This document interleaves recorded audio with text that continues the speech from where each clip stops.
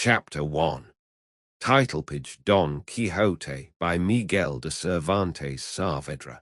Translated by John Ormsby. Imprint this ebook is the product of many hours of hard work by volunteers for standard ebooks and builds on the hard work of other literature lovers made possible by the public domain. The source text and artwork in this ebook are believed to be in the United States public domain. That is, they are believed to be free of copyright restrictions in the United States. They may still be copyrighted in other countries, so users located outside of the United States must check their local laws before using this ebook.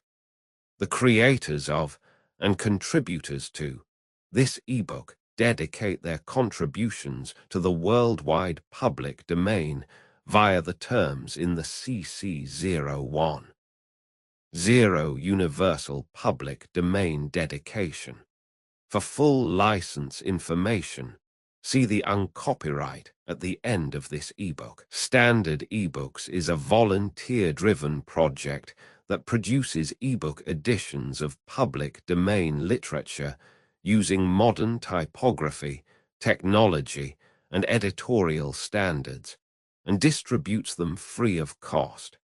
You can download this and other ebooks carefully produced for true book lovers at Standard Books. Org. Translator's Preface. Translator's Preface. About this translation, it was with considerable reluctance that I abandoned in favor of the present undertaking what had long been a favorite project, that of a new edition of Shelton's Don Quixote, which has now become a somewhat scarce book.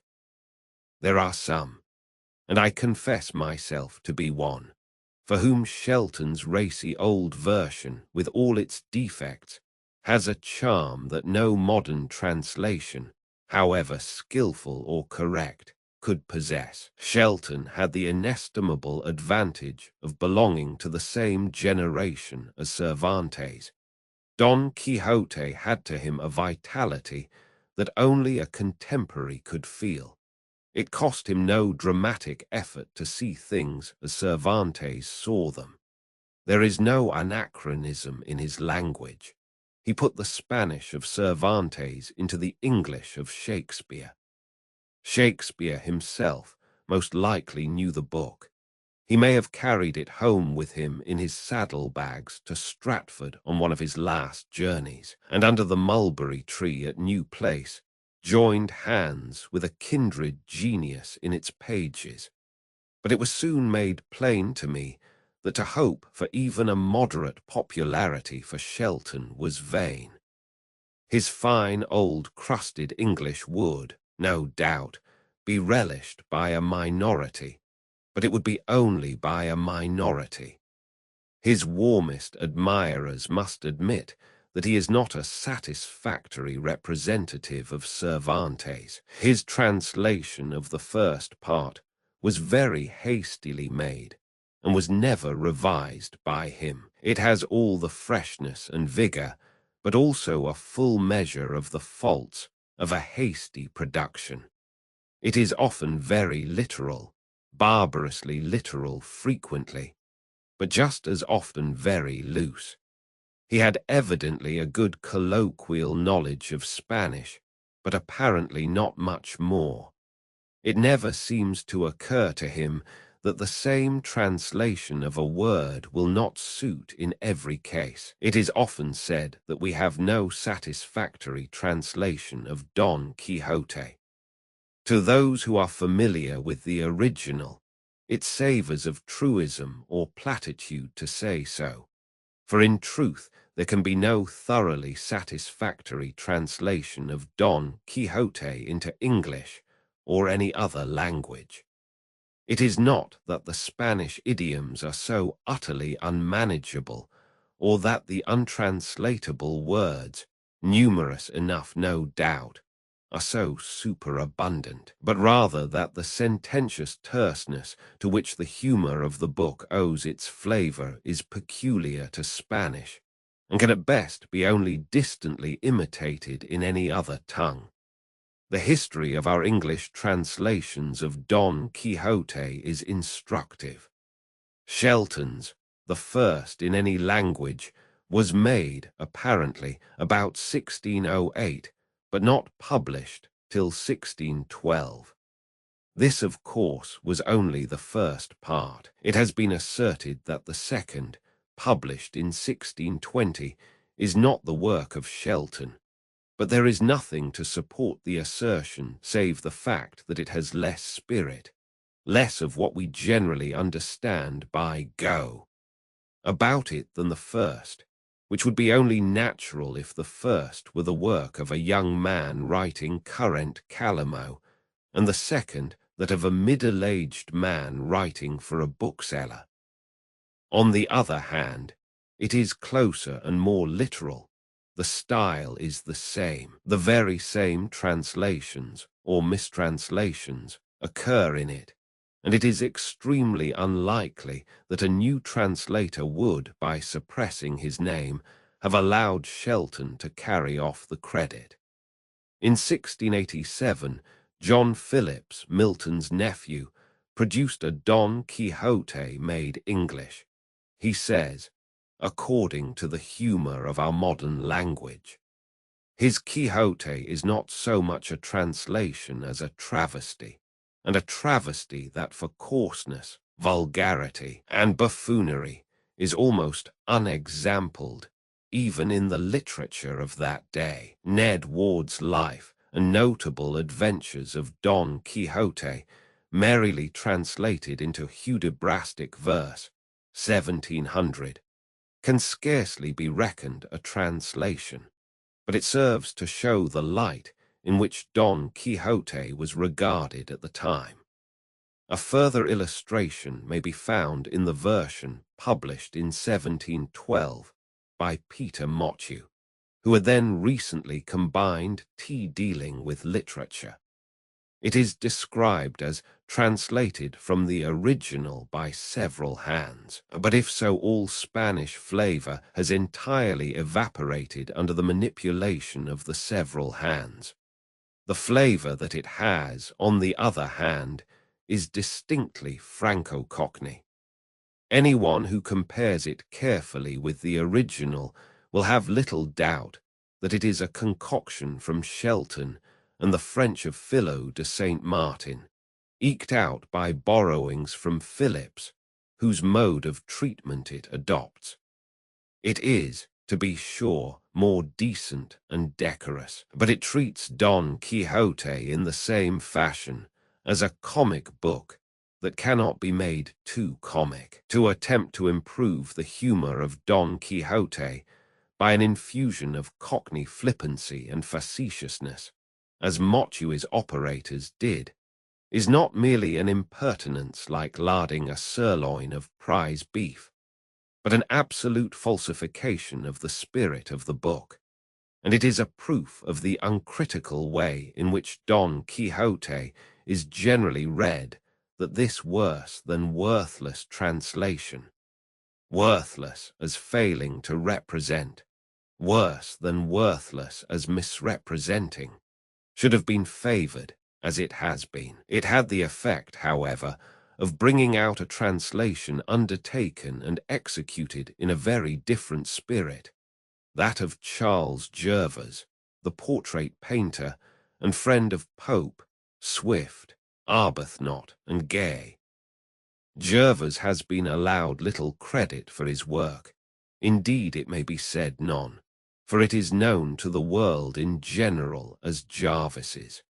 It was not published until after his death, and the printers gave the name according to the current pronunciation of the day. It has been the most freely used and the most freely abused of all the translations.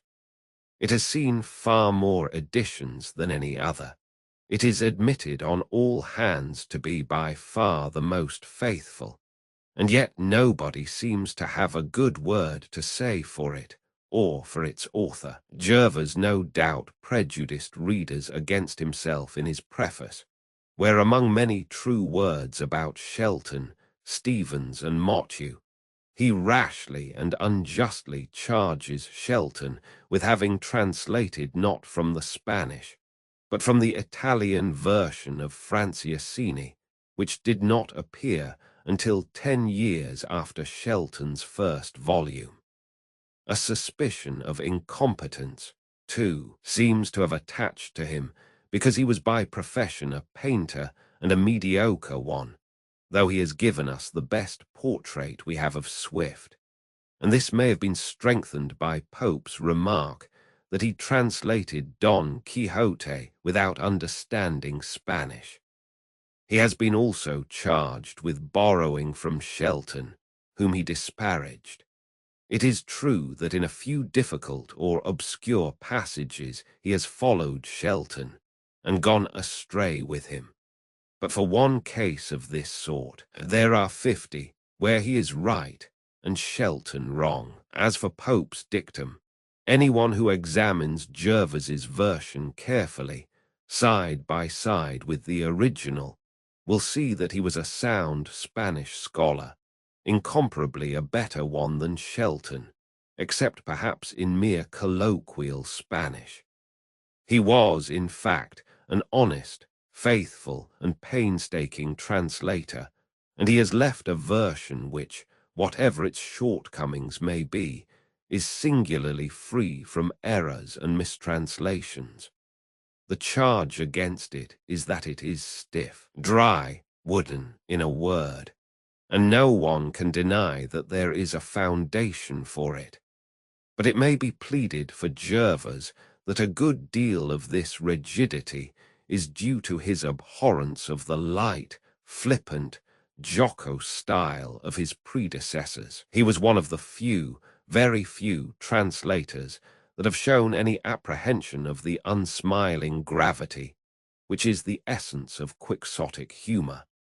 It seemed to him a crime to bring Cervantes forward smirking and grinning at his own good things, and to this may be attributed in a great measure the ascetic abstinence from everything savoring of liveliness, which is the characteristic of his translation.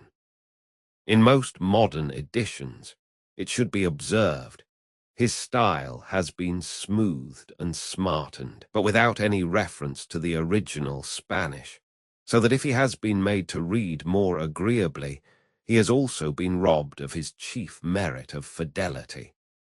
Smollett's version, published in 1755, may be almost counted as one of these.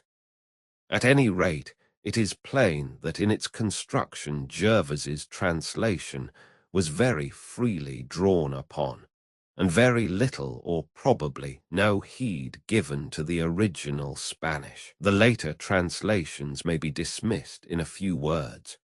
George Kelly's, which appeared in 1769, printed for the translator, was an impudent imposture, being nothing more than Motteux's version with a few of the words, here and there, artfully transposed.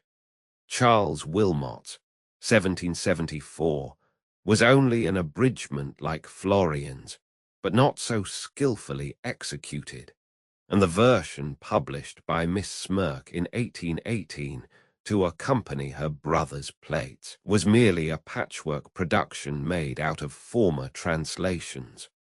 On the latest, Mr. A.J. Duffield's, it would be in every sense of the word impertinent in me to offer an opinion here.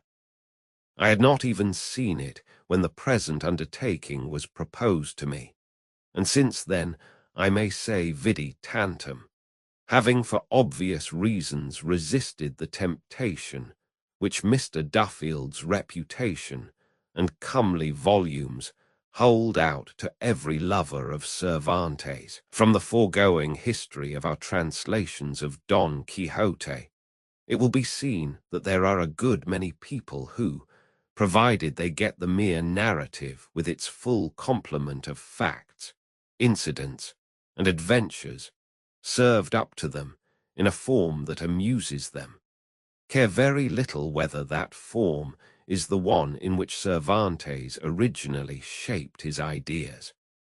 On the other hand, it is clear that there are many who desire to have not merely the story he tells, but the story as he tells it, so far at least as differences of idiom and circumstances permit, and who will give a preference to the conscientious translator, even though he may have acquitted himself somewhat awkwardly. But after all, there is no real antagonism between the two classes.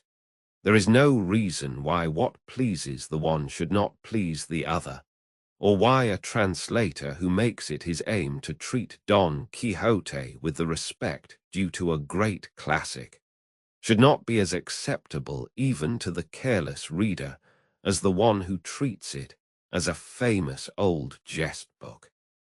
It is not a question of caviar to the general, or, if it is, the fault rests with him who makes so. The method by which Cervantes won the ear of the Spanish people ought, mutatis mutandis, to be equally effective with the great majority of English readers.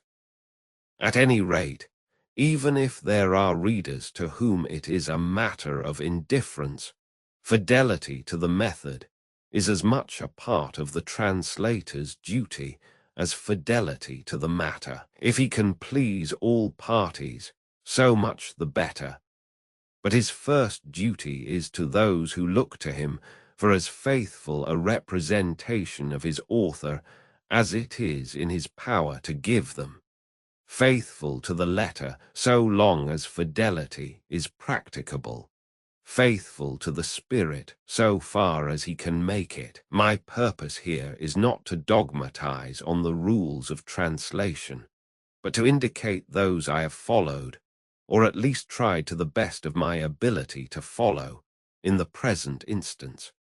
One which, it seems to me, cannot be too rigidly followed in translating Don Quixote, is to avoid everything that savors of affectation. The book itself is, indeed, in one sense a protest against it, and no man abhorred it more than Cervantes. For this reason, I think, any temptation to use antiquated or obsolete language should be resisted. It is after all an affectation, and one for which there is no warrant or excuse. Spanish has probably undergone less change since the 17th century than any language in Europe, and by far the greater and certainly the best part of Don Quixote differs but little in language from the colloquial Spanish of the present day, except in the tales and Don Quixote's speeches. The translator who uses the simplest and plainest everyday language will almost always be the one who approaches nearest to the original. Seeing that the story of Don Quixote and all its characters and incidents have now been for more than 2 centuries and are half familiar as household words in English mouths, it seems to me that the old familiar names and phrases should not be changed without good reason. Of course, a translator who holds that Don Quixote should receive the treatment a great classic deserves will feel himself bound by the injunction laid upon the Morisco in chapter Roman 9, not to omit or add anything. Roman 2, about Cervantes and Don Quixote. 4 generations had laughed over Don Quixote before it occurred to anyone to ask, who and what manner of man was this Miguel de Cervantes Saavedra, whose name is on the title page? And it was too late for a satisfactory answer to the question when it was proposed to add a life of the author to the London edition, published at Lord Carteret's instance in 1738. All traces of the personality of Cervantes had by that time disappeared. Any floating traditions that may once have existed, transmitted from men who had known him, had long since died out, and of other record there was none. For the 16th and 17th centuries were incurious as to the men of the time, a reproach against which the 19th has, at any rate, secured itself, if it has produced no Shakespeare or Cervantes, all that Mayans y Ciscar, to whom the task was entrusted, or any of those who followed him, Rios, Pellicer, or Navarrete, could do was to eke out the few allusions Cervantes makes to himself in his various prefaces, with such pieces of documentary evidence bearing upon his life as they could find. This, however, has been done by the last-named biographer to such good purpose that he has superseded all predecessors. Thoroughness is the chief characteristic of Navarrete's work. Besides sifting, testing, and methodizing with rare patience and judgment what had been previously brought to light, he left, as the saying is, no stone unturned under which anything to illustrate his subject might possibly be found. Navarrete has done all that industry and acumen could do, and it is no fault of his if he has not given us what we want. What Hallam says of Shakespeare may be applied to the almost parallel case of Cervantes. It is not the register of his baptism, or the draft of his will, or the orthography of his name that we seek. No letter of his writing, no record of his conversation, no character of him drawn by a contemporary has been produced. It is only natural, therefore, that the biographers of Cervantes, forced to make brick without straw, should have recourse largely to conjecture, and that conjecture should in some instances come by degrees to take the place of established fact. All that I propose to do here is to separate what is matter of fact from what is matter of conjecture, and leave it to the reader's judgment to decide whether the data justify the inference or not. The men whose names by common consent stand in the front rank of Spanish literature, Cervantes, Lope de Vega, Quevedo, Calderon, Garcilaso de la Vega, the Mendozas, Góngora, were all men of ancient families, and curiously all except the last, of families that trace their origin to the same mountain district in the north of Spain. The family of Cervantes is commonly said to have been of Galician origin, and unquestionably it was in possession of lands in Galicia at a very early date. But I think the balance of the evidence tends to show that the Sola, the original site of the family, was at Cervatos in the northwest corner of Old Castile, close to the junction of Castile, Leon, and the Asturias. As it happens, there is a complete history of the Cervantes family from the 10th century down to the 17th extant, under the title of illustrious ancestry, glorious deeds, and noble posterity of the famous Nuno Alfonso, Alcalde of Toledo, written in 1648 by the industrious genealogist Rodrigo Méndez Silva, who availed himself of a manuscript genealogy by Juan de Mina, the poet laureate and historiographer of John Roman II. The origin of the name Cervantes is curious. Nuno Alfonso was almost as distinguished in the struggle against the Moors in the reign of Alfonso Roman VII as the Cid had been half a century before in that of Alfonso VI, and was rewarded by divers grants of land in the neighborhood of Toledo. On one of his acquisitions, about 2 leagues from the city, he built himself a castle which he called Cervatos, because, He was lord of the Solar of Cervatos in the Montaña, as the mountain region extending from the Basque provinces to Leon was always called. At his death in battle in 1143, the castle passed by his wilter his son, Alfonso Munio, who, as territorial or local surnames, were then coming into vogue in place of the simple patronymic, took the additional name of Cervatos.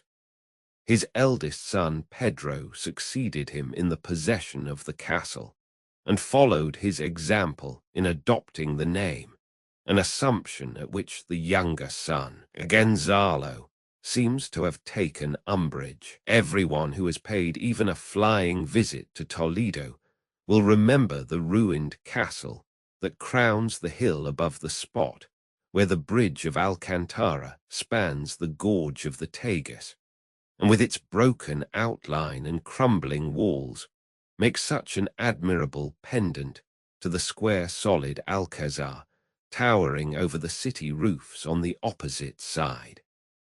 It was built, or as some say restored, by Alfonso VI shortly after his occupation of Toledo in 1085, and called by him San Servando after a Spanish martyr, a name subsequently modified into San Servan, in which form it appears in the poem of the Cid, San Cervantes and San Cervantes, with regard to which last the Handbook for Spain warns its readers against the supposition that it has anything to do with the author of Don Quixote. Ford, as all know who have taken him for a companion and counselor on the roads of Spain, is seldom wrong in matters of literature or history. In this instance, however, he is in error. It has everything to do with the author of Don Quixote, for it is in fact these old walls that have given to Spain the name she is proudest of today. Gonzalo, above mentioned, it may be readily conceived, did not relish the appropriation by his brother of a name to which he himself had an equal right, for though nominally taken from the castle, it was in reality derived from the ancient territorial possession of the family, and as a set-off, and to distinguish himself, Differentius, from his brother, he took as a surname the name of the castle on the bank of the Tagus, in the building of which, according to a family tradition, his great-grandfather had a share. Both brothers founded families. The Cervantes branch had more tenacity. It sent offshoots in various directions: Andalusia, Estremadura, Galicia, and Portugal, and produced a goodly line of men distinguished in the service of church and state. Gonzalo himself, and apparently a son of his, followed Ferdinand Roman III in the great campaign of 1236–48 that gave Cordova and Seville to Christian Spain, and penned up the Moors in the kingdom of Granada, and his descendants intermarried with some of the noblest families of the peninsula, and numbered among them soldiers, magistrates, and church dignitaries, including at least 2 cardinal archbishops. Of the line that settled in Andalusia, Diego de Cervantes, commander of the Order of Santiago, married Juana Avelenda, daughter of Juan Arias de Saavedra, and had several sons, of whom one was Gonzalo Gomez, corregidor of Geras and ancestor of the Mexican and Colombian branches of the family, and another, Juan, whose son Rodrigo married Doña Leona de Cortinas, and by her had 4 children, Rodrigo, Andrea, Luisa, and Miguel, our author. The pedigree of Cervantes is not without its bearing on Don Quixote, a man who could look back upon an ancestry of genuine knights-errant, extending from well nigh the time of Peleo to the siege of Granada, was likely to have a strong feeling on the subject of the sham chivalry of the romances. It gives a point, too, to what he says in more than one place about families that have once been great and have tapered away until they have come to nothing, like a pyramid. It was the case of his own. He was born at Alcalá de Henares and baptized in the church of Santa Maria Mare on the 9th of October, 1547. Of his boyhood and youth we know nothing, unless it be from the glimpse he gives us in the preface to his comedies of himself as a boy looking on with delight, while Lope de Ruda and his company set up their rude plank stage in the plaza, and acted the rustic farces which he himself afterwards took as the model of his interludes. This first glimpse, however, is a significant one, for it shows the early development of that love of the drama which exercised such an influence on his life, and seems to have grown stronger as he grew older, and of which this very preface, written only a few months before his death, is such a striking proof. He gives us to understand, too, that he was a great reader in his youth. But of this no assurance was needed, for the first part of Don Quixote alone proves a vast amount of miscellaneous reading. Romances of chivalry, ballads, popular poetry, chronicles, for which he had no time or opportunity, except in the first 20 years of his life, and his misquotations and mistakes in matters of detail are always, it may be noticed, those of a man recalling the reading of his boyhood. Other things besides the drama were in their infancy when Cervantes was a boy. The period of his boyhood was in every way a transition period for Spain. The old chivalrous Spain had passed away. The new Spain was the mightiest power the world had seen since the Roman Empire, and it had not yet been called upon to pay the price of its greatness. By the policy of Ferdinand and Ximenes, the sovereign had been made absolute, and the Church and Inquisition adroitly adjusted to keep him so. The nobles, who had always resisted absolutism as strenuously as they had fought the Moors, had been divested of all political power. A like fate had befallen the cities. The free constitutions of Castile and Aragon had been swept away, and the only function that remained to the courts was that of granting money at the king's dictation. The transition extended to literature. Men who, like Garcilaso de la Vega and Diego Hurtado de Mendoza, followed the Italian wars, had brought back from Italy the products of the post-Renaissance literature, which took root and flourished, and even threatened to extinguish the native growths. Damon and Thyrsis, Phillies and Chloe had been fairly naturalized in Spain, together with all the devices of pastoral poetry for investing with an air of novelty the idea of a despairing shepherd and inflexible shepherdess. As a set-off against this, the old historical and traditional ballads and the true pastorals, the songs and ballads of peasant life, were being collected assiduously and printed in the cancioneros that succeeded one another with increasing rapidity.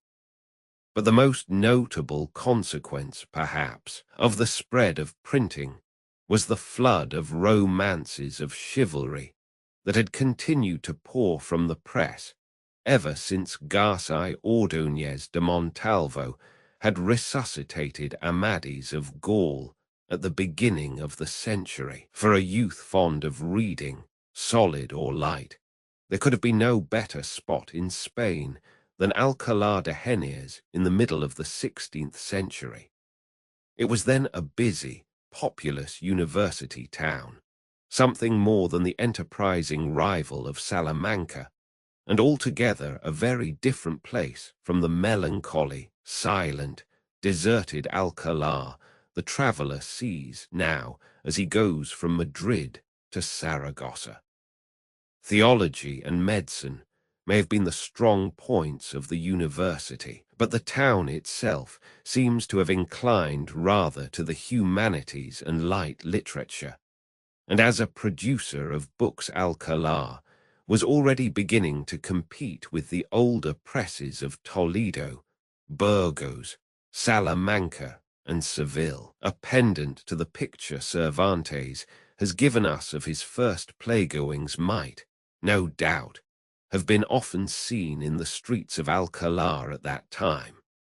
A bright, eager, tawny-haired boy peering into a bookshop where the latest volumes lay open to tempt the public, wondering, it may be, what that little book with the woodcut of the blind beggar and his boy, that called itself Vida de Lazarillo de Tormes, Segunda Impresión, could be about, or with eyes brimming over with merriment gazing at one of those preposterous portraits of a knight-errant in outrageous panoply and plumes, with which the publishers of chivalry romances loved to embellish the title pages of their folios. If the boy was the father of the man, the sense of the incongruous that was strong at 50 was lively at 10. And some such reflections as these may have been the true genesis of Don Quixote. For his more solid education, we are told he went to Salamanca. But why Rodrigo de Cervantes, who was very poor, should have sent his son to a university 150 miles away when he had one at his own door would be a puzzle if we had any reason for supposing that he did so. The only evidence is a vague statement by Professor Tomás González that he once saw an old entry of the matriculation of a Miguel de Cervantes. This does not appear to have been ever seen again, but even if it had, and if the date corresponded, it would prove nothing, as there were at least 2 other Miguels born about the middle of the century. One of them, moreover, a Cervantes Saavedra, a cousin, no doubt, who was a source of great embarrassment to the biographers. That he was a student neither at Salamanca nor at Alcalá is best proved by his own works. No man drew more largely upon experience than he did, and he has nowhere left a single reminiscence of student life. For the tear-fingered, if it be his, is not one, nothing, not even a college joke, to show that he remembered days that most men remember best.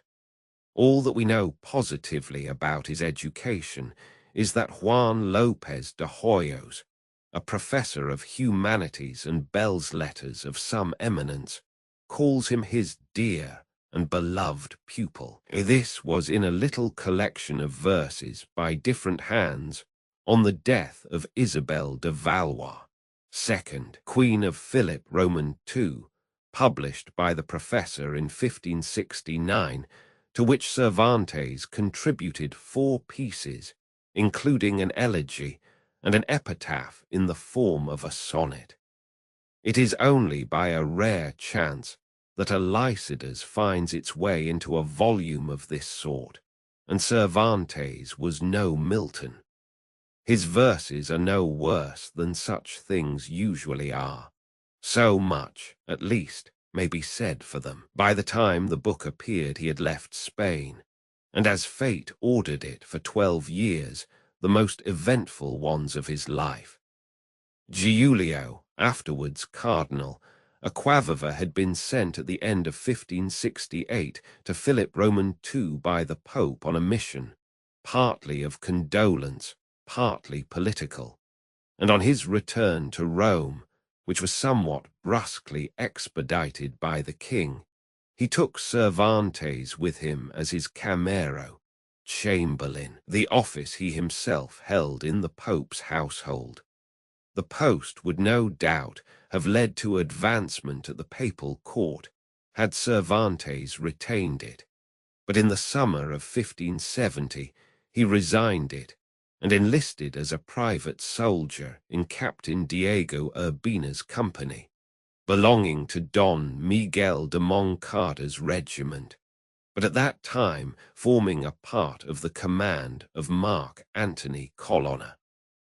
What impelled him to this step we know not, whether it was distaste for the career before him or purely military enthusiasm. It may well have been the latter, for it was a stirring time. The events, however, which led to the alliance between Spain, Venice, and the Pope against the common enemy, the Porte, and to the victory of the combined fleets at Lepanto, belong rather to the history of Europe than to the life of Cervantes. He was one of those that sailed from Messina in September 1571 under the command of Don John of Austria. But on the morning of the 7th of October, when the Turkish fleet was sighted, he was lying below ill with fever. At the news that the enemy was in sight, he rose, and in spite of the remonstrances of his comrades and superiors, insisted on taking his post, saying he preferred death in the service of God and the king to health. His galley, the Marquesa, was in the thick of the fight, and before it was over he had received 3 gunshot wounds, 2 in the breast and 1 in the left hand or arm. On the morning after the battle, according to Navarrete, he had an interview with the commander-in-chief, Don John, who was making a personal inspection of the wounded, one result of which was an addition of 3 crowns to his pay, and another, apparently, the friendship of his general. How severely Cervantes was wounded may be inferred from the fact that with youth, a vigorous frame, and as cheerful and buoyant a temperament as ever invalid had, he was 7 months in hospital at Messina before he was discharged. He came out with his left hand permanently disabled. He had lost the use of it, as Mercury told him in the Viage del Parnaso, for the greater glory of the right. This, however, did not absolutely unfit him for service, and in April 1572 he joined Manuel Ponce de Leon's company of Lope de Figueroa's regiment, in which it seems probable his brother Rodrigo was serving, and shared in the operations of the next 3 years, including the capture of the Goleta and Tunis. Taking advantage of the lull which followed the recapture of these places by the Turks, he obtained leave to return to Spain, and sailed from Naples in September 1575 on board the Sun galley, in company with his brother Rodrigo, Pedro Carrillo de Quesada, late governor of the Goleta, and some others, and furnished with letters from Don John of Austria and the Duke of Sessa,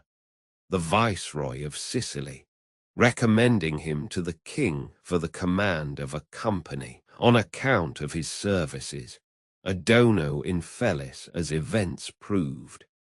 On the 26th they fell in with a squadron of Algerine galleys, and after a stout resistance were overpowered and carried into Algiers. By means of a ransomed fellow captive, the brothers contrived to inform their family of their condition, and the poor people at Alcalá at once strove to raise the ransom money, the father disposing of all he possessed, and the 2 sisters giving up their marriage portions. But Dali Mami had found on Cervantes the letters addressed to the king by Don John and the Duke of Sessa, and concluding that his prize must be a person of great consequence. When the money came, he refused it scornfully as being altogether insufficient. The owner of Rodrigo, however, was more easily satisfied. Ransom was accepted in his case, and it was arranged between the brothers that he should return to Spain and procure a vessel in which he was to come back to Algiers and take off Miguel and as many of their comrades as possible. This was not the first attempt to escape that Cervantes had made. Soon after the commencement of his captivity, he induced several of his companions to join him in trying to reach Oran, then a Spanish post, on foot. But after the first day's journey, the Moor who had agreed to act as their guide deserted them, and they had no choice but to return. The second attempt was more disastrous. In a garden outside the city on the seashore, he constructed, with the help of the gardener, a Spaniard, a hiding place to which he brought, one by one, 14 of his fellow captives, keeping them there in secrecy for several months, and supplying them with food through a renegade known as El Dorador, the Gilder. How he, a captive himself, contrived to do all this is one of the mysteries of the story. Wild as the project may appear, it was very nearly successful. The vessel procured by Rodrigo made its appearance off the coast, and under cover of night was proceeding to take off the refugees, when the crew were alarmed by a passing fishing boat and beat a hasty retreat. On renewing the attempt shortly afterwards, they, or a portion of them at least, were taken prisoners, and just as the poor fellows in the garden were exulting in the thought that in a few moments more freedom would be within their grasp, they found themselves surrounded by Turkish troops, horse and foot. The Dorador had revealed the whole scheme to the Dey Hassan. When Cervantes saw what had befallen them, he charged his companions to lay all the blame upon him, and as they were being bound, he declared aloud that the whole plot was of his contriving, and that nobody else had any share in it. Brought before the Dey, he said the same. He was threatened with impalement and with torture, and as cutting off ears and noses were playful freaks with the Algerines, it may be conceived what their tortures were like. But nothing could make him swerve from his original statement that he and he alone was responsible. The upshot was that the unhappy gardener was hanged by his master, and the prisoners taken possession of by the Dey, who, however, afterwards restored most of them to their masters, but kept Cervantes, paying Dali Mami 500 crowns for him.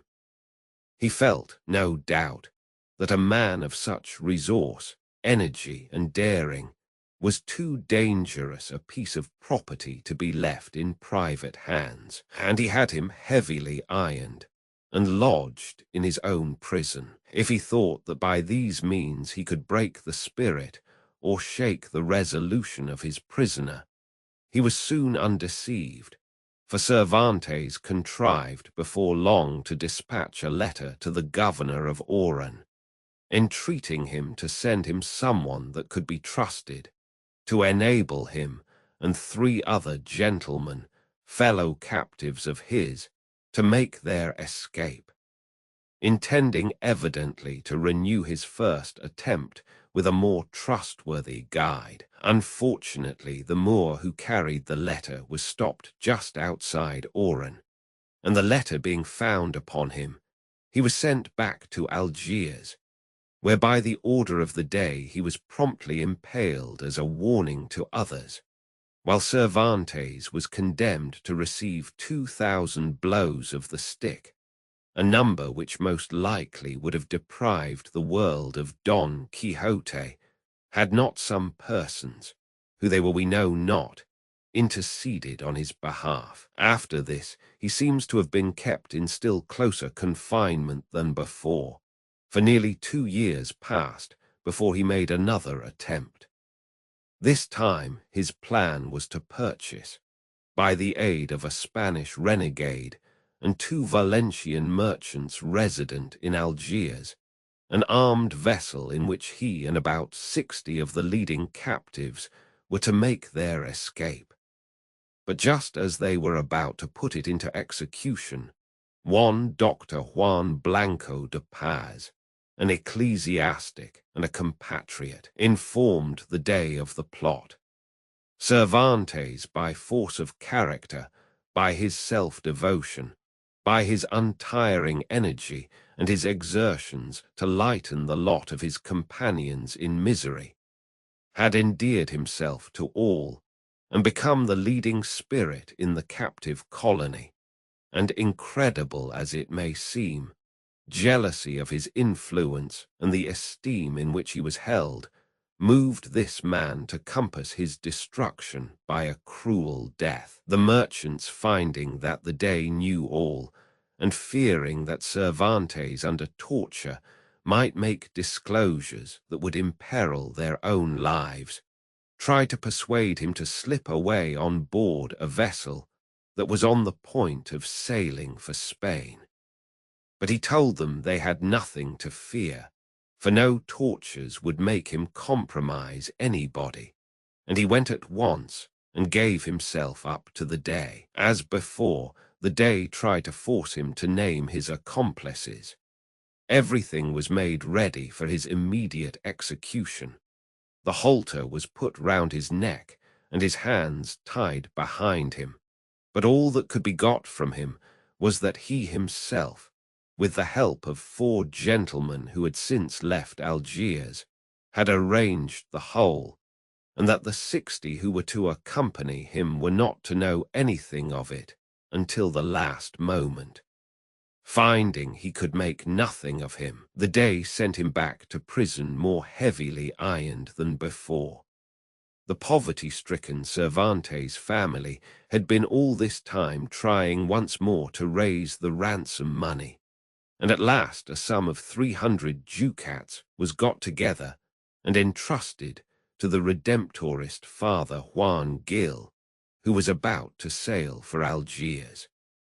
The Dey, however, demanded more than double the sum offered, and as his term of office had expired, and he was about to sail for Constantinople, taking all his slaves with him, the case of Cervantes was critical. He was already on board, heavily ironed, when the Dey at length agreed to reduce his demand by 1/2, and Father Gil, by borrowing, was able to make up the amount, and on September 19, 1580, after a captivity of 5 years all but a week, Cervantes was at last set free.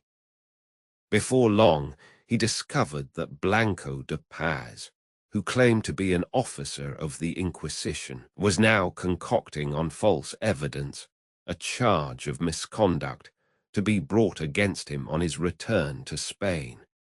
To checkmate him, Cervantes drew up a series of 25 questions, covering the whole period of his captivity, upon which he requested Father Gil to take the depositions of credible witnesses before a notary. 11 witnesses taken from among the principal captives in Algiers deposed to all the facts above stated, and to a great deal more besides. There is something touching in the admiration, love, and gratitude we see struggling to find expression in the formal language of the notary, as they testify one after another to the good deeds of Cervantes, how he comforted and helped the weak-hearted, how he kept up their drooping courage, how he shared his poor purse with this deponent, and how, in him, this deponent found father and mother. On his return to Spain, he found his old regiment about to march for Portugal to support Philip's claim to the crown, and utterly penniless now, had no choice but to rejoin it.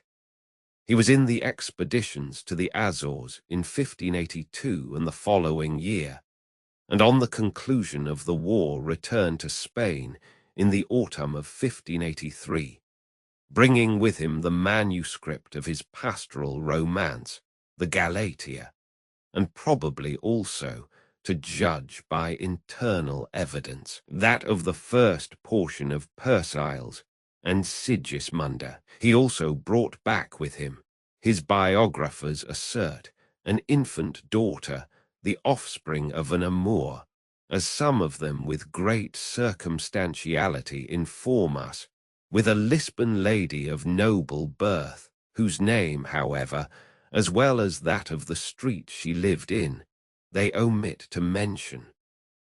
The sole foundation for all this is that in 1605 there certainly was living in the family of Cervantes a Doña Isabel de Saavedra, who is described in an official document as his natural daughter, and then 20 years of age. With his crippled left hand, promotion in the army was hopeless, now that Don John was dead, and he had no one to press his claims and services, and for a man drawing on to 40 life in the ranks was a dismal prospect.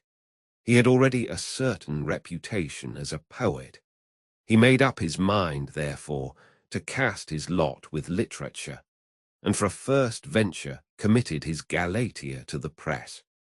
It was published, as Salvar Y. Mallan shows conclusively, at Alcalá, his own birthplace, in 1585, and no doubt helped to make his name more widely known, but certainly did not do him much good in any other way. While it was going through the press, he married Doña Catalina de Palacios Salazar y Vosmediano, a lady of Esquivias near Madrid, and apparently a friend of the family, who brought him a fortune which may possibly have served to keep the wolf from the door.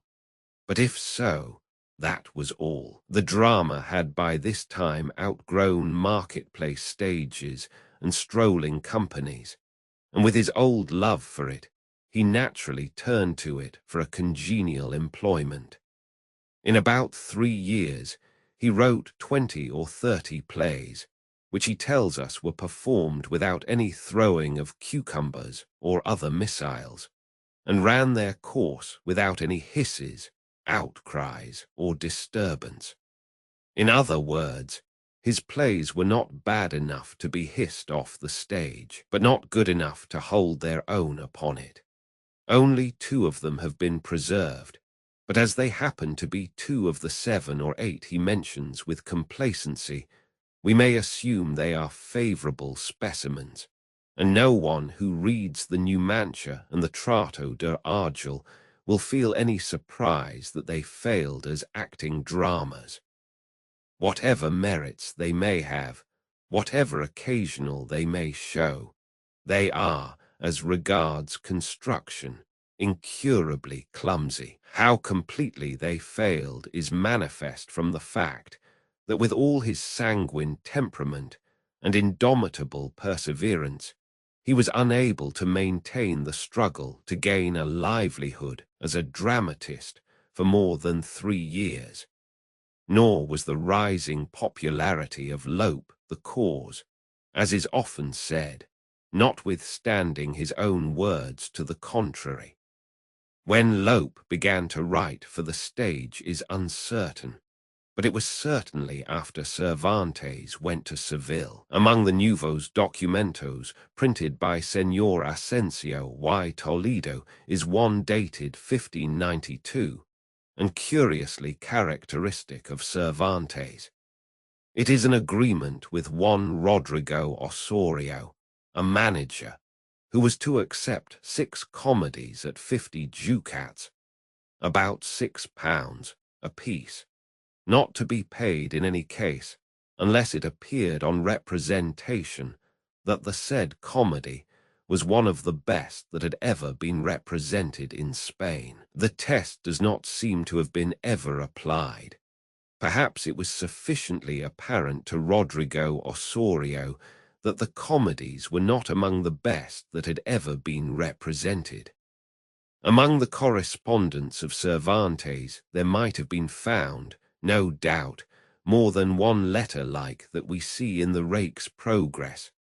Sir, I have read your play, and it will not do. He was more successful in a literary contest at Saragossa in 1595, in honor of the canonization of St. Jacinto, when his composition won the first prize, 3 silver spoons.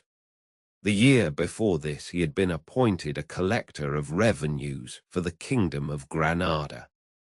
In order to remit the money he had collected more conveniently to the treasury, he entrusted it to a merchant who failed and absconded, and as the bankrupt's assets were insufficient to cover the whole, he was sent to prison at Seville in September 1597. The balance against him, however, was a small one, about £26, and on giving security for it, he was released at the end of the year. It was as he journeyed from town to town, collecting the king's taxes, that he noted down those bits of inn and wayside life and character that abound in the pages of Don Quixote. The Benedictine monks with spectacles and sunshades, mounted on their tall mules, the strollers in costume bound for the next village, the barber with his basin on his head, on his way to bleed a patient, the recruit with his breeches in his bundle, tramping along the road singing, the reapers gathered in the Venta gateway, listening to Felixmart of Hyrcania read out to them, and those little Hogarthian touches that he so well knew how to bring in, the oxtail hanging up with the landlord's comb stuck in it, the wineskins at the bed head, and those notable examples of hostelry art, Helen going off in high spirits on Paris's arm, and Dido on the tower dropping tears as big as walnuts. Nay, it may well be that on those journeys into remote regions he came across now and then a specimen of the pauper gentleman, with his lean hack and his greyhound and his books of chivalry, dreaming away his life in happy ignorance that the world had changed since his great-grandfather's old helmet was new. But it was in Seville that he found out his true vocation, though he himself would not by any means have admitted it to be so. It was there, in Triana, that he was first tempted to try his hand at drawing from life, and first brought his humour into play in the exquisite little sketch of Rinconete y Cortadillo, the germ, in more ways than one, of Don Quixote. Where and when that was written, we cannot tell. After his imprisonment, all trace of Cervantes in his official capacity disappears, from which it may be inferred that he was not reinstated. That he was still in Seville in November 1598 appears from a satirical sonnet of his, on the elaborate catafalque, erected to testify the grief of the city at the death of Philip Roman II. But from this up to 1603, we have no clue to his movements. The words in the preface to the first part of Don Quixote are generally held to be conclusive that he conceived the idea of the book, and wrote the beginning of it at least, in a prison, and that he may have done so is extremely likely. There is a tradition that Cervantes read some portions of his work to a select audience at the Duke of Bejar's, which may have helped to make the book known. But the obvious conclusion is that the first part of Don Quixote lay on his hands some time before he could find a publisher bold enough to undertake a venture of so novel a character.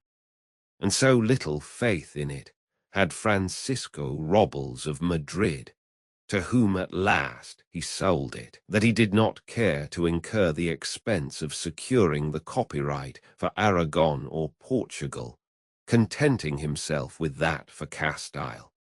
The printing was finished in December, and the book came out with the new year, 1605. It is often said that Don Quixote was at first received coldly. The facts show just the contrary. No sooner was it in the hands of the public than preparations were made to issue pirated editions at Lisbon and Valencia, and to bring out a second edition with the additional copyrights for Aragon and Portugal, which he secured in February. No doubt it was received with something more than coldness by certain sections of the community. Men of wit, taste, and discrimination among the aristocracy gave it a hearty welcome. But the aristocracy in general were not likely to relish a book that turned their favorite reading into ridicule and laughed at so many of their favorite ideas. The dramatists who gathered round Lope as their leader regarded Cervantes as their common enemy, and it is plain that he was equally obnoxious to the other clique, the culto poets who had Gongora for their chief. Navarrete, who knew nothing of the letter above mentioned, tries hard to show that the relations between Cervantes and Lope were of a very friendly sort, as indeed they were until Don Quixote was written. Cervantes, indeed, to the last generously and manfully, declared his admiration of Lope's powers, his unfailing invention, and his marvelous fertility. But in the preface of the first part of Don Quixote, and in the verses of Urganda the Unknown, and one or two other places, there are, if we read between the lines, sly hits at Lope's vanities and affectations that argue no personal goodwill. And Lope openly sneers at Don Quixote and Cervantes, and 14 years after his death, gives him only a few lines of cold commonplace in the Laurel de Apollo that seem all the colder for the eulogies of a host of nonentities whose names are found nowhere else. In 1601, Valladolid was made the seat of the court, and at the beginning of 1603, Cervantes had been summoned thither in connection with the balance due by him to the treasury, which was still outstanding. He remained at Valladolid, apparently supporting himself by agencies and scriveners' work of some sort, probably drafting petitions and drawing up statements of claims to be presented to the council, and the like.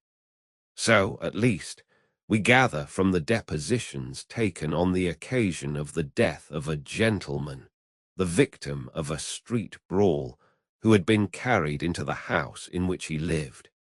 In these he himself is described as a man who wrote and transacted business, and it appears that his household then consisted of his wife, the natural daughter Isabel de Saavedra already mentioned, his sister Andrea, now a widow, her daughter Constanza, a mysterious Magdalena de Sotomayor calling herself his sister, for whom his biographers cannot account, and a servant maid. Meanwhile, Don Quixote had been growing in favor, and its author's name was now known beyond the Pyrenees.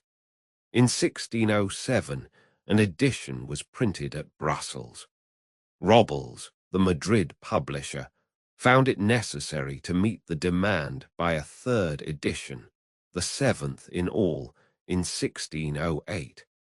The popularity of the book in Italy was such that a Milan bookseller was led to bring out an edition in 1610, and another was called for in Brussels in 1611. It might naturally have been expected that, with such proofs before him that he had hit the taste of the public, Cervantes would have at once set about redeeming his rather vague promise of a second volume. But to all appearance, nothing was farther from his thoughts.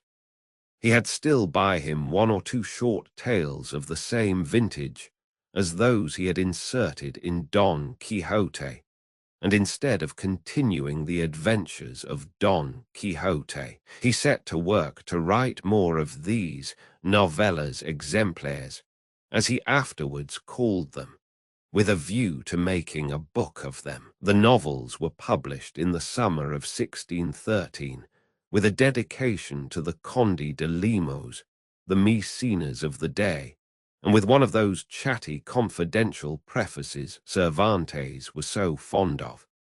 In this, 8 years and a half after the first part of Don Quixote had appeared, we get the first hint of a forthcoming second part. "You shall see shortly," he says, "the further exploits of Don Quixote and humors of Sancho Panza." His idea of shortly was a somewhat elastic one, for, as we know by the date to Sancho's letter, he had barely one half of the book completed that time 12 a month. But more than poems, or pastorals, or novels, it was his dramatic ambition that engrossed his thoughts.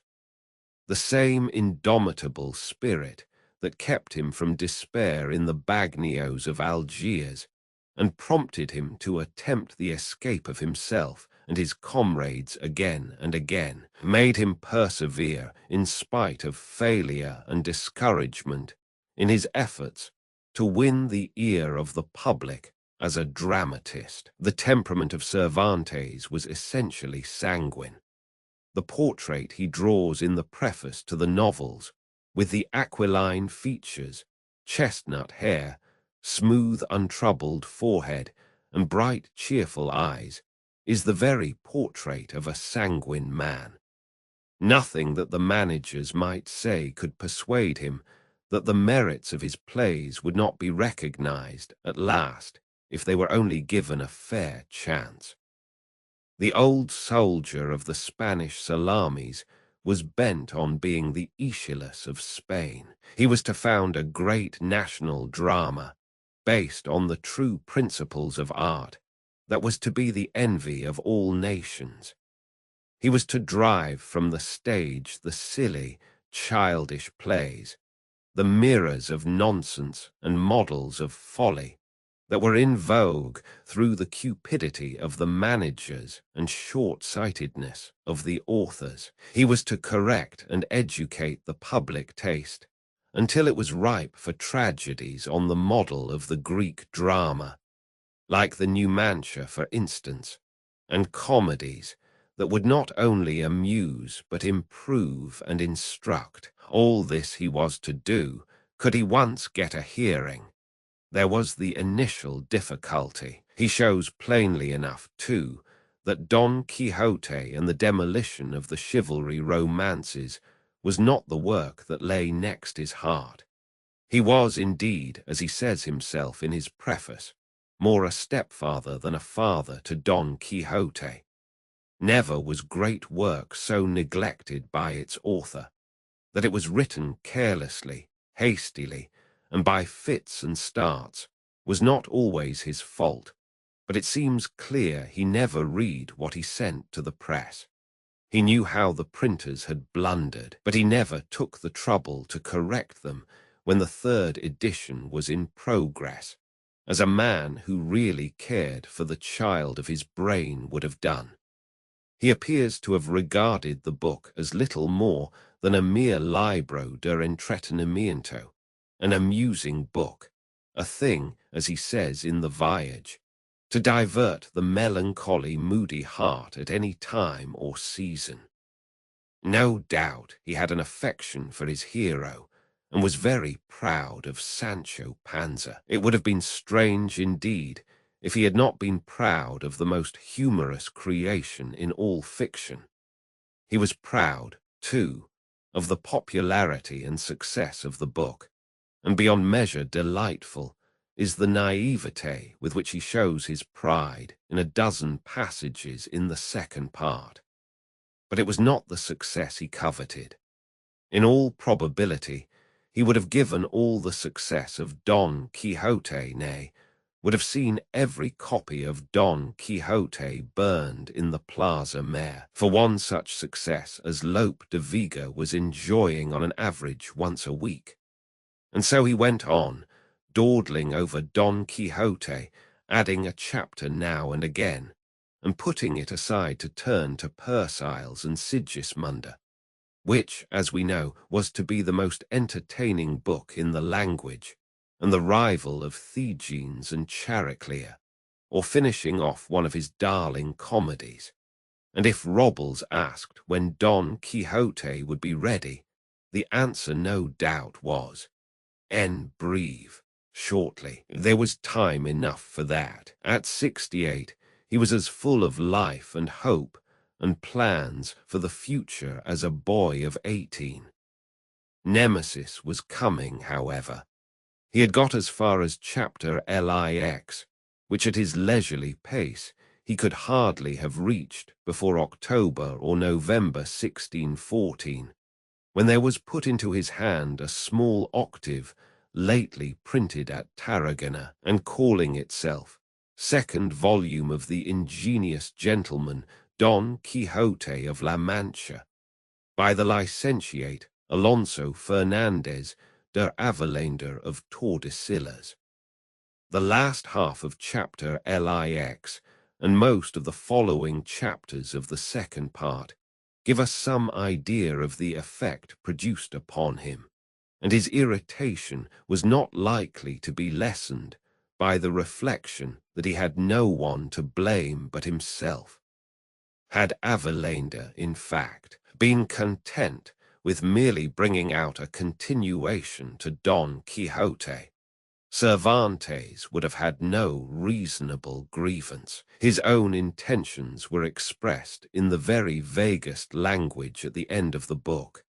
Nay, in his last words, forse altro cantera con miglia pletro, he seems actually to invite someone else to continue the work, and he made no sign until 8 years and a half had gone by which time Avelander's volume was no doubt written. In fact, Cervantes had no case, or a very bad one, as far as the mere continuation was concerned.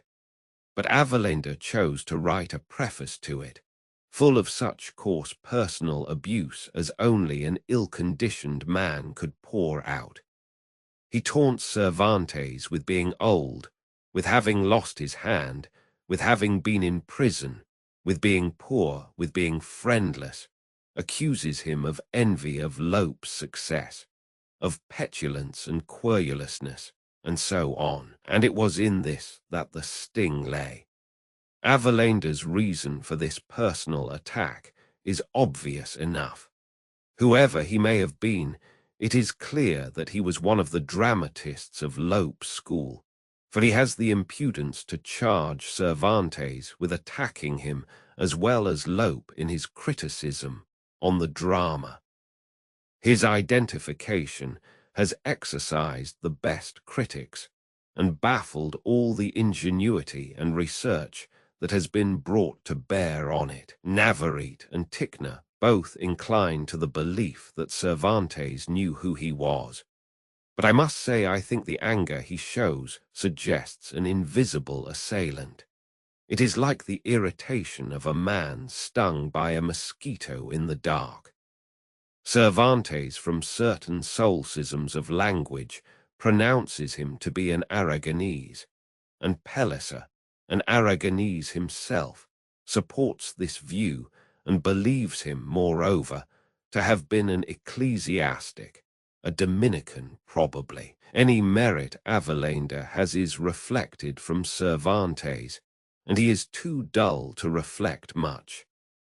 Dull and dirty will always be, I imagine, the verdict of the vast majority of unprejudiced readers. He is, at best, a poor plagiarist.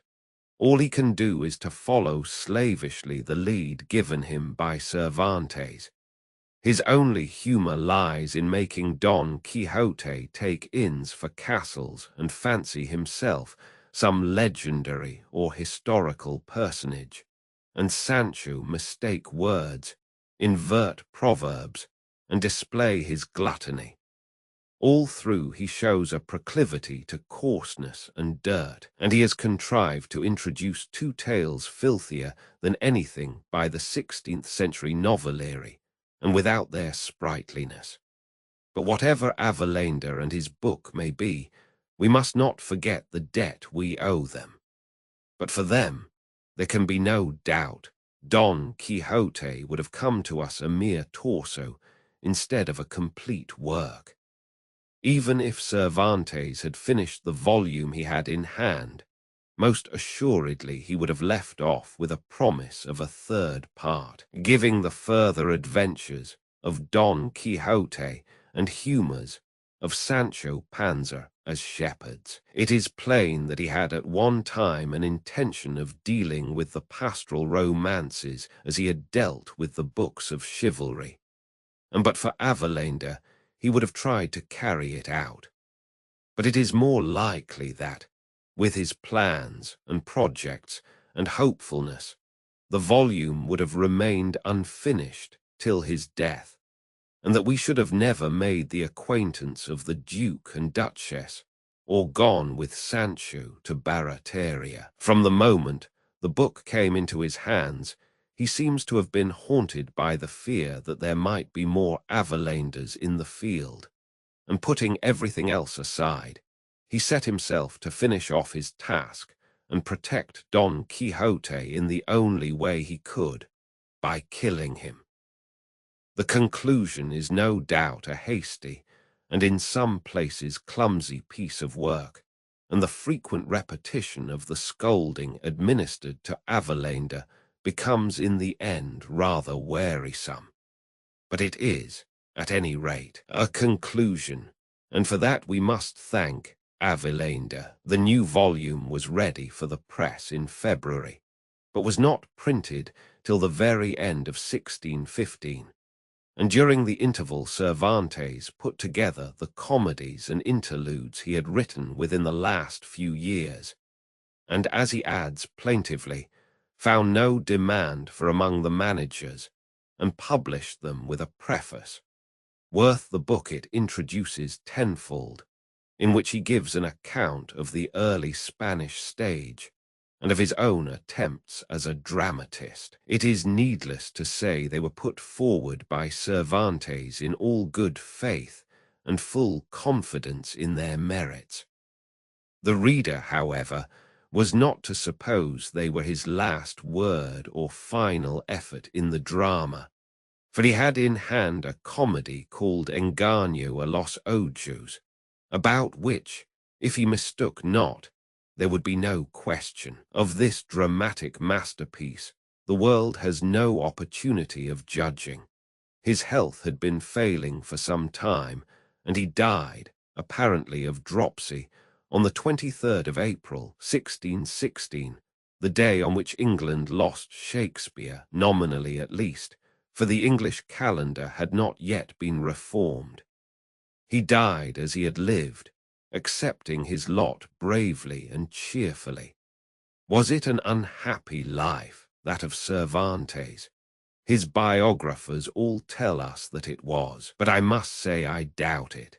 It was a hard life, a life of poverty, of incessant struggle, of toil ill-paid, of disappointment, but Cervantes carried within himself the antidote to all these evils. His was not one of those light natures that rise above adversity merely by virtue of their own buoyancy. It was in the fortitude of a high spirit that he was proof against it. It is impossible to conceive Cervantes giving way to despondency or prostrated by dejection. As for poverty, it was with him a thing to be laughed over, and the only sigh he ever allows to escape him is when he says, "Happy he to whom heaven has given a piece of bread, for which he is not bound to give thanks to any but heaven itself." Add to all this his vital energy and mental activity, his restless invention and his sanguine temperament, and there will be reason enough to doubt whether his could have been a very unhappy life. He who could take Cervantes' distresses together with his apparatus for enduring them would not make so bad a bargain, perhaps, as far as happiness in life is concerned. Of his burial place nothing is known, except that he was buried, in accordance with his will, in the neighboring convent of Trinitarian nuns, of which it is supposed his daughter, Isabel de Saavedra, was an inmate, and that a few years afterwards the nuns removed to another convent, carrying their dead with them. But whether the remains of Cervantes were included in the removal or not, no one knows, and the clue to their resting place is now lost beyond all hope. This furnishes perhaps the least defensible of the items in the charge of neglect brought against his contemporaries. In some of the others, there is a good deal of exaggeration.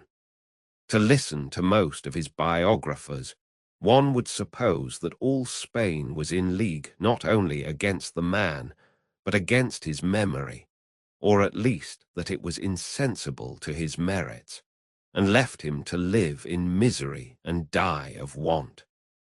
To talk of his hard life and unworthy employments in Andalusia is absurd. What had he done to distinguish him from thousands of other struggling men earning a precarious livelihood? True, he was a gallant soldier who had been wounded and had undergone captivity and suffering in his country's cause, but there were hundreds of others in the same case.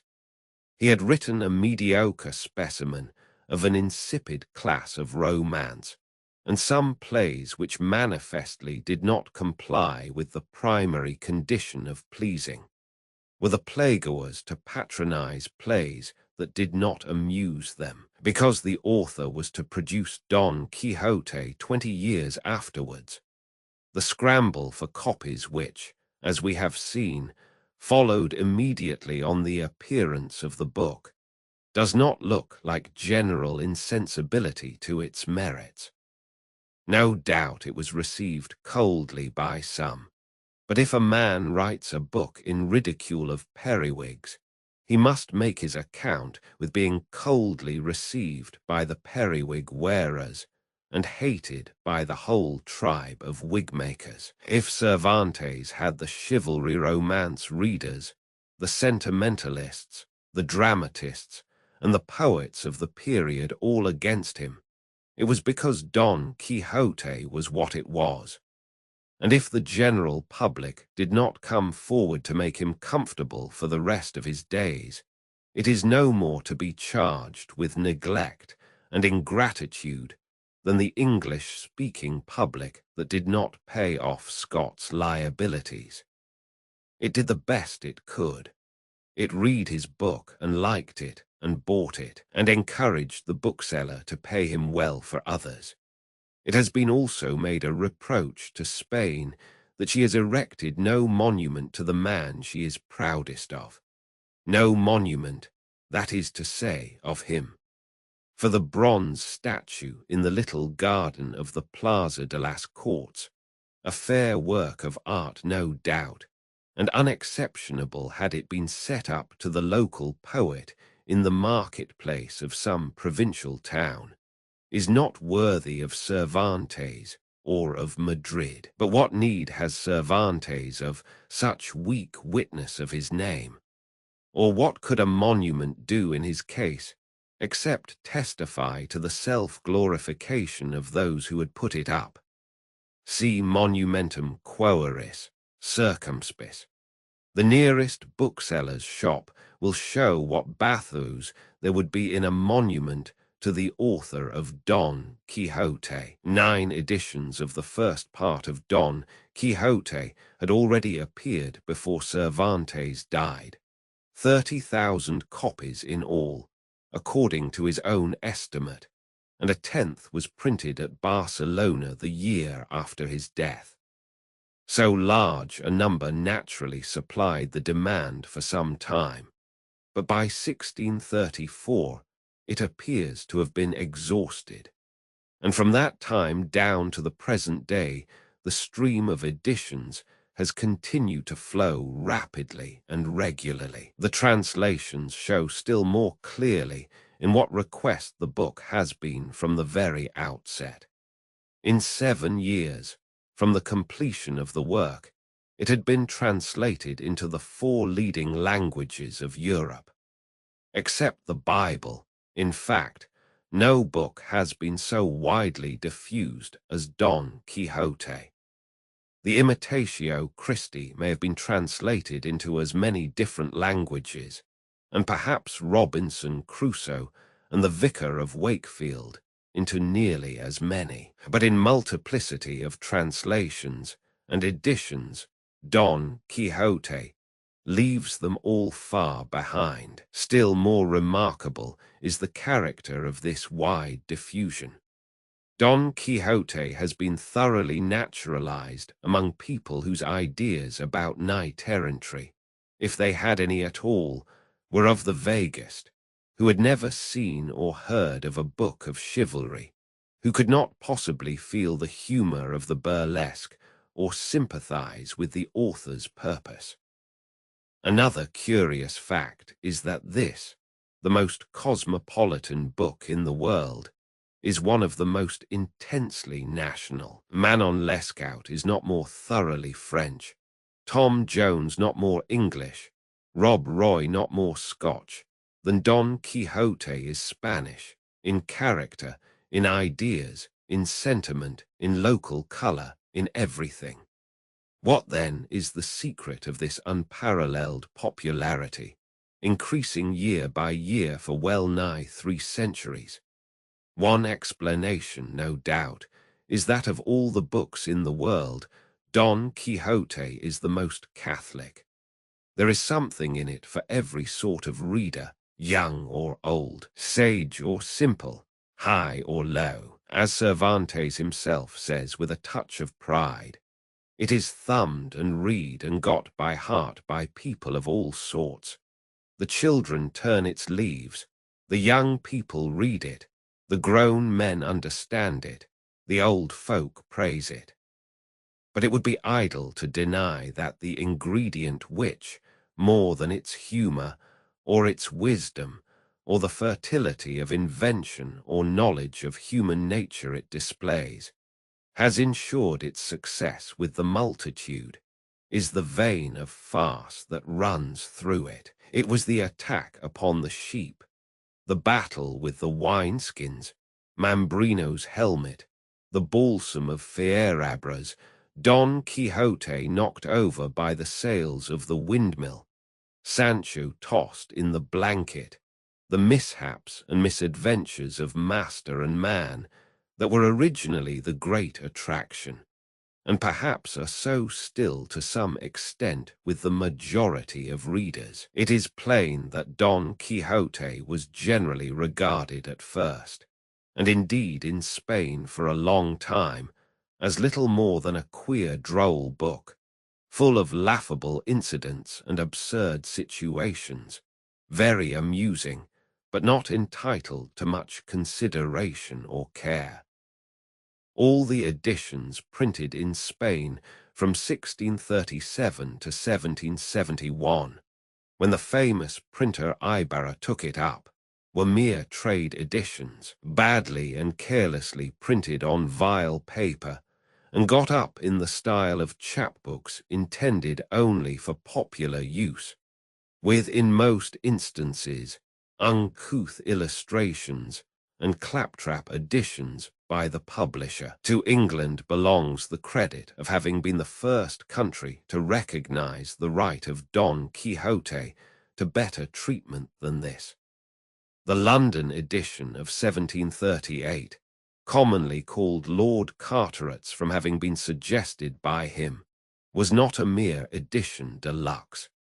It produced Don Quixote in becoming form as regards paper and type, and embellished with plates which, if not particularly happy as illustrations, were at least well intentioned and well executed, but it also aimed at correctness of text, a matter to which nobody, except the editors of the Valencia and Brussels editions, had given even a passing thought. And for a first attempt it was fairly successful, for though some of its emendations are inadmissible, a good many of them have been adopted by all subsequent editors. The zeal of publishers, editors, and annotators brought about a remarkable change of sentiment with regard to Don Quixote. A vast number of its admirers began to grow ashamed of laughing over it. It became almost a crime to treat it as a humorous book. The humor was not entirely denied, but according to the new view, it was rated as an altogether secondary quality, a mere accessory, nothing more than the stalking horse under the presentation of which Cervantes shot his philosophy or his satire, or whatever it was he meant to shoot. For on this point opinions varied. All were agreed, however, that the object he aimed at was not the books of chivalry. He said emphatically in the preface to the first part, and in the last sentence of the second, that he had no other object in view than to discredit these books. And this, to advanced criticism, made it clear that his object must have been something else. One theory was that the book was a kind of allegory, setting forth the eternal struggle between the ideal and the real, between the spirit of poetry and the spirit of prose. And perhaps German philosophy never evolved a more ungainly or unlikely camel out of the depths of its inner consciousness. Something of the antagonism, no doubt, is to be found in Don Quixote, because it is to be found everywhere in life, and Cervantes drew from life. It is difficult to imagine a community in which the never-ceasing game of cross-purposes between Sancho Panza and Don Quixote would not be recognized as true to nature. In the Stone Age, among the lake dwellers, among the cave men, there were Don Quixotes and Sancho Panzas.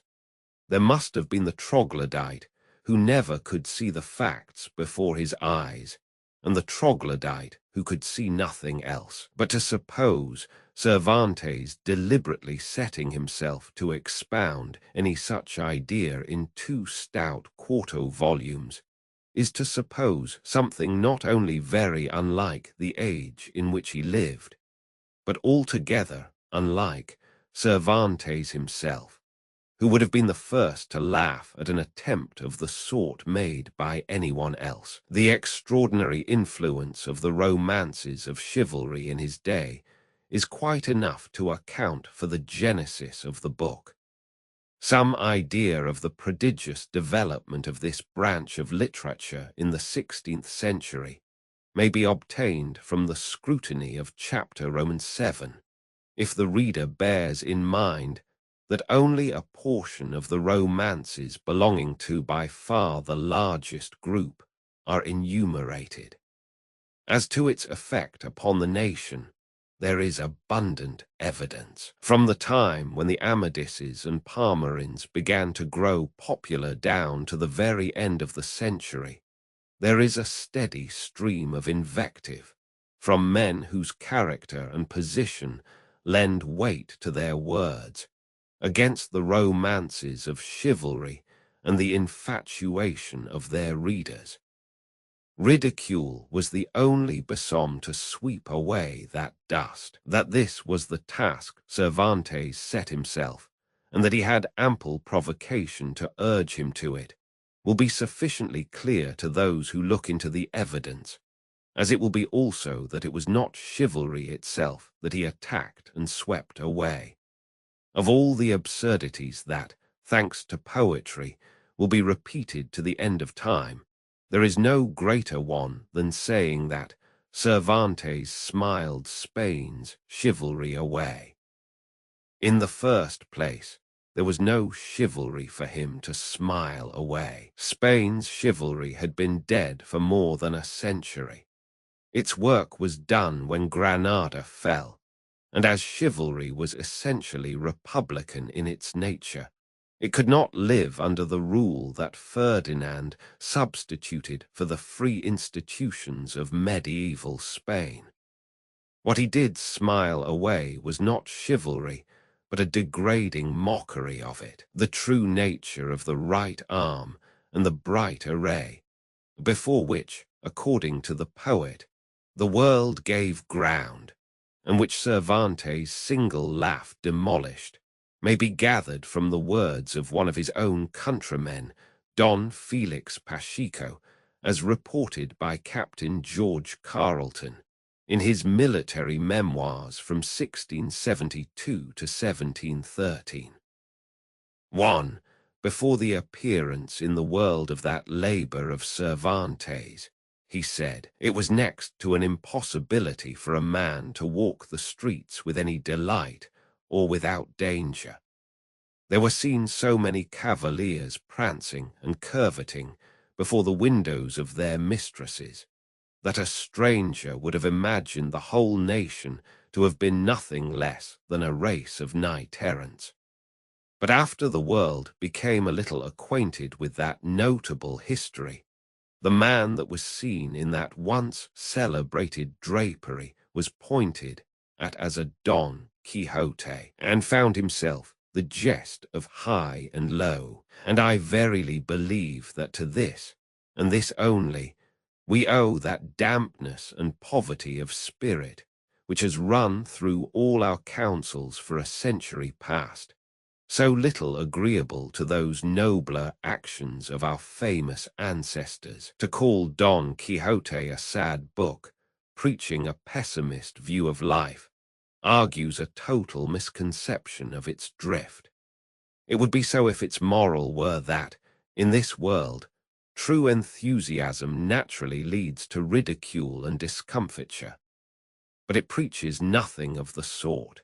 Its moral, so far as it can be said to have one, is that the spurious enthusiasm that is born of vanity and self-conceit, that is made an end in itself, not a means to an end, that acts on mere impulse, regardless of circumstances and consequences, is mischievous to its owner, and a very considerable nuisance to the community at large. To those who cannot distinguish between the one kind and the other, no doubt Don Quixote is a sad book. No doubt to some minds it is very sad that a man who had just uttered so beautiful a sentiment as that, it is a hard case to make slaves of those whom God and nature made free, should be ungratefully pelted by the scoundrels his crazy philanthropy had let loose on society. But to others of a more judicial cast, it will be a matter of regret that reckless self-sufficient enthusiasm is not oftener requited in some such way for all the mischief it does in the world. A very slight examination of the structure of Don Quixote will suffice to show that Cervantes had no deep design or elaborate plan in his mind when he began the book. When he wrote those lines in which, with a few strokes of a great master, he sets before us the pauper gentleman, he had no idea of the goal to which his imagination was leading him. There can be little doubt that all he contemplated was a short tale to range with those he had already written, a tale setting forth the ludicrous results that might be expected to follow the attempt of a crazy gentleman to act the part of a knight-errant in modern life. It is plain, for one thing, that Sancho Panza did not enter into the original scheme, for had Cervantes thought of him, he certainly would not have omitted him in his hero's outfit, which he obviously meant to be complete. Him we owe to the landlord's chance remark in chapter Roman 3 that knights seldom travelled without squires. To try to think of a Don Quixote without Sancho Panza is like trying to think of a one-bladed pair of scissors. The story was written at first, like the others, without any division, and without the intervention of Cide Hamete Benengeli, and it seems not unlikely that Cervantes had some intention of bringing Dulcinea, or Aldonza Lorenzo, on the scene in person. It was probably the ransacking of the Don's library and the discussion on the books of chivalry that first suggested it to him that his idea was capable of development. What if instead of a mere string of farcical misadventures, he were to make his tale a burlesque of one of these books, caricaturing their style, incidents, and spirit? In pursuance of this change of plan, he hastily and somewhat clumsily divided what he had written into chapters on the model of Amadis, invented the fable of a mysterious Arabic manuscript, and set up Cide Hamete Benengeli in imitation of the almost invariable practice of the chivalry romance authors, who were fond of tracing their books to some recondite source. In working out the new ideas, he soon found the value of Sancho Panza. Indeed, the keynote, not only to Sancho's part, but to the whole book, is struck in the first words Sancho utters when he announces his intention of taking his ass with him. About the ass, we are told, Don Quixote hesitated a little, trying whether he could call to mind any knight-errant taking with him an esquire mounted on ass-back, but no instance occurred to his memory. We can see the whole scene at a glance, the stolid unconsciousness of Sancho and the perplexity of his master, upon whose perception the incongruity has just forced itself. This is Sancho's mission throughout the book. He is an unconscious Mephistopheles, always unwittingly making mockery of his master's aspirations, always exposing the fallacy of his ideas by some unintentional ad absurdum, always bringing him back to the world of fact and commonplace by force of sheer stolidity. By the time Cervantes had got his volume of novels off his hands and summoned up resolution enough to set about the second part in earnest, the case was very much altered. Don Quixote and Sancho Panza had not merely found favor, but had already become, what they have never since ceased to be, veritable entities to the popular imagination. There was no occasion for him now to interpolate extraneous matter. Nay, his readers told him plainly that what they wanted of him was more Don Quixote and more Sancho Panza, and not novels, tales, or digressions. To himself, too, his creations had become realities, and he had become proud of them, especially of Sancho. He began the second part, therefore, under very different conditions, and the difference makes itself manifest at once. Even in translation, the style will be seen to be far easier, more flowing, more natural, and more like that of a man sure of himself and of his audience. Don Quixote and Sancho undergo a change also. In the first part, Don Quixote has no character or individuality whatever. He is nothing more than a crazy representative of the sentiments of the chivalry romances. In all that he says and does, he is simply repeating the lesson he has learned from his books, and therefore it is absurd to speak of him in the gushing strain of the sentimental critics when they dilate upon his nobleness, disinterestedness, dauntless courage, and so forth. It was the business of a knight-errant to right wrongs, redress injuries, and succor the distressed, and this, as a matter of course, He makes his business when he takes up the part. A knight-errant was bound to be intrepid, and so he feels bound to cast fear aside.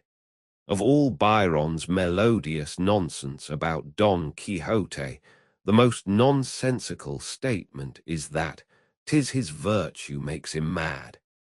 The exact opposite is the truth.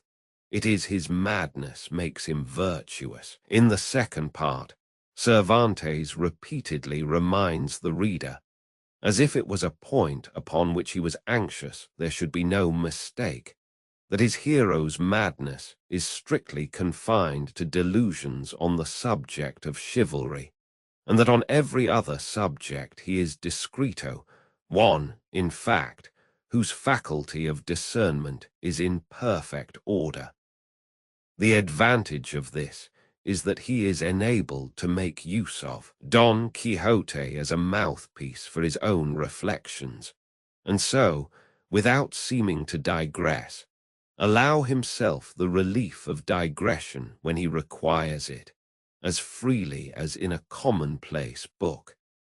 It is true the amount of individuality bestowed upon Don Quixote is not very great. There are some natural touches of character about him, such as his mixture of irascibility and placeability, and his curious affection for Sancho together with his impatience of the squire's loquacity and impertinence. But in the main, apart from his craze, he is little more than a thoughtful, cultured gentleman, with instinctive good taste and a great deal of shrewdness and originality of mind. As to Sancho, it is plain, from the concluding words of the preface to the first part, that he was a favorite with his creator even before he had been taken into favor by the public.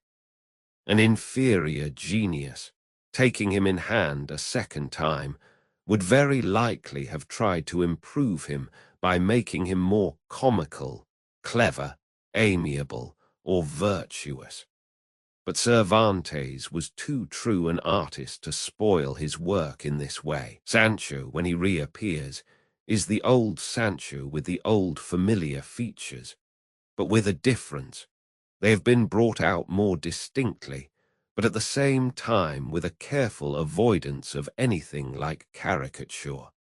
The outline has been filled in where filling in was necessary, and vivified by a few touches of a master's hand. Sancho stands before us as he might in a character portrait by Velázquez. He is a much more important and prominent figure in the second part than in the first. Indeed, it is his matchless mendacity about Dulcinea that to a great extent supplies the action of the story. His development in this respect is as remarkable as in any other. In the first part he displays a great natural gift of lying. His lies are not of the highly imaginative sort that liars in fiction commonly indulge in. Like Falstaffs, they resemble the father that begets them. They are simple, homely, plump lies, plain working lies, in short. But in the service of such a master as Don Quixote, he develops rapidly, as we see when he comes to palm off the three country wenches as Dulcinea and her ladies in waiting. It is worth noticing how, flushed by his success in this instance, he is tempted afterwards to try a flight beyond his powers in his account of the journey on Clavileno. In the second part, it is the spirit rather than the incidents of the chivalry romances that is the subject of the burlesque.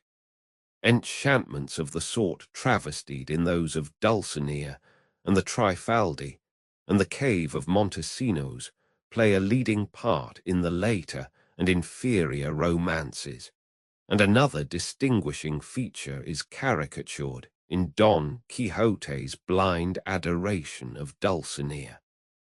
In the romances of chivalry, love is either a mere animalism or a fantastic idolatry. Only a coarse-minded man would care to make merry with the former.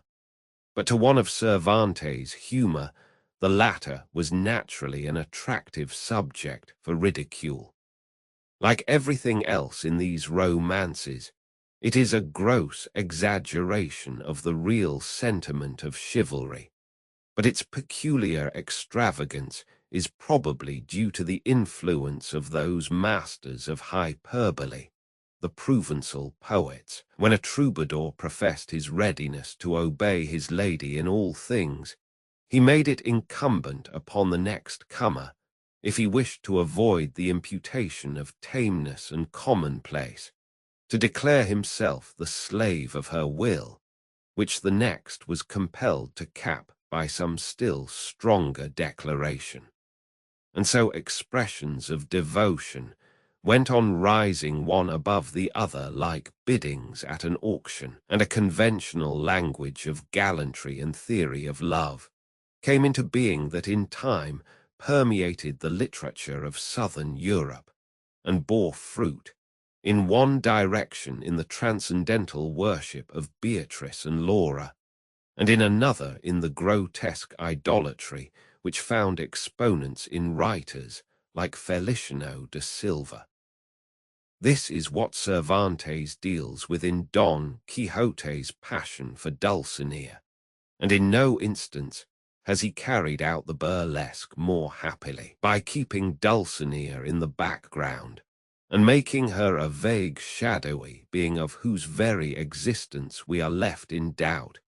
He invests Don Quixote's worship of her virtues and charms with an additional extravagance, and gives still more point to the caricature of the sentiment and language of the romances. One of the great merits of Don Quixote, and one of the qualities that have secured its acceptance by all classes of readers and made it the most cosmopolitan of books, is its simplicity. There are, of course, points obvious enough to a Spanish 17th-century audience which do not immediately strike a reader nowadays, and Cervantes often takes it for granted that an allusion will be generally understood which is only intelligible to a few.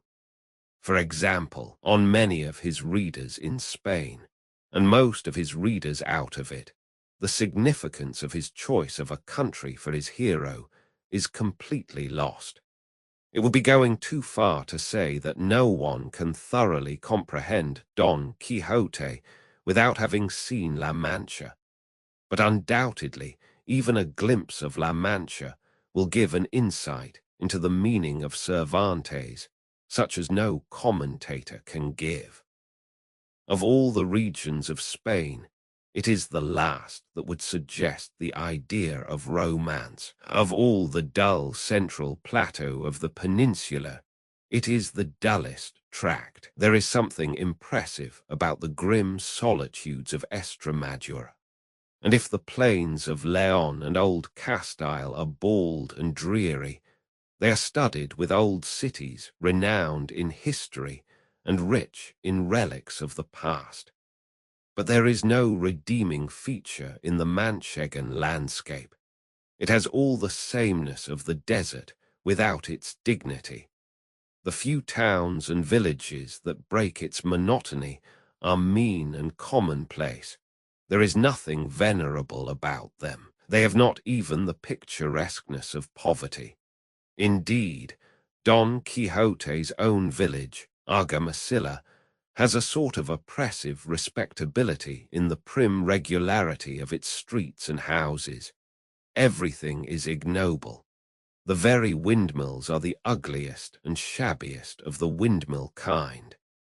To anyone who knew the country well, the mere style and title of Don Quixote of La Mancha gave the key to the author's meaning at once. La Mancha, as the knight's country and scene of his chivalries, is of a piece with the pasteboard helmet, the farm labourer on assback for a squire, knighthood conferred by a rascally ventero. convicts taken for victims of oppression, and the rest of the incongruities between Don Quixote's world and the world he lived in, between things as he saw them and things as they were. It is strange that this element of incongruity, underlying the whole humor and purpose of the book, should have been so little heeded by the majority of those who have undertaken to interpret Don Quixote. It has been completely overlooked, for example, by the illustrators. To be sure, the great majority of the artists who illustrated Don Quixote knew nothing whatever of Spain. To them, a venter conveyed no idea but the abstract one of a roadside inn, and they could not therefore do full justice to the humor of Don Quixote's misconception in taking it for a castle, or perceive the remoteness of all its realities from his ideal. But even when better informed, they seem to have no apprehension of the full force of the discrepancy. Take, for instance, Gustave Doré's drawing of Don Quixote watching his armor in the inn-yard. Whether or not the Venta de Quesada on the Seville road is, as tradition maintains, the inn described in Don Quixote, beyond all question, it was just such an inn-yard as the one behind it that Cervantes had in his mind's eye, and it was on just such a rude stone trough as that beside the primitive draw-well in the corner that he meant Don Quixote to deposit his armor. Gustave Doré makes it an elaborate fountain, such as no arriero ever watered his mules at in the corral of any venter in Spain, and thereby entirely misses the point aimed at by Cervantes. It is the mean, prosaic, commonplace character of all the surroundings and circumstances that gives a significance to Don Quixote's vigil and the ceremony that follows. Cervantes' humor is for the most part of that broader and simpler sort, the strength of which lies in the perception of the incongruous. It is the incongruity of Sancho in all his ways, words, and works, with the ideas and aims of his master, quite as much as the wonderful vitality and truth to nature of the character, that makes him the most humorous creation in the whole range of fiction. That unsmiling gravity of which Cervantes was the first great master, Cervantes' serious air, which sits naturally on Swift alone, perhaps, of later humorists, is essential to this kind of humor, and here again Cervantes has suffered at the hands of his interpreters.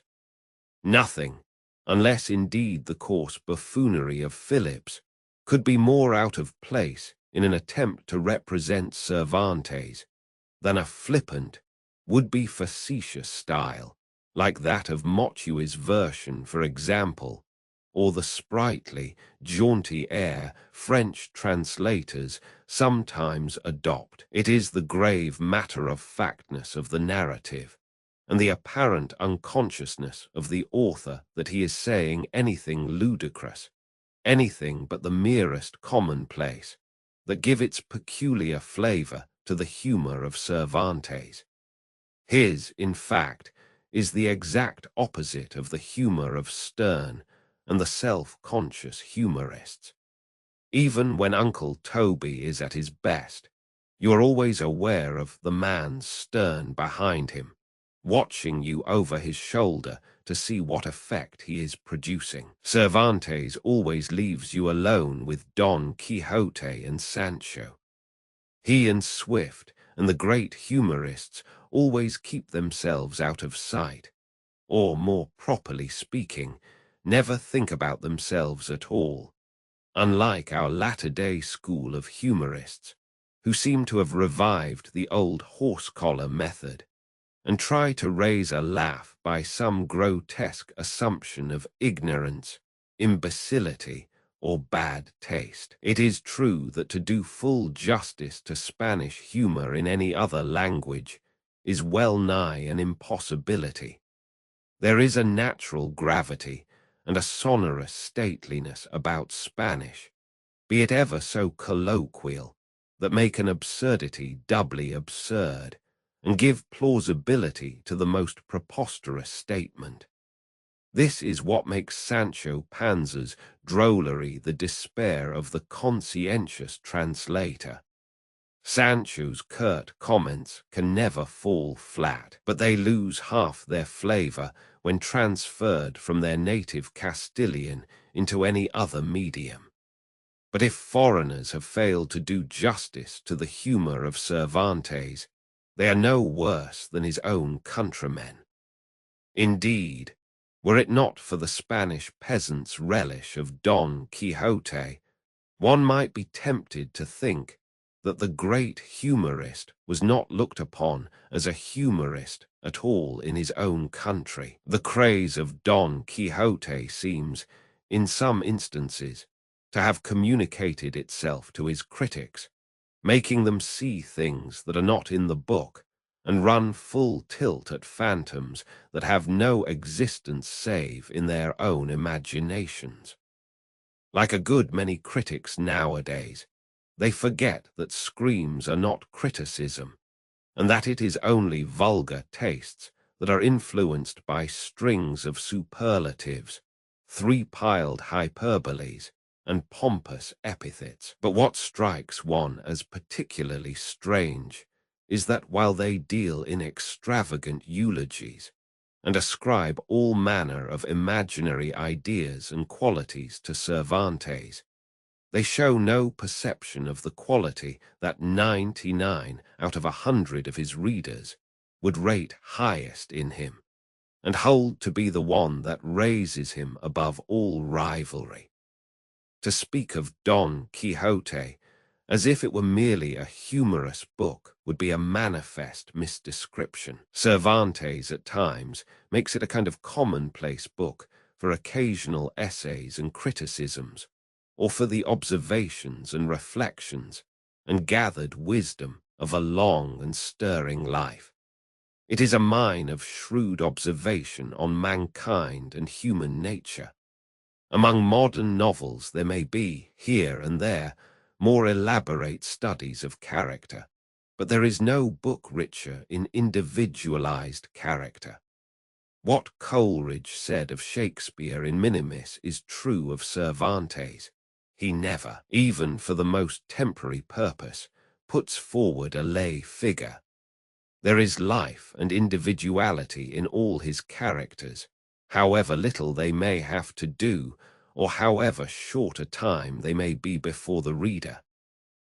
Samson Carrasco, the curate, Teresa Panza, Altisidora, even the two students met on the road to the cave of Montesinos, all live and move and have their being, and it is characteristic of the broad humanity of Cervantes that there is not a hateful one among them all. Even poor Maritornes, with her deplorable morals, has a kind heart of her own and some faint and distant resemblance to a Christian about her. And as for Sancho, though on dissection we fail to find a lovable trait in him, unless it be a sort of dog-like affection for his master, who is there that in his heart does not love him? But it is, after all, the humor of Don Quixote that distinguishes it from all other books of the romance kind. It is this that makes it, as one of the most judicial-minded of modern critics calls it, the best novel in the world beyond all comparison. Too, it is its varied humor, ranging from broad farce to comedy as subtle as Shakespeare's or Moliere's, that has naturalized it in every country where there are readers, and made it a classic in every language that has a literature.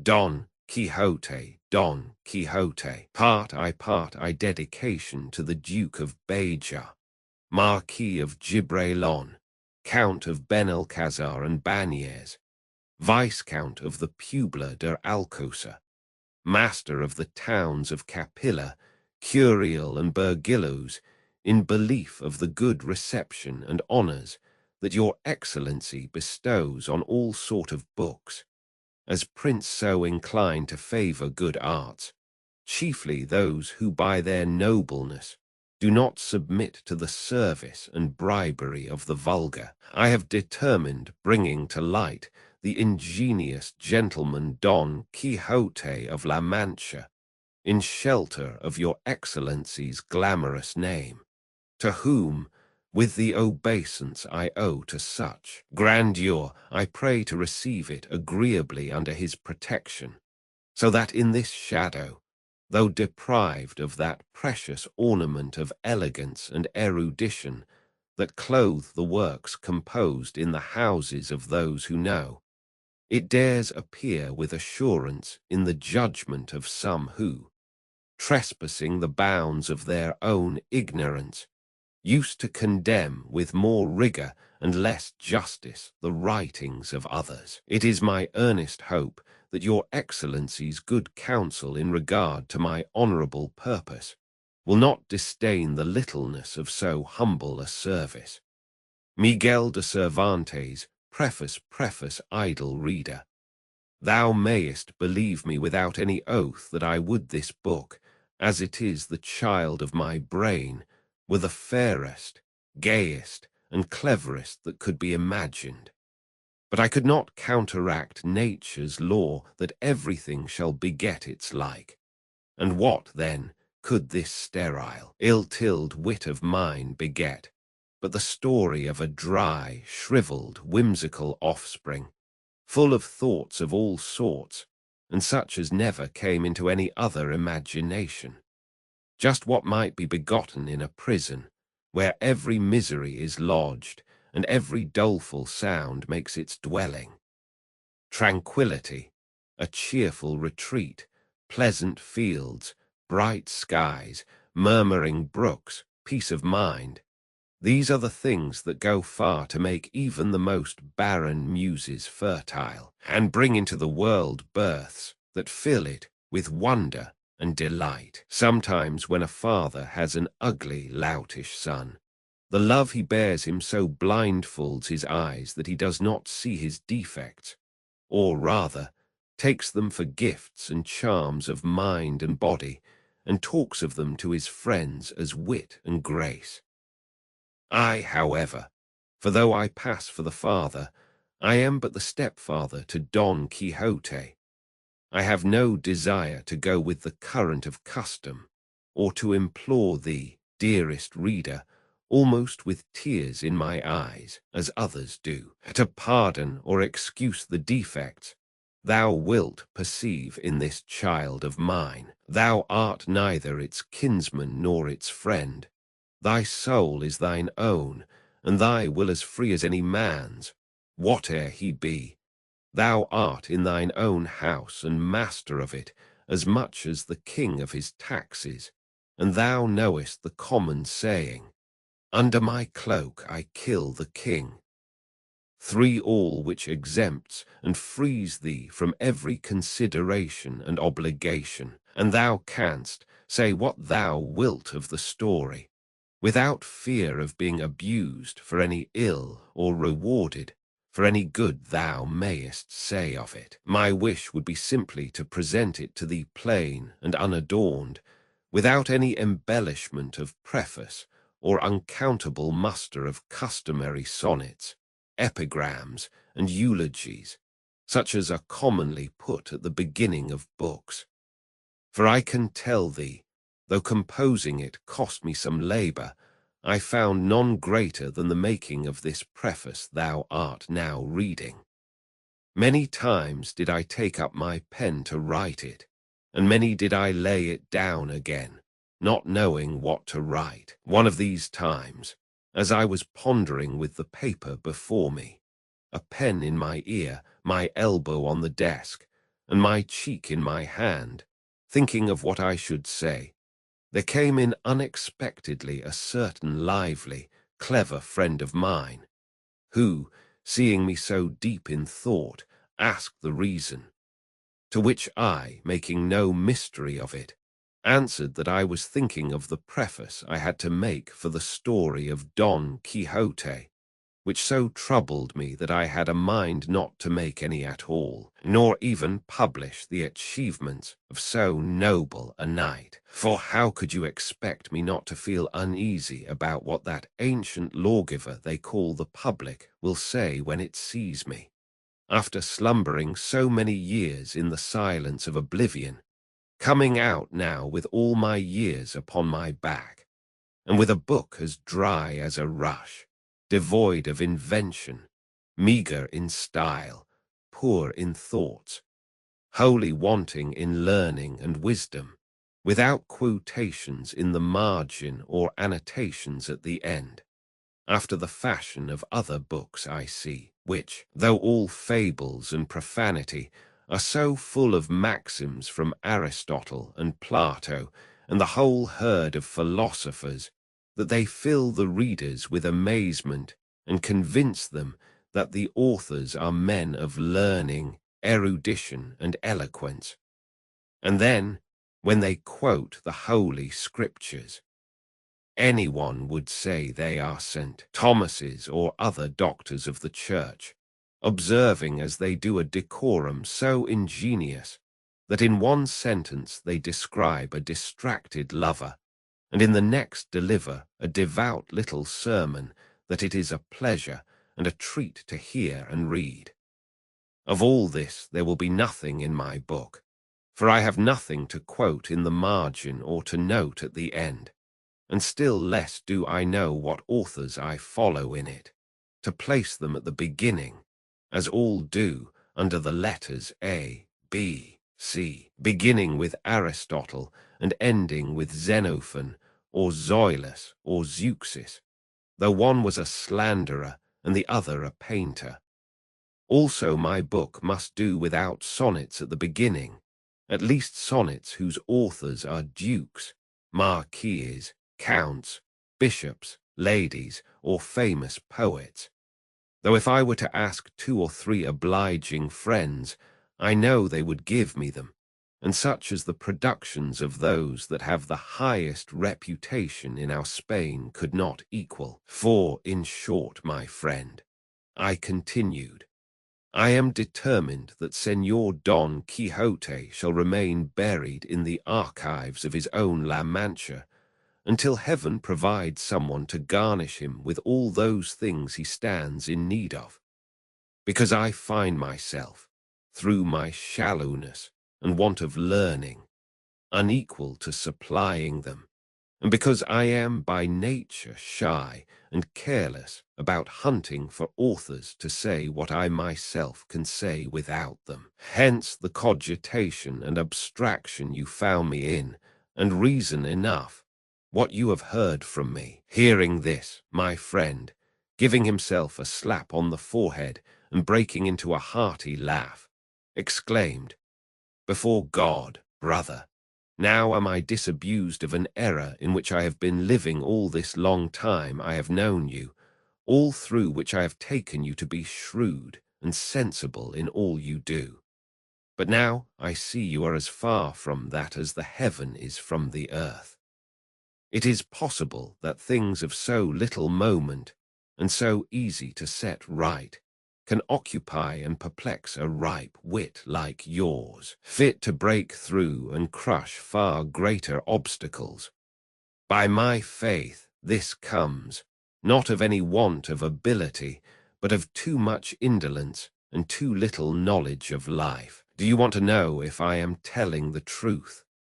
Well, then, attend to me, and you will see how, in the opening and shutting of an eye, I sweep away all your difficulties, and supply all those deficiencies which you say check and discourage you from bringing before the world the story of your famous Don Quixote, the light and mirror of all knight-errantry. Say on, said I, listening to his talk.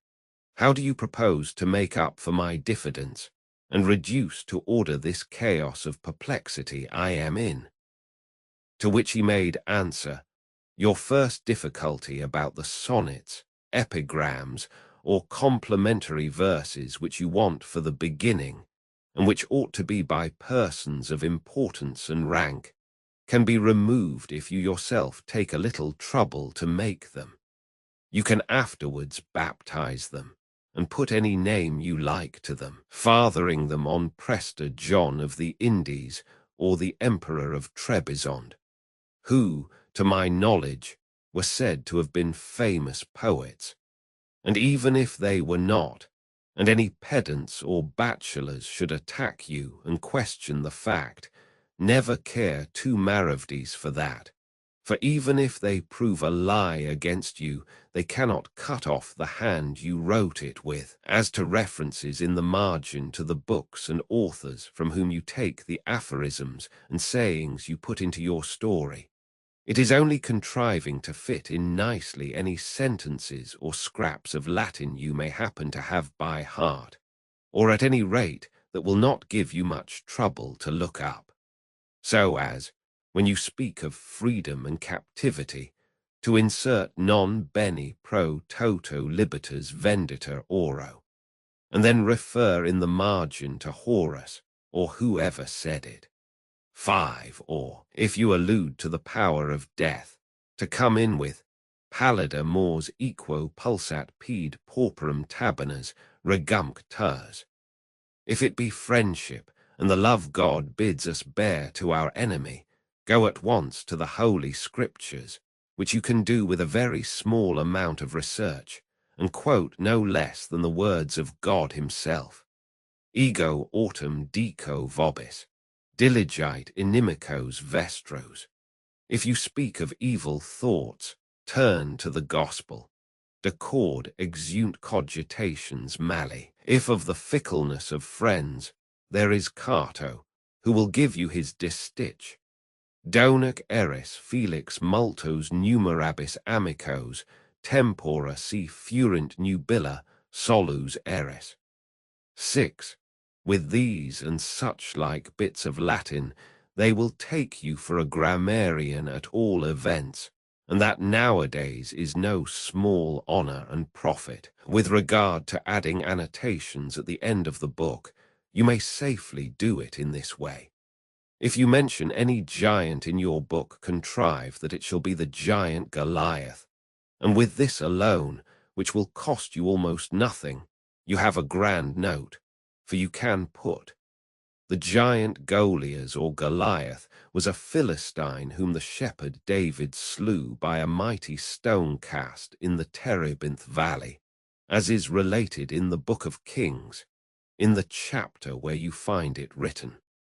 Next, to prove yourself a man of erudition in polite literature and cosmography, manage that the river Tagus shall be named in your story, and there you are at once with another famous annotation, setting forth.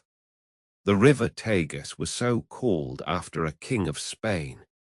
It has its source in such and such a place, and falls into the ocean, kissing the walls of the famous city of Lisbon, and it is a common belief that it has golden sands, etc. 7. If you should have anything to do with robbers, I will give you the story of Cacus, for I have it by heart. If with loose women, there is the Bishop of Mondonido, who will give you the loan of Lamia, Leda, and Flora, any reference to whom will bring you great credit. 8. If with hard-hearted ones, Ovid will furnish you with Medea. If with witches or enchantresses, Homer has Calypso and Virgil Circe. If with valiant captains, Julius Caesar himself will lend you himself in his own commentaries, and Plutarch will give you 1,000 Alexanders. If you should deal with love, with 2 ounces, you may know of Tuscan, you can go to Leon the Hebrew, who will supply you to your heart's content. 9.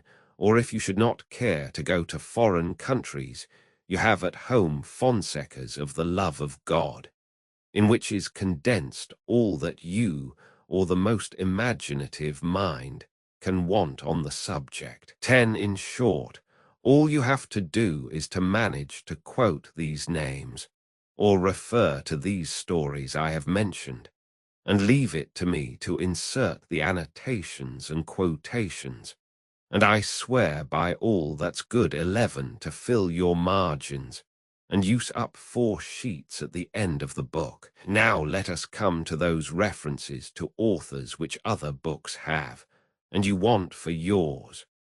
The remedy for this is very simple. You have only to look out for some book that quotes them all, from A to Z, as you say yourself, and then insert the very same alphabet in your book. And though the imposition may be plain to see, because you have so little need to borrow from them, that is no matter. There will probably be some simple enough to believe that you have made use of them all in this plain, artless story of yours. At any rate, if it answers no other purpose, this long catalogue of authors will serve to give a surprising look of authority to your book. Besides, no one will trouble himself to verify whether you have followed them or whether you have not, being no way concerned in it.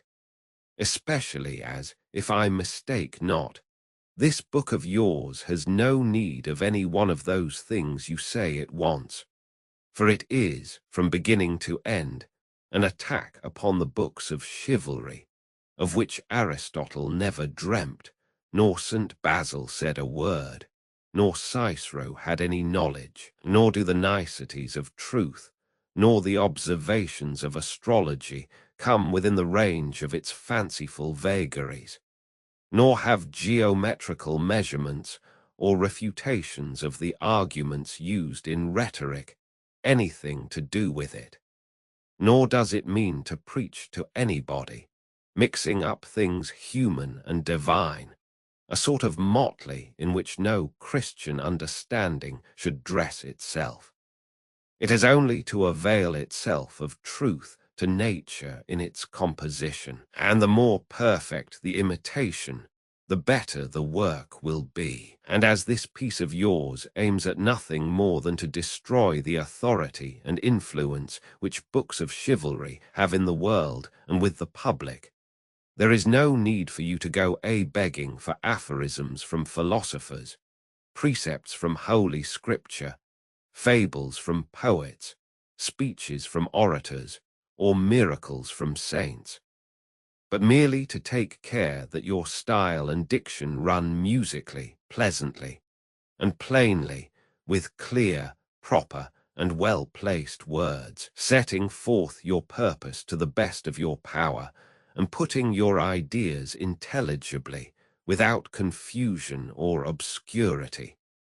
Strive, too, that in reading your story the melancholy may be moved to laughter, and the merry made merrier still, that the simple shall not be wearied, that the judicious shall admire the invention, that the grave shall not despise it, nor the wise fail to praise it. Finally, keep your aim fixed on the destruction of that ill-founded edifice of the books of chivalry, hated by some and praised by many more.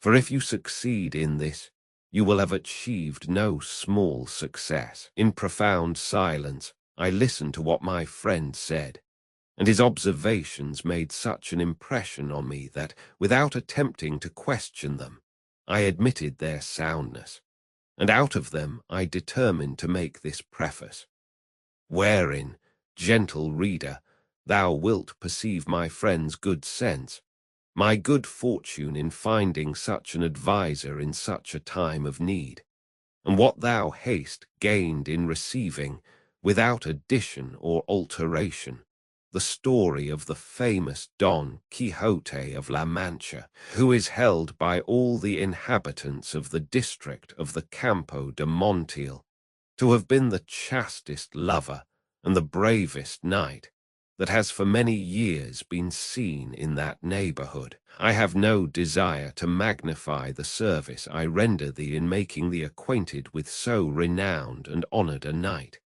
But I do desire thy thanks for the acquaintance thou wilt make with the famous Sancho Panza, his squire, in whom, to my thinking, I have given thee condensed all the squirely drolleries 12 that are scattered through the swarm of the vain books of chivalry. And so, may God give thee health, and not forget me.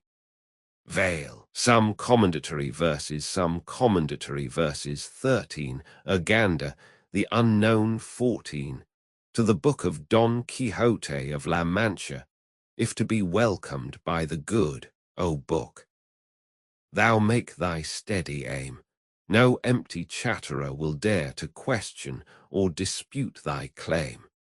But if perchance thou haste a mind to win of idiots' approbation, lost labour will be thy reward, though they'll pretend appreciation. They say a goodly shade he finds who shelters neath a goodly tree. 15, and such a one thy kindly star in Bajar Bath provided thee. A royal tree whose spreading boughs a show of princely fruit display. A tree that bears a noble duke, the Alexander of his day. 16, of a Manchegan gentleman thy purpose is to tell the story, relating how he lost his wits o'er idle tales of love and glory, of ladies, arms, and cavaliers. 17, a new Orlando Furioso, innamorato rather, who won Dulcinea del Toboso. Put no vain emblems on thy shield, all figures, that is bragging play. 18, a modest dedication make, and give no scoffer room to say, what, Alvaro de Luna here, or is it Hannibal again?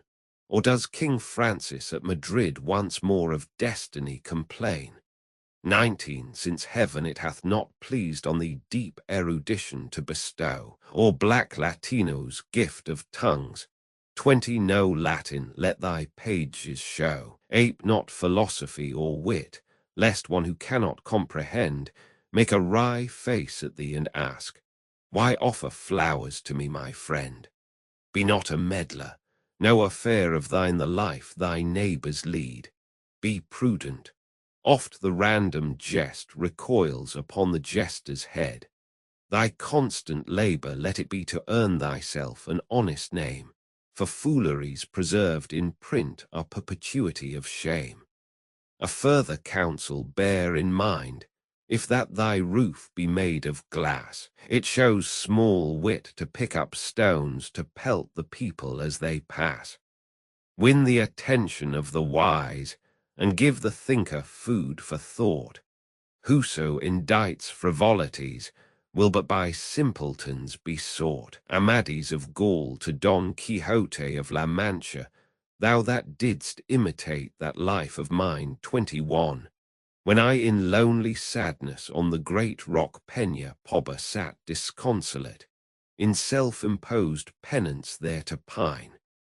Thou, whose sole beverage was the bitter brine of thine own tears, and who withouten plate of silver, copper, tin, in lowly state off the bare earth, and on earth's fruits didst dine. Live thou, of thine eternal glory sure, so long as on the round of the fourth sphere the bright Apollo shall his coursers steer. In thy renown thou shalt remain secure, thy country's name in story shall endure, and thy sage author stand without a peer. Don Bilianes of Greece 22 to Don Quixote of La Mancha in slashing, hewing, cleaving, word and deed, I was the foremost knight of chivalry, stout, bold, expert, as e'er the world did see. Thousands from the oppressor's wrong I freed. Great were my feats, eternal fame their meed. In love I proved my truth and loyalty. The hugest giant was a dwarf for me. Ever to knighthood's laws gave I good heed. My mastery the fickle goddess owned, and even chance, submitting to control, grasped by the forelock, yielded to my will. Yet, though above yon horned moon enthroned my fortune seems to sit, Great Quixote, still envy of thy achievements fills my soul. The Lady of Oriana, 23, to Dulcinea del Toboso, oh, fairest Dulcinea, could it be? It were a pleasant fancy to suppose so, could Miraflores change to El Toboso, and London's town to that which shelters thee.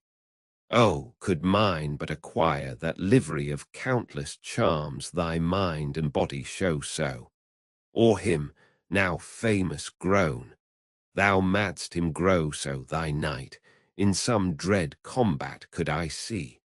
Oh, could I be released from Amadis by exercise of such coy chastity as led the gentle Quixote to dismiss, then would my heavy sorrow turn to joy. None would I envy, all would envy me, and happiness be mine without alloy. Gandalin, squire of Amadis of Gaul to Sancho Panza, squire of Don Quixote, all hail, illustrious man. Fortune, when she bound the apprentice to the esquire trade, her care and tenderness of thee displayed, shaping thy course from misadventure free. No longer now doth proud knight-errantry regard with scorn the sickle and the spade. Of towering arrogance less count is made than of plain esquire-like simplicity. I envy thee thy dapple, and thy name, and those alforges thou wast wont to stuff with comforts that thy providence proclaim. Excellent Sancho, hail to thee again. To thee alone the Ovid of our Spain does homage with the rustic kiss and cuff. 24 from El Donoso, the motley poet. 25 on Sancho Panza, and Rocinante on Sancho. I am the esquire Sancho Pan, who served Don Quixote of La Man. But from his service I retreat, resolved to pass my life discreet. For Villadiego, called the sea, maintained that only in Reti was found the secret of Welby, according to the Celesti. 26 a book divine, except for sin, by speech too plain. In my opin, on Rocinante I am that Rocinante far, great-grandson of great baby. 27 who, all for being lean and bon, had one Don Quixote for an own. But if I matched him well in weak, I never took short commons meek, but kept myself in corn by steel, a trick I learned from Lazarel, when with a piece of straw so neat, the blind man of his wine he cheat. 28 Orlando Furioso to Don Quixote of La Mancha, if thou art not a peer, peer thou haste none. 29 among 1,000 peers thou art a peer, nor is there room for one when thou art near, unvanquished victor, great unconquered one. Orlando, by Angelica undone, am I, or distant seas condemned to steer, and to fame's altars as an offering bear valor respected by oblivion. I cannot be thy rival, for thy fame and prowess rise above all rivalry, albeit both bereft of wits we go. But though the Scythian or the Moor to tame was not thy lot, still thou dost rival me. Love binds us in a fellowship of woe. The night of Phoebus 30 to Don Quixote of La Mancha my sword was not to be compared with thine Phoebus of Spain, marvel of courtesy, nor with thy famous arm this hand of mine that smote from east to west as lightnings fly. I scorned all empire, and that monarchy the rosy east held out did I resign for one glance of Claridiana's eye, the bright aurora for whose love I pine, a miracle of constancy my love, and banished by her ruthless cruelty, this arm had might the rage of hell to tame. But Gothic Quixote, happier thou dost prove, for thou dost live in Dulcinea's name, and famous, honoured, wise, she lives in thee. From Soleston 31 to Don Quixote of La Mancha your fantasies, Sir Quixote.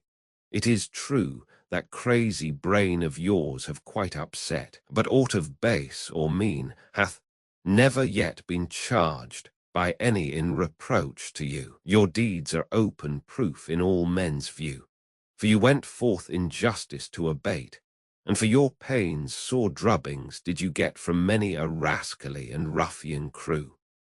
If the fair Dulcinea, your heart's queen, be unrelenting in her cruelty, if still your woe be powerless to move her, in such hard case your comfort let it be that Sancho was a sorry go-between.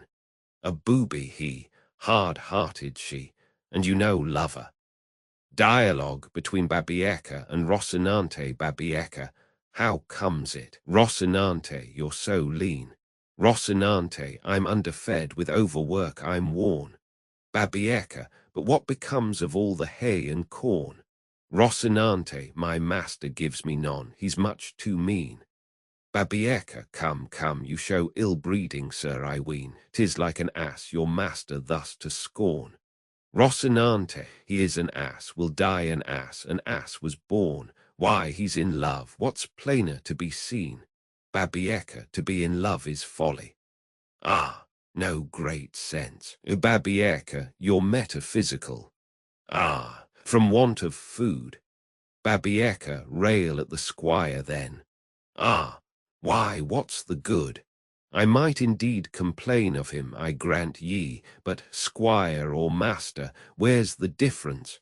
They're both as sorry hacks as Rocinante. Ay, which treats of the character and pursuits of the famous gentleman Don Quixote of La Mancha, in a village of La Mancha, the name of which I have no desire to call to mind.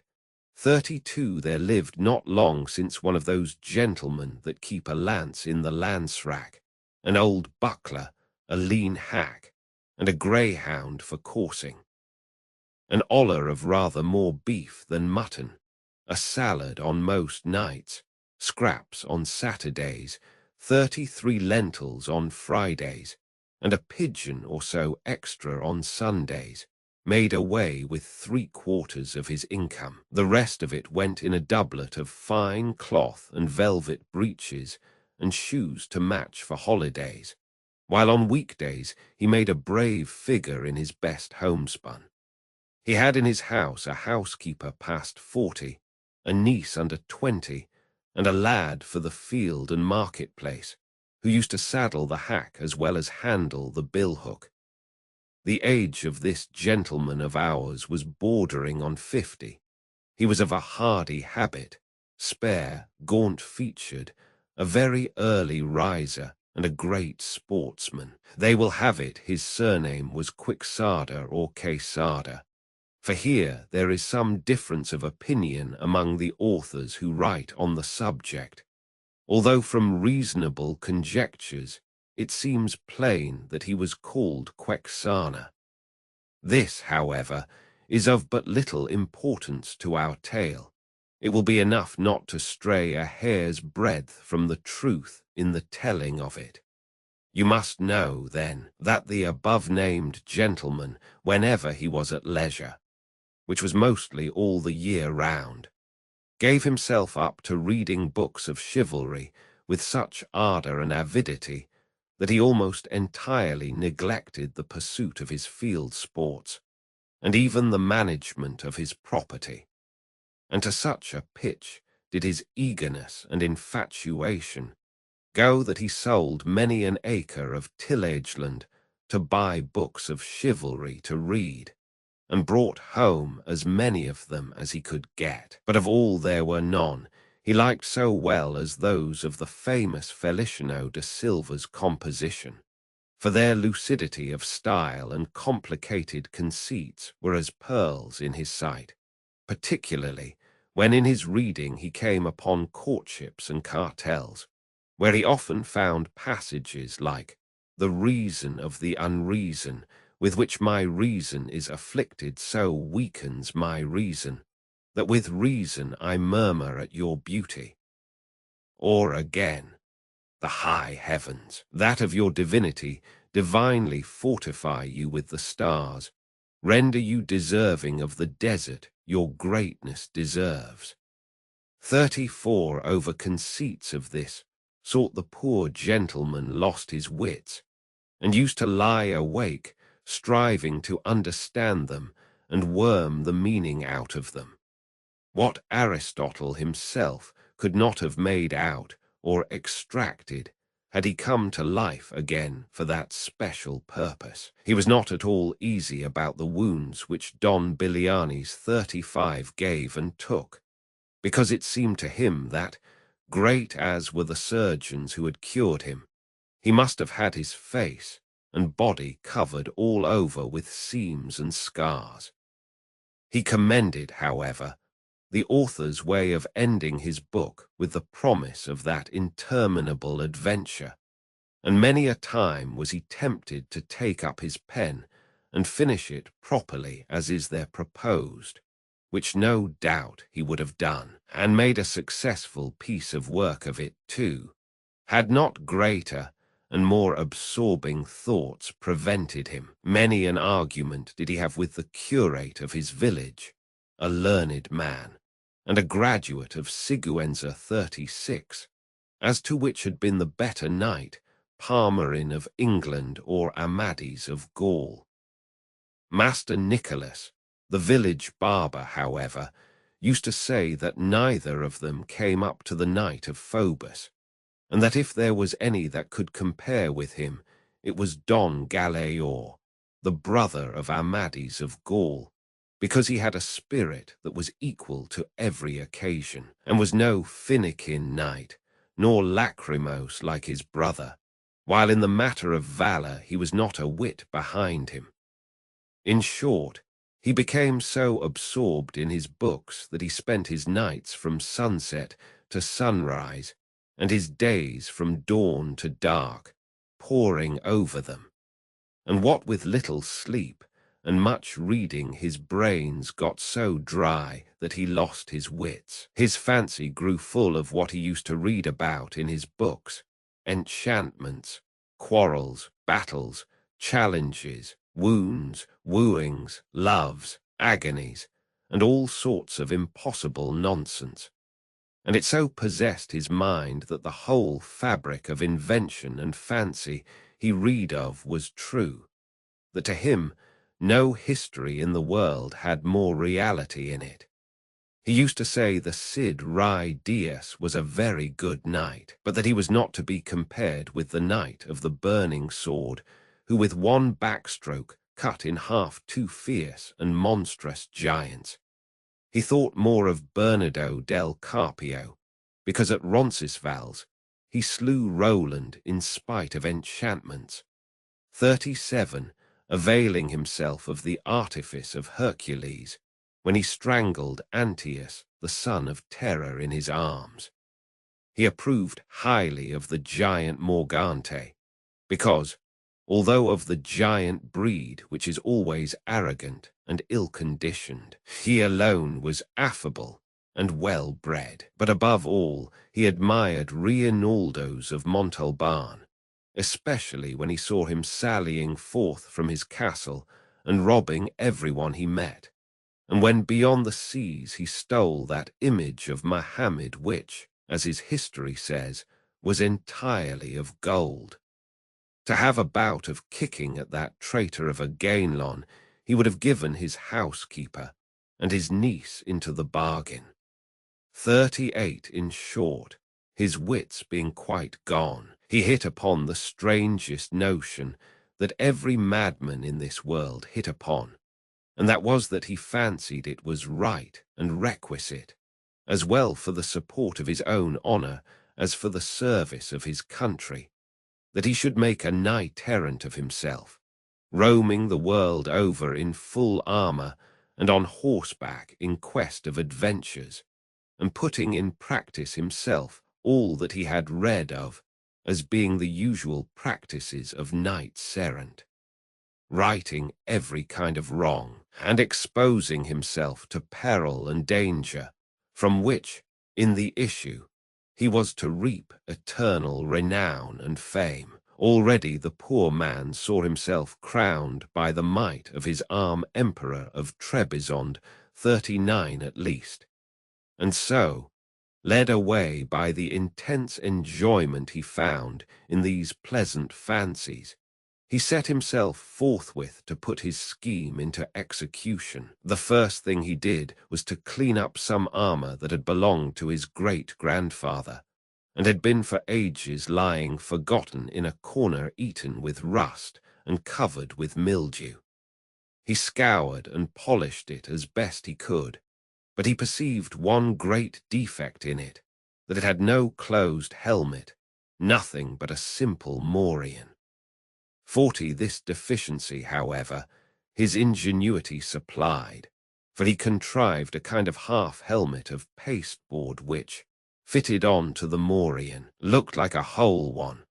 It is true that, in order to see if it was strong and fit to stand a cut, he drew his sword and gave it a couple of slashes, the first of which undid in an instant what had taken him a week to do. The ease with which he had knocked it to pieces disconcerted him somewhat, and to guard against that danger he set to work again, fixing bars of iron on the inside until he was satisfied with its strength. And then, not caring to try any more experiments with it, he passed it and adopted it as a helmet of the most perfect construction. He next proceeded to inspect his hack, which, with more quartos than a real 41, and more blemishes than the steed of Gonella, that tantum pellis et ossa fuit, surpassed in his eyes the Bucephalus of Alexander or the Babieca of the Cid. 4 days were spent in thinking what name to give him, because, as he said to himself, it was not right that a horse belonging to a knight so famous, and one with such merits of his own, should be without some distinctive name, and he strove to adapt it so as to indicate what he had been before belonging to a knight-errant, and what he then was. For it was only reasonable that, his master taking a new character, he should take a new name, and that it should be a distinguished and full-sounding one, befitting the new order and calling he was about to follow. And so, after having composed, struck out, rejected, added to, unmade, and remade a multitude of names out of his memory and fancy, he decided upon calling him Rocinante, a name, to his thinking, lofty, sonorous, and significant of his condition as a hack, before he became what he now was, the first and foremost of all the hacks in the world. 42 having got a name for his horse so much to his taste, he was anxious to get one for himself, and he was 8 days more pondering over this point, till at last he made up his mind to call himself Don Quixote. 43 whence, as has been already said, the authors of this veracious history have inferred that his name must have been beyond a doubt Quixada, and not Quesada as others would have it.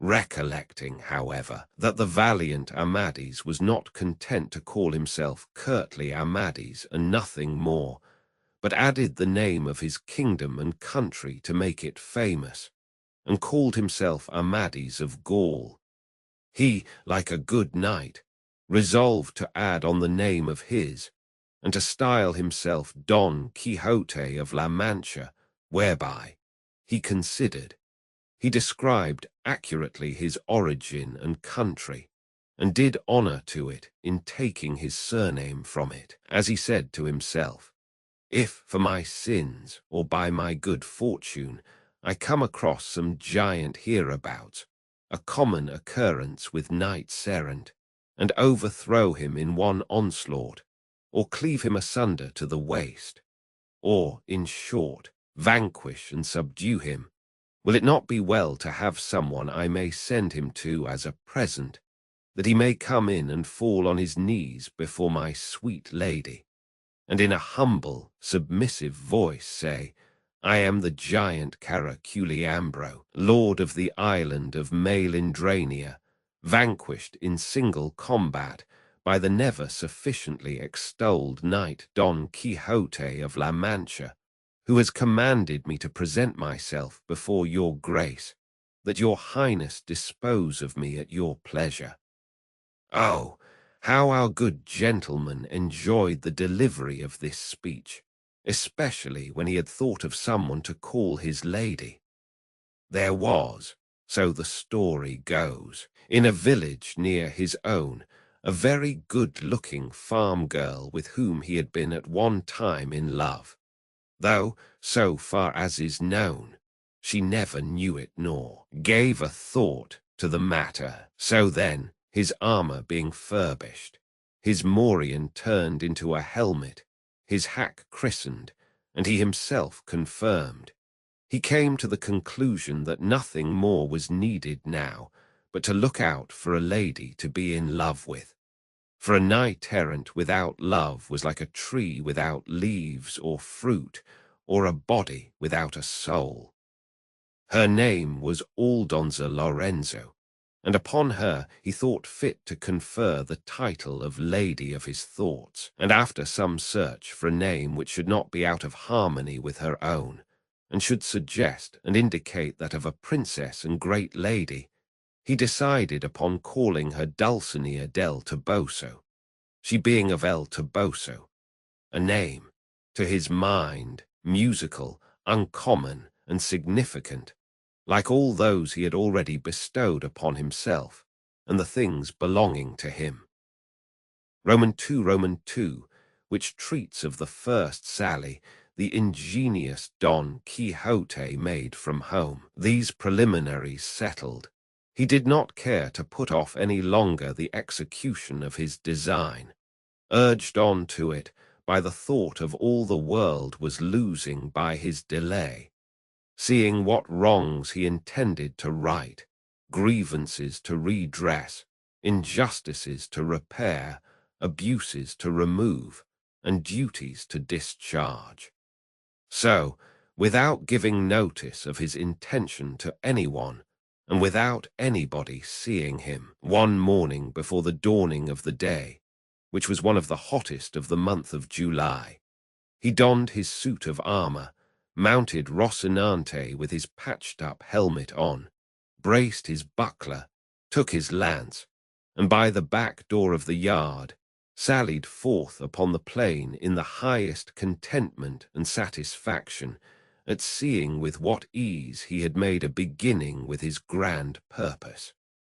But scarcely did he find himself upon the open plain when a terrible thought struck him, one all but enough to make him abandon the enterprise at the very outset. It occurred to him that he had not been dubbed a knight, and that according to the law of chivalry, he neither could nor ought to bear arms against any knight, and that even if he had been, still he ought, as a novice knight, to wear white armor, 44 without a device upon the shield, until by his prowess he had earned one.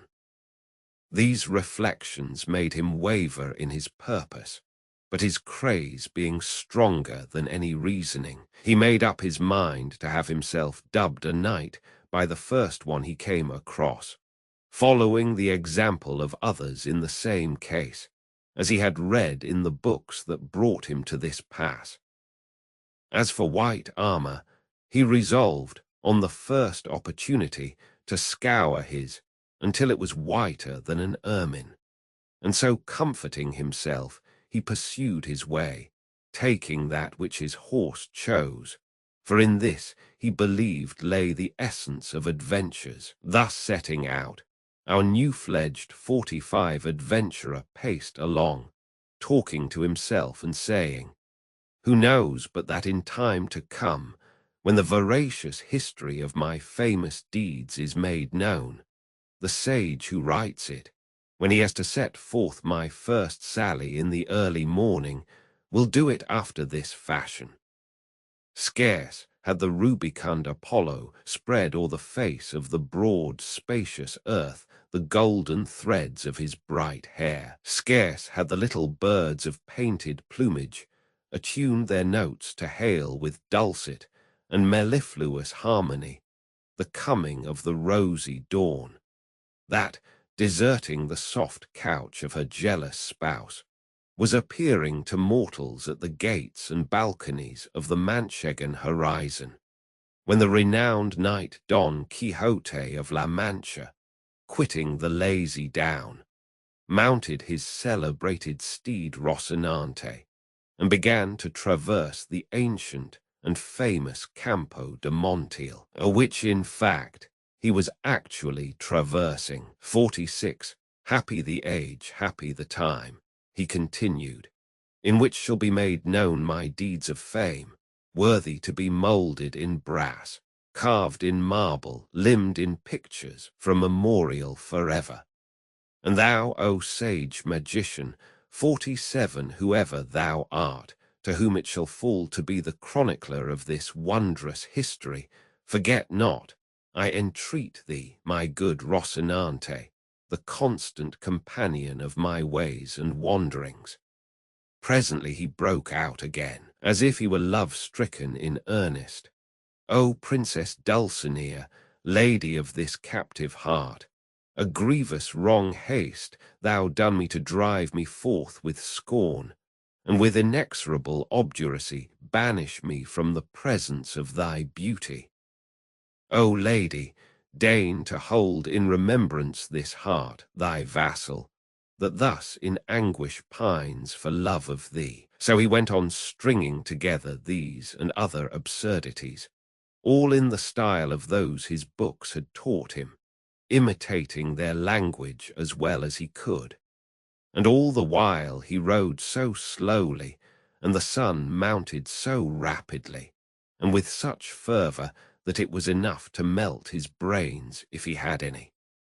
Nearly all day he travelled without anything remarkable happening to him, at which he was in despair, for he was anxious to encounter someone at once, upon whom to try the might of his strong arm. Writers there are who say the first adventure he met with was that of Puerto Lapis. Others say it was that of the windmills. But what I have ascertained on this point, and what I have found written in the annals of La Mancha, is that he was on the road all day, and towards nightfall his hack, and he found themselves dead, tired, and hungry, when, looking all around to see if he could discover any castle or shepherd's shanty where he might refresh himself and relieve his sore wants, he perceived not far out of his road an inn, 48, which was as welcome as a star guiding him to the portals, if not the palaces, of his redemption. And quickening his pace, he reached it just as night was setting in. At the door were standing two young women, girls of the district as they call them, on their way to Seville with some carriers who had chanced to halt that night at the inn. And as, happen what might to our adventurer, everything he saw or imaged seemed to him to be and to happen after the fashion of what he read of. The moment he saw the inn, he pictured it to himself as a castle with its 4 turrets and pinnacles of shining silver, not forgetting the drawbridge and moat and all the belongings usually ascribed to castles of the sort. To this inn, which to him seemed a castle, he advanced, and at a short distance from it he checked Rocinante, hoping that some dwarf would show himself upon the battlements, and by sound of trumpet give notice that a knight was approaching the castle. But seeing that they were slow about it, and that Rocinante was in a hurry to reach the stable, he made for the inn door, and perceived the 2 gay damsels who were standing there, and who seemed to him to be 2 fair maidens or lovely ladies, taking their ease at the castle gate. At this moment it so happened that a swineherd who was going through the stubbles collecting a drove of pigs, for without any apology, that is what they are called, gave a blast of his horn to bring them together, and forthwith it seemed to Don Quixote to be what he was expecting, the signal of some dwarf announcing his arrival. And so with prodigious satisfaction he rode up to the inn and to the ladies, who, seeing a man of this sort approaching in full armour and with lance and buckler, were turning in dismay into the inn, when Don Quixote, guessing their fear by their flight, raising his pasteboard visor, disclosed his dry, dusty visage, 49, and with courteous bearing and gentle voice addressed them. Your ladyships need not fly or fear any rudeness, for that it belongs not to the order of knighthood which I profess to offer to anyone, much less to high-born maidens, as your appearance proclaims you to be. The girls were looking at him and straining their eyes to make out the features which the clumsy visor obscured. But when they heard themselves called maidens, a thing so much out of their line, they could not restrain their laughter, which made Don Quixote wax indignant, and say, modesty becomes the fair, and moreover laughter that has little cause is great silliness. This, however, I say not to pain or anger you, for my desire is none other than to serve you. The incomprehensible language and the unpromising looks of our cavalier only increased the lady's laughter, and that increased his irritation, and matters might have gone farther if at that moment the landlord had not come out, who, being a very fat man, was a very peaceful one. He, seeing this grotesque figure clad in armour that did not match any more than his saddle, bridle, lance, buckler, or corselet, was not at all indisposed to join the damsels in their manifestations of amusement. But in truth, standing in awe of such a complicated armament, he thought it best to speak him fairly, so he said, Señor Caballero, if your worship wants lodging, baiting the bed, for there is not one in the inn, there is plenty of everything else here. Don Quixote, observing the respectful bearing of the alcayde of the fortress, for so innkeeper and inn seemed in his eyes, made answer, Sir Castellan, for me anything will suffice, for my armour is my only wear, my only rest the fray. The host fancied he called him Castellan, because he took him for a worthy of Castile, 50 though he was in fact an Andalusian, and one from the strand of San Lucar, as crafty a thief as Cacus, and as full of tricks as a student or a page. In that case, said he, your bed is on the flinty rock, your sleep to watch alway, 51, and if so, you may dismount, and safely reckon upon any quantity of sleeplessness under this roof for a 12-month, not to say for a single night.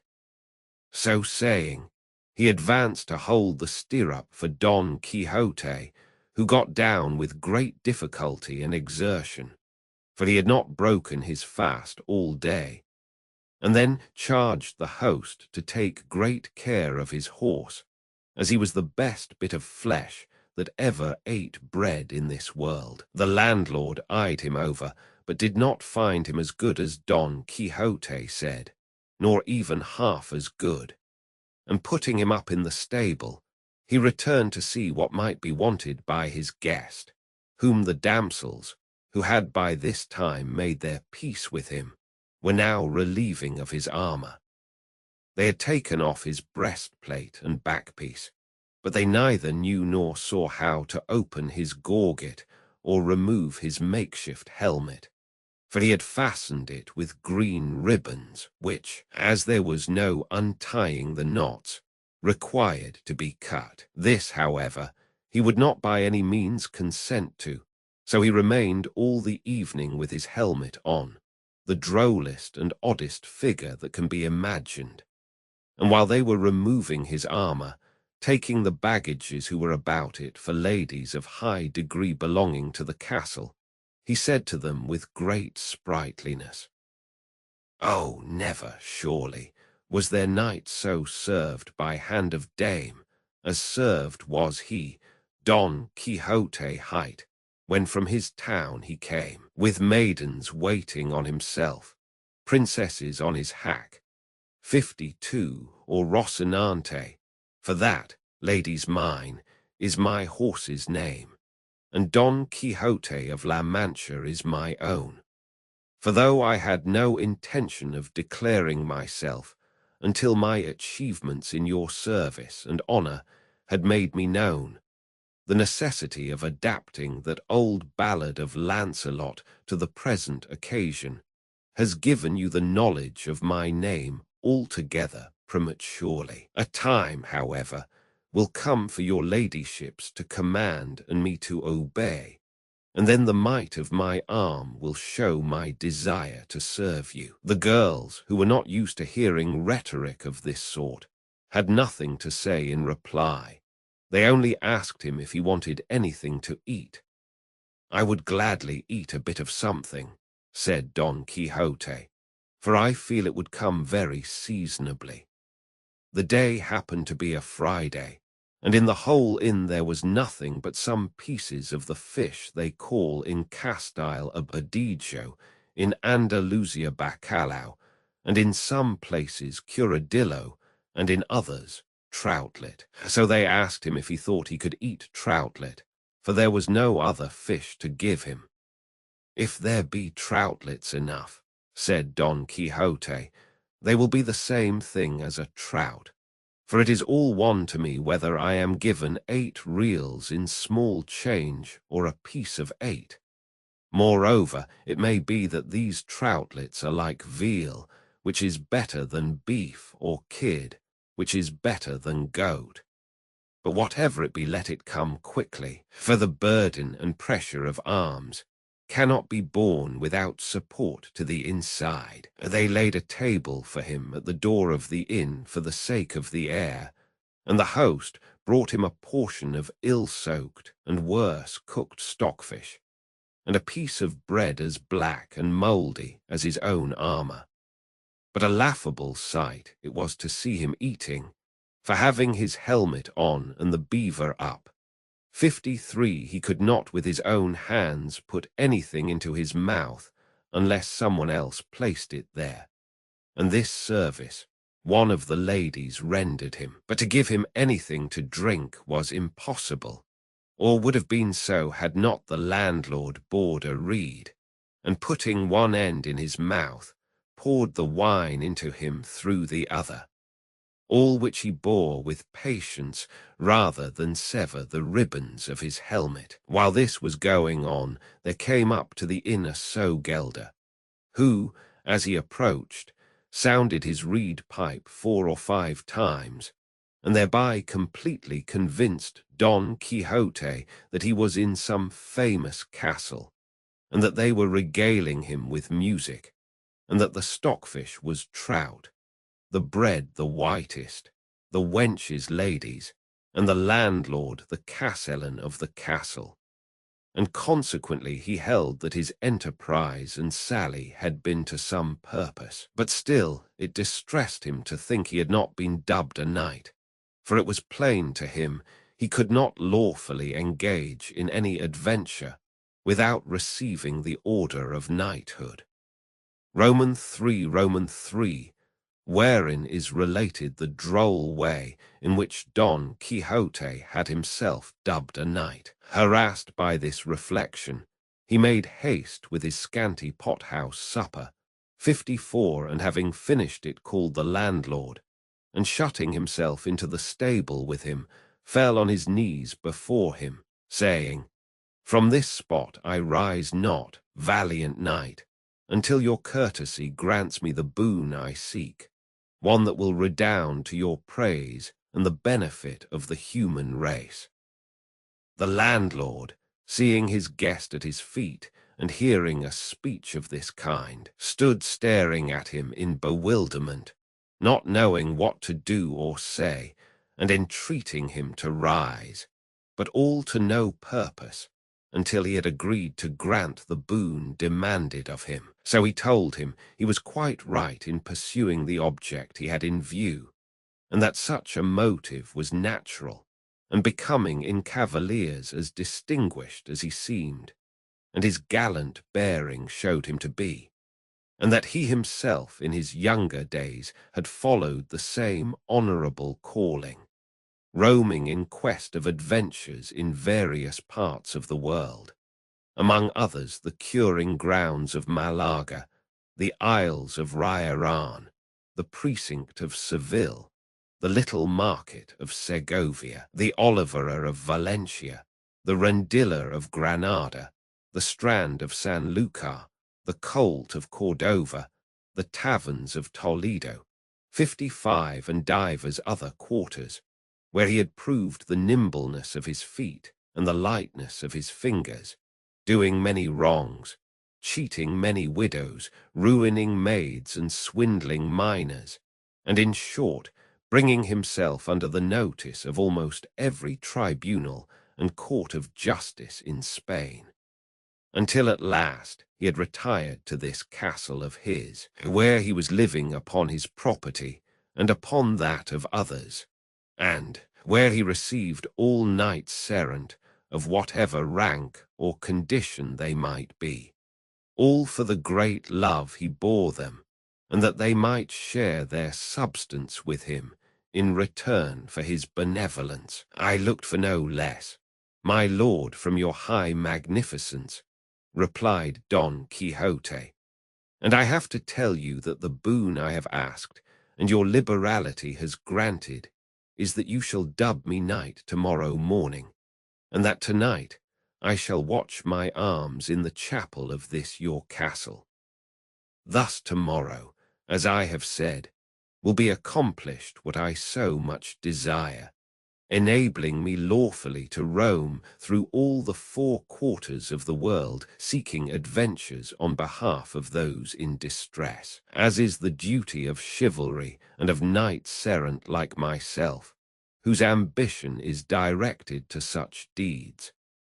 The landlord, who, as has been mentioned, was something of a wag, and had already some suspicion of his guest's want of wits, was quite convinced of it on hearing talk of this kind from him, and to make sport for the night, he determined to fall in with his humour. He told him, moreover, that in this castle of his there was no chapel in which he could watch his armour, as it had been pulled down in order to be rebuilt, but that in a case of necessity it might, he knew, be watched anywhere, and he might watch it that night in a courtyard of the castle, and in the morning, God willing, the requisite ceremonies might be performed so as to have him dubbed a knight, and so thoroughly dubbed that nobody could be more so. He asked if he had any money with him, to which Don Quixote replied that he had not a farthing. 56 as in the histories of knights errant, he had never read of any of them carrying any. On this point, the landlord told him he was mistaken, for though not recorded in the histories, because in the author's opinion there was no need to mention anything so obvious and necessary as money and clean shirts, it was not to be supposed, therefore, that they did not carry them, and he might regard it as certain and established that all knights errant, about whom there were so many full and unimpeachable books, carried well-furnished purses in case of emergency, and likewise carried shirts, and a little box of ointment to cure the wounds they received. For in those plains and deserts where they engaged in combat and came out wounded, it was not always that there was someone to cure them, unless indeed they had for a friend some sage magician to succor them at once by fetching through the air upon a cloud some damsel or dwarf, with a vial of water of such virtue, that by tasting one drop of it, they were cured of their hurts and wounds in an instant, and left as sound as if they had not received any damage whatever. But in case this should not occur, the knights of old took care to see that their squires were provided with money and other requisites, such as lint and ointments for healing purposes. And when it happened that knights had no squires, which was rarely and seldom the case, they themselves carried everything in cunning saddle-bags that were hardly seen on the horse's croup, as if it were something else of more importance. 57 Because, unless for some such reason, carrying saddle-bags was not very favorably regarded among knights errant. He therefore advised him, and as his godson so soon to be, he might even command him, never from that time forth to travel without money and the usual requirements, and he would find the advantage of them when he least expected it. Don Quixote promised to follow his advice scrupulously, and it was arranged forthwith that he should watch his armor in a large yard at one side of the inn. So, collecting it all together, Don Quixote placed it on a trough that stood by the side of a well, and bracing his buckler on his arm, he grasped his lance, and began with a stately air to march up and down in front of the trough. And as he began his march, night began to fall. The landlord told all the people who were in the inn about the craze of his guest, the watching of the armor, and the dubbing ceremony he contemplated. Full of wonder at so strange a form of madness, they flocked to see it from a distance, and observed with what composure he sometimes paced up and down, or sometimes, leaning on his lance, gazed on his armor without taking his eyes off it for ever so long. And as the night closed in with a light from the moon so brilliant that it might vie with his that lent it, everything the novice knight did was plainly seen by all. Meanwhile, one of the carriers who were in the inn thought fit to water his team, and it was necessary to remove Don Quixote's armor as it lay on the trough. But he, seeing the other approach, hailed him in a loud voice, "O thou, whoever thou art, rash knight, that comest to lay hands on the armor of the most valorous errant that ever girt on sword, have a care what thou dost. Touch it not, unless thou wouldst lay down thy life as the penalty of thy rashness." The carrier gave no heed to these words, and he would have done better to heed them if he had been heedful of his health, but seizing it by the straps, flung the armor some distance from him. Seeing this, Don Quixote raised his eyes to heaven, and fixing his thoughts, apparently, upon his lady Dulcinea, exclaimed, "Aid me, lady mine, in this the first encounter that presents itself to this breast, which thou holdest in subjection. Let not thy favor and protection fail me in this first jeopardy." And with these words and others to the same purpose, dropping his buckler, he lifted his lance with both hands, and with it smote such a blow on the carrier's head that he stretched him on the ground, so stunned that had he followed it up with a second, there would have been no need of a surgeon to cure him. This done, he picked up his armor and returned to his beat with the same serenity as before. Shortly after this, another, not knowing what had happened, for the carrier still lay senseless, came with the same object of giving water to his mules, and was proceeding to remove the armor in order to clear the trough, when Don Quixote, without uttering a word or imploring aid from anyone, once more dropped his buckler and once more lifted his lance, and without actually breaking the second carrier's head into pieces, made more than 3 of it, for he laid it open in 4. 58. At the noise, all the people of the inn ran to the spot, and among them the landlord.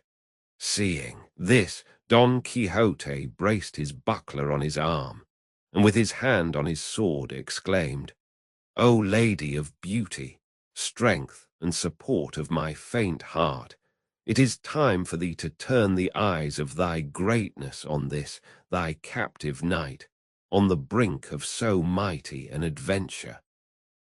By this, he felt himself so inspired that he would not have flinched if all the carriers in the world had assailed him. The comrades of the wounded, perceiving the plight they were in, began from a distance to shower stones on Don Quixote, who screened himself as best he could with his buckler, not daring to quit the trough and leave his armor unprotected. The landlord shouted to them to leave him alone, for he had already told them that he was mad, and as a madman he would not be accountable even if he killed them all. Still, louder shouted Don Quixote, calling them knaves and traitors, and the lord of the castle, who allowed Knight Serent to be treated in this fashion, a villain and a low-born knight whom, had he received the order of knighthood, he would call to account for his treachery. "But of you," he cried, "base and vile rabble, I make no account. Fling, strike, come on, do all ye can against me. Ye shall see what the reward of your folly and insolence will be." This he uttered with so much spirit and boldness that he filled his assailants with a terrible fear, and as much for this reason as at the persuasion of the landlord, they left off stoning him, and he allowed them to carry off the wounded, and with the same calmness and composure as before resumed the watch over his armor. But these freaks of his guest were not much to the liking of the landlord, so he determined to cut matters short and confer upon him at once the unlucky order of knighthood before any further misadventure could occur. So, going up to him, he apologized for the rudeness which, without his knowledge, had been offered to him by these low people, who, however, had been well punished for their audacity. As he had already told him, he said, there was no chapel in the castle, nor was it needed for what remained to be done. For, as he understood the ceremonial of the order, the whole point of being dubbed a knight lay in the accolade and in the slap on the shoulder, and that could be administered in the middle of a field, and that he had now done all that was needful as to watching the armor, for all requirements were satisfied by a watch of 2 hours only, while he had been more than 4 about it. Don Quixote believed it all, and told him he stood there ready to obey him, and to make an end of it with as much dispatch as possible. For if he were again attacked, and felt himself to be dubbed knight, he would not, he thought, leave a soul alive in the castle, except such as out of respect he might spare at his bidding. Thus warned and menaced, the castellan forthwith brought out a book in which he used to enter the straw and barley he served out to the carriers, and with a lad carrying a candle end, and the 2 damsels already mentioned, he returned to where Don Quixote stood, and bade him kneel down. Then, reading from his account book as if he were repeating some devout prayer, in the middle of his delivery, he raised his hand and gave him a sturdy blow on the neck, and then, with his own sword, a smart slap on the shoulder, all the while muttering between his teeth as if he was saying his prayers. Having done this, he directed one of the ladies to gird on his sword, which she did with great self-possession and gravity, and not a little was required to prevent a burst of laughter at each stage of the ceremony. But what they had already seen of the novice knight's prowess kept their laughter within bounds. On girding him with the sword, the worthy lady said to him, "May God make your worship a very fortunate knight, and grant you success in battle." Don Quixote asked her name in order that he might from that time forward know to whom he was beholden for the favor he had received, as he meant to confer upon her some portion of the honor he acquired by the might of his arm. She answered with great humility that she was called La Tolosa, and that she was the daughter of a cobbler of Toledo who lived in the stalls of Sancho Binea, 59, and that wherever she might be she would serve and esteem him as her lord. Don Quixote said in reply that she would do him a favor if thenceforward she assumed the Don and called herself Doña Tolosa. She promised she would, and then the other buckled on his spur, and with her followed almost the same conversation as with the lady of the sword. He asked her name, and she said it was La Molinera, 60, and that she was the daughter of a respectable miller of Antequera. And of her likewise Don Quixote requested that she would adopt the Don, and call herself Doña Molinera, making offers to her further services and favors. Having thus, with hot haste and speed, brought to a conclusion these never till now seen ceremonies, Don Quixote was on thorns until he saw himself on horseback, sallying forth in quest of adventures, and saddling Rocinante at once he mounted, and embracing his host, as he returned thanks for his kindness in knighting him, he addressed him in language so extraordinary that it is impossible to convey an idea of it or report it. The landlord, to get him out of the inn, replied with no less rhetoric, though with shorter words, and without calling upon him to pay the reckoning, let him go with a Godspeed. Roman 4 of what happened to our knight when he left the inn. Day was dawning when Don Quixote quitted the inn, so happy, so gay, so exhilarated at finding himself now dubbed a knight, that his joy was like to burst his horse girths. However, recalling the advice of his host as to the requisites he ought to carry with him, especially that referring to money and shirts, he determined to go home and provide himself with all, and also with a squire, for he reckoned upon securing a farm labourer, 61, a neighbour of his, a poor man with a family, but very well qualified for the office of squire to a knight. With this object he turned his horse's head towards his village, and Rocinante, thus reminded of his old quarters, stepped out so briskly that he hardly seemed to tread the earth. He had not gone far, when out of a thicket on his right there seemed to come feeble cries as of someone in distress, and the instant he heard them he exclaimed, "Thanks be to heaven for the favor it accords me, that it so soon offers me an opportunity of fulfilling the obligation I have undertaken, and gathering the fruit of my ambition." These cries, no doubt, come from some man or woman in want of help, and needing my aid and protection. And wheeling, he turned Rocinante in the direction whence the cries seemed to proceed. He had gone but a few paces into the wood, when he saw a mare tied to an oak, and tied to another, and stripped from the waist upwards, a youth of about 15 years of age, from whom the cries came. Nor were they without cause, for a lusty farmer was flogging him with a belt, and following up every blow with scoldings and commands, repeating, "Your mouth shut and your eyes open," while the youth made answer, "I won't do it again, master mine. By God's passion, I won't do it again, and I'll take more care of the flock another time." Seeing what was going on, Don Quixote said in an angry voice, "Discourteous knight, it ill becomes you to assail one who cannot defend himself. Mount your steed and take your lance." For there was a lance leaning against the oak to which the mare was tied.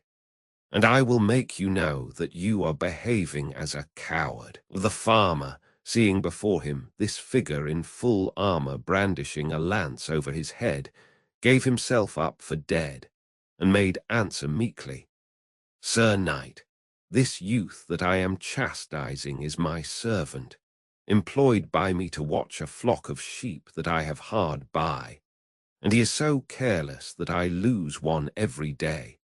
And when I punish him for his carelessness and knavery, he says I do it out of niggardliness, to escape paying him the wages I owe him. And before God, and on my soul, he lies before me, base clown," said Don Quixote. "By the sun that shines on us, I have a mind to run you through with this lance. Pay him at once without another word. If not, by the God that rules us, I will make an end of you and annihilate you on the spot. Release him instantly." The farmer hung his head, and without a word untied his servant, of whom Don Quixote asked how much his master owed him. He replied, 9 months at 7 reals a month. Don Quixote added it up, found that it came to 63 reals, and told the farmer to pay it down immediately if he did not want to die for it.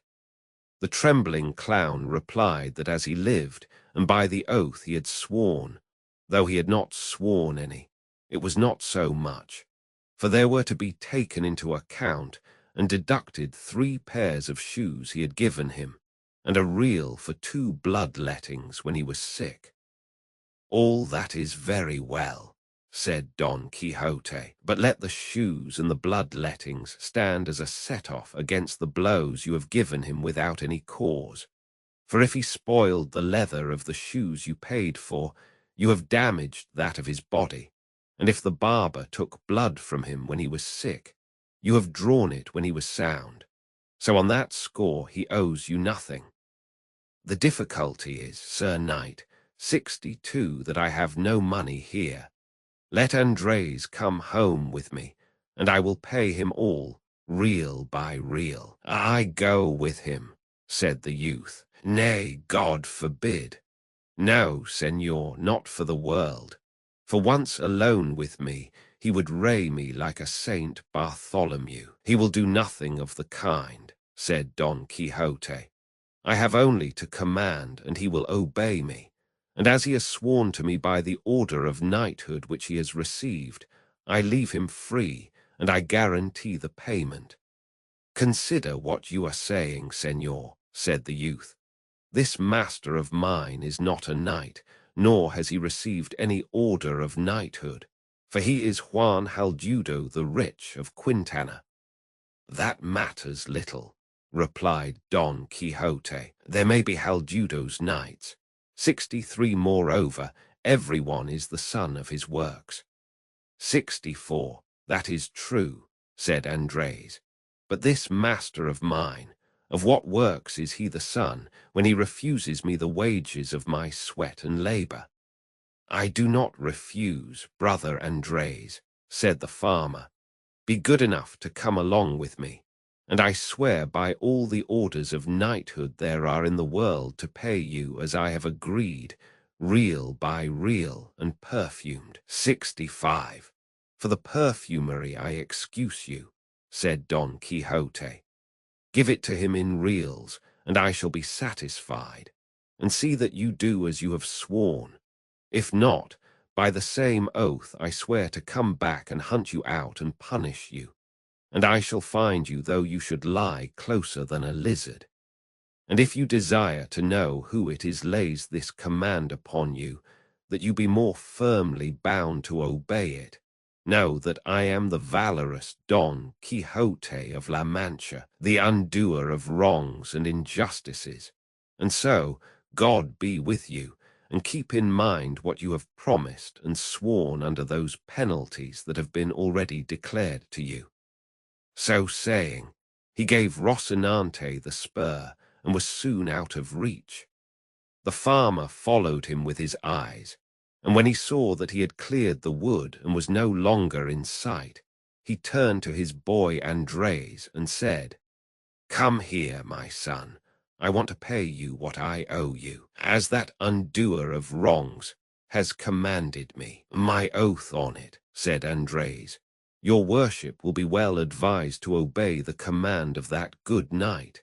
May he live 1,000 years, for as he is a valiant and just judge by roke, 66 if you do not pay me, he will come back and do as he said." "My oath on it, too," said the farmer. "But as I have a strong affection for you, I want to add to the debt in order to add to the payment." And seizing him by the arm, he tied him up again, and gave him such a flogging that he left him for dead. "Now, Master Andres," said the farmer, "call on the undoer of wrongs. You will find he won't undo that, though I am not sure that I have quite done with you, for I have a good mind to flay you alive." But at last he untied him, and gave him leave to go look for his judge, in order to put the sentence pronounced into execution. Andres went off rather down in the mouth, swearing he would go to look for the valiant Don Quixote of La Mancha, and tell him exactly what had happened, and that all would have to be repaid him sevenfold. But for all that, he went off weeping, while his master stood laughing. Thus did the valiant Don Quixote right that wrong, and thoroughly satisfied with what had taken place, as he considered he had made a very happy and noble beginning with his knighthood, he took the road towards his village in perfect self-content, saying in a low voice, "Well mayest thou this day call thyself fortunate above all on earth, O Dulcinea del Toboso, fairest of the fair, since it has fallen to thy lot to hold subject and submissive to thy full will, and pleasure a knight so renowned as is, and will be Don Quixote of La Mancha, who, as all the world knows, yesterday received the order of knighthood, and hath today righted the greatest wrong and grievance that ever injustice conceived and cruelty perpetrated, who hath today plucked the rod from the hand of yonder ruthless oppressor, so wantonly lashing that tender child." He now came to a road branching in 4 directions, and immediately he was reminded of those crossroads where knights errant used to stop to consider which road they should take. In imitation of them he halted for a while, and after having deeply considered it, he gave Rocinante his head, submitting his own will to that of his hack, who followed out his first intention, which was to make straight for his own stable. After he had gone about 2 miles, Don Quixote perceived a large party of people, who, as afterwards appeared, were some Toledo traders, on their way to buy silk at Murcia. There were 6 of them coming along under their sunshades, with 4 servants mounted and 3 muleteers on foot. Scarcely had Don Quixote descried them when the fancy possessed him that this must be some new adventure, and to help him to imitate as far as he could those passages 67 he had read of in his books, here seemed to come one made on purpose, which he resolved to attempt. So with a lofty bearing and determination he fixed himself firmly in his stirrups, got his lance ready, brought his buckler before his breast, and planting himself in the middle of the road, stood waiting the approach of these knights errant, for such he now considered and held them to be. And when they had come near enough to see and hear, he exclaimed with a haughty gesture, all the world stand, unless all the world confess that in all the world there is no maiden fairer than the Empress of La Mancha, the peerless Dulcinea del Toboso. The traders halted at the sound of this language and the sight of the strange figure that uttered it, and from both figure and language at once guessed the craze of their owner. They wished, however, to learn quietly what was the object of this confession that was demanded of them, and one of them, who was rather fond of a joke and was very sharp-witted, said to him, "Sir Knight, we do not know who this good lady is that you speak of. Show her to us, for if she be of such beauty as you suggest, with all our hearts, and without any pressure, we will confess the truth that is on your part required of us." "If I were to show her to you," replied Don Quixote, "what merit would you have in confessing a truth so manifest? The essential point is that without seeing her you must believe, confess, affirm, swear, and defend it. 68, else ye have to do with me in battle, ill-conditioned, arrogant rabble that ye are. And come ye on, one by one as the order of knighthood requires, or all together as is the custom and vile usage of your breed. Here do I bide, and await you, relying on the justice of the cause I maintain." "Sir Knight," replied the trader, "I entreat your worship in the name of this present company of princes, that to save us from charging our consciences with the confession of a thing we have never seen or heard of, and one moreover so much to the prejudice of the empresses and queens of the Alcaria and Estremadura. 69, your worship will be pleased to show us some portrait of this lady, though it be no bigger than a grain of wheat.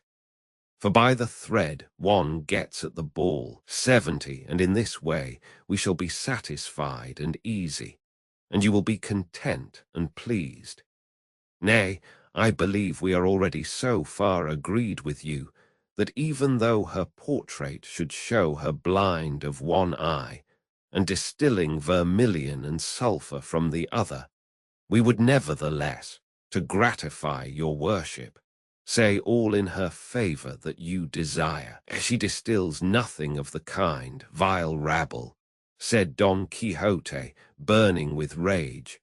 "Nothing of the kind, I say, only ambergris and civet in cotton. 71, nor is she one-eyed or humpbacked, but straighter than a Guadarrama spindle. 72, but ye must pay for the blasphemy ye have uttered against beauty like that of my lady." And so saying, he charged with levelled lance against the one who had spoken, with such fury and fierceness that, if luck had not contrived that Rocinante should stumble midway and come down, it would have gone hard with the rash trader. Down went Rocinante, and overwent his master, rolling along the ground for some distance, and when he tried to rise he was unable, so encumbered was he with lance, buckler, spurs, helmet, and the weight of his old armor. And all the while he was struggling to get up he kept saying, "Fly not, cowards and caitiffs.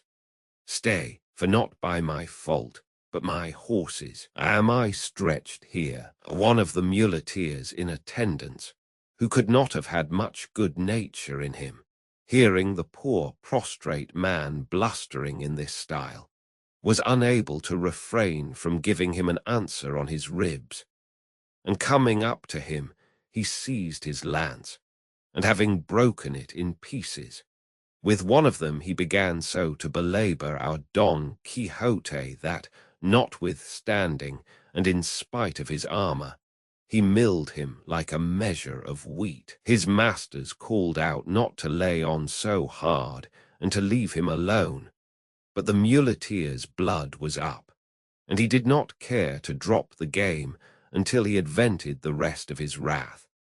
And gathering up the remaining fragments of the lance, he finished, with a discharge upon the unhappy victim, who all through the storm of sticks that rained on him never ceased threatening heaven and earth and the brigands, for such they seemed to him. At last the muleteer was tired, and the traders continued their journey, taking with them matter for talk about the poor fellow who had been cudgelled. When he found himself alone, made another effort to rise. But if he was unable when whole and sound, how was he to rise after having been thrashed and well-nigh knocked to pieces? And yet he esteemed himself fortunate, as it seemed to him that this was a regular knight-errant's mishap, and entirely, he considered, the fault of his horse. However, battered in body as he was, to rise was beyond his power. VV, in which the narrative of our knight's mishap is continued. Finding, then, that in fact he could not move, he thought himself of having recourse to his usual remedy, which was to think of some passage in his books, and his craze brought to his mind that about Baldwin and the Marquis of Mantua, when Carloto left him wounded on the mountain side. 73, a story known by heart by the children, not forgotten by the young men, and lauded, and even believed by the old folk, and for all that not a whit truer than the miracles of Mohammed. This seemed to him to fit exactly the case in which he found himself. So, making a show of severe suffering, he began to roll on the ground, and with feeble breath repeat the very words which the wounded knight of the wood is said to have uttered. "Where art thou, lady mine, that thou my sorrow dost not rue? Thou canst not know it, lady mine, or else thou art untrue." And so he went on with the ballad as far as the lines, "O noble Marquis of Mantua, my uncle and liege lord." As chance would have it, when he had got to this line, there happened to come by a peasant from his own village, a neighbor of his, who had been with a load of wheat to the mill. And he, seeing the man stretched there, came up to him and asked him who he was and what was the matter with him, that he complained so dolefully. Don Quixote was firmly persuaded that this was the Marquis of Mantua, his uncle. So the only answer he made was to go on with his ballad, in which he told the tale of his misfortune, and of the loves of the emperor's son and his wife, all exactly as the ballad sings it. The peasant stood amazed at hearing such nonsense, and relieving him of the visor, already battered to pieces by blows, he wiped his face, which was covered with dust. And as soon as he had done so, he recognized him and said, "Señor Quixote," for so he appears to have been called when he was in his senses, and had not yet changed from a quiet country gentleman into a knight-errant, "who has brought your worship to this pass?" But to all questions the other only went on with his ballad. Seeing this, the good man removed as well as he could his breastplate and back-piece to see if he had any wound, but he could perceive no blood nor any mark whatever. He then contrived to raise him from the ground, and with no little difficulty hoisted him upon his ass, which seemed to him to be the easiest mount for him, and collecting the arms, even to the splinters of the lance, he tied them on Rocinante, and leading him by the bridle and the ass by the halter, he took the road for the village. Very sad to hear what absurd stuff Don Quixote was talking, and it could have been only the devil himself that put into his head tales to match his own adventures. For now, forgetting Baldwin, he bethought himself of the Moor Abindaries, when the alcalde of Antequera, Rodrigo de Narvaez, took him prisoner and carried him away to his castle.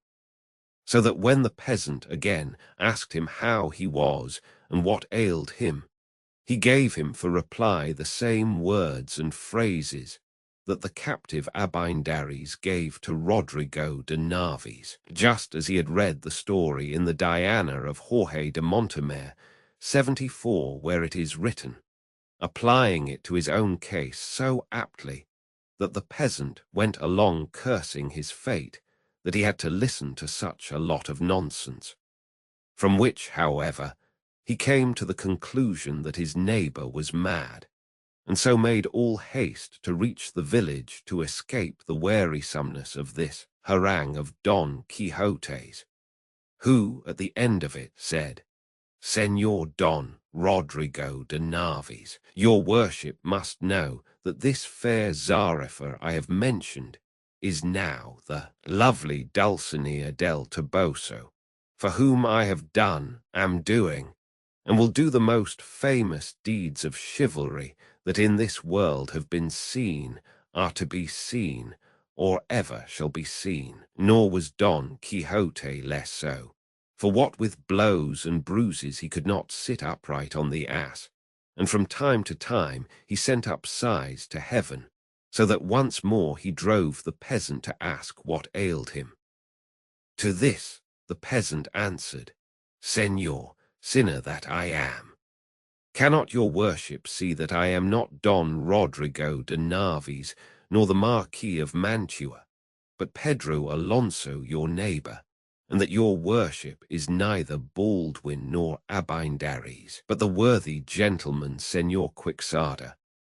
I know who I am, replied Don Quixote, and I know that I may be not only those I have named, but all the 12 peers of France, and even all the 9 worthies, since my achievements surpass all that they have done all together, and each of them on his own account. With this talk, and more of the same kind, they reached the village just as night was beginning to fall. But the peasant waited until it was a little later, that the belabored gentleman might not be seen riding in such a miserable trim. When it was what seemed to him the proper time, he entered the village and went to Don Quixote's house, which he found all in confusion, and there were the curate and the village barber, who were great friends of Don Quixote, and his housekeeper was saying to them in a loud voice, What does your worship think can have befallen my master, Señor Licentiate Piero Perez? For so the curate was called. It is 3 days now since anything has been seen of him, or the hack, or the buckler, lance, or armor. Miserable me! I am certain of it, and it is as true as that I was born to die, that these accursed books of chivalry he has, and has got into the way of reading so constantly, have upset his reason. For now I remember having often heard him saying to himself that he would turn knight-errant and go all over the world in quest of adventures. To the devil and Barabbas with such books, that have brought to ruin, in this way, the finest understanding there was in all La Mancha. The niece said the same, and more. You must know Master Nicholas, for that was the name of the barber. It was often my uncle's way to stay 2 days and nights together poring over these unholy books of misadventures, after which he would fling the book away and snatch up his sword and fall to slashing the walls. And when he was tired out, he would say he had killed 4 giants like 4 towers, and the sweat that flowed from him when he was weary, he said, was the blood of the wounds he had received in battle. And then he would drink a great jug of cold water and become calm and quiet, saying that this water was a most precious potion which the sage Esquive, a great magician and friend of his, had brought him. But I take all the blame upon myself for never having told your worships of my uncle's vagaries, that you might put a stop to them before things had come to this pass, and burn all these accursed books, for he has a great number, that richly deserve to be burned like heretics. So say I too, said the curate, and by my faith tomorrow shall not pass without public judgment upon them, and may they be condemned to the flames, lest they lead those that read to behave as my good friend seems to have behaved. All this the peasant heard, and from it he understood at last what was the matter with his neighbour. So he began calling aloud, "Open, your worships, to Señor Baldwin and to Señor the Marquis of Mantua, who comes badly wounded, and to Señor Abindaries, the Moor, whom the valiant Rodrigo de Narvaez, the Alcalde of Antequera, brings captive."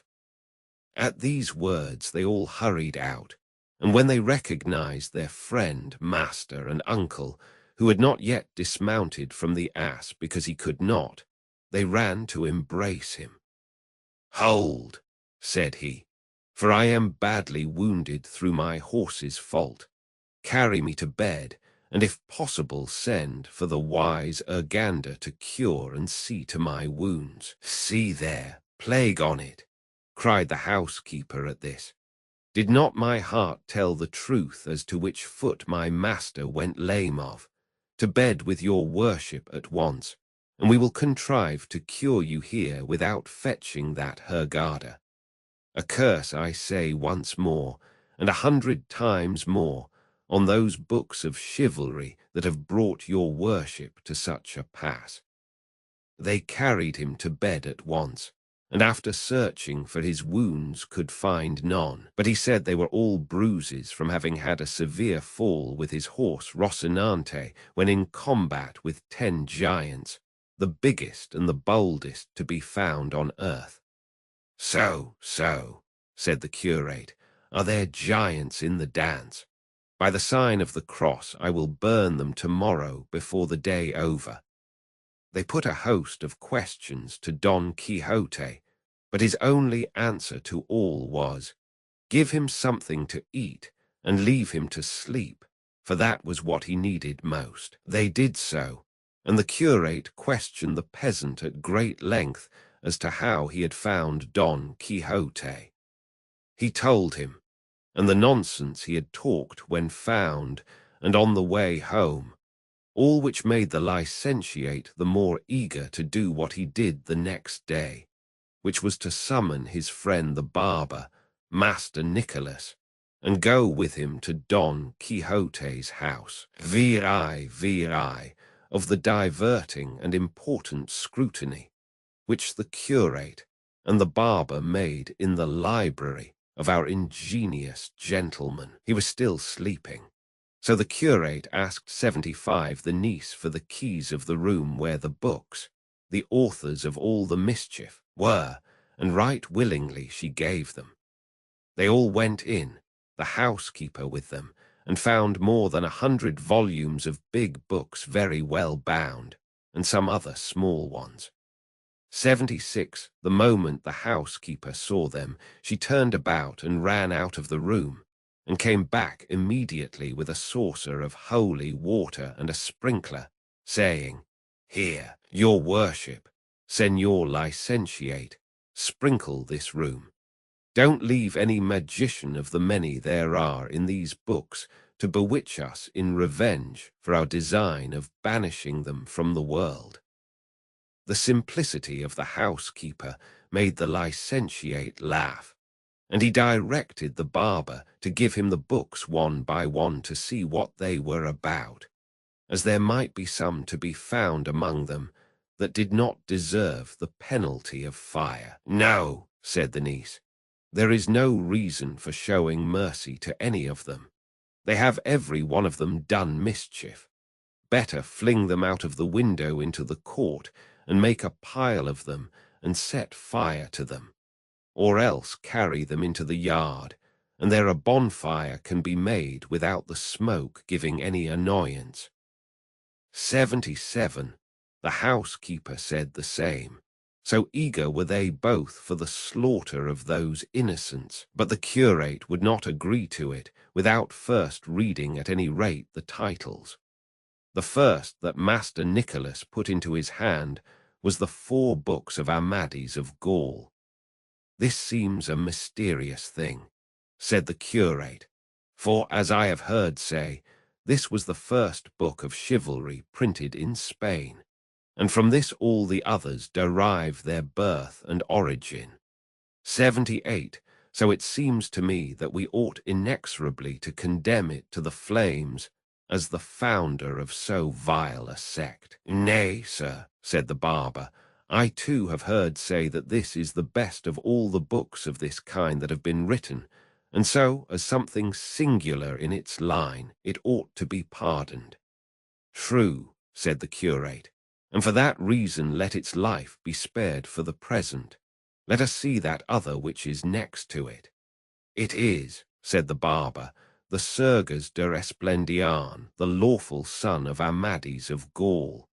79. "Then verily," said the curate, "the merit of the father must not be put down to the account of the son. Take it, mistress housekeeper, open the window and fling it into the yard, and lay the foundation of the pile for the bonfire we are to make." The housekeeper obeyed with great satisfaction, and the worthy Esplendian went flying into the yard to await with all patience the fire that was in store for him. "Proceed," said the curate. "This that comes next," said the barber, "is Amadis of Greece, 80, and indeed, I believe all those on this side are of the same Amadis lineage." "Then to the yard with the whole of them," said the curate, "for to have the burning of Queen Pintaquinistra, and the shepherd Darinal and his eclogues, and the bedevilled and involved discourses of his author, I would burn with them the father who begot me if he were going about in the guise of a knight errant." "I am of the same mind," said the barber. "And so am I," added the niece. "In that case," said the housekeeper, "here into the yard with them." They were handed to her, and as there were many of them, she spared herself the staircase and flung them down out of the window. "Who is that tub there?" said the curate. "This," said the barber, "is Don Olivante de Laura." 81. "The author of that book," said the curate, "was the same that wrote The Garden of Flowers, and truly there is no deciding which of the 2 books is the more truthful, or, to put it better, the less lying. All I can say is, send this one into the yard for a swaggering fool." "This that follows is Florismart of Hyrcania," said the barber. 82. "Senor Florismart here," said the curate. "Then by my faith he must take up his quarters in the yard, in spite of his marvellous birth and visionary adventures, for the stiffness and dryness of his style deserve nothing else. Into the yard with him and the other mistress housekeeper." "With all my heart, senor," said she, and executed the order with great delight. "This," said the barber, "is the Night Platia." 83. "An old book that," said the curate, "but I find no reason for clemency in it. Send it after the others without appeal," which was done. Another book was opened, and they saw it was entitled The Knight of the Cross. "For the sake of the holy name this book has," said the curate, "its ignorance might be excused. But then they say, behind the cross there's the devil, to the fire with it." 84. Taking down another book, the barber said, "This is the Mirror of Chivalry." 85. "I know his worship," said the curate. "That is where Senor Reinaldos of Montalvan figures with his friends and comrades, greater thieves than Cacus, and the 12 peers of France with the voracious historian Turpin. However, I am not for condemning them to more than perpetual banishment, because at any rate they have some share in the invention of the famous Matteo Boiardo, whence too the Christian poet Ludovico Ariosto wove his web, to whom, if I find him here, and speaking any language but his own, I shall show no respect whatever. But if he speaks his own tongue, I will put him upon my head. 86. Well, I have him in Italian, said the barber, but I do not understand him, nor would it be well that you should understand him, said the curate. And on that score we might have excused the captain 87 if he had not brought him into Spain and turned him into Castilian. He robbed him of a great deal of his natural force, and so do all those who try to turn books written in verse into another language.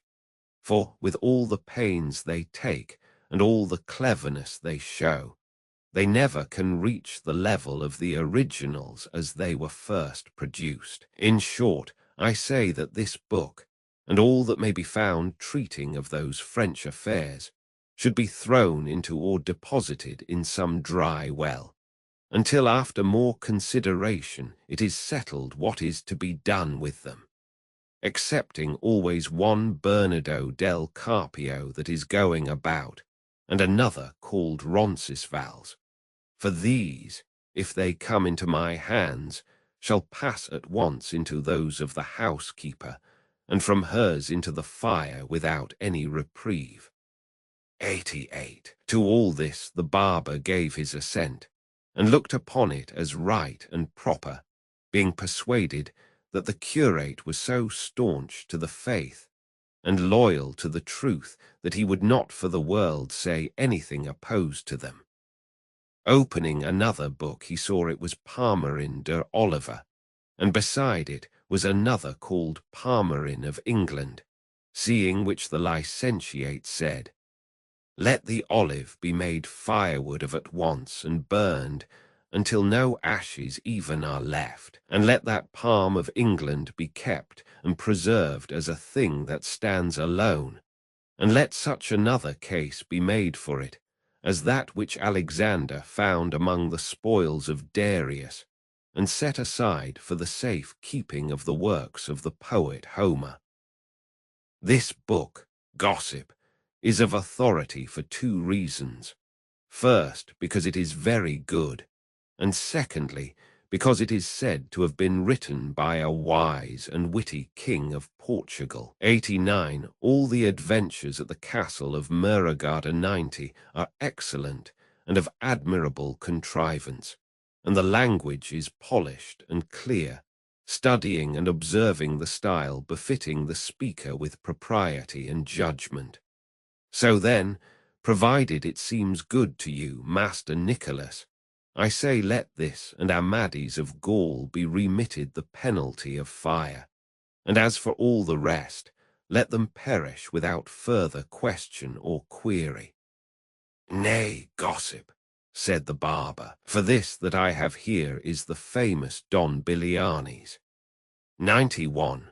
Well, said the curate, that and the second, third, and fourth parts all stand in need of a little rhubarb to purge their excess of bile, and they must be cleared of all that stuff about the castle of fame and other greater affectations, to which end let them be allowed the overseas term, 92, and according as they mend, so shall mercy or justice be meted out to them.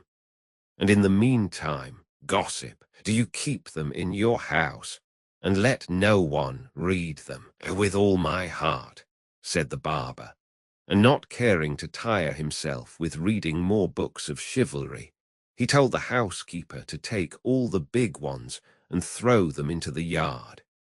It was not said to one dull or deaf, but to one who enjoyed burning them more than weaving the broadest and finest web that could be, and seizing about 8 at a time, she flung them out of the window. In carrying so many together, she let one fall at the feet of the barber, who took it up, curious to know whose it was, and found it said, History of the famous knight, Terrante el Blanco. God bless me, said the curate with a shout. Terrante el Blanco here. Hand it over, Gossip, for in it I reckon I have found a treasury of enjoyment and a mine of recreation. Here is Don Kyrie Lesson of Montalvan, a valiant knight, and his brother Thomas of Montalvan, and the knight Fonseca. With the battle the bold Turante fought with the mastiff, and the witticisms of the damsel Placidemivida, and the loves and wiles of the widow Riposada, and the empress in love with the squire Hippolito. In truth, gossip, by right of its style, it is the best book in the world. Here knights eat and sleep, and die in their beds, and make their wills before dying, and a great deal more of which there is nothing in all the other books. Nevertheless, I say he who wrote it, for deliberately composing such fooleries, deserves to be sent to the galleys for life. Take it home with you and read it, and you will see that what I have said is true. 93, as you will, said the barber. But what are we to do with these little books that are left? These must be not chivalry, but poetry, said the curate. And opening one he saw it was the Diana of Jorge de Montemar, and supposing all the others to be of the same sort, these, he said, do not deserve to be burned like the others, for they neither do nor can do the mischief the books of chivalry have done, being books of entertainment that can hurt no one. Ah, senor, said the niece, your worship had better order these to be burned as well as the others, for it would be no wonder if, after being cured of his chivalry disorder, my uncle, by reading these, took a fancy to turn shepherd and range the woods and fields singing and piping, or, what would be still worse, to turn poet, which they say is an incurable and infectious malady. The damsel is right, said the curate, and it will be well to put this stumbling block and temptation out of our friend's way. To begin, then, with the Diana of Montemar, I am of opinion it should not be burned, but that it should be cleared of all that about the sage Felicia and the magic water, and of almost all the longer pieces of verse. Let it keep, and welcome, its prose and the honour of being the first of books of the kind. This that comes next, said the barber, is the Diana, entitled the second part by the Salamancan, and this other has the same title, and its author is Gil Polo. As for that of the Salamancan, replied the curate, let it go to swell the number of the condemned in the yard, and let Gil Polo's be preserved as if it came from Apollo himself. 94, but get on, gossip, and make haste, for it is growing late. This book, said the barber, opening another, is the 10 books of the fortune of love, written by Antonio de la Fraso, a Sardinian poet. By the orders I have received, said the curate, since Apollo has been Apollo, and the muses have been muses, and poets have been poets, so droll and absurd a book as this has never been written. And in its way, it is the best and the most singular of all of this species that have as yet appeared, and he who has not read it may be sure he has never read what is delightful. Give it here, gossip, for I make more account of having found it than if they had given me a cassock of Florence stuff.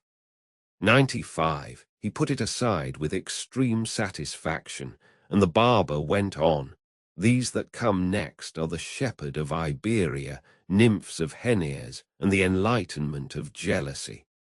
96, then all we have to do, said the curate, is to hand them over to the secular arm of the housekeeper, and ask me not why, or we shall never have done. This next is the Pasta de Philida. No pasta that, said the curate, but a highly polished courtier. Let it be preserved as a precious jewel. 97, this large one here, said the barber, is called the treasury of various poems. If there were not so many of them, said the curate, they would be more relished. This book must be weeded and cleansed of certain vulgarities which it has with its excellencies. Let it be preserved because the author is a friend of mine, and out of respect for other more heroic and loftier works that he has written. 98. This, continued the barber, is the Cancionero of Lopez de Maldonado. 99. The author of that book, too, said the curate, is a great friend of mine, and his verses from his own mouth are the admiration of all who hear them, for such is the sweetness of his voice that he enchants when he chants them. It gives rather too much of its eclogues, but what is good was never yet plentiful. 100 let it be kept with those that have been set apart. But what book is that next it? The Galatea of Miguel de Cervantes, said the barber. That Cervantes has been for many years a great friend of mine, and to my knowledge he has had more experience in reverses than in verses. His book has some good invention in it. It presents us with something, but brings nothing to a conclusion. We must wait for the second part it promises. Perhaps with amendment it may succeed in winning the full measure of grace that is now denied it. And in the meantime do you, Señor Gossip, keep it shut up in your own quarters. 101. Very good, said the barber. And here come three together, the Araucana of Don Alonso de Ercilla, the Austriada of Juan Rufo, Justice of Cordova, and the Montserrat of Cristobal de Verus, the Valencian poet. 102. These three books, said the curate, are the best that have been written in Castilian in heroic verse, and they may compare with the most famous of Italy. Let them be preserved as the richest treasures of poetry that Spain possesses. The curate was tired and would not look into any more books, and so he decided that, contents uncertified, all the rest should be burned. But just then the barber held open one, called the Tears of Angelica. I should have shed tears myself, said the curate when he heard the title, had I ordered that book to be burned, for its author was one of the famous poets of the world, not to say of Spain, and was very happy in the translation of some of Ovid's fables. 103 Roman 7 of the second sally of our worthy knight Don Quixote of La Mancha.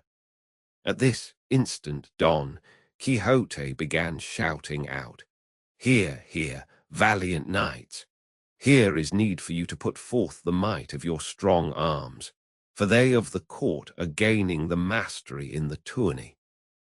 Called away by this noise and outcry, they proceeded no farther with the scrutiny of the remaining books, and so it is thought that the Carolia, the Lion of Spain, and the deeds of the Emperor, written by Don Luis de Avila, went to the fire unseen and unheard. For no doubt they were among those that remained, and perhaps if the curate had seen them, they would not have undergone so severe a sentence. 104. When they reached Don Quixote, he was already out of bed, and was still shouting and raving, and slashing and cutting all round, as wide awake as if he had never slept. They closed with him and by force got him back to bed, and when he had become a little calm, addressing the curate, he said to him, Of a truth, Señor Archbishop Turpin, 105, it is a great disgrace for us who call ourselves the 12 peers, so carelessly to allow the knights of the court to gain the victory in this tourney, we the adventurers having carried off the honour on the 3 former days. Hush, gossip, said the curate. Please God, the luck may turn, and what is lost today may be won tomorrow. 106. For the present let your worship have a care of your health, For it seems to me that you are over-fatigued, if not badly wounded. Wounded, no, said Don Quixote, but bruised and battered, no doubt, for that bastard Don Roland has cudgelled me with the trunk of an oak tree, and all for envy, because he sees that I alone rival him in his achievements. But I should not call myself Reinaldo's of Montalvan, did he not pay me for it, in spite of all his enchantments, as soon as I rise from this bed. For the present let them bring me something to eat, for that, I feel, is what will be more to my purpose, and leave it to me to avenge myself. They did as he wished. They gave him something to eat, and once more he fell asleep, leaving them marvelling at his madness. That night the housekeeper burned to ashes all the books that were in the yard and in the whole house, and some must have been consumed that deserved preservation in everlasting archives. But their fate and the laziness of the examiner did not permit it, and so in them was verified the proverb that the innocent suffer for the guilty. 107. One of the remedies which the curate and the barber immediately applied to their friend's disorder was to wall up and plaster the room where the books were, so that when he got up he should not find them. Possibly the cause being removed, the effect might cease, and they might say that a magician had carried them off, room and all, and this was done with all dispatch.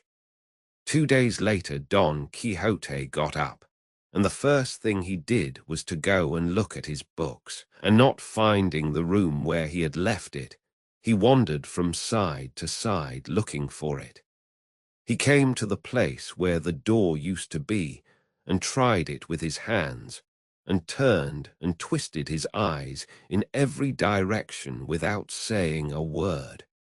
But after a good while, he asked his housekeeper whereabouts was the room that held his books. The housekeeper, who had been already well instructed in what she was to answer, said, "What room or what nothing is it that your worship is looking for? There are neither room nor books in this house now, for the devil himself has carried all away." "It was not the devil," said the niece, "but a magician who came on a cloud one night after the day your worship left this, and dismounting from a serpent that he rode, he entered the room, and what he did there I know not. But after a little while he made off, flying through the roof, and left the house full of smoke. And when we went to see what he had done, we saw neither book nor room. But we remember very well, the housekeeper and I, that on leaving, the old villain said in a loud voice that, for a private grudge he owed the owner of the books and the room, he had done mischief in that house that would be discovered by and by. He said, too, that his name was the sage Muniaton. He must have said Freston. 108, said Don Quixote. I don't know whether he called himself Freston or Freton, said the housekeeper. I only know that his name ended with ton. So it does, said Don Quixote, and he is a sage magician, a great enemy of mine, who has a spite against me because he knows by his arts and law that in process of time I am to engage in single combat with a knight whom he befriends, and that I am to conquer, and he will be unable to prevent it, and for this reason he endeavors to do me all the ill turns that he can. But I promise him it will be hard for him to oppose or avoid what is decreed by heaven. Who doubts that? Said the niece. But uncle, who mixes you up in these quarrels? Would it not be better to remain at peace in your own house instead of roaming the world looking for better bread than ever came of wheat? 109, never reflecting that many go for wool and come back shorn. 110. Oh, niece of mine, replied Don Quixote, how much astray art thou in thy reckoning? Ere they shear me, I shall have plucked away and stripped off the beards of all who dare to touch only the tip of a hair of mine. The two were unwilling to make any further answer, as they saw that his anger was kindling. In short, then, he remained at home 15 days very quietly, without showing any signs of a desire to take up with his former delusions. And during this time, he held lively discussions with his two gossips, the curate and the barber, on the point he maintained that knights errant were what the world stood most in need of, and that in him was to be accomplished the revival of knight-errantry. The curate sometimes contradicted him, sometimes agreed with him, for if he had not observed this precaution he would have been unable to bring him to reason. Meanwhile, Don Quixote worked upon a farm labourer, a neighbour of his, an honest man, if indeed that title can be given to him who is poor, but with very little wit in his pate. In a word, he so talked him over, and with such persuasions and promises, that the poor clown made up his mind to sally forth with him and serve him as esquire. Don Quixote, among other things, told him he ought to be ready to go with him gladly, because any moment an adventure might occur that might win an island in the twinkling of an eye and leave him governor of it. On these and the like promises Sancho Panza, for so the labourer was called, left wife and children, and engaged himself as esquire to his neighbour. Don Quixote next set about getting some money, and selling one thing and pawning another, and making a bad bargain in every case. He got together a fair sum. He provided himself with a buckler, which he begged as a loan from a friend, and restoring his battered helmet as best he could, he warned his squire Sancho of the day and hour he meant to set out, that he might provide himself with what he thought most needful. Above all, he charged him to take Alforja's 111 with him. The other said he would, and that he meant to take also a very good ass he had, as he was not much given to going on foot.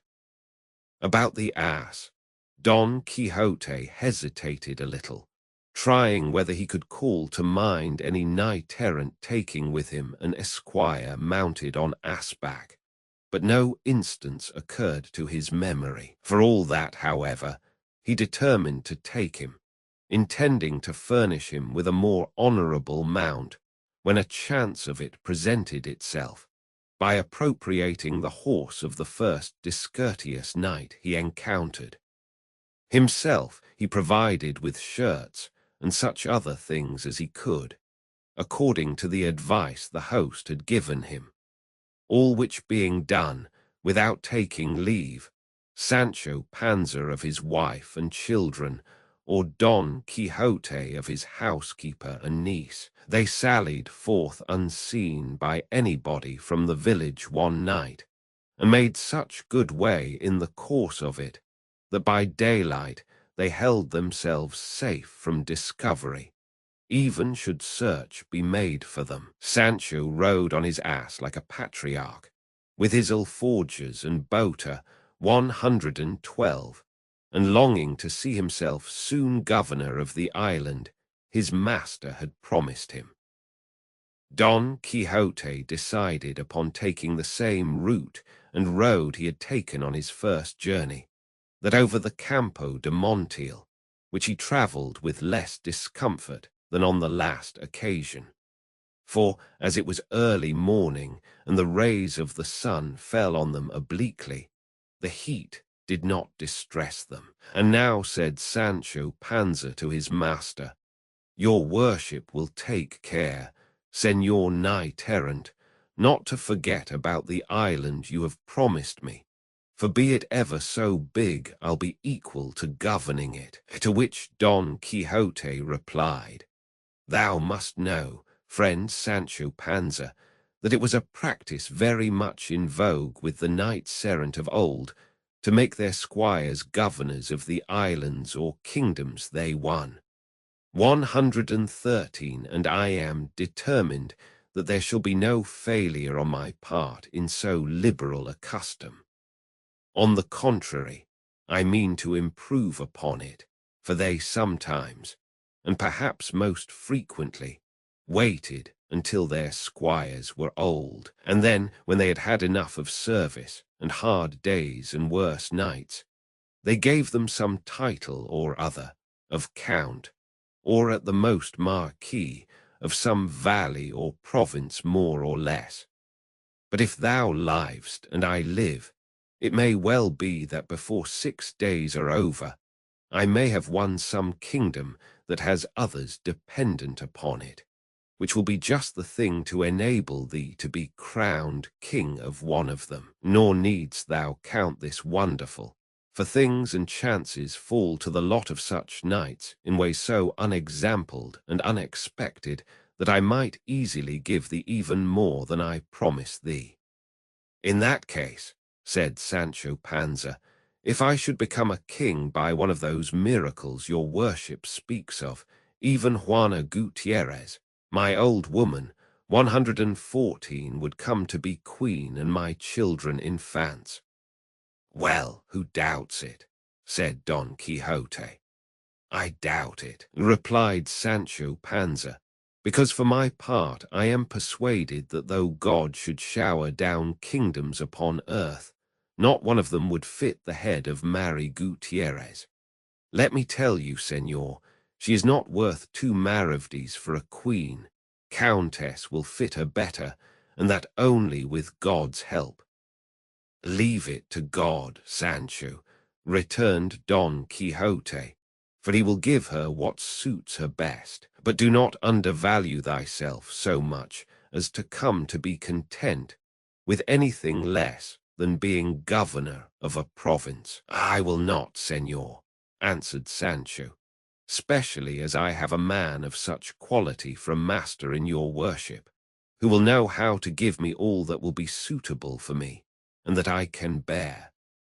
Roman 8 of the good fortune which the valiant Don Quixote had in the terrible and undreamt-of adventure of the windmills, with other occurrences worthy to be fitly recorded. At this point, they came in sight of 30 or 40 windmills that there are on plain 115, and as soon as Don Quixote saw them, he said to his squire, Fortune is arranging matters for us better than we could have shaped our desires ourselves. For look there, friend Sancho Panza, where 30 or more monstrous giants present themselves, all of whom I mean to engage in battle and slay, and with whose spoils we shall begin to make our fortunes. For this is righteous warfare, and it is God's good service to sweep so evil a breed from off the face of the earth. What giants, said Sancho Panza. Those thou seest there, answered his master, with the long arms, and some have them nearly 2 leagues long. Look, your worship, said Sancho. What we see there are not giants but windmills, and what seem to be their arms are the sails that, turned by the wind, make the millstone go. It is easy to see, replied Don Quixote, that thou art not used to this business of adventures. Those are giants, and if thou art afraid, away with thee out of this, and betake thyself to prayer while I engage them in fierce and unequal combat. So saying, he gave the spur to his steed. Rocinante, heedless of the cries his squire Sancho sent after him, warning him that most certainly they were windmills and not giants he was going to attack. He, however, was so positive they were giants that he neither heard the cries of Sancho, nor perceived, near as he was, what they were, but made at them shouting, Fly not, Cowards and vile beings, for a single knight attacks you. A slight breeze at this moment sprang up, and the great sails began to move, seeing which Don Quixote exclaimed, "Though he flourish more arms than the giant Briareus, ye have to reckon with me." So saying, and commending himself with all his heart to his lady Dulcinea, imploring her to support him in such a peril, with lance in rest and covered by his buckler, he charged at Rocinante's fullest gallop, and fell upon the first mill that stood in front of him. But as he drove his lance point into the sail, the wind whirled it round with such force that it shivered the lance to pieces, sweeping with it horse and rider, who went rolling over on the plain in a sorry condition. Sancho hastened to his assistance as fast as his ass could go, and when he came up found him unable to move. With such a shock had Rocinante fallen with him. "God bless me," said Sancho. "Did I not tell your worship to mind what you were about, for they were only windmills? And no one could have made any mistake about it, but one who had something of the same kind in his head." "Hush, friend Sancho," replied Don Quixote. "The fortunes of war more than any other are liable to frequent fluctuations. And moreover, I think, and it is the truth, that that same sage Friston who carried off my study and books has turned these giants into mills in order to rob me of the glory of vanquishing them. Such is the enmity he bears me. But in the end, his wicked arts will avail but little against my good sword. God order it as he may," said Sancho Panza, and helping him to rise got him up again on Rocinante, whose shoulder was half out. And then, discussing the late adventure, they followed the road to Puerto Lapis. For there, said Don Quixote, they could not fail to find adventures in abundance and variety, as it was a great thoroughfare. 116 for all that, he was much grieved at the loss of his lance, and saying so to his squire, he added, "I remember having read how a Spanish knight, Diego Perez de Vargas by name, having broken his sword in battle, tore from an oak a ponderous bough or branch, and with it did such things that day, and pounded so many Moors, that he got the surname of Machuca, 117, and he and his descendants from that day forth were called Vargas y Machuca. I mention this because from the first oak 118, I mean to rend such another branch, large and stout like that, with which I am determined, and resolved to do such deeds that thou mayest deem thyself very fortunate in being found worthy to come and see them, and be an eyewitness of things that will with difficulty be believed." "Be that as God will," said Sancho. "I believe it all as your worship says it. But straighten yourself a little, for you seem all on one side, maybe from the shaking of the fall." "That is the truth," said Don Quixote, "and if I make no complaint of the pain, it is because knights errant are not permitted to complain of any wound, even though their bowels be coming out through it."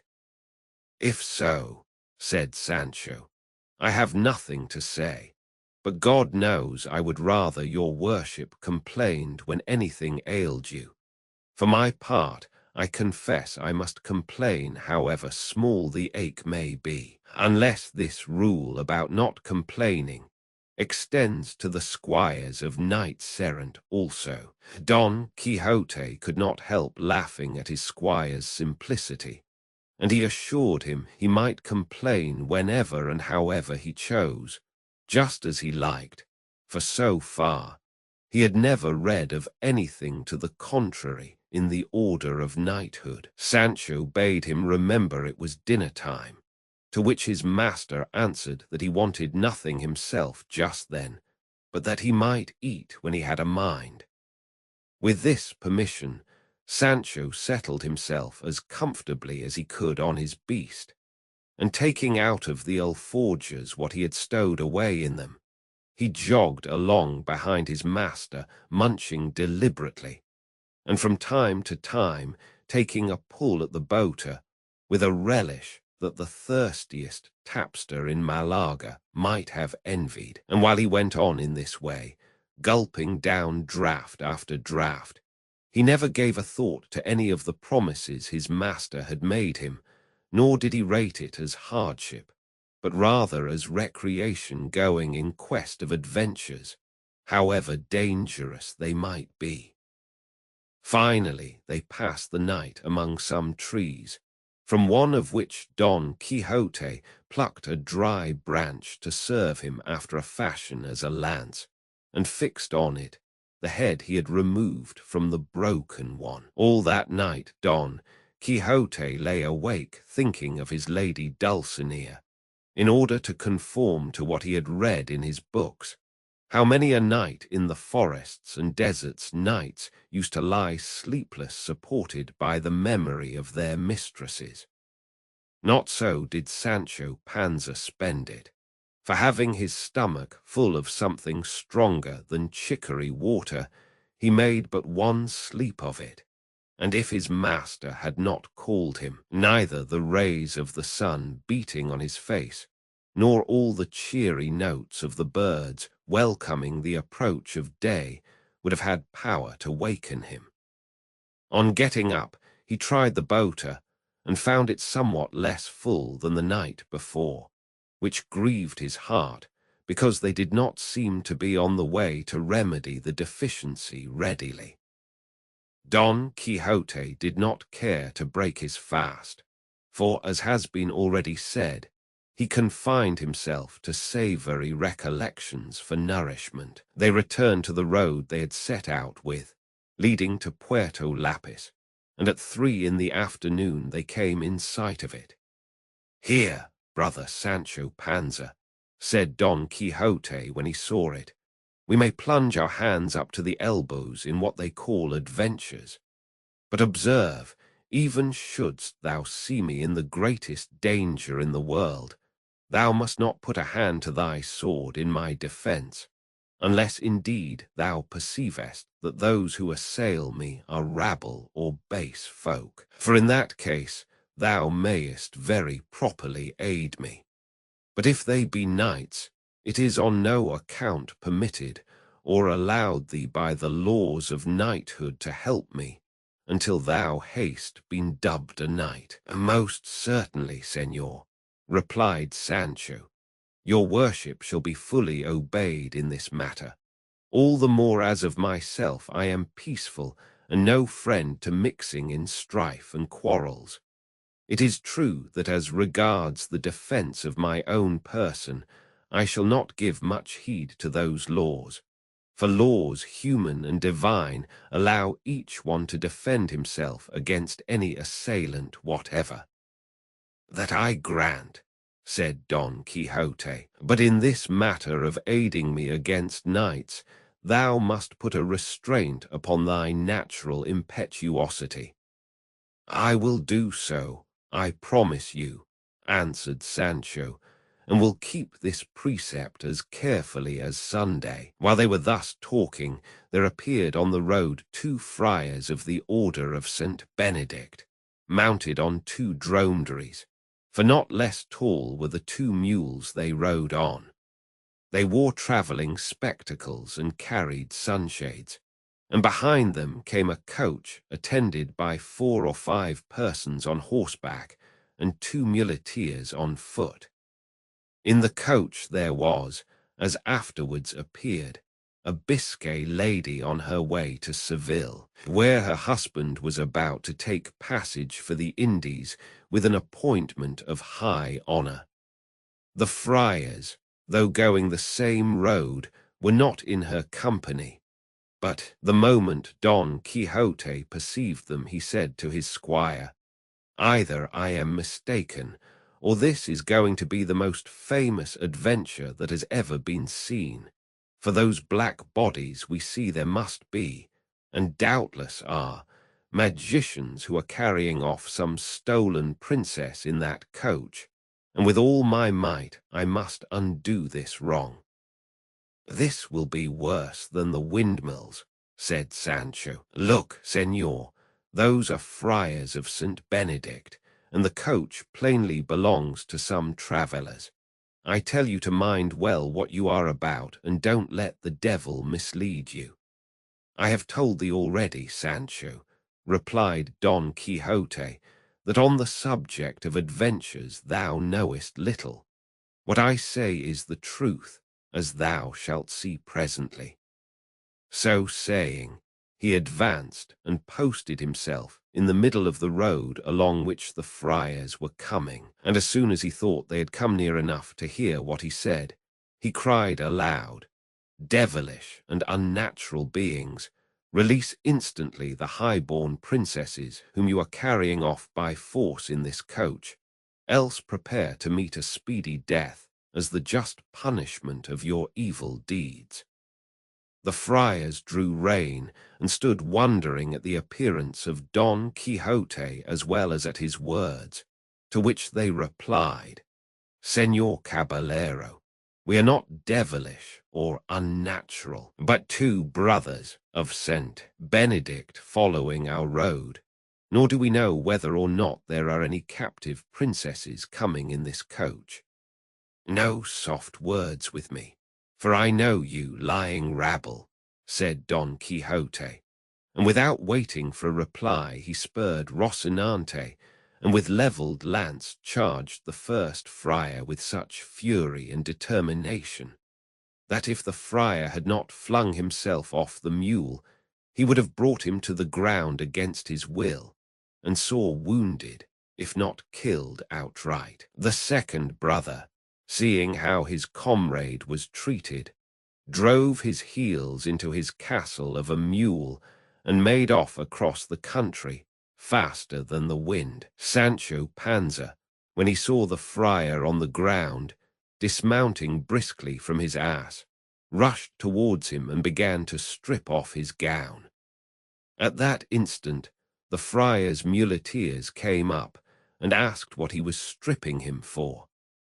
Sancho answered them that this fell to him lawfully as spoil of the battle which his lord Don Quixote had won. The muleteers, who had no idea of a joke, and did not understand all this about battles and spoils, seeing that Don Quixote was some distance off talking to the travellers in the coach, fell upon Sancho, knocked him down, and leaving hardly a hair in his beard, belaboured him with kicks and left him stretched breathless and senseless on the ground, and without any more delay helped the friar to mount, who, trembling, terrified, and pale, as soon as he found himself in the saddle, spurred after his companion, who was standing at a distance looking on, watching the result of the onslaught.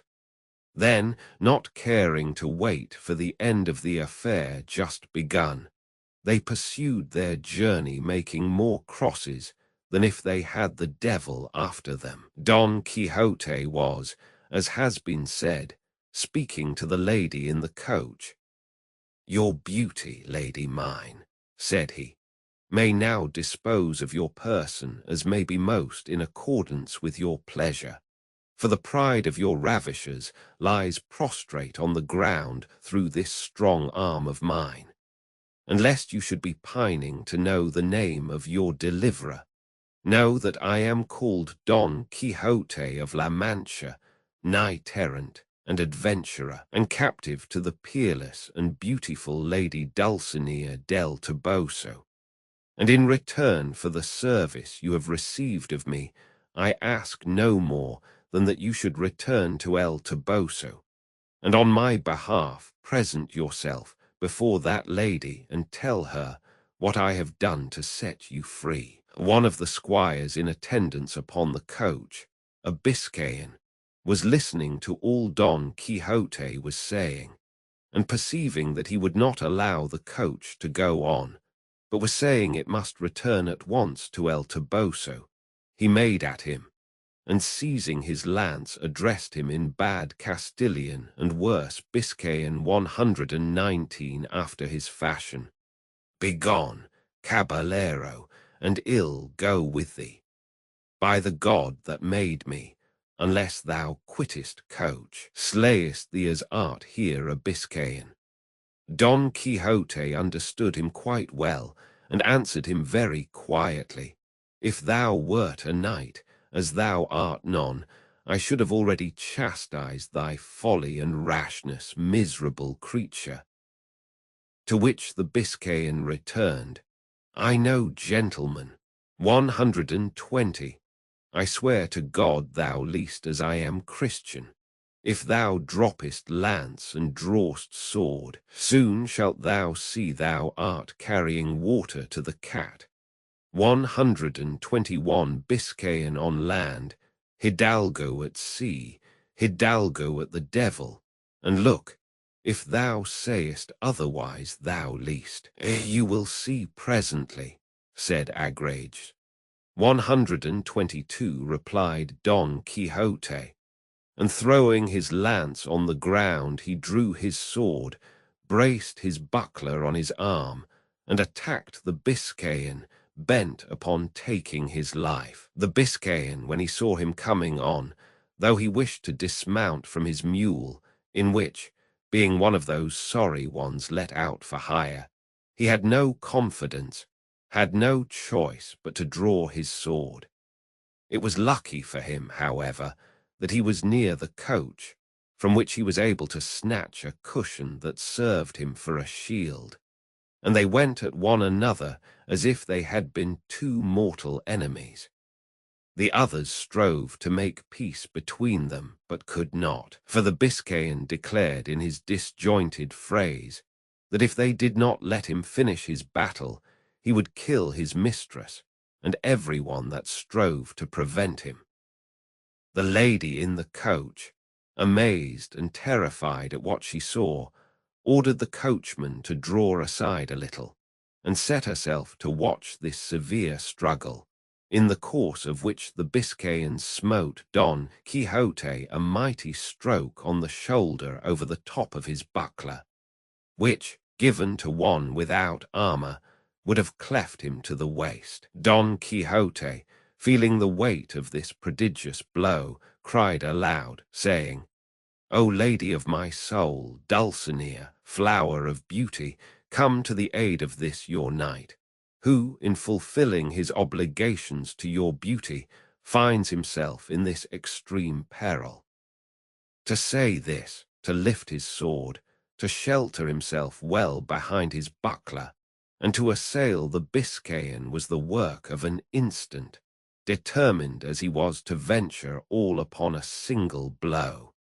The Biscayan, seeing him come on in this way, was convinced of his courage by his spirited bearing, and resolved to follow his example, so he waited for him, keeping well under cover of his cushion, being unable to execute any sort of maneuver with his mule, which, dead tired, and never meant for this kind of game, could not stir a step. On, then, as aforesaid, came Don Quixote against the wary Biscayan, with uplifted sword and a firm intention of splitting him in half, while on his side the Biscayan waited for him sword in hand, and under the protection of his cushion, and all present stood trembling, waiting in suspense the result of blows such as threatened to fall, and the lady in the coach and the rest of her following were making 1,000 vows and offerings to all the images and shrines of Spain, that God might deliver her squire and all of them from this great peril in which they found themselves. But it spoils all, that at this point and crisis, the author of the history leaves this battle impending.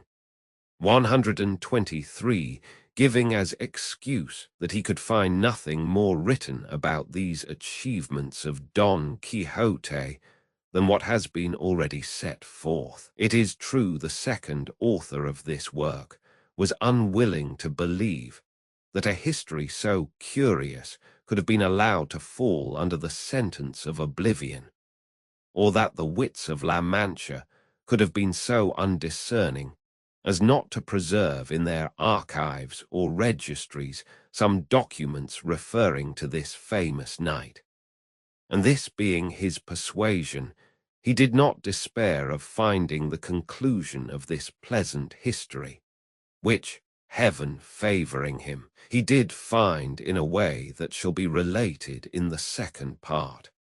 124 Roman 9, in which is concluded and finished the terrific battle between the gallant Biscayan and the valiant Manchegan. In the first part of this history, we left the valiant Biscayan and the renowned Don Quixote with drawn swords uplifted, ready to deliver two such furious slashing blows that if they had fallen full and fair, they would at least have split and cleft them asunder from top to toe, and laid them open like a pomegranate.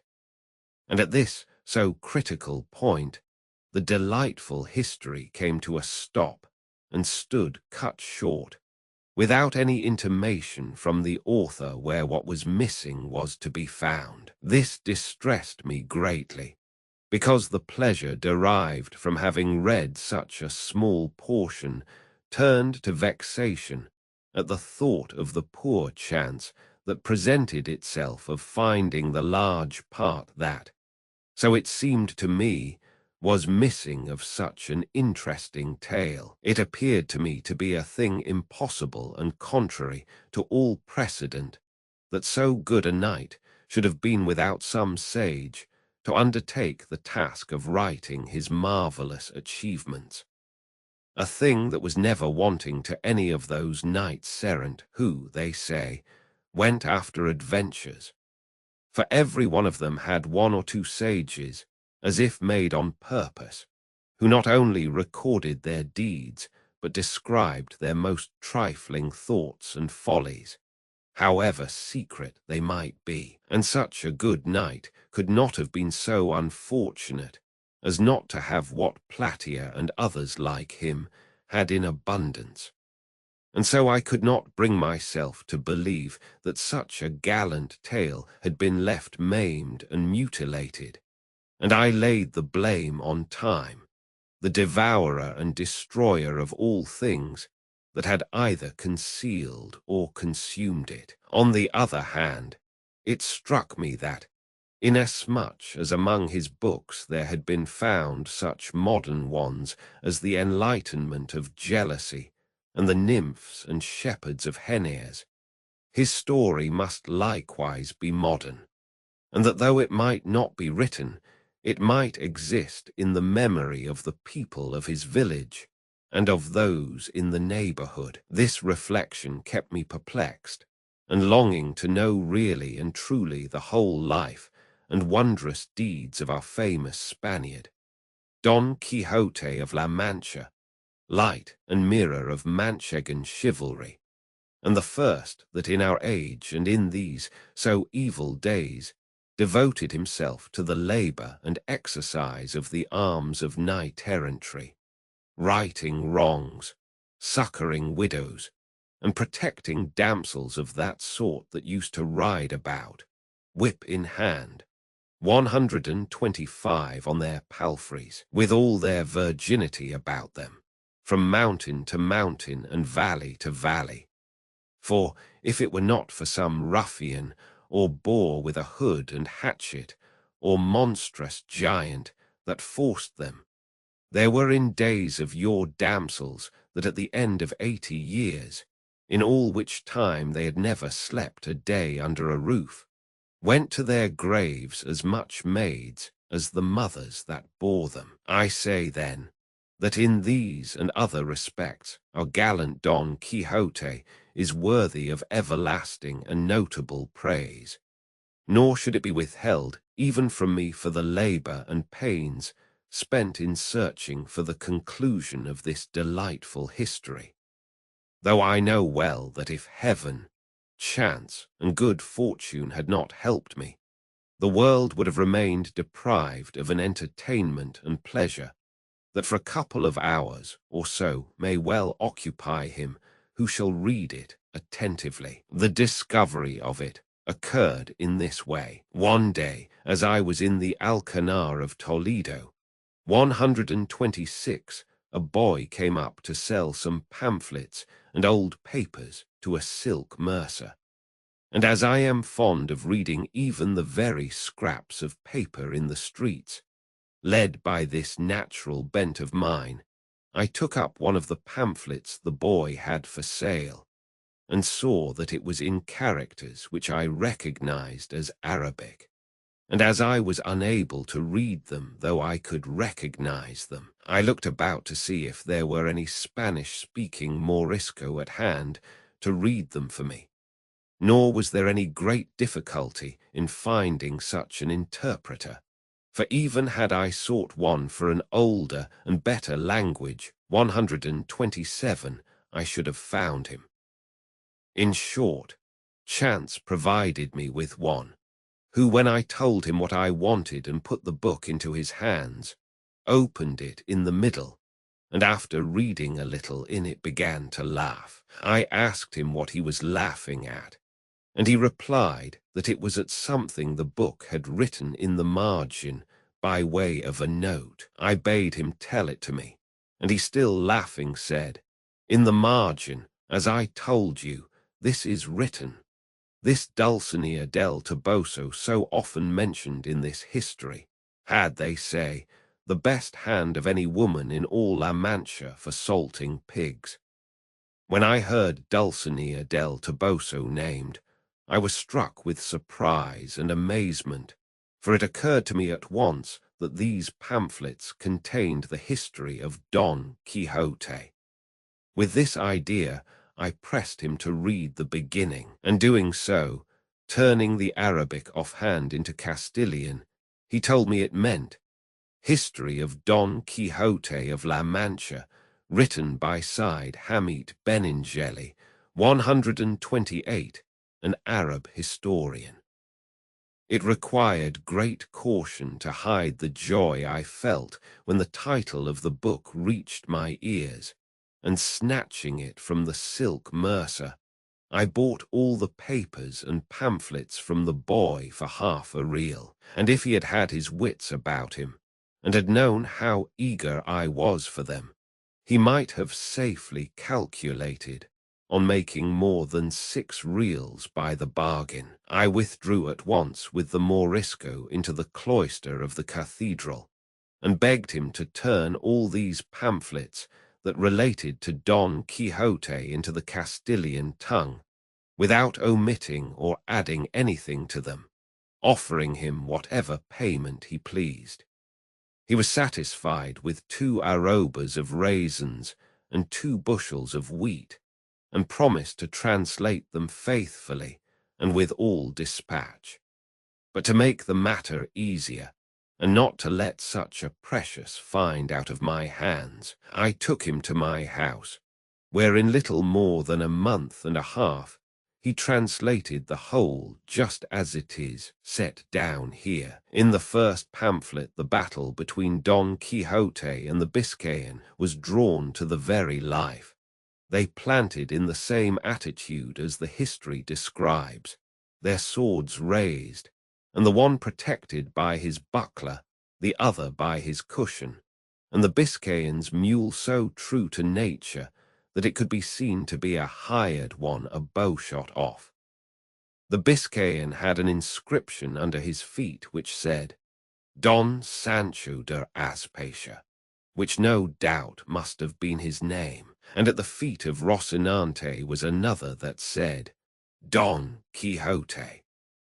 Rocinante was marvelously portrayed, so long and thin, so lank and lean, with so much backbone and so far gone in consumption, that he showed plainly with what judgment and propriety the name of Rocinante had been bestowed upon him. Near him was Sancho Panza holding the halter of his ass, at whose feet was another label that said, Sancho Zancas, and according to the picture, he must have had a big belly, a short body, and long shanks, for which reason, no doubt, the names of Panza and Zancas were given him.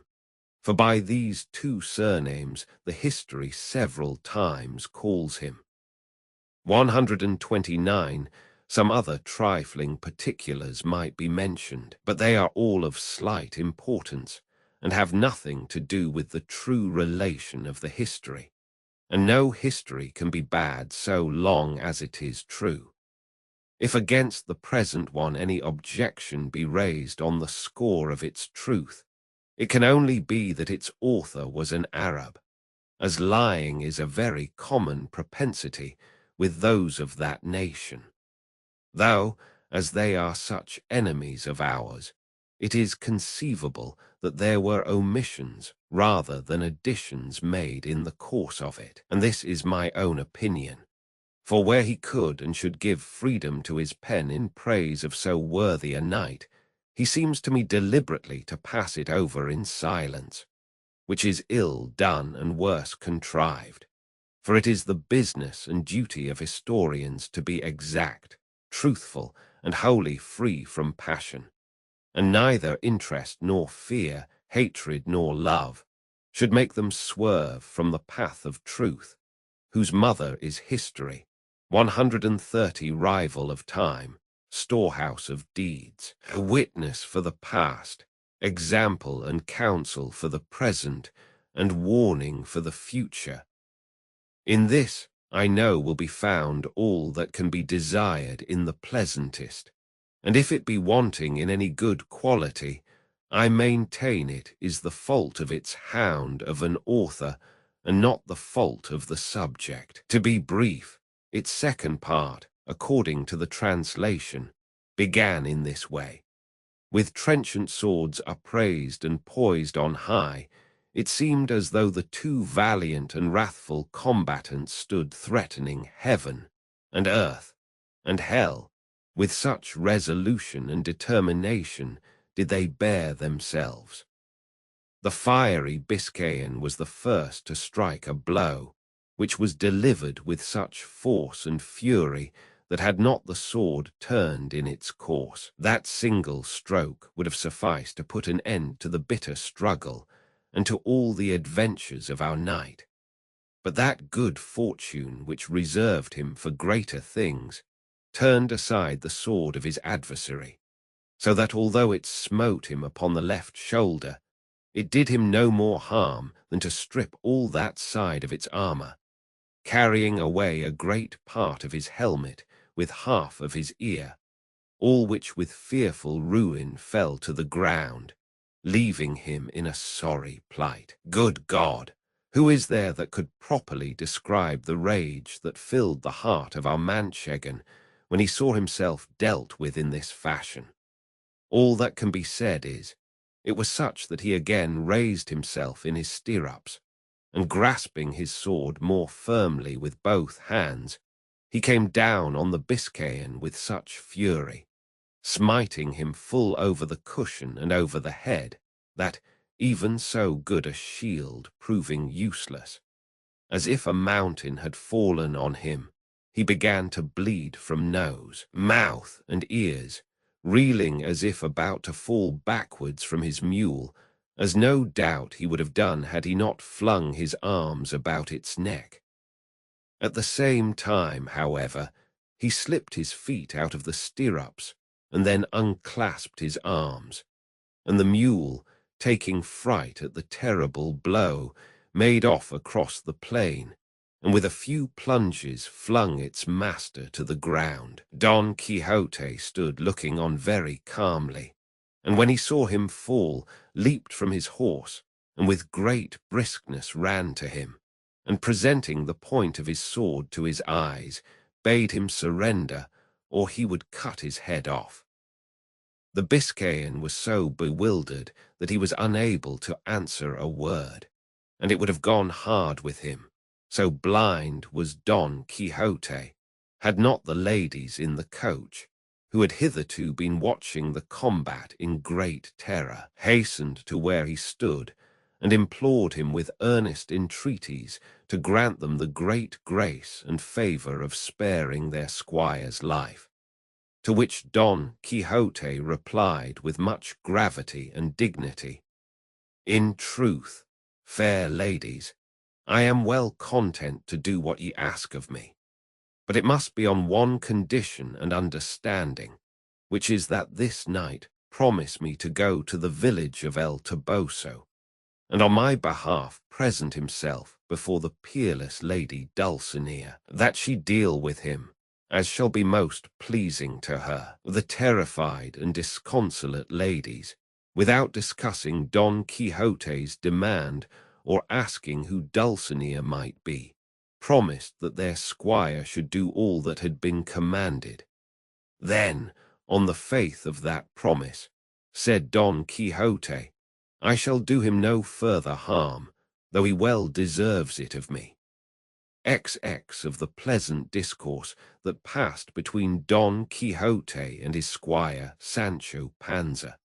Now by this time Sancho had risen, rather the worse for the handling of the friar's muleteers, and stood watching the battle of his master, Don Quixote, and praying to God in his heart that it might be his will to grant him the victory, and that he might thereby win some island to make him governor of, as he had promised. Seeing therefore that the struggle was now over, and that his master was returning to Mount Rocinante, he approached to hold the stirrup for him, and before he could mount, he went on his knees before him, and taking his hand, kissed it, saying, "May it please your worship, Señor Don Quixote, to give me the government of that island which has been won in this hard fight. For be it ever so big, I feel myself in sufficient force to be able to govern it as much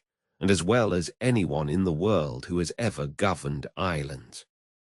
To which Don Quixote replied, "Thou must take notice, brother Sancho, that this adventure and those like it are not adventures of islands, but of crossroads, in which nothing is got except a broken head or an ear the less.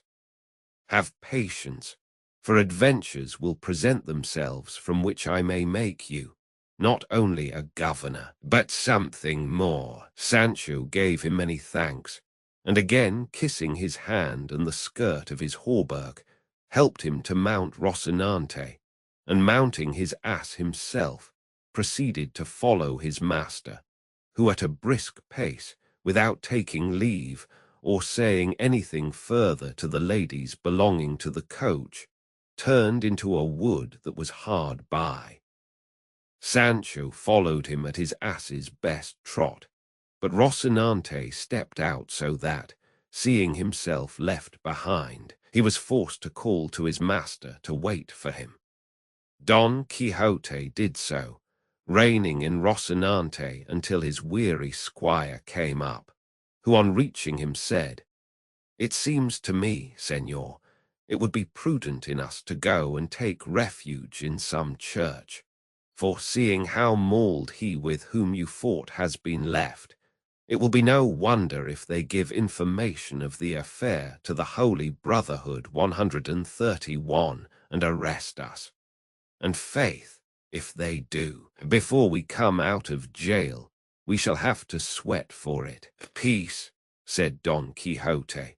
"Where hast thou ever seen or heard that a knight-errant has been arraigned before a court of justice, however many homicides he may have committed?" "I know nothing about omcils," 132 answered Sancho, "nor in my life have had anything to do with one. I only know that the Holy Brotherhood looks after those who fight in the fields, and in that other matter I do not meddle." "Then thou needst have no uneasiness, my friend," said Don Quixote, "for I will deliver thee out of the hands of the Chaldeans, much more out of those of the Brotherhood. But tell me as thou livest, Hast thou seen a more valiant knight than I in all the known world? Hast thou read in history of any who has or had higher mettle in attack, more spirit in maintaining it, more dexterity in wounding or skill in overthrowing? The truth is, answered Sancho, that I have never read any history, for I can neither read nor write. But what I will venture to bet is that a more daring master than your worship I have never served in all the days of my life, and God grant that this daring be not paid for where I have said.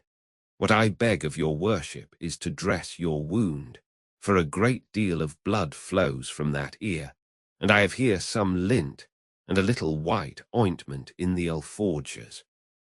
All that might be well dispensed with, said Don Quixote, if I had remembered to make a vial of the balsam of Fierabras. 133 for time and medicine are saved by one single drop. What vial and what balsam is that? Said Sancho Panza. It is a balsam, answered Don Quixote, the receipt of which I have in my memory, with which one need have no fear of death or dread dying of any wound. And so when I make it and give it to thee, thou hast nothing to do when in some battle thou seest they have cut me in half through the middle of the body, as is wont to happen frequently, but neatly and with great nicety, ere the blood congeal, to place that portion of the body which shall have fallen to the ground upon the other half which remains in the saddle, taking care to fit it on evenly and exactly. Then thou shalt give me to drink but 2 drops of the balsam I have mentioned, and thou shalt see me become sounder than an apple. If that be so, said Panza, I renounce henceforth the government of the promised island, and desire nothing more in payment of my many and faithful services than that your worship give me the receipt of this supreme liquor, for I am persuaded it will be worth more than 2 reals an ounce anywhere, and I want no more to pass the rest of my life in ease and honour. But it remains to be told if it costs much to make it. With less than 3 reals, 6 quarts 134 of it may be made, said Don Quixote. Sinner that I am, said Sancho, then why does your worship put off making it and teaching it to me? Peace, friend, answered Don Quixote.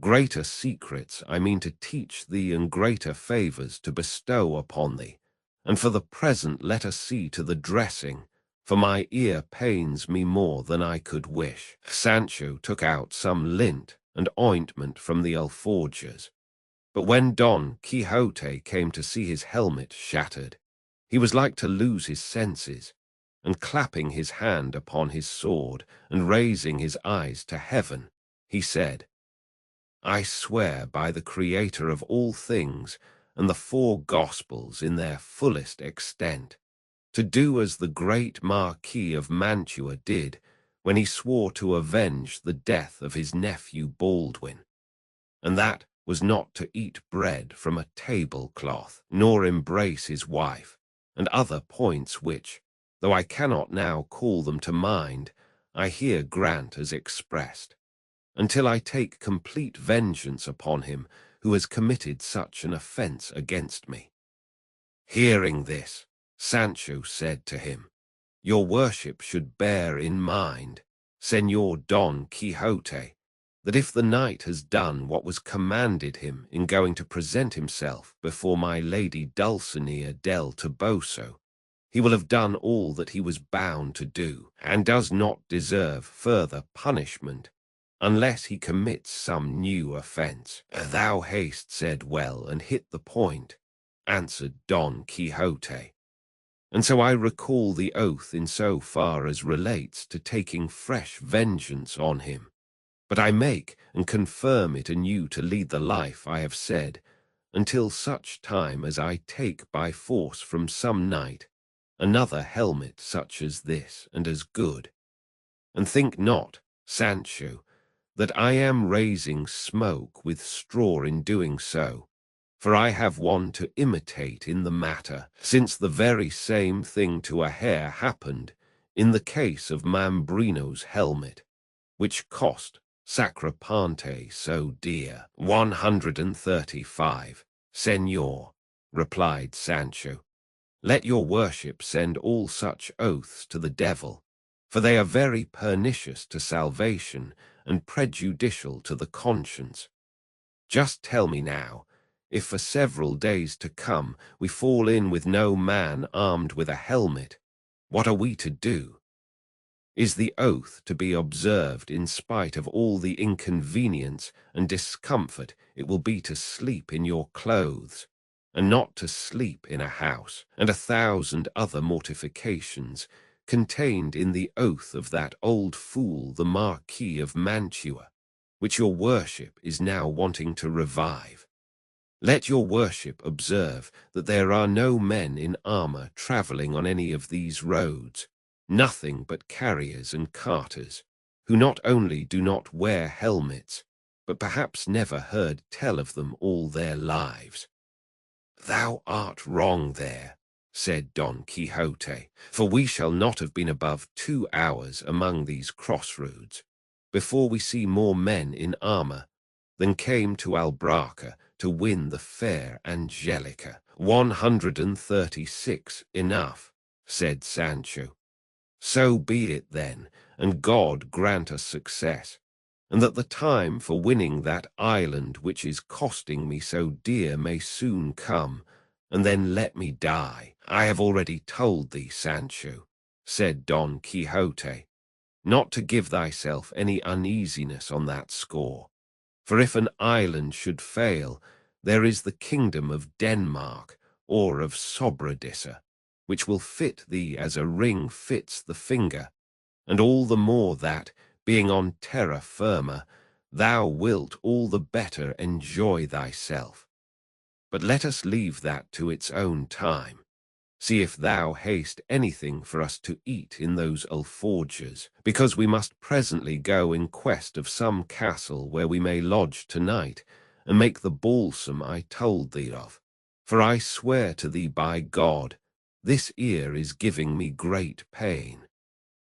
I have here an onion, and a little cheese, and a few scraps of bread, said Sancho.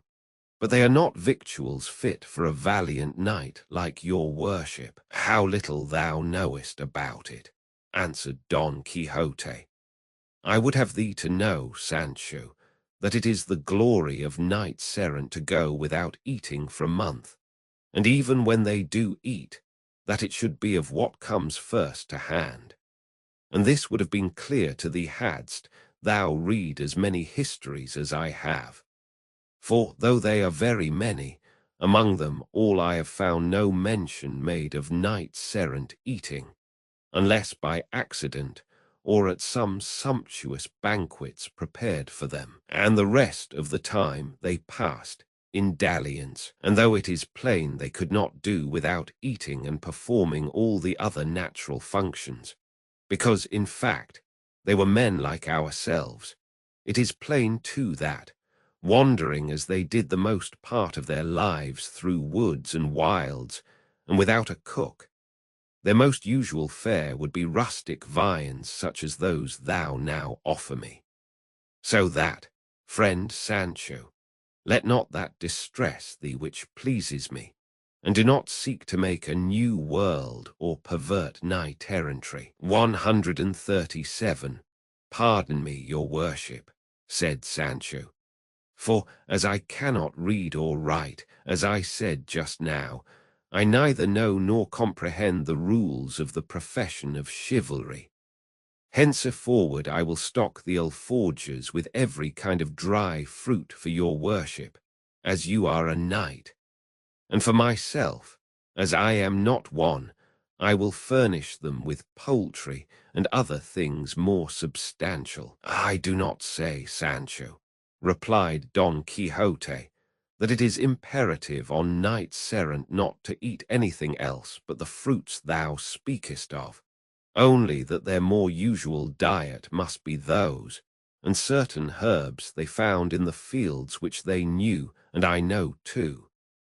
A good thing it is, answered Sancho, to know those herbs, for to my thinking it will be needful some day to put that knowledge into practice.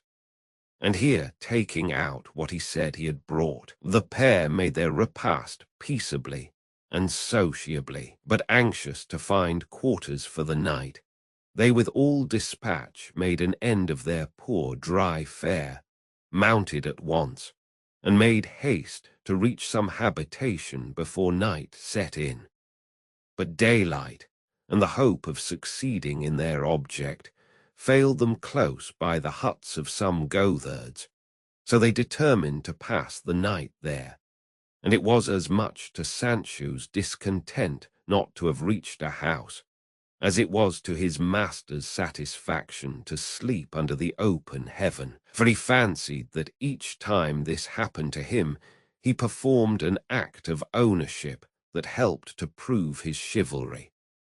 Roman 11, what befell Don Quixote with certain goatherds. He was cordially welcomed by the goatherds, and Sancho, having as best he could put up Rocinante and the ass, drew towards the fragrance that came from some pieces of salted goat simmering in a pot on the fire. And though he would have liked at once to try if they were ready to be transferred from the pot to the stomach, he refrained from doing so as the goatherds removed them from the fire, and laying sheepskins on the ground, quickly spread their rude table, and with signs of hearty goodwill invited them both to share what they had. Round the skins, 6 of the men belonging to the fold seated themselves, having first with rough politeness pressed Don Quixote to take a seat upon a trough which they placed for him upside down.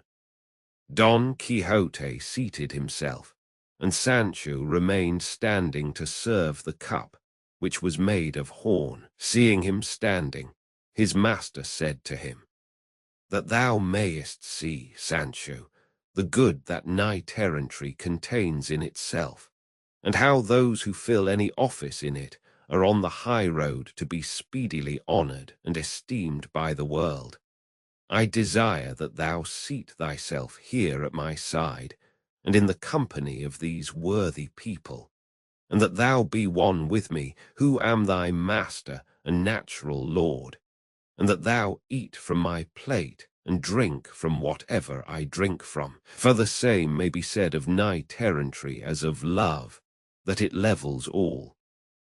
"Great thanks," said Sancho, "but I may tell your worship that provided I have enough to eat, I can eat it as well or better standing and by myself than seated alongside of an emperor. And indeed, if the truth is to be told, what I eat in my corner without form or fuss has much more relish for me, even though it be bread and onions, than the turkeys of those other tables where I am forced to chew slowly, drink little, wipe my mouth every minute, and cannot sneeze or cough if I want or do other things that are the privileges of liberty and solitude.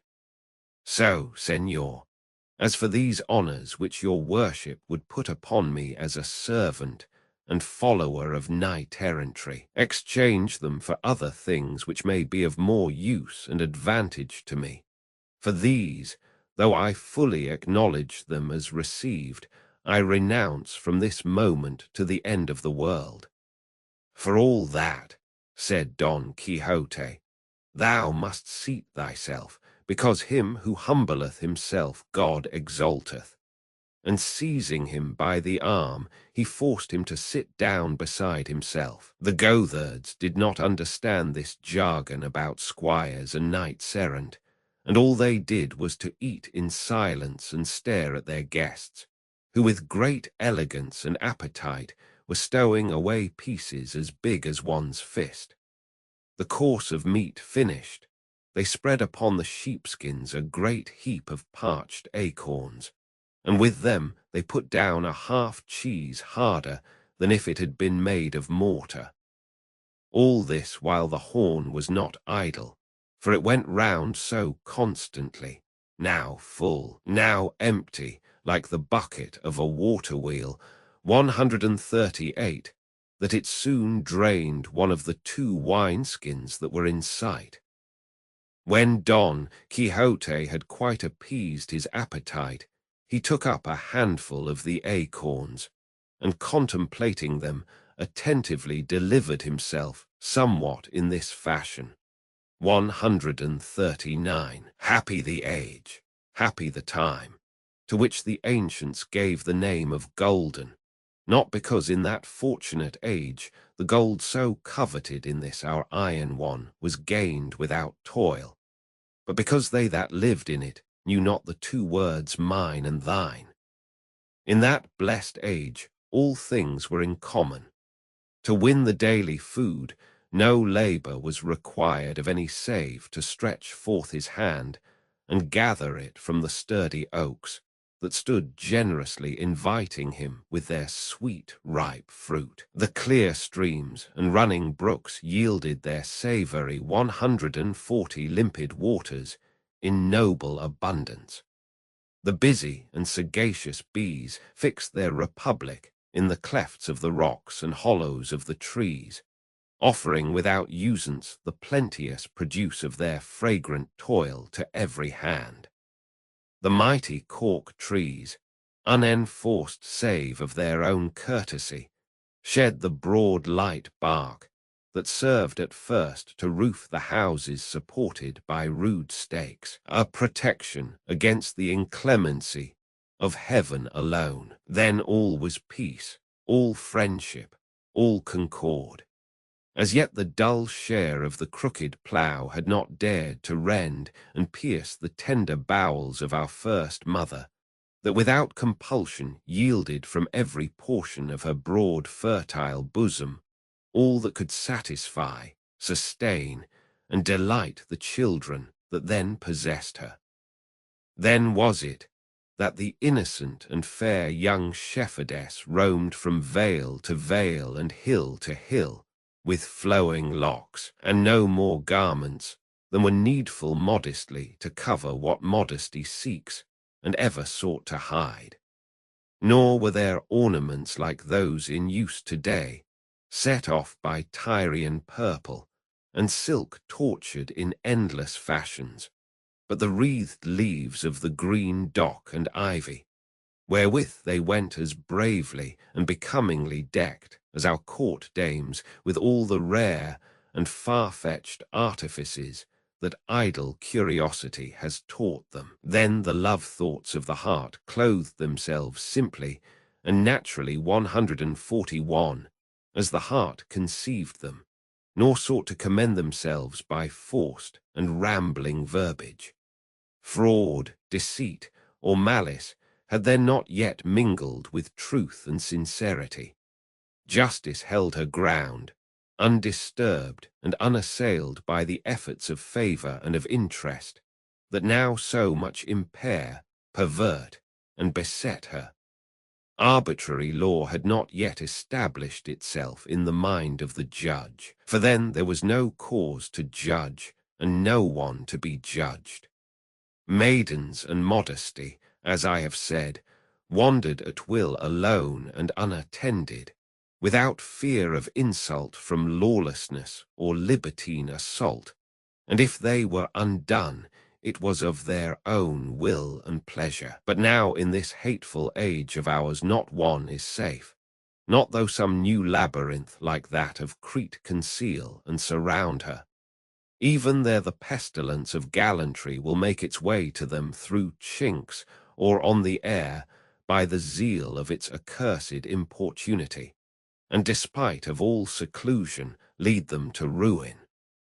In defence of these, as time advanced and wickedness increased, the order of knights-errant was instituted to defend maidens, to protect widows, and to succour the orphans and the needy. To this order I belong, brother Goatherds, to whom I return thanks for the hospitality and kindly welcome ye offer me and my squire.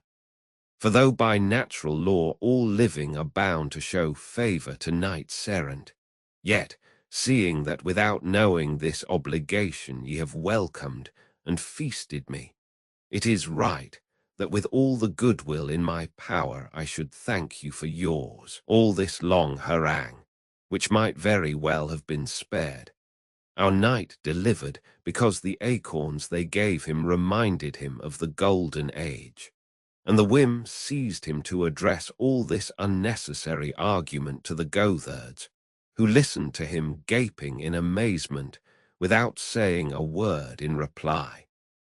Sancho likewise held his peace and ate acorns, and paid repeated visits to the second wineskin, which they had hung up on a cork tree to keep the wine cool. Don Quixote was longer in talking than the supper in finishing, at the end of which one of the goatherds said, "That your worship, Señor Knight Errant, may say with more truth that we show you hospitality with ready goodwill.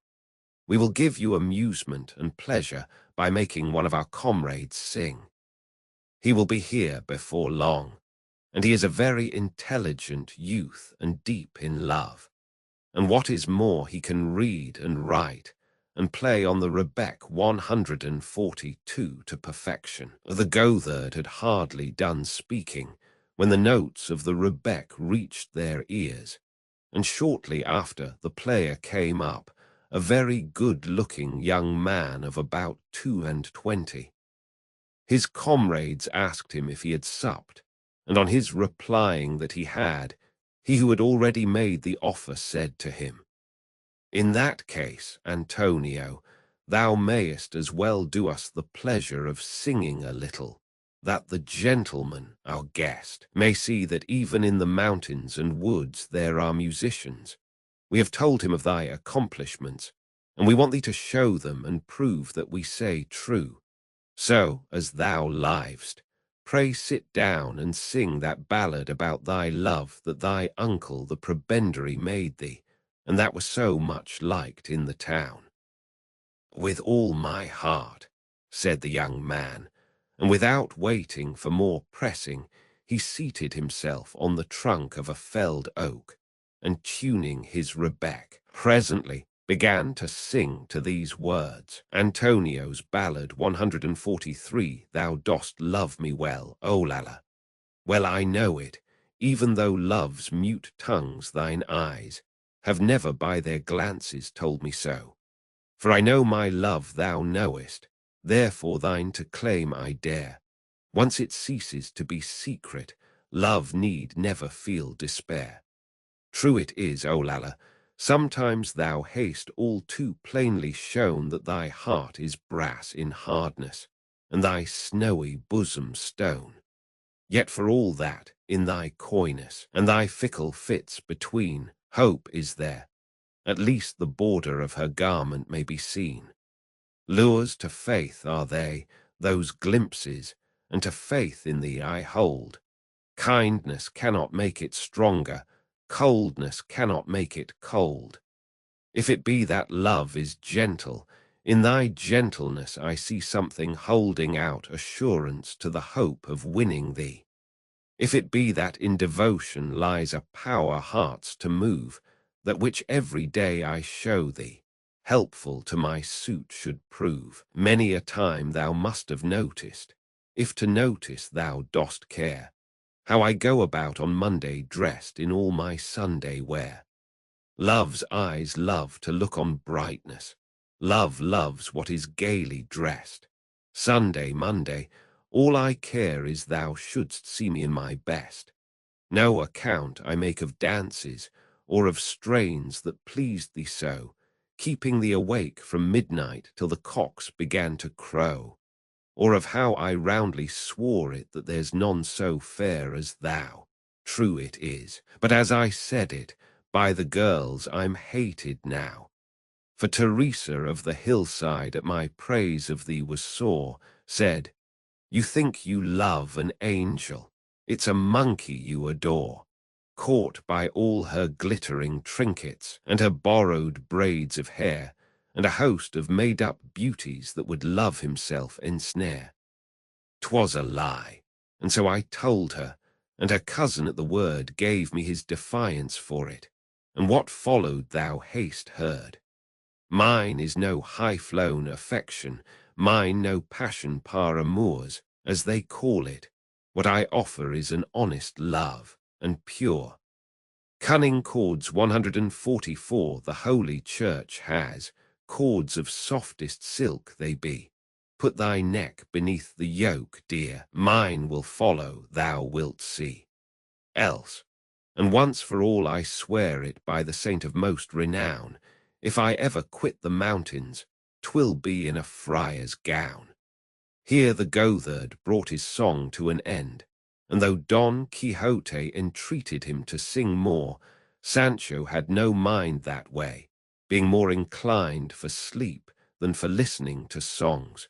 So said he to his master, "Your worship will do well to settle at once where you mean to pass the night, for the labour these good men are at all day does not allow them to spend the night in singing." "I understand thee, Sancho," replied Don Quixote. "I perceive clearly that those visits to the wineskin demand compensation in sleep rather than in music." "It's sweet to us all, blessed be God," said Sancho. "I do not deny it," replied Don Quixote, "but settle thyself where thou wilt. Those of my calling are more becomingly employed in watching than in sleeping. Still it would be as well if thou wert to dress this ear for me again, for it is giving me more pain than it need." Sancho did as he bade him, but one of the Goatherds, seeing the wound, told him not to be uneasy, as he would apply a remedy with which it would be soon healed. And gathering some leaves of rosemary, of which there was a great quantity there, he chewed them and mixed them with a little salt, and applying them to the ear, he secured them firmly with a bandage, assuring him that no other treatment would be required. And so it proved. Roman 12, of what a Goatherd related to those with Don Quixote. Just then another young man, one of those who fetched their provisions from the village, came up and said, "Do you know what is going on in the village, comrades?" "How could we know it?" replied one of them. "Well, then, you must know," continued the young man. "This morning that famous student shepherd called Chrysostom died, and it is rumoured that he died of love for that devil of a village girl, the daughter of Guillermo the rich, she that wanders about the wolds here in the dress of a shepherdess." You mean Marcella," said one. "Her I mean," answered the Goatherd. "And the best of it is, he has directed in his will that he is to be buried in the fields like a Moor, and at the foot of the rock where the cork-tree spring is, because, as the story goes, and they say he himself said so, that was the place where he first saw her. And he has also left other directions which the clergy of the village say should not and must not be obeyed, because they savour of paganism, to all which his great friend Ambrosio the student, he who, like him, also went dressed as a shepherd, replies that everything must be done without any omission, according to the directions left by Chrysostom. And about this the village is all in commotion. However, report says that, after all, what Ambrosio and all the shepherds his friends desire will be done, and tomorrow they are coming to bury him with great ceremony where I said, I am sure it will be something worth seeing. At least I will not fail to go and see it, even if I knew I should not return to the village tomorrow. We will do the same, answered the Goatherds, and cast lots to see who must stay to mind the goats of all. Thou sayest well, Pedro, said one. though there will be no need of taking that trouble, for I will stay behind for all. And don't suppose it is virtue or want of curiosity in me. It is that the splinter that ran into my foot the other day will not let me walk. For all that, we thank thee, answered Pedro.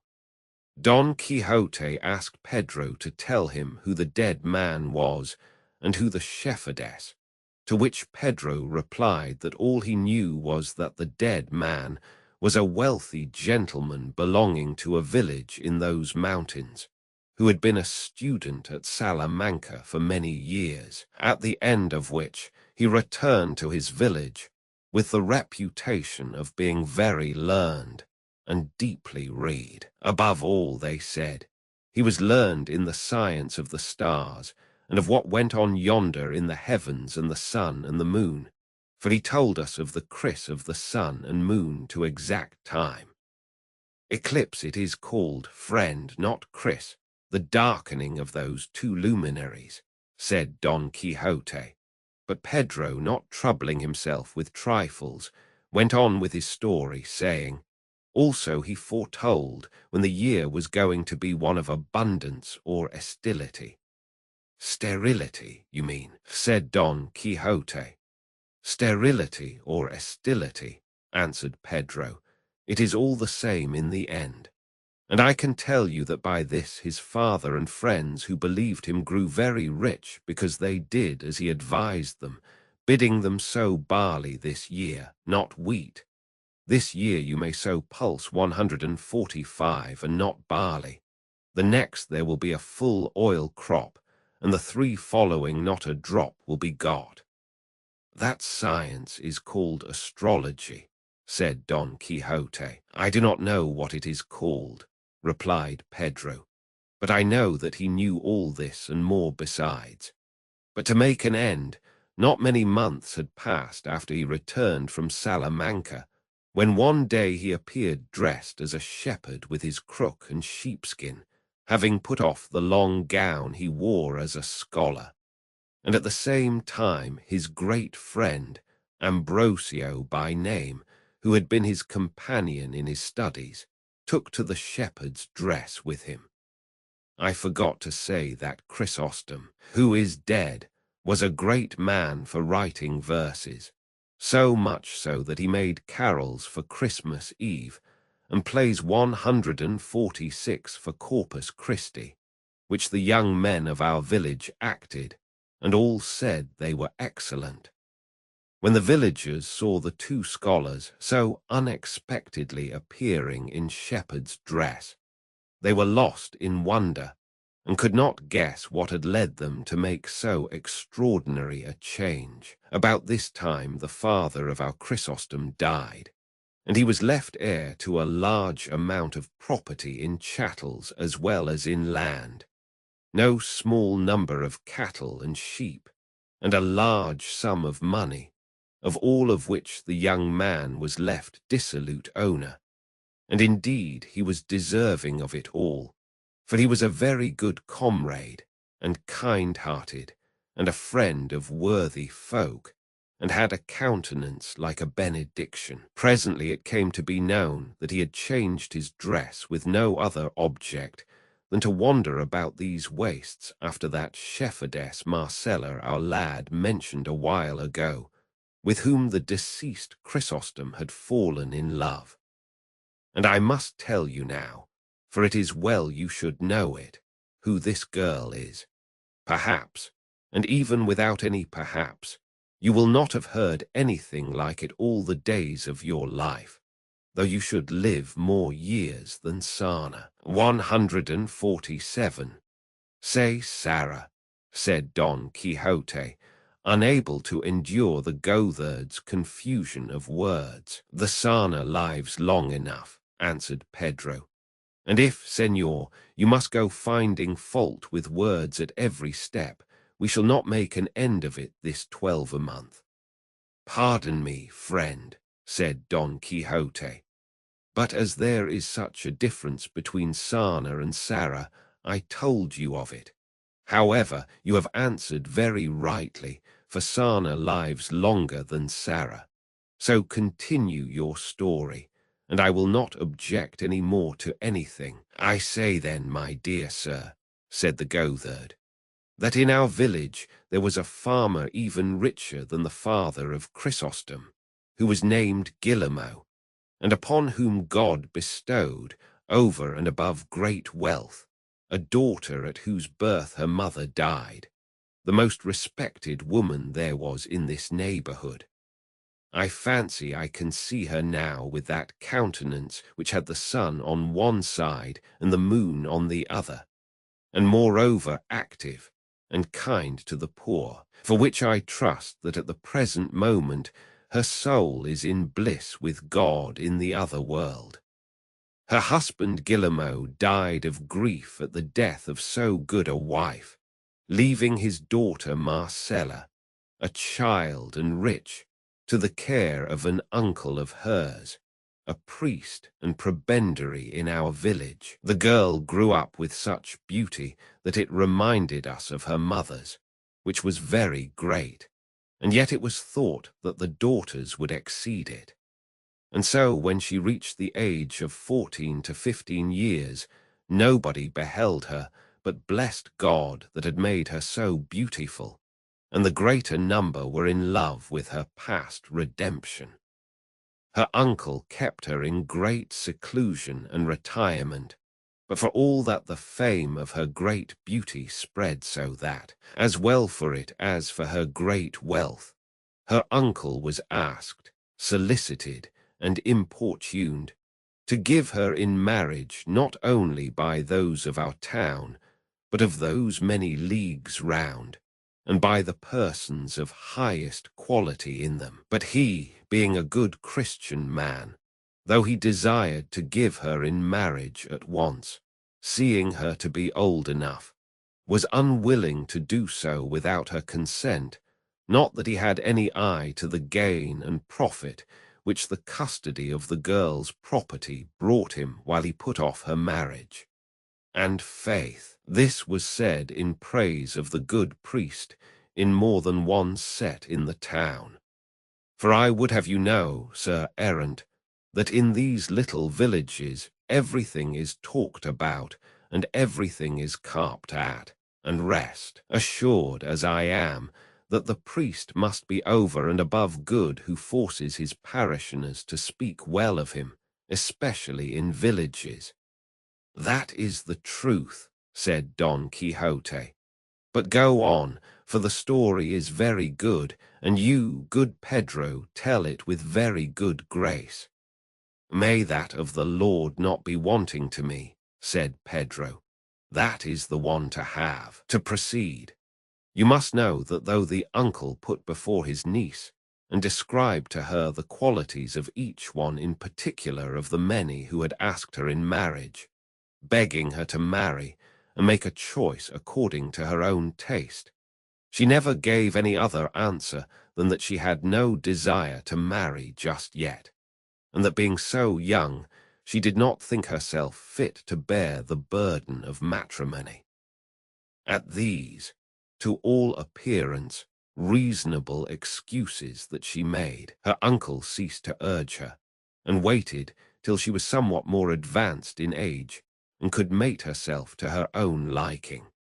For said he, and he said quite right, parents are not to settle children in life against their will.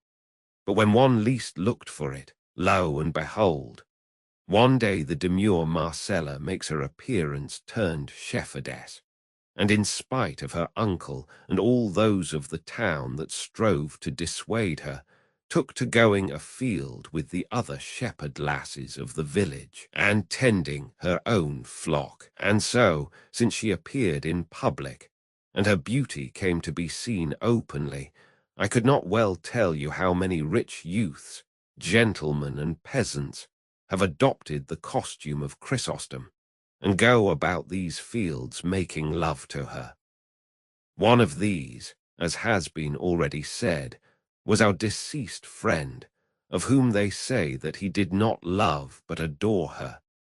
But you must not suppose, because Marcella chose a life of such liberty and independence, and of so little or rather no retirement, that she has given any occasion, or even the semblance of one, for disparagement of her purity and modesty.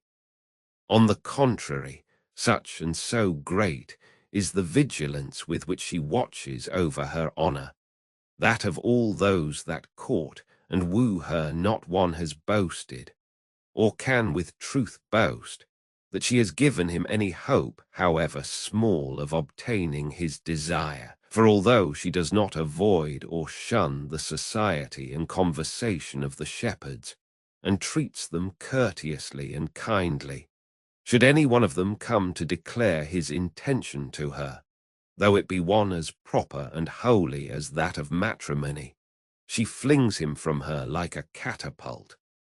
And with this kind of disposition, she does more harm in this country than if the plague had got into it. For her affability and her beauty draw on the hearts of those that associate with her to love her and to court her. But her scorn and her frankness, 148, bring them to the brink of despair. And so they know not what to say save to proclaim her aloud cruel and hard-hearted, and other names of the same sort, which well describe the nature of her character. And if you should remain here any time, Señor, you would hear these hills and valleys resounding with the laments of the rejected ones who pursue her. Not far from this, there is a spot where there are a couple of dozen of tall beeches, and there is not one of them but has carved and written on its smooth bark the name of Marcella, and above some a crown carved on the same tree, as though her lover would say more plainly that Marcella wore and deserved that of all human beauty. Here one shepherd is sighing, there another is lamenting. Their love songs are heard, here despairing elegies. One will pass all the hours of the night seated at the foot of some oak or rock, and there, without having closed his weeping eyes, the sun finds him in the morning bemused and bereft of sense, and another without relief or respite to his sighs, stretched on the burning sand in the full heat of the sultry summer noontide, makes his appeal to the compassionate heavens, and over one and the other, over these and all, the beautiful Marcella triumphs free and careless, and all of us that know her are waiting to see what her pride will come to, and who is to be the happy man that will succeed in taming a nature so formidable and gaining possession of a beauty so supreme. All that I have told you being such well-established truth, I am persuaded that what they say of the cause of Chrysostom's death, as our lad told us, is the same. And so I advise you, Señor, fail not to be present tomorrow at his burial, which will be well worth seeing. For Chrysostom had many friends, and it is not half a league from this place to where he directed he should be buried. I will make a point of it, said Don Quixote, and I thank you for the pleasure you have given me by relating so interesting a tale. Oh, said the goatherd, I do not know even the half of what has happened to the lovers of Marcella, but perhaps tomorrow we may fall in with some shepherd on the road who can tell us. And now it will be well for you to go and sleep under cover, for the night air may hurt your wound, though with the remedy I have applied to you there is no fear of an untoward result. Sancho Panza, who was wishing the goatherd's loquacity at the devil, 149 on his part, begged his master to go into Pedro's hut to sleep. He did so, and passed all the rest of the night in thinking of his lady Dulcinea, in imitation of the lovers of Marcella. Sancho Panza settled himself between Rocinante and his ass, and slept, not like a lover who had been discarded, but like a man who had been soundly kicked. Roman 13, in which is ended the story of the shepherdess Marcella, with other incidents. But hardly had day begun to show itself through the balconies of the east, when 5 of the 6 goatherds came to rouse Don Quixote, and tell him that if he was still of a mind to go and see the famous burial of Chrysostom, they would bear him company. Don Quixote, who desired nothing better, rose and ordered Sancho to saddle and panel at once, which he did with all dispatch, and with the same they all set out forthwith. They had not gone a quarter of a league, when at the meeting of 2 paths they saw coming towards them some 6 shepherds dressed in black sheepskins, and with their heads crowned with garlands of cypress and bitter oleander. Each of them carried a stout holly staff in his hand, and along with them there came 2 men of quality on horseback in handsome travelling dress, with 3 servants on foot accompanying them. Courteous salutations were exchanged on meeting, and inquiring one of the other which way each party was going, they learned that all were bound for the scene of the burial, so they went on all together. One of those on horseback, addressing his companion, said to him, "It seems to me, Señor Vivaldo, that we may reckon as well spent the delay we shall incur in seeing this remarkable funeral. For remarkable it cannot but be, judging by the strange things these shepherds have told us, of both the dead shepherd and homicide shepherdess." "So I think too," replied Vivaldo, "and I would delay not to say a day, but 4, for the sake of seeing it." Don Quixote asked them what it was they had heard of Marcella and Chrysostom. The traveller answered that the same morning they had met these shepherds, and seeing them dressed in this mournful fashion, they had asked them the reason of their appearing in such a guise, which one of them gave, describing the strange behaviour and beauty of a shepherdess called Marcella, and the loves of many who courted her, together with the death of that Chrysostom to whose burial they were going. In short, he repeated all that Pedro had related to Don Quixote. This conversation dropped, and another was commenced by him who was called Vivaldo, asking Don Quixote what was the reason that led him to go armed in that fashion in a country so peaceful. To which Don Quixote replied, "The pursuit of my calling does not allow or permit me to go in any other fashion.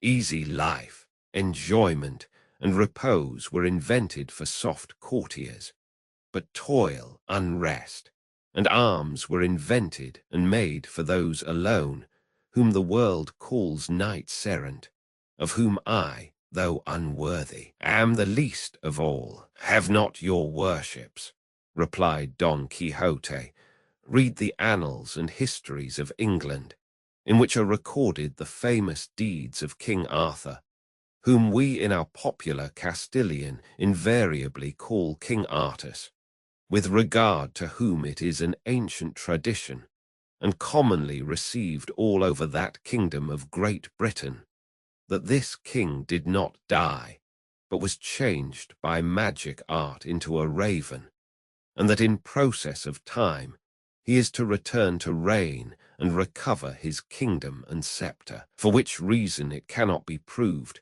that from that time to this any Englishman ever killed a raven.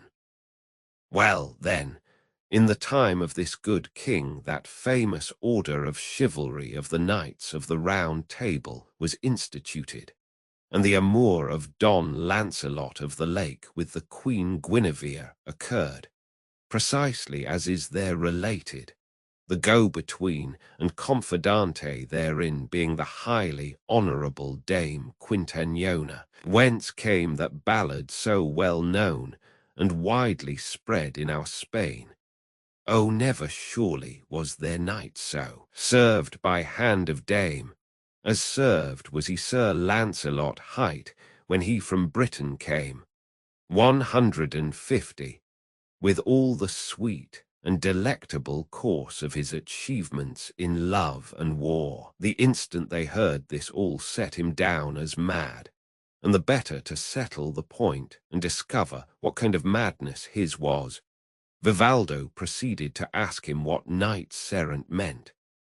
Handed down from that time, then, this order of chivalry went on extending and spreading itself over many and various parts of the world, and in it, famous and renowned for their deeds, were the mighty Amadis of Gaul with all his sons and descendants to the 5th generation, and the valiant Felixmart of Hyrcania, and the never sufficiently praised Tirante el Blanco. And in our own days almost we have seen and heard and talked with the invincible knight Don Bilianes of Greece. This, then, sirs, is to be a knight-errant, and what I have spoken of is the order of his chivalry, of which, as I have already said, I, though a sinner, have made profession, and what the aforesaid knights profess, that same do I profess. And so I go through these solitudes and wild seeking adventures, resolved in soul to oppose my arm and person to the most perilous that fortune may offer me in aid of the weak and needy. By these words of his, the travellers were able to satisfy themselves of Don Quixote's being out of his senses, and of the form of madness that overmastered him, at which they felt the same astonishment that all felt on first becoming acquainted with it. And Vivaldo, who was a person of great shrewdness and of a lively temperament, in order to beguile the short journey which they said was required to reach the mountain, the scene of the burial, sought to give him an opportunity of going on with his absurdities. So he said to him, "It seems to me, Señor Knight-errant, that your worship has made choice of one of the most austere professions in the world, and I imagine even that of the Carthusian monks is not so austere. As austere it may perhaps be," replied our Don Quixote, "but so necessary for the world I am very much inclined to doubt. For if the truth is to be told, the soldier who executes what his captain orders does no less than the captain himself who gives the order. My meaning is that churchmen in peace and quiet pray to heaven for the welfare of the world, but we soldiers and knights carry into effect what they pray for, defending it with the might of our arms and the edge of our swords, not under shelter, but in the open air, a target for the intolerable rays of the sun in summer and the piercing frosts of winter. Thus are we God's ministers on earth, and the arms by which his justice is done therein. And as the business of war and all that relates and belongs to it cannot be conducted without exceeding great sweat, toil, and exertion, it follows that those who make it their profession have undoubtedly more labor than those who in tranquil peace and quiet are engaged in praying to God to help the weak. I do not mean to say, nor does it enter into my thoughts, that the knight-errant's calling is as good as that of the monk in his cell. I would merely infer from what I endure myself that it is beyond a doubt a more laborious and a more belabored one, a hungrier and thirstier, a wretcheder, raggeder and lousier. For there is no reason to doubt that the knights-errant of yore endured much hardship in the course of their lives, and if some of them by the might of their arms did rise to be emperors, in faith it cost them dear in the matter of blood and sweat. And if those who attain to that rank had not had magicians and sages to help them, they would have been completely balked in their ambition and disappointed in their hopes. "That is my own opinion," replied the traveller.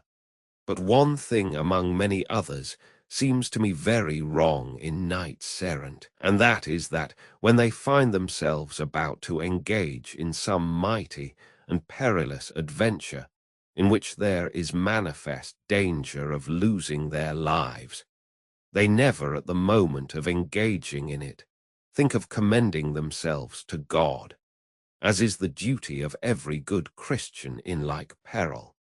Instead of which they commend themselves to their ladies with as much devotion as if these were their gods, a thing which seems to me to savour somewhat of heathenism." "Sir," answered Don Quixote, "that cannot be on any account omitted, and the knight-errant would be disgraced who acted otherwise. For it is usual and customary in knight-errantry that the knight-errant, who on engaging in any great feat of arms has his lady before him, should turn his eyes towards her softly and lovingly, as though with them entreating her to favour and protect him in the hazardous venture he is about to undertake. And even though no one hear him, he is bound to say certain words between his teeth, commending himself to her with all his heart. And of this we have innumerable instances in the histories. Nor is it to be supposed from this that they are to omit commending themselves to God, for there will be time and opportunity for doing so while they are engaged in their task. For all that," answered the traveller, "I feel some doubt still, because often I have read how words will arise between two knights errant, and from one thing to another it comes about that their anger kindles, and they wheel their horses round, and take a good stretch of field. And then, without any more ado, at the top of their speed, they come to the charge. And in mid-career, they are wont to commend themselves to their ladies. And what commonly comes of the encounter is that one falls over the haunches of his horse, pierced through and through by his antagonist's lance. And as for the other, it is only by holding on to the mane of his horse that he can help falling to the ground. But I know not how the dead man had time to commend himself to God in the course of such rapid work as this. It would have been better if those words which he spent in commending himself to his lady, in the midst of his career, had been devoted to his duty and obligation as a Christian. Moreover, it is my belief that all knights errant have not ladies to commend themselves to, for they are not all in love." "That is impossible," said Don Quixote. "I say it is impossible that there could be a knight-errant without a lady, because to such it is as natural and proper to be in love as to the heavens to have stars. Most certainly no history has been seen in which there is to be found a knight-errant without an amour, and for the simple reason that without one he would be held no legitimate knight, but a bastard, and one who had gained entrance into the stronghold of the said knighthood, not by the door, but over the wall like a thief and a robber." "Nevertheless," said the traveller, "if I remember rightly, I think I have read that Don Galaor, the brother of the valiant Amadis of Gaul, never had any special lady to whom he might commend himself, and yet he was not the less esteemed, and was a very stout and famous knight." To which our Don Quixote made answer, "Sir, one solitary swallow does not make summer. 151 moreover, I know that knight was in secret very deeply in love. Besides which, that way of falling in love with all that took his fancy was a natural propensity which he could not control. But in short, it is very manifest that he had one alone whom he made mistress of his will, to whom he commended himself very frequently, and very secretly, for he prided himself on being a reticent knight. Then, if it be essential that every knight-errant should be in love, said the traveller, it may be fairly supposed that your worship is so, as you are of the order. And if you do not pride yourself on being as reticent as Don Galaor, I entreat you as earnestly as I can, in the name of all this company and in my own, to inform us of the name, country, rank, and beauty of your lady, for she will esteem herself fortunate if all the world knows that she is loved and served by such a knight as your worship seems to be. At this Don Quixote heaved a deep sigh and said, I cannot say positively whether my sweet enemy is pleased or not that the world should know I serve her. I can only say in answer to what has been so courteously asked of me, that her name is Dulcinea, her country El Toboso, a village of La Mancha. Her rank must be at least that of a princess, since she is my queen and lady, and her beauty superhuman, since all the impossible and fanciful attributes of beauty which the poets apply to their ladies are verified in her.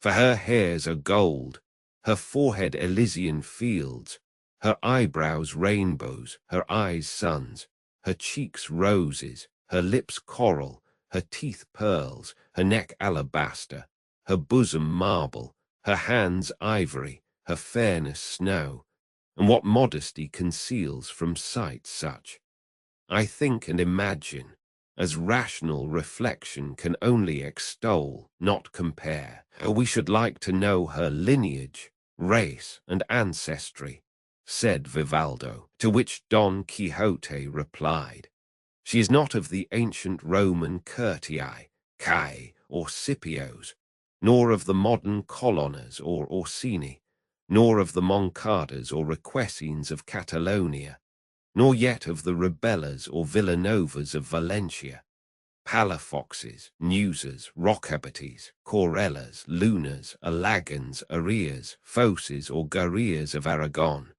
Cerdas, Manriques, Mendozas, or Guzmans of Castile, Alencastros, Pallas, or Meneses of Portugal, but she is of those of El Toboso of La Mancha, a lineage that, though modern, may furnish a source of gentle blood for the most illustrious families of the ages that are to come. And this let none dispute with me, save on the condition that Zerbino placed at the foot of the trophy of Orlando's arms, saying, these let none move who dareth not his might with Roland prove. 152. Although mine is of the catchapins of Lerdo. 153, said the traveller, I will not venture to compare it with that of El Toboso of La Mancha, though, to tell the truth, no such surname has until now ever reached my ears. What? Said Don Quixote. Has that never reached them? The rest of the party went along listening with great attention to the conversation of the pair, and even the very goatherds and shepherds perceived how exceedingly out of his wits our Don Quixote was. Sancho Panza alone thought that what his master said was the truth, knowing who he was, and having known him from his birth. And all that he felt any difficulty in believing was that about the fair Dulcinea del Toboso, because neither any such name nor any such princess had ever come to his knowledge, though he lived so close to El Toboso. 154. They were going along conversing in this way, when they saw descending a gap between two high mountains, 155, some 20 shepherds, all clad in sheepskins of black wool, and crowned with garlands which, as afterwards appeared, were some of them of yew, some of cypress. 6 of the number were carrying a bier covered with a great variety of flowers and branches, on seeing which one of the goatherds said, "Those who come there are the bearers of Chrysostom's body, and the foot of that mountain is the place where he ordered them to bury him."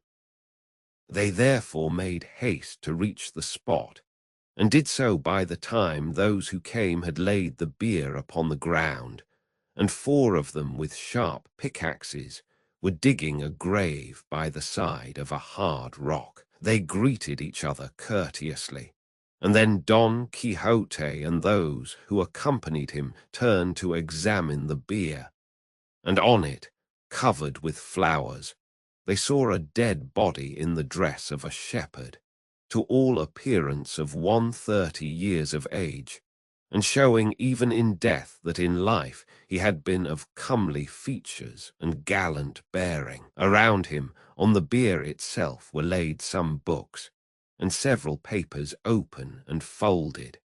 And those who were looking on, as well as those who were opening the grave, and all the others who were there, preserved a strange silence, until one of those who had borne the body said to another, "Observe carefully, Ambrosia, if this is the place Chrysostom spoke of, since you are anxious that what he directed in his will should be so strictly complied with." "This is the place," answered Ambrosia, "for in it many a time did my poor friend tell me the story of his hard fortune. Here it was, he told me, that he saw for the first time that mortal enemy of the human race, and here, too, for the first time he declared to her his passion, as honorable as it was devoted, and here it was that at last Marcella ended by scorning and rejecting him, so as to bring the tragedy of his wretched life to a close. Here, in memory of misfortunes so great, he desired to be laid in the bowels of eternal oblivion. 156. Then turning to Don Quixote and the travellers, he went on to say, "That body, sirs, on which you are looking with compassionate eyes, was the abode of a soul on which heaven bestowed a vast share of its riches. That is the body of Chrysostom, who was unrivaled in wit, unequaled in courtesy, unapproached in gentle bearing, a phoenix in friendship, generous without limit, grave without arrogance, gay without vulgarity, and in short, first in all that constitutes goodness, and second to none in all that makes up misfortune. He loved deeply, he was hated. He adored, he was scorned. He wooed a wild beast, he pleaded with marble. He pursued the wind, he cried to the wilderness. He served ingratitude, and for reward was made the prey of death in the mid-course of life, cut short by a shepherdess whom he sought to immortalize in the memory of man, as these papers which you see could fully prove, had he not commanded me to consign them to the fire after having consigned his body to the earth. You would deal with them more harshly and cruelly than their owner himself," said Vivaldo, "for it is neither right nor proper to do the will of one who enjoins what is wholly unreasonable. It would not have been reasonable in Augustus Caesar had he permitted the directions left by the divine Mantuan in his will to be carried into effect. So that, Señor Ambrosia, while you consign your friend's body to the earth, you should not consign his writings to oblivion, for if he gave the order in bitterness of heart, it is not right that you should irrationally obey it. On the contrary, by granting life to those papers, let the cruelty of Marcella live forever, to serve as a warning in ages to come to all men to shun and avoid falling into like danger. Or I and all of us who have come here know already the story of this your love-stricken and heartbroken friend, and we know, too, your friendship and the cause of his death, and the directions he gave at the close of his life, from which sad story may be gathered how great was the cruelty of Marcella, the love of Chrysostom, and the loyalty of your friendship, together with the end awaiting those who pursue rashly the path that insane passion opens to their eyes. Last night we learned the death of Chrysostom, and that he was to be buried here.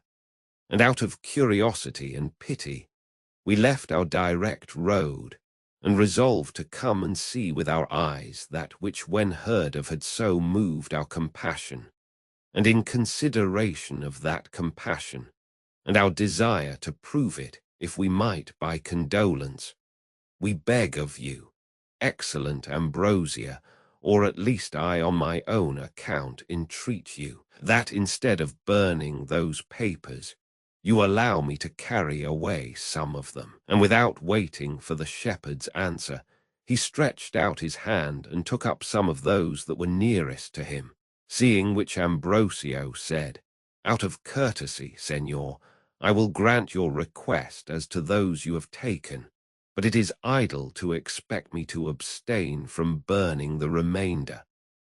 Vivaldo, who was eager to see what the papers contained, opened one of them at once, and saw that its title was Lay of Despair. Ambrosio, hearing it, said, "That is the last paper the unhappy man wrote, and that you may see, Señor, to what an end his misfortunes brought him, read it so that you may be heard, for you will have time enough for that while we are waiting for the grave to be dug." "I will do so very willingly," said Vivaldo, and as all the bystanders were equally eager, they gathered round him, and he, reading in a loud voice, found that it ran as follows: Roman 14, Roman 14, wherein are inserted the despairing verses of the dead shepherd, together with other incidents not looked for. 157. The Lay of Chrysostom. 158. Since thou dost in thy cruelty desire the ruthless rigor of thy tyranny from tongue to tongue, from land to land, proclaimed, the very hell will I constrain to lend this stricken breast of mine deep notes of woe to serve my need of fitting utterance. And as I strive to body forth the tale of all I suffer, all that thou hast done, forth shall the dread voice roll, and bear along shreds from my vitals torn for greater pain. Then listen, not to dulcet harmony, but to a discord wrung by mad despair out of this bosom's depths of bitterness, to ease my heart and plant a sting in thine. The lion's roar, the fierce wolf's savage howl, the horrid hissing of the scaly snake, the awesome cries of monsters yet unnamed, the crow's ill-boding croak, the hollow moan of wild winds wrestling with the restless sea, the wrathful bellow of the vanquished bull, the plaintive sobbing of the widowed dove. 159. The envied owl's sad note. 160. The wail of woe that rises from the dreary choir of hell, commingled in one sound, confusing sense. Let all these come to aid my soul's complaint, for pain like mine demands new modes of song. No echoes of that discord shall be heard where Father Tagus rolls, or on the banks of olive-bordered Bitties. 161. To the rocks, or in deep caverns, shall my plaint be told, and by a lifeless tongue in living words, or in dark valleys, or on lonely shores, where neither foot of man nor sunbeam falls, or in among the poison-breathing swarms of monsters, nourished by the sluggish Nile. For though it be to solitudes remote the hoarse vague echoes of my sorrows sound thy matchless cruelty, my dismal fate shall carry them to all the spacious world. Disdain hath power to kill, and patience dies slain by suspicion, be it false or true. and deadly is the force of jealousy. Long absence makes of life a dreary void. No hope of happiness can give repose to him that ever fears to be forgot, and death, inevitable, waits in hall. But I, by some strange miracle, live on a prey to absence, jealousy, disdain, racked by suspicion as by certainty, forgotten, left to feed my flame alone. And while I suffer thus, there comes no ray of hope to gladden me athwart the gloom, nor do I look for it in my despair, but rather clinging to a cureless woe, all hope do I abjure forevermore. Can there be hope where fear is? Were it well, when far more certain are the grounds of fear, ought I to shut mine eyes to jealousy, if through 1,000 heart wounds it appears? Who would not give free access to distrust, seeing disdain unveiled and bitter change? All his suspicions turn to certainties, and the fair truth transformed into a lie. O thou fierce tyrant of the realms of love, O jealousy, put chains upon these hands, and bind me with thy strongest cord, disdain. But woe is me! Triumphant over all, my sufferings drown the memory of you, and now I die. And since there is no hope of happiness for me in life or death, still to my fantasy I'll fondly cling. I'll say that he is wise who loveth well, and that the soul most free is that most bound in thraldom to the ancient tyrant love. I'll say that she who is mine enemy in that fair body hath as fair a mind, and that her coldness is but my desert, and that by virtue of the pain he sends love rules his kingdom with a gentle sway. Thus, self-deluding, and in bondage sore, and wearing out the wretched shred of life to which I am reduced by her disdain, I'll give this soul and body to the winds, all hopeless of a crown of bliss in store. Thou whose injustice hath supplied the cause that makes me quit the weary life I loathe, as by this wounded bosom thou canst see how willingly thy victim I become. Let not my death, if haply worth a tear, cloud the clear heaven that dwells in thy bright eyes. I would not have thee expiate in aught the crime of having made my heart thy prey, but rather let thy laughter gaily ring, and prove my death to be thy festival. Fool that I am to bid thee! Well I know thy glory gains by my untimely end, and now it is the time. From hell's abyss come thirsting Tantalus, come Sisyphus heaving the cruel stone, come Titius with vulture, and with wheel Ixion come, and come the sisters of the ceaseless toil, and all into this breast transfer their pains, and if such tribute to despair be due, chant in their deepest tones a doleful dirge over a course unworthy of a shroud. Let the three-headed guardian of the gate, and all the monstrous progeny of hell, the doleful concert join. A lover dead, methinks, can have no fitter obsequies. Lay of despair, grieve not when thou art gone forth from this sorrowing heart. My misery brings fortune to the cause that gave thee birth. Then banish sadness even in the tomb. The lay of Chrysostom met with the approbation of the listeners, though the reader said it did not seem to him to agree with what he had heard of Marcella's reserve and propriety. For Chrysostom complained in it of jealousy, suspicion, and absence, all to the prejudice of the good name and fame of Marcella. To which Ambrosio replied, as one who knew well his friend's most secret thoughts, Senor, to remove that doubt, I should tell you that when the unhappy man wrote this lay, he was away from Marcella, from whom he had voluntarily separated himself, to try if absence would act with him as it is wont. And as everything distresses, and every fear haunts the banished lover, So imaginary jealousies and suspicions, dreaded as if they were true, tormented Chrysostom. And thus the truth of what report declares of the virtue of Marcella remains unshaken, and with her envy itself should not and cannot find any fault save that of being cruel, somewhat haughty, and very scornful. "That is true," said Vivaldo. And as he was about to read another paper of those he had preserved from the fire, he was stopped by a marvelous vision, for such it seemed, that unexpectedly presented itself to their eyes.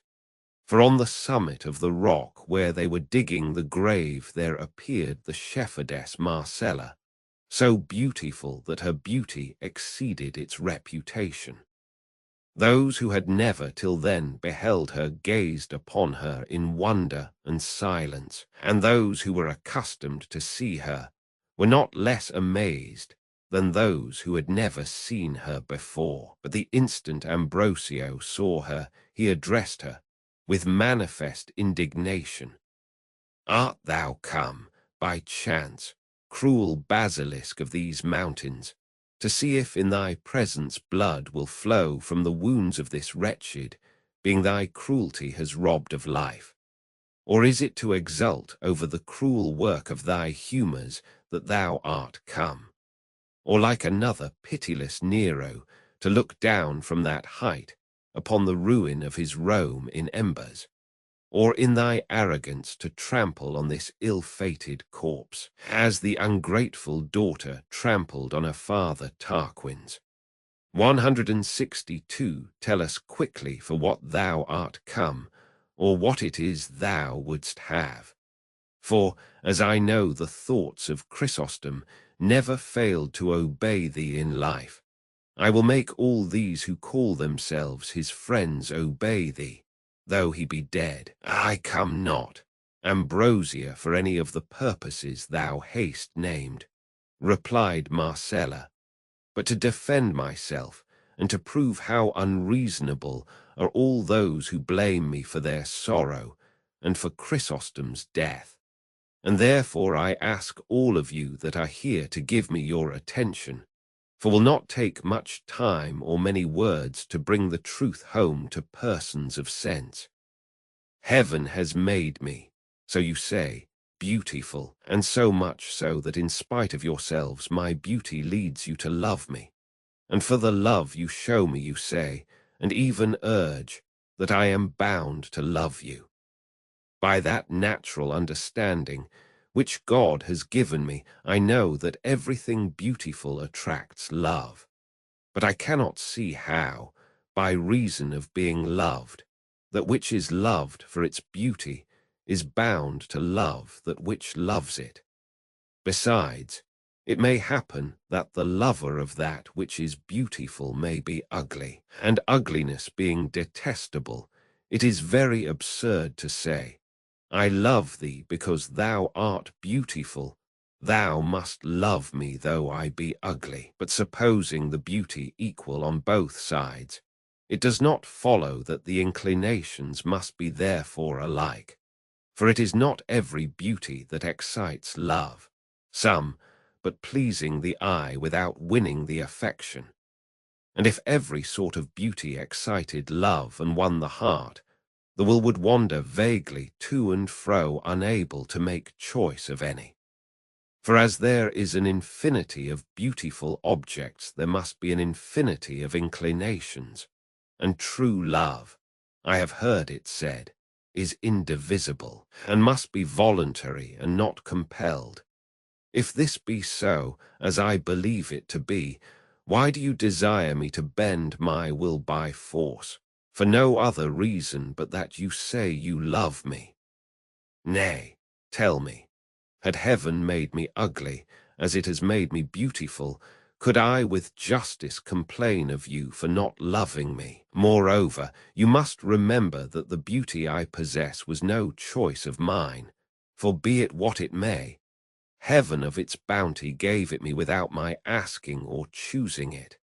And as the viper, though it kills with it, does not deserve to be blamed for the poison it carries, as it is a gift of nature. Neither do I deserve reproach for being beautiful, for beauty in a modest woman is like fire at a distance or a sharp sword. The one does not burn, the other does not cut. Those who do not come too near. Honor and virtue are the ornaments of the mind, without which the body, though it be so, has no right to pass for beautiful. But if modesty is one of the virtues that specially lend a grace and charm to mind and body, why should she who is loved for her beauty part with it, to gratify one who for his pleasure alone strives with all his might and energy to rob her of it? I was born free, and that I might live in freedom, I chose the solitude of the fields. In the trees of the mountains I find society. The clear waters of the brooks are my mirrors, and to the trees and waters I make known my thoughts and charms. I am a fire afar off, a sword laid aside. Those whom I have inspired with love by letting them see me, I have by words undeceived, and if their longings live on hope, and I have given none to Chrysostom or to any other, it cannot justly be said that the death of any is my doing, for it was rather his own obstinacy than my cruelty that killed him. And if it be made a charge against me that his wishes were honorable, and that therefore I was bound to yield to them, I answer that when on this very spot where now his grave is made he declared to me his purity of purpose, I told him that mine was to live in perpetual solitude, and that the earth alone should enjoy the fruits of my retirement and the spoils of my beauty. And if, after this open avowal, he chose to persist against hope and steer against the wind, what wonder is it that he should sink in the depths of his infatuation?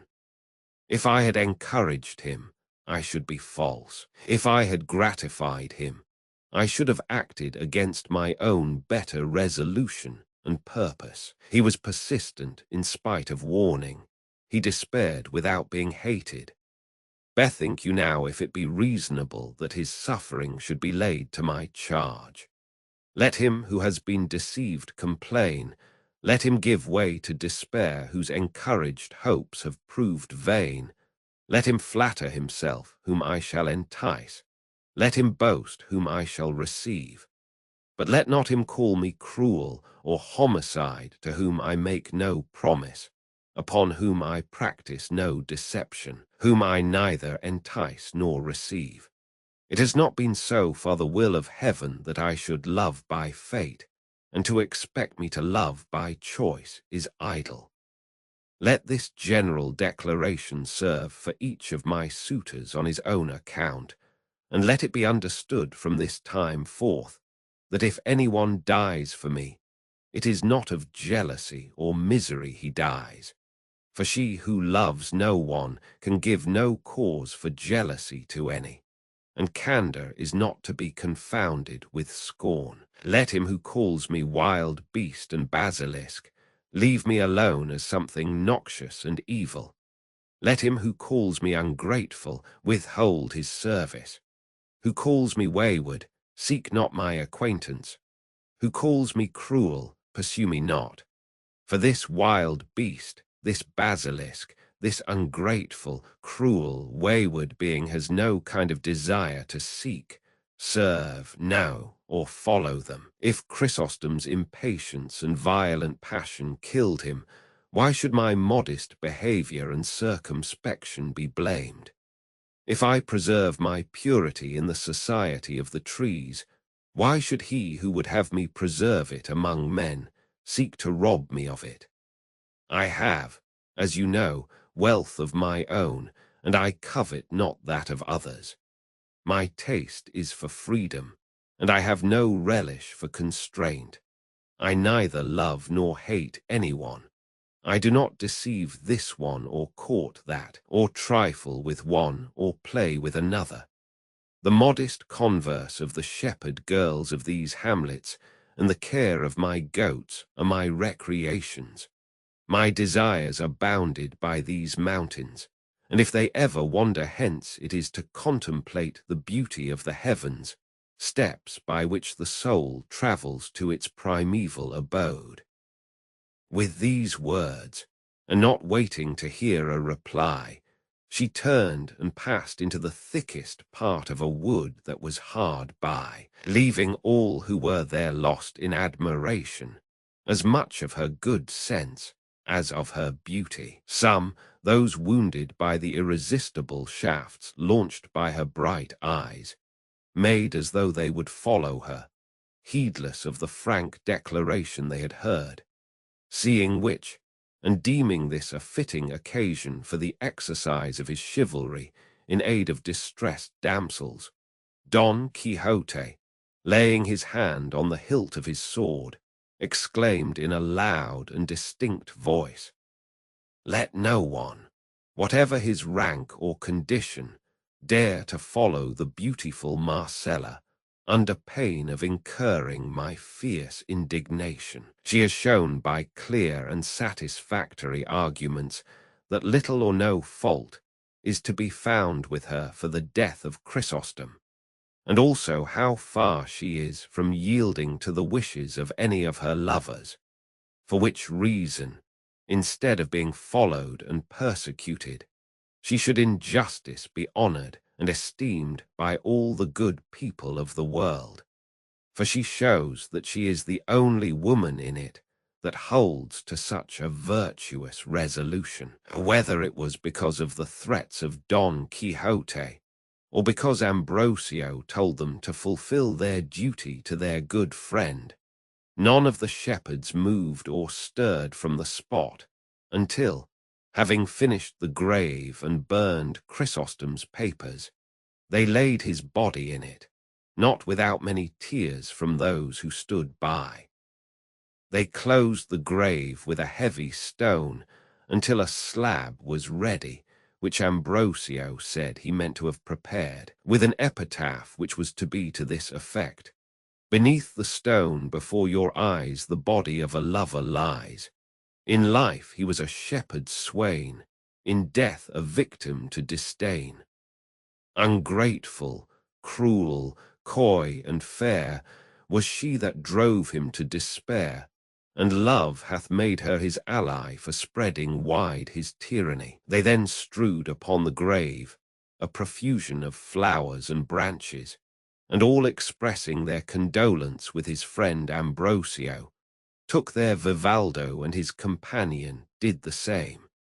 And Don Quixote bade farewell to his hosts and to the travellers, who pressed him to come with them to Seville, as being such a convenient place for finding adventures, for they presented themselves in every street and round every corner oftener than anywhere else. Don Quixote thanked them for their advice, and for the disposition they showed to do him a favor, and said that for the present he would not, and must not go to Seville until he had cleared all these mountains of highwaymen and robbers, of whom report said they were full. Seeing his good intention, the travellers were unwilling to press him further, and once more bidding him farewell, they left him and pursued their journey, in the course of which they did not fail to discuss the story of Marcella and Chrysostom, as well as the madness of Don Quixote. He, on his part, resolved to go in quest of the shepherdess Marcella, and make offer to her of all the service he could render her. But things did not fall out with him as he expected, according to what is related in the course of this veracious history, of which the second part ends here. Roman 15, in which is related the unfortunate adventure that Don Quixote fell in with when he fell out with certain heartless Yanusans. The sage-side Hamid Benengeli relates that as soon as Don Quixote took leave of his hosts, and all who had been present at the burial of Chrysostom. He and his squire passed into the same wood which they had seen the shepherdess Marcella enter, and after having wandered for more than 2 hours in all directions in search of her without finding her, they came to a halt in a glade covered with tender grass, beside which ran a pleasant cool stream that invited and compelled them to pass there the hours of the noontide heat, which by this time was beginning to come on oppressively. Don Quixote and Sancho dismounted, and turning Rocinante and the ass loose to feed on the grass that was there in abundance, they ransacked the alforjas, and without any ceremony very peacefully and sociably master and man made their repast on what they found in them. Sancho had not thought it worth while to hobble Rocinante, feeling sure, from what he knew of his staidness and freedom from incontinence, that all the mares in the Cordova pastures would not lead him into an impropriety. Chance, however, and the devil, who is not always asleep, so ordained it that feeding in this valley there was a drove of Galician ponies belonging to certain Yangusan 163 carriers, whose way it is to take their midday rest with their teams in places and spots where grass and water abound, and that where Don Quixote chanced to be suited the Yangusan's purpose very well. It so happened, then, that Rocinante took a fancy to disport himself with their ladyships the ponies, and abandoning his usual gait and demeanour as he scented them, he, without asking leave of his master, got up a briskish little trot and hastened to make known his wishes to them. They, however, it seemed, preferred their pasture to him, and received him with their heels and teeth to such effect that they soon broke his girths, and left him naked without a saddle to cover him. But what must have been worse to him was that the carriers, seeing the violence he was offering to their mares, came running up armed with stakes, 164, and so belaboured him that they brought him sorely battered to the ground. By this time Don Quixote and Sancho, who had witnessed the drubbing of Rocinante, came up panting, and said Don Quixote to Sancho, "So far as I can see, friend Sancho, these are not knights but base folk of low birth. I mention it because thou canst lawfully aid me in taking due vengeance for the insult offered to Rocinante before our eyes." "What the devil vengeance can we take," answered Sancho, "if they are more than 20, and we no more than 2, or indeed, perhaps not more than 1.5. "Aye, count for 100, replied Don Quixote, and without more words he drew his sword and attacked the Yangusans, and excited and impelled by the example of his master, Sancho did the same. And to begin with, Don Quixote delivered a slash at one of them that laid open the leather jerkin he wore, together with a great portion of his shoulder. The Yangusans, seeing themselves assaulted by only 2 men while they were so many, betook themselves to their stakes, and driving the 2 into the middle, they began to lay on with great zeal and energy.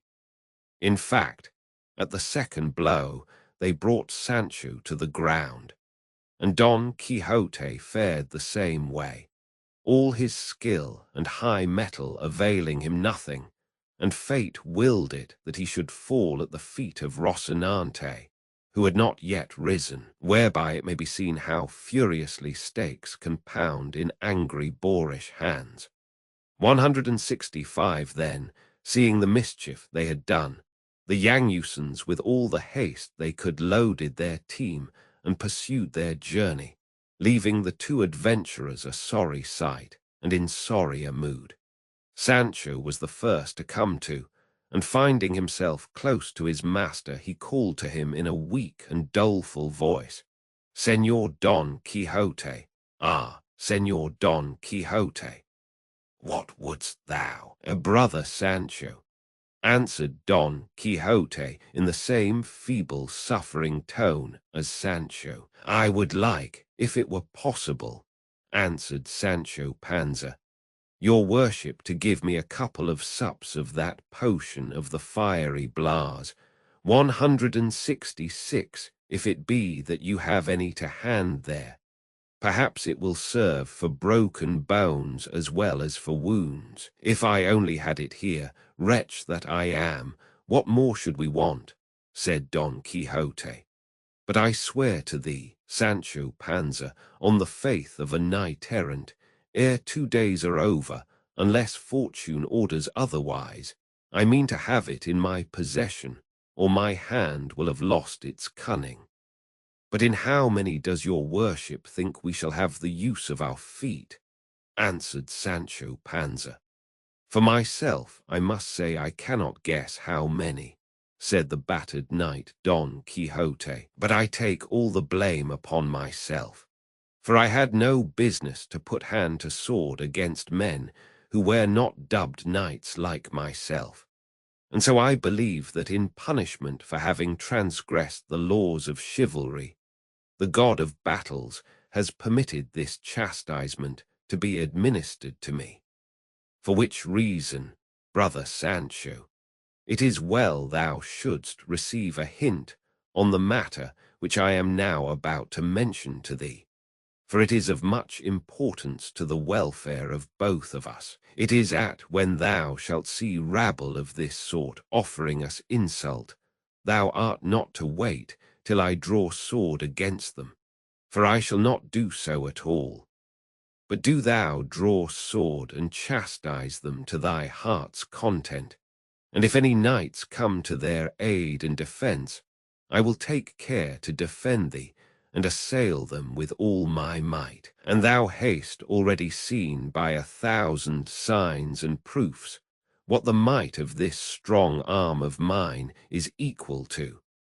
So uplifted had the poor gentleman become through the victory over the stout Biscayan. But Sancho did not so fully approve of his master's admonition as to let it pass without saying in reply, "Señor, I am a man of peace, meek and quiet, and I can put up with any affront because I have a wife and children to support and bring up. So let it be likewise a hint to your worship, as it cannot be a mandate, that on no account will I draw sword either against clown or against knight, and that here before God I forgive the insults that have been offered me, whether they have been, or shall be offered me by high or low, rich or poor, noble or commoner, not accepting any rank or condition whatsoever." To all which his master said in reply, "I wish I had breath enough to speak somewhat easily, and that the pain I feel on this side would abate so as to let me explain to thee, Panza, the mistake thou makest. Come now, sinner, suppose the wind of fortune, hitherto so adverse, should turn in our favour, filling the sails of our desires, so that safely and without impediment we put into port in some one of those islands I have promised thee. How would it be with thee if on winning it I made thee lord of it? Why, thou wilt make it well nigh impossible through not being a knight, nor having any desire to be one, nor possessing the courage nor the will to avenge insults or defend thy lordship. For thou must know that in newly conquered kingdoms and provinces the minds of the inhabitants are never so quiet nor so well disposed to the new lord that there is no fear of their making some move to change matters once more, and try, as they say, what chance may do for them. So it is essential that the new possessor should have good sense to enable him to govern, and valor to attack and defend himself, whatever may befall him. In what has now befallen us, answered Sancho, I'd have been well pleased to have that good sense and that valor your worship speaks of, but I swear on the faith of a poor man I am more fit for plasters than for arguments. See if your worship can get up, and let us help Rocinante, though he does not deserve it, for he was the main cause of all this thrashing. I never thought it of Rocinante, for I took him to be a virtuous person and as quiet as myself. After all, they say right that it takes a long time to come to know people, and that there is nothing sure in this life. Who would have said that, after such mighty slashes as your worship gave that unlucky knight-errant, there was coming, travelling post, and at the very heels of them, such a great storm of sticks as has fallen upon our shoulders? And yet thine, Sancho, replied Don Quixote, ought to be used to such squalls. But mine, reared in soft cloth and fine linen, it is plain they must feel more keenly the pain of this mishap. And if it were not that I imagine, why do I say imagine, know of a certainty that all these annoyances are very necessary accompaniments of the calling of arms, I would lay me down here to die of pure vexation. To this the squire replied, Señor, as these mishaps are what one reaps of chivalry, tell me if they happen very often, or if they have their own fixed times for coming to pass.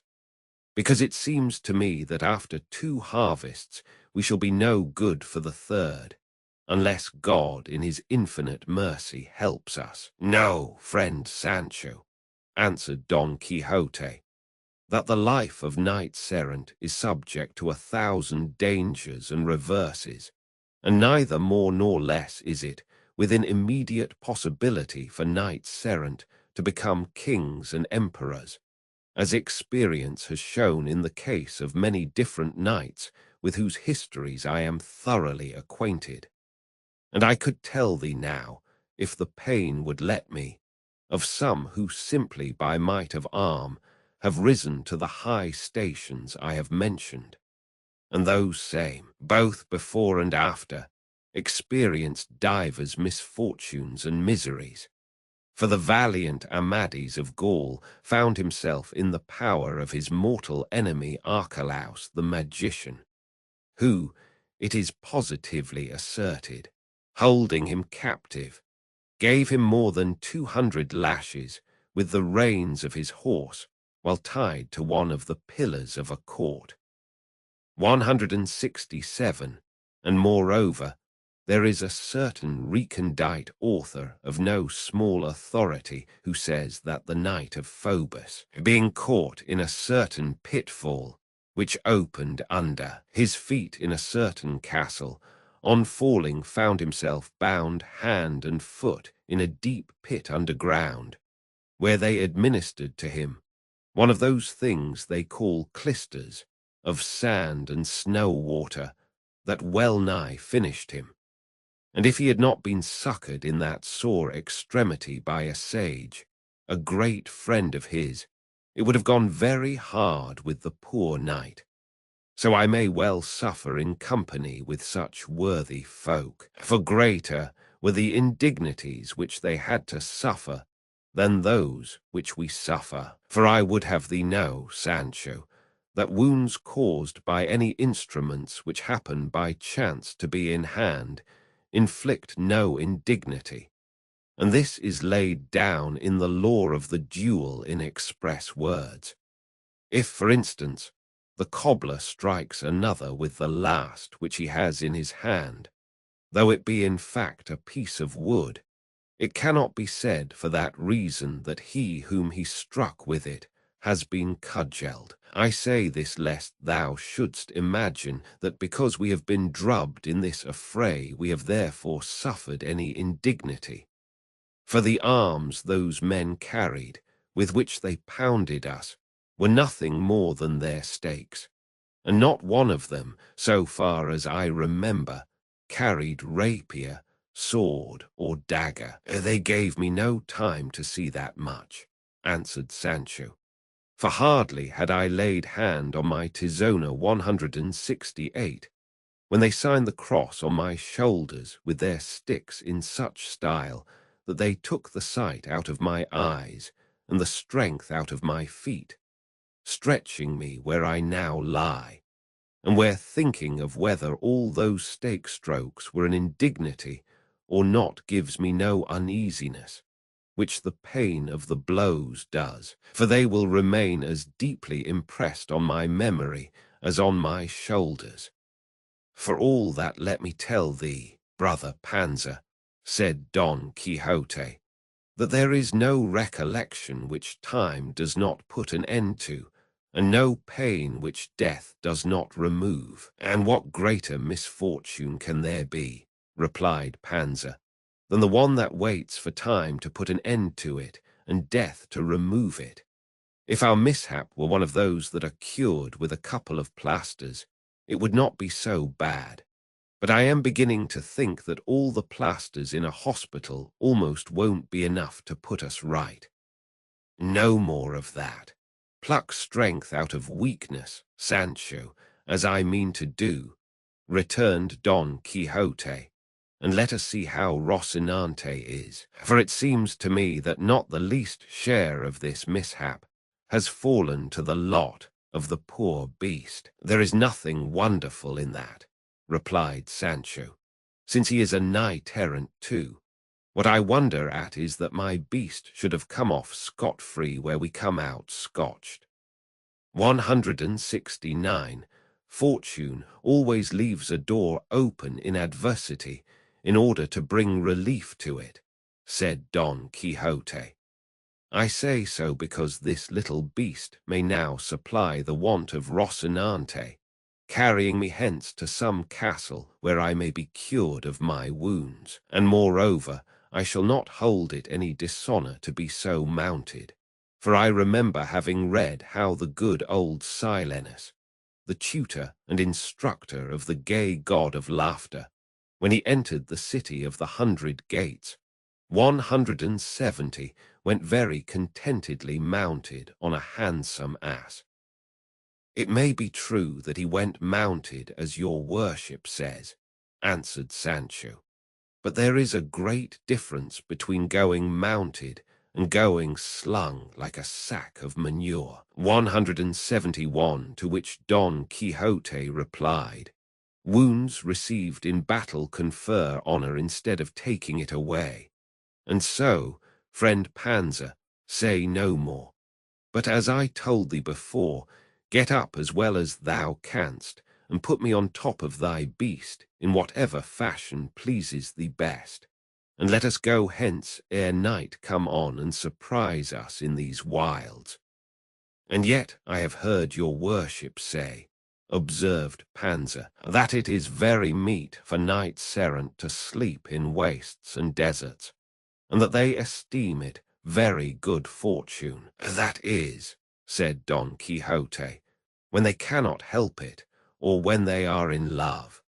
And so true is this that there have been knights who have remained 2 years on rocks, in sunshine and shade, and all the inclemencies of heaven, without their ladies knowing anything of it. And one of these was Amadis, when, under the name of Beltenebros, he took up his abode on the Peña Poba for, I know not if it was 8 years or 8 months, for I am not very sure of the reckoning. At any rate, he stayed there doing penance, for I know not what pique the Princess Oriana had against him. But no more of this now, Sancho, and make haste before a mishap like Rocinante's befalls the ass. The very devil would be in it in that case, said Sancho, and letting off 30 oaths and 60 sighs, and 120 maledictions and execrations on whomsoever it was that had brought him there, he raised himself, stopping halfway bent like a Turkish bow without power to bring himself upright. But with all his pains he saddled his ass, who too had gone astray somewhat, yielding to the excessive license of the day. He next raised up Rocinante, and as for him, had he possessed a tongue to complain with, most assuredly neither Sancho nor his master would have been behind him. 172 to be brief. Sancho fixed Don Quixote on the ass and secured Rocinante with a leading rein, and taking the ass by the halter, he proceeded more or less in the direction in which it seemed to him the high road might be. And as chance was conducting their affairs for them from good to better, he had not gone a short league when the road came in sight, and on it he perceived an inn, which to his annoyance and to the delight of Don Quixote must needs be a castle. Sancho insisted that it was an inn, and his master that it was not one, but a castle, and the dispute lasted so long that before the point was settled, they had time to reach it, and into it Sancho entered with all his team 173 without any further controversy. Romans 16 of what happened to the ingenious gentleman in the inn which he took to be a castle. The innkeeper, seeing Don Quixote slung across the ass, asked Sancho what was amiss with him. Sancho answered that it was nothing, only that he had fallen down from a rock and had his ribs a little bruised. The innkeeper had a wife whose disposition was not such as those of her calling commonly have, for she was by nature kind-hearted and felt for the sufferings of her neighbors. So she at once set about tending Don Quixote, and made her young daughter, a very comely girl, help her in taking care of her guest.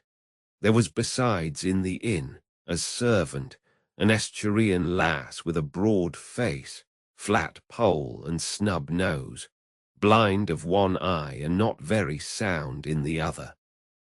The elegance of her shape, to be sure, made up for all her defects. She did not measure 7 palms from head to foot, and her shoulders, which overweighted her somewhat, made her contemplate the ground more than she liked. This graceful lass, then, helped the young girl, and the two made up a very bad bed for Don Quixote in a garret that showed evident signs of having formerly served for many years as a straw loft, in which there was also quartered a carrier, whose bed was placed a little beyond our Don Quixote's, and though only made of the pack-saddles and cloths of his mules, had much the advantage of it, as Don Quixote's consisted simply of 4 rough boards on 2 not very even trestles, a mattress that for thinness might have passed for a quilt, full of pellets which, were they not seen through the rents to be wool, would to the touch have seemed pebbles in hardness,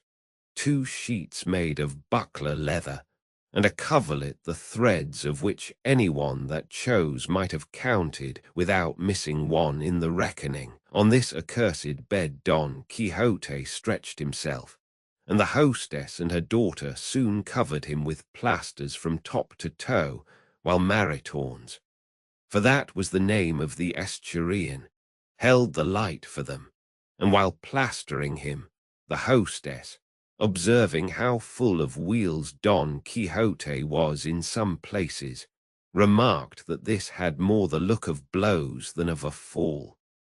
It was not blows, Sancho said, but that the rock had many points and projections, and that each of them had left its mark.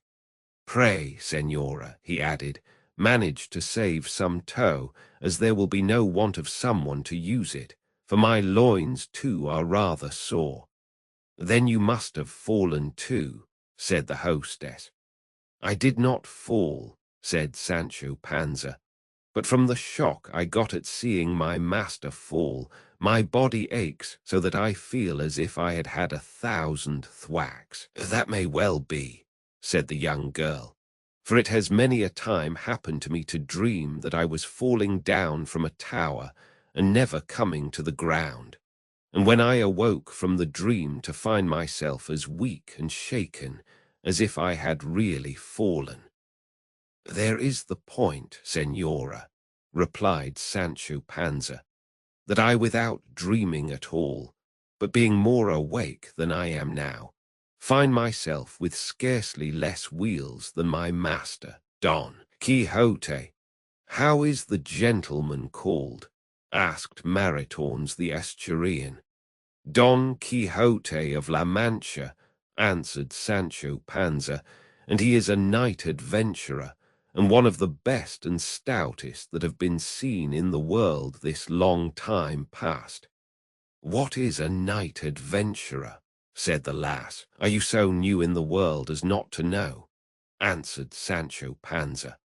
Well then, you must know, sister, that a knight adventurer is a thing that in 2 words is seen drubbed an emperor, that is today the most miserable and needy being in the world, and tomorrow will have 2 or 3 crowns of kingdoms to give his squire. Then how is it, said the hostess, that belonging to so good a master as this you have not, to judge by appearances, even so much as a county? It is too soon yet, answered Sancho, for we have only been a month going in quest of adventures, and so far we have met with nothing that can be called one. For it will happen that when one thing is looked for, another thing is found. However, if my master Don Quixote gets well of this wound or fall, and I am left none the worse of it, I would not change my hopes for the best title in Spain. To all this conversation Don Quixote was listening very attentively, and sitting up in bed as well as he could, and taking the hostess by the hand he said to her, "Believe me, fair lady, you may call yourself fortunate in having in this castle of yours sheltered my person, which is such that if I do not myself praise it, it is because of what is commonly said, that self-praise debaseth. 174, but my squire will inform you who I am. I only tell you that I shall preserve forever inscribed on my memory the service you have rendered me in order to tender you my gratitude, while life shall last me. And would to heaven love held me not so enthralled and subject to its laws, and to the eyes of that fair ingrate whom I name between my teeth, but that those of this lovely damsel might be the masters of my liberty." The hostess, her daughter, and the worthy Maritornes listened in bewilderment to the words of the knight-errant, for they understood about as much of them as if he had been talking Greek, though they could perceive they were all meant for expressions of goodwill and blandishments. And not being accustomed to this kind of language, they stared at him and wondered to themselves, for he seemed to them a man of a different sort from those they were used to, and thanking him in pothouse phrase for his civility they left him, while the Asturian gave her attention to Sancho, who needed it no less than his master. The carrier had made an arrangement with her for recreation that night, and she had given him her word that when the guests were quiet and the family asleep, she would come in search of him and meet his wishes unreservedly. And it is said of this good lass that she never made promises of the kind without fulfilling them, even though she made them in a forest and without any witness present, for she plumed herself greatly on being a lady, and held it no disgrace to be in such an employment as servant in an inn, because, she said, misfortunes and ill luck had brought her to that position. The hard, narrow, wretched, rickety bed of Don Quixote stood first in the middle of this starlit stable, 175, and close beside it Sancho made his, which merely consisted of a rush mat and a blanket that looked as if it was of threadbare canvas rather than of wool. Next to these two beds was that of the carrier, made up, as has been said, of the pack-saddles and all the trappings of the two best mules he had, though there were 12 of them, sleek, plump, and in prime condition, for he was one of the rich carriers of Arevalo, according to the author of this history, who particularly mentions this carrier because he knew him very well, and they even say was in some degree a relation of his. 176, besides which side Hamid Benengeli was a historian of great research and accuracy in all things, as is very evident since he would not pass over in silence those that have been already mentioned, however trifling and insignificant they might be. An example that might be followed by those grave historians who relate transactions so curtly and briefly that we hardly get a taste of them, all the substance of the work being left in the inkstand from carelessness, perverseness, or ignorance. 1,000 blessings on the author of Tablante de Ricamont, and that of the other book in which the deeds of the Conde to Millers are recounted, with what minuteness they describe everything. 177 to proceed. Then, after having paid a visit to his team and given them their second feed, the carrier stretched himself on his pack-saddles and lay waiting for his conscientious maritons. Sancho was by this time plastered and had lain down, and though he strove to sleep, the pain of his ribs would not let him, while Don Quixote, with the pain of his, had his eyes as wide open as a hare's. The inn was all in silence, and in the whole of it there was no light except that given by a lantern that hung burning in the middle of the gateway. This strange stillness, and the thoughts, always present to our knight's mind, of the incidents described at every turn in the books that were the cause of his misfortune, conjured up to his imagination as extraordinary a delusion as can well be conceived, which was that he fancied himself to have reached a famous castle.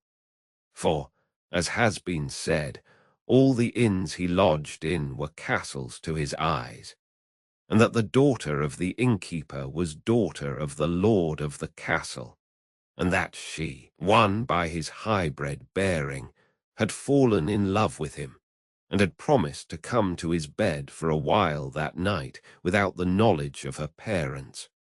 And holding all this fantasy that he had constructed as solid fact, he began to feel uneasy and to consider the perilous risk which his virtue was about to encounter, and he resolved in his heart to commit no treason to his lady Dulcinea del Toboso, even though the Queen Guinevere herself and the Dame Quintanona should present themselves before him. He then felt her smock, and although it was of sackcloth, it appeared to him to be of the finest and softest silk.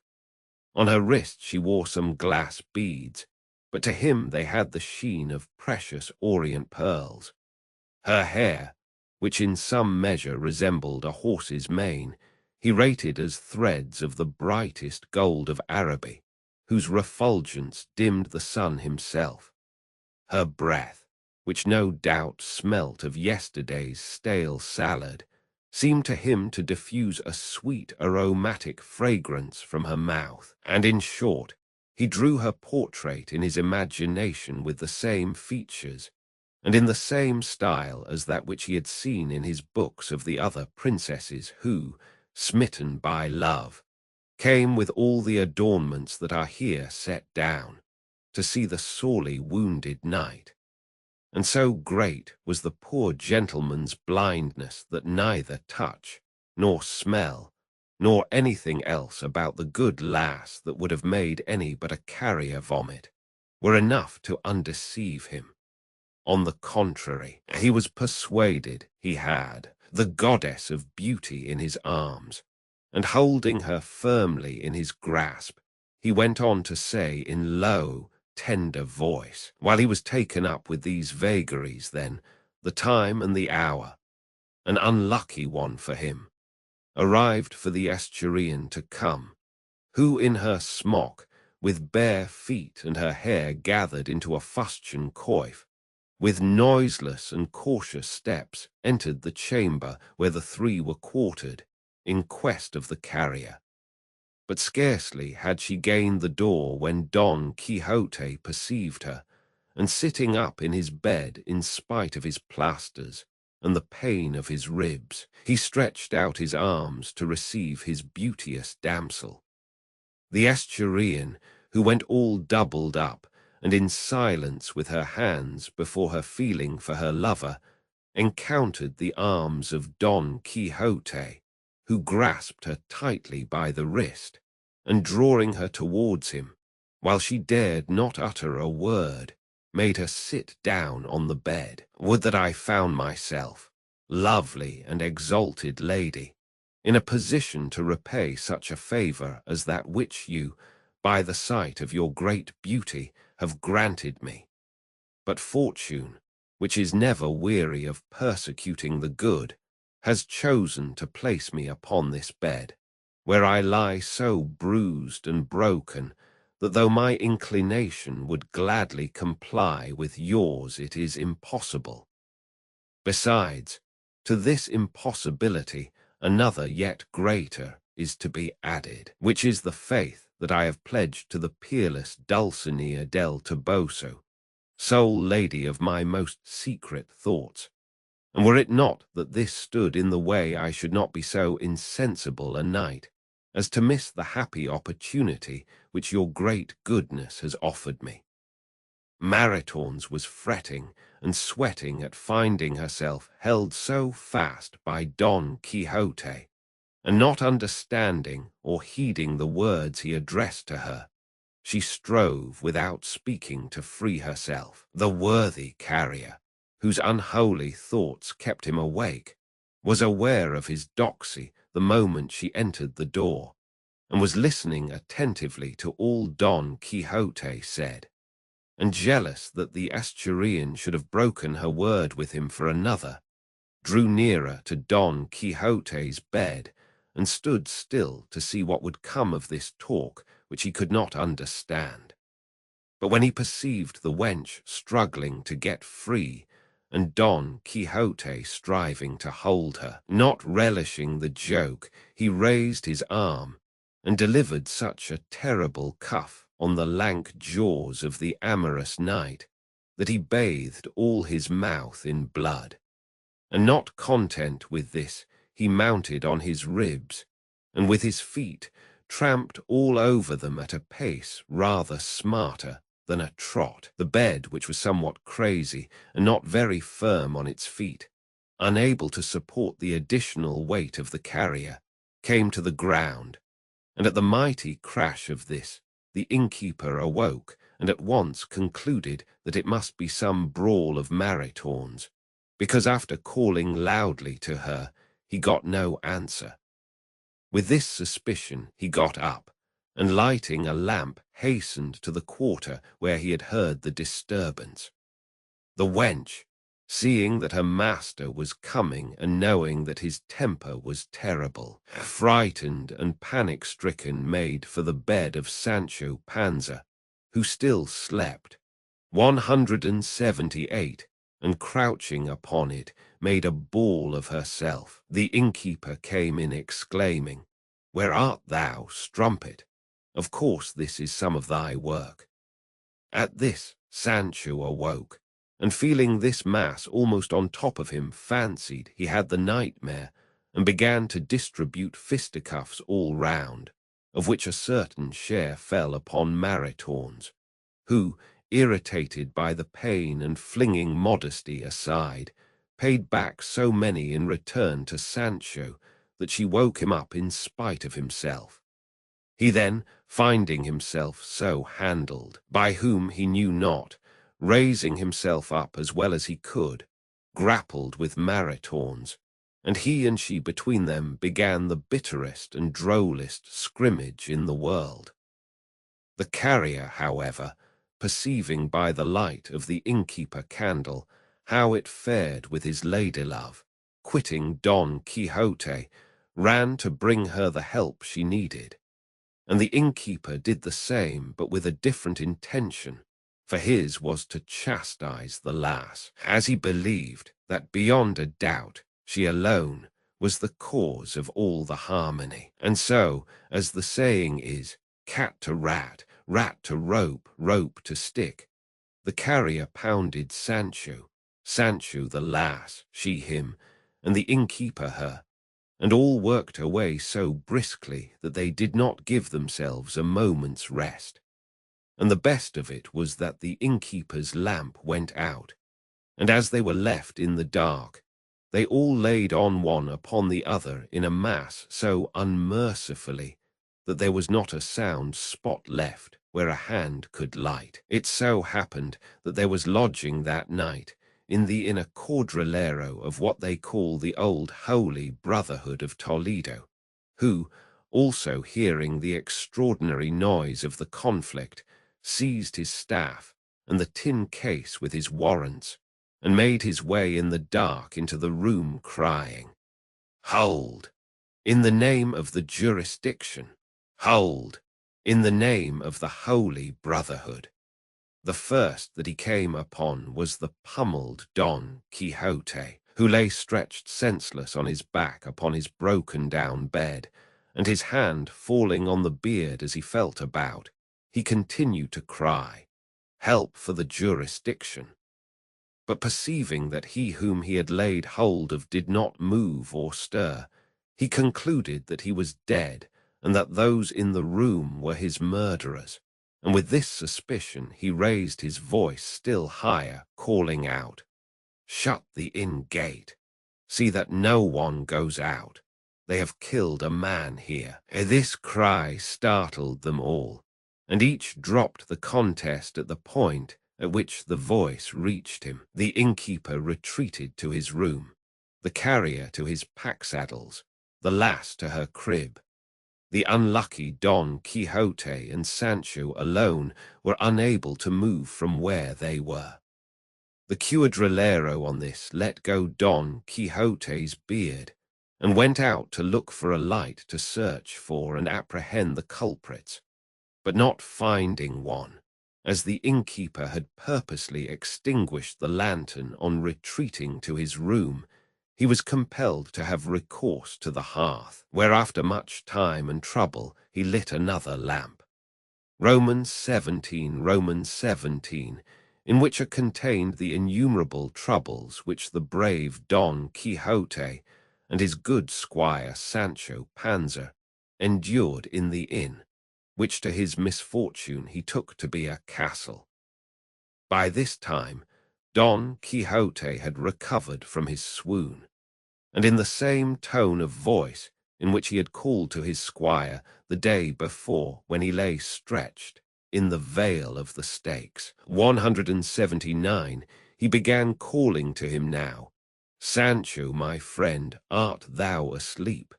Sleepest thou, friend Sancho?" "How can I sleep, curses on it?" returned Sancho discontentedly and bitterly, "when it is plain that all the devils have been at me this night." "Thou mayest well believe that," answered Don Quixote, "because either I know little, or this castle is enchanted, for thou must know.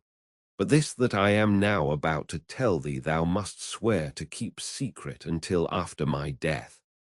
"I swear it," answered Sancho. "I say so," continued Don Quixote, "because I hate taking away anyone's good name." "I say," replied Sancho, "that I swear to hold my tongue about it till the end of your worship's days, and God grant I may be able to let it out tomorrow." "Do I do thee such injuries, Sancho," said Don Quixote, "that thou wouldst see me dead so soon?" "It is not for that," replied Sancho, "but because I hate keeping things long, and I don't want them to grow rotten with me from overkeeping. At any rate, said Don Quixote, I have more confidence in thy affection and good nature, and so I would have thee know that this night there befell me one of the strangest adventures that I could describe, and to relate it to thee briefly, thou must know that a little while ago the daughter of the lord of this castle came to me, and that she is the most elegant and beautiful damsel that could be found in the wide world. What I could tell thee of the charms of her person, of her lively wit, of other secret matters which, to preserve the fealty I owe to my lady Dulcinea del Toboso, I shall pass over unnoticed and in silence. I will only tell thee that, either fate being envious of so great a boon placed in my hands by good fortune, or perhaps, and this is more probable, this castle being, as I have already said, enchanted, at the time when I was engaged in the sweetest and most amorous discourse with her, there came, without my seeing or knowing whence it came, a hand attached to some arm of some huge giant, that planted such a cuff on my jaws that I have them all bathed in blood, and then pummeled me in such a way that I am in a worse plight than yesterday when the carriers, on account of Rocinante's misbehaviour, inflicted on us the injury thou knowest of, whence conjecture that there must be some enchanted Moor guarding the treasure of this damsel's beauty, and that it is not for me. Not for me either, said Sancho, for more than 400 Moors have so thrashed me that the drubbing of the stakes was cakes and fancy bread to it. But tell me, señor, what do you call this excellent and rare adventure that has left us as we are left now? Though your worship was not so badly off, having in your arms that incomparable beauty you spoke of. But I, what did I have, except the heaviest wax I think I had in all my life? Unlucky me and the mother that bore me. For I am not a knight-errant, and never expect to be one, and of all the mishaps the greater part falls to my share. Then thou hast been thrashed too, said Don Quixote. Didn't I say so? Worse luck to my line, said Sancho. Be not distressed, friend, said Don Quixote, for I will now make the precious balsam with which we shall cure ourselves in the twinkling of an eye. By this time the cuadrillero had succeeded in lighting the lamp, and came in to see the man that he thought had been killed. And as Sancho caught sight of him at the door, seeing him coming in his shirt, with a cloth on his head, and a lamp in his hand, and a very forbidding countenance, he said to his master, Señor, can it be that this is the enchanted Moor coming back to give us more castigation if there be anything still left in the ink bottle? It cannot be the Moor, answered Don Quixote, for those under enchantment do not let themselves be seen by anyone. If they don't let themselves be seen, they let themselves be felt, said Sancho. If not, let my shoulders speak to the point. Mine could speak too, said Don Quixote, but that is not a sufficient reason for believing that what we see is the enchanted Moor. The officer came up, and finding them engaged in such a peaceful conversation, stood amazed, though Don Quixote, to be sure, still lay on his back, unable to move from pure pummeling and plasters. The officer turned to him and said, Well, how goes it, good man? I would speak more politely if I were you, replied Don Quixote.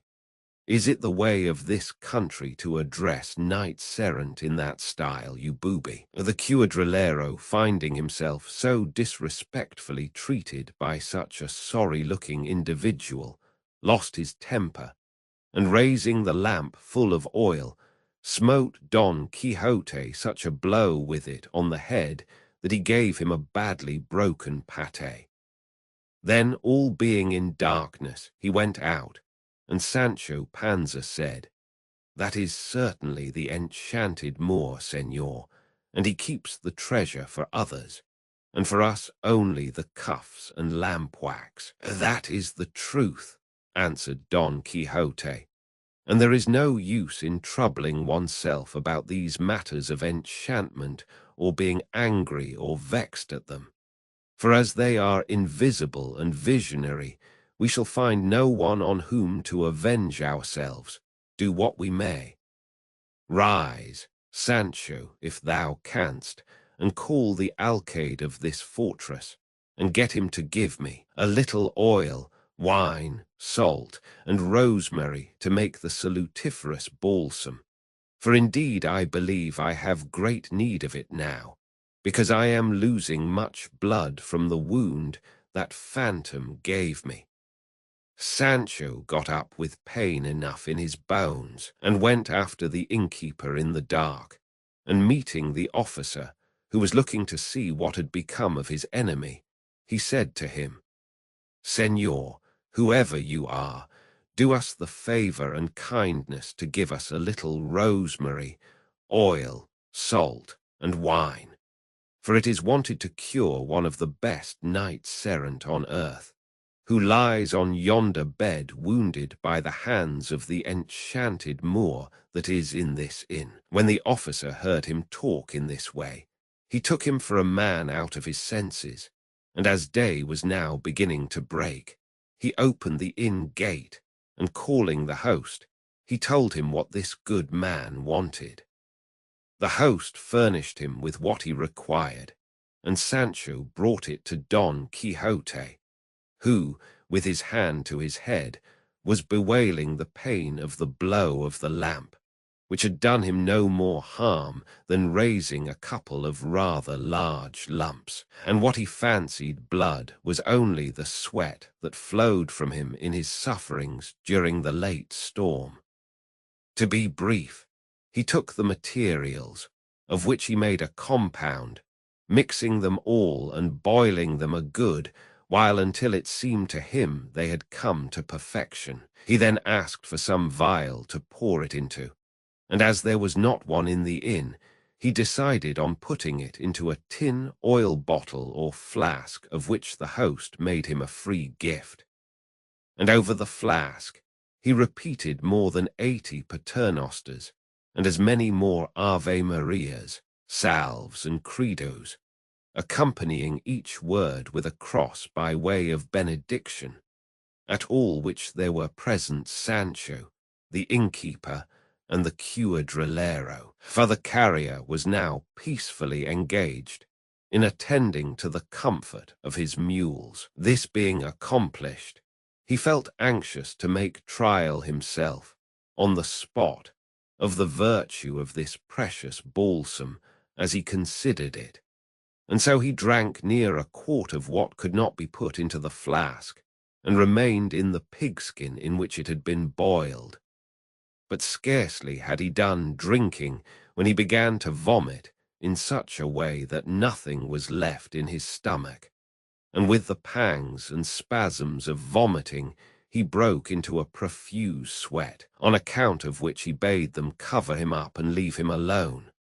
They did so, and he lay sleeping more than 3 hours, at the end of which he awoke, and felt very great bodily relief, and so much ease from his bruises that he thought himself quite cured, and verily believed he had hit upon the balsam of Fierabras, and that with this remedy he might thenceforward, without any fear, face any kind of destruction, battle, or combat, however perilous it might be. Sancho Panza, who also regarded the amendment of his master as miraculous, begged him to give him what was left in the pigskin, which was no small quantity. Don Quixote consented, and he, taking it with both hands, in good faith and with a better will, gulped down and drained off very little less than his master. But the fact is that the stomach of poor Sancho was of necessity not so delicate as that of his master, and so, before vomiting, he was seized with such gripings and retchings, and such sweats and faintness, that verily and truly he believed his last hour had come, and finding himself so racked and tormented, he cursed the balsam and the thief that had given it to him. Don Quixote, seeing him in this state, said, "It is my belief, Sancho, that this mischief comes of thy not being dubbed a knight, for I am persuaded this liquor cannot be good for those who are not so." "If your worship knew that," returned Sancho, "woe betide me and all my kindred. Why did you let me taste it?" At this moment the draught took effect, and the poor squire began to discharge both ways at such a rate that the rush mat on which he had thrown himself and the canvas blanket he had covering him were fit for nothing afterwards. He sweated and perspired with such paroxysms and convulsions that not only he himself, but all present thought his end had come. This tempest and tribulation lasted about 2 hours, at the end of which he was left, not like his master, but so weak and exhausted that he could not stand. Don Quixote, however, who, as has been said, felt himself relieved and well, was eager to take his departure at once in quest of adventures, as it seemed to him that all the time he loitered there was a fraud upon the world and those in it who stood in need of his help and protection, all the more when he had the security and confidence his balsam afforded him. And so, urged by this impulse, he saddled Rocinante himself and put the pack-saddle on his squire's beast, whom likewise he helped to dress and mount the ass, after which he mounted his horse, and turning to a corner of the inn he laid hold of a pike that stood there, to serve him by way of a lance. All that were in the inn, who were more than 20 persons, stood watching him. The innkeeper's daughter was likewise observing him, and he too never took his eyes off her, and from time to time fetched a sigh that he seemed to pluck up from the depths of his bowels. But they all thought it must be from the pain he felt in his ribs. At any rate, they who had seen him plastered the night before thought so. As soon as they were both mounted, at the gate of the inn, he called to the host, and said in a very grave and measured voice, "Many and great are the favours, Señor Alcaide, that I have received in this castle of yours, and I remain under the deepest obligation to be grateful to you for them all the days of my life. If I can repay them in avenging you of any arrogant foe who may have wronged you, know that my calling is no other than to aid the weak, to avenge those who suffer wrong, and to chastise perfidy. Search your memory, and if you find anything of this kind, you need only tell me of it, and I promise you by the order of knighthood, which I have received to procure you satisfaction and reparation to the utmost of your desire."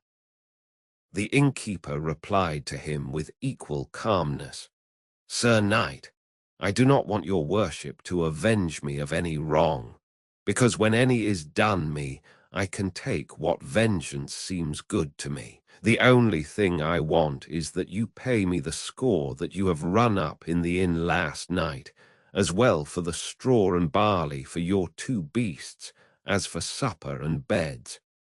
"Then this is an inn," said Don Quixote. "And a very respectable one," said the innkeeper. "I have been under a mistake all this time," answered Don Quixote, "for in truth I thought it was a castle, and not a bad one. But since it appears that it is not a castle but an inn, all that can be done now is that you should excuse the payment, for I cannot contravene the rule of knights-errant, of whom I know as a fact, and up to the present I have read nothing to the contrary, that they never paid for lodging or anything else in the inn where they might be. 180 for any hospitality that might be offered them is their due by law, and right in return for the insufferable toil they endure in seeking adventures by night and by day, in summer and in winter, on foot and on horseback, in hunger and thirst, cold and heat, exposed to all the inclemencies of heaven and all the hardships of earth. I have little to do with that, replied the innkeeper. Pay me what you owe me, and let us have no more talk of chivalry, for all I care about is to get my money. You are a stupid, scurvy innkeeper, said Don Quixote, and putting spurs to Rocinante, and bringing his pike to the slope, he rode out of the inn before anyone could stop him, and pushed on some distance without looking to see if his squire was following him.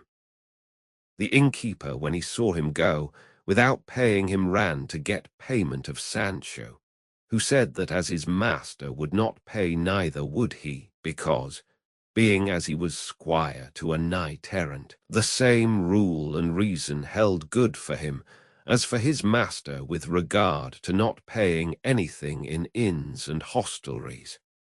At this, the innkeeper waxed very wroth, and threatened, if he did not pay, to compel him in a way that he would not like, to which Sancho made answer that by the law of chivalry his master had received he would not pay a rap, 181, though it cost him his life. For the excellent and ancient usage of knights-errant was not going to be violated by him, nor should the squires of such as were yet to come into the world ever complain of him, or reproach him with breaking so just a privilege. The ill luck of the unfortunate Sancho so ordered it, that among the company in the inn there were 4 wool-carders from Segovia, 3 needle-makers from the colt of Cordova, and 2 lodgers from the fair of Seville. 182 lively fellows, tender-hearted, fond of a joke, and playful, who, almost as if instigated and moved by a common impulse, made up to Sancho and dismounted him from his ass, while one of them went in for the blanket of the host's bed. But on flinging him into it, they looked up, and seeing that the ceiling was somewhat lower what they required for their work, they decided upon going out into the yard, which was bounded by the sky, and there, putting Sancho in the middle of the blanket, they began to raise him high, making sport with him as they would with a dog at Shrovetide. 183. The cries of the poor blanketed wretch were so loud that they reached the ears of his master, who, halting to listen attentively, was persuaded that some new adventure was coming, until he clearly perceived that it was his squire who uttered them. Wheeling about, he came up to the inn with a laborious gallop, and finding it shut, went round it to see if he could find some way of getting in. But as soon as he came to the wall of the yard, which was not very high, he discovered the game that was being played with his squire.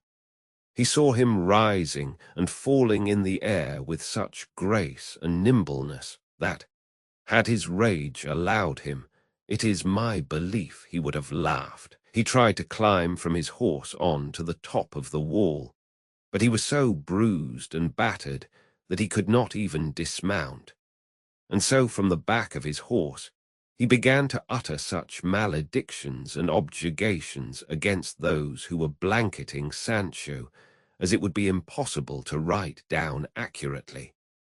They, however, did not stay their laughter or their work for this, nor did the flying Sancho cease his lamentations, mingled now with threats, now with entreaties, but all to little purpose, or none at all, until from pure weariness they left off. They then brought him his ass, and mounting him on top of it, they put his jacket round him. And the compassionate Maritons, seeing him so exhausted, thought fit to refresh him with a jug of water, and that it might be all the cooler she fetched it from the well. Sancho took it, and as he was raising it to his mouth, he was stopped by the cries of his master, exclaiming, "Sancho, my son, drink not water. Drink it not, my son, for it will kill thee. See, here I have the blessed balsam," and he held up the flask of liquor, "and with drinking 2 drops of it thou wilt certainly be restored." At these words, Sancho turned his eyes asquint, and in a still louder voice said, "Can it be your worship has forgotten that I am not a knight, or do you want me to end by vomiting up what bowels I have left after last night? Keep your liquor in the name of all the devils, and leave me to myself." And at one and the same instant he left off talking and began drinking. But as at the first sup he perceived it was water, he did not care to go on with it, and begged Maritons to fetch him some wine, which she did with right good will, and paid for it with her own money. For indeed they say of her that, though she was in that line of life, there was some faint and distant resemblance to a Christian about her. When Sancho had done drinking, he dug his heels into his ass, and the gate of the inn being thrown open, he passed out very well pleased at having paid nothing and carried his point, though it had been at the expense of his usual sureties, his shoulders. It is true that the innkeeper detained his alforges in payment of what was owing to him, but Sancho took his departure in such a flurry that he never missed them.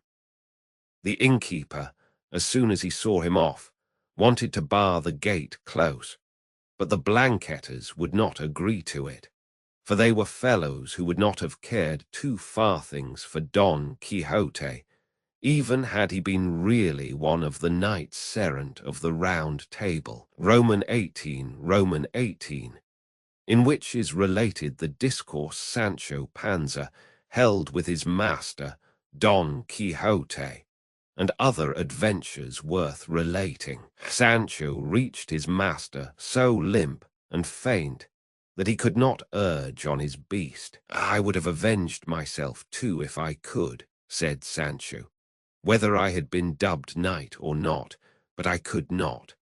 Though for my part, I am persuaded those who amused themselves with me were not phantoms or enchanted men, as your worship says, but men of flesh and bone like ourselves. And they all had their names, for I heard them name them when they were tossing me, and one was called Pedro Martinez, and another Tenorio Hernandez, and the innkeeper, I heard, was called Juan Palonque the left-handed. So that, senor, your not being able to leap over the wall of the yard or dismount from your horse came of something else besides enchantments. And what I make out clearly from all this is, that these adventures we go seeking will in the end lead us into such misadventures that we shall not know which is our right foot, and that the best and wisest thing, according to my small wits, would be for us to return home, now that it is harvest time, and attend to our business, and give over, wandering from Zecca to Mecca, and from pail to bucket, as the saying is. When Don Quixote saw the state he was in, he said, "I have now come to the conclusion, good Sancho, that this castle or inn is beyond a doubt enchanted, because those who have so atrociously diverted themselves with thee, what can they be but phantoms or beings of another world?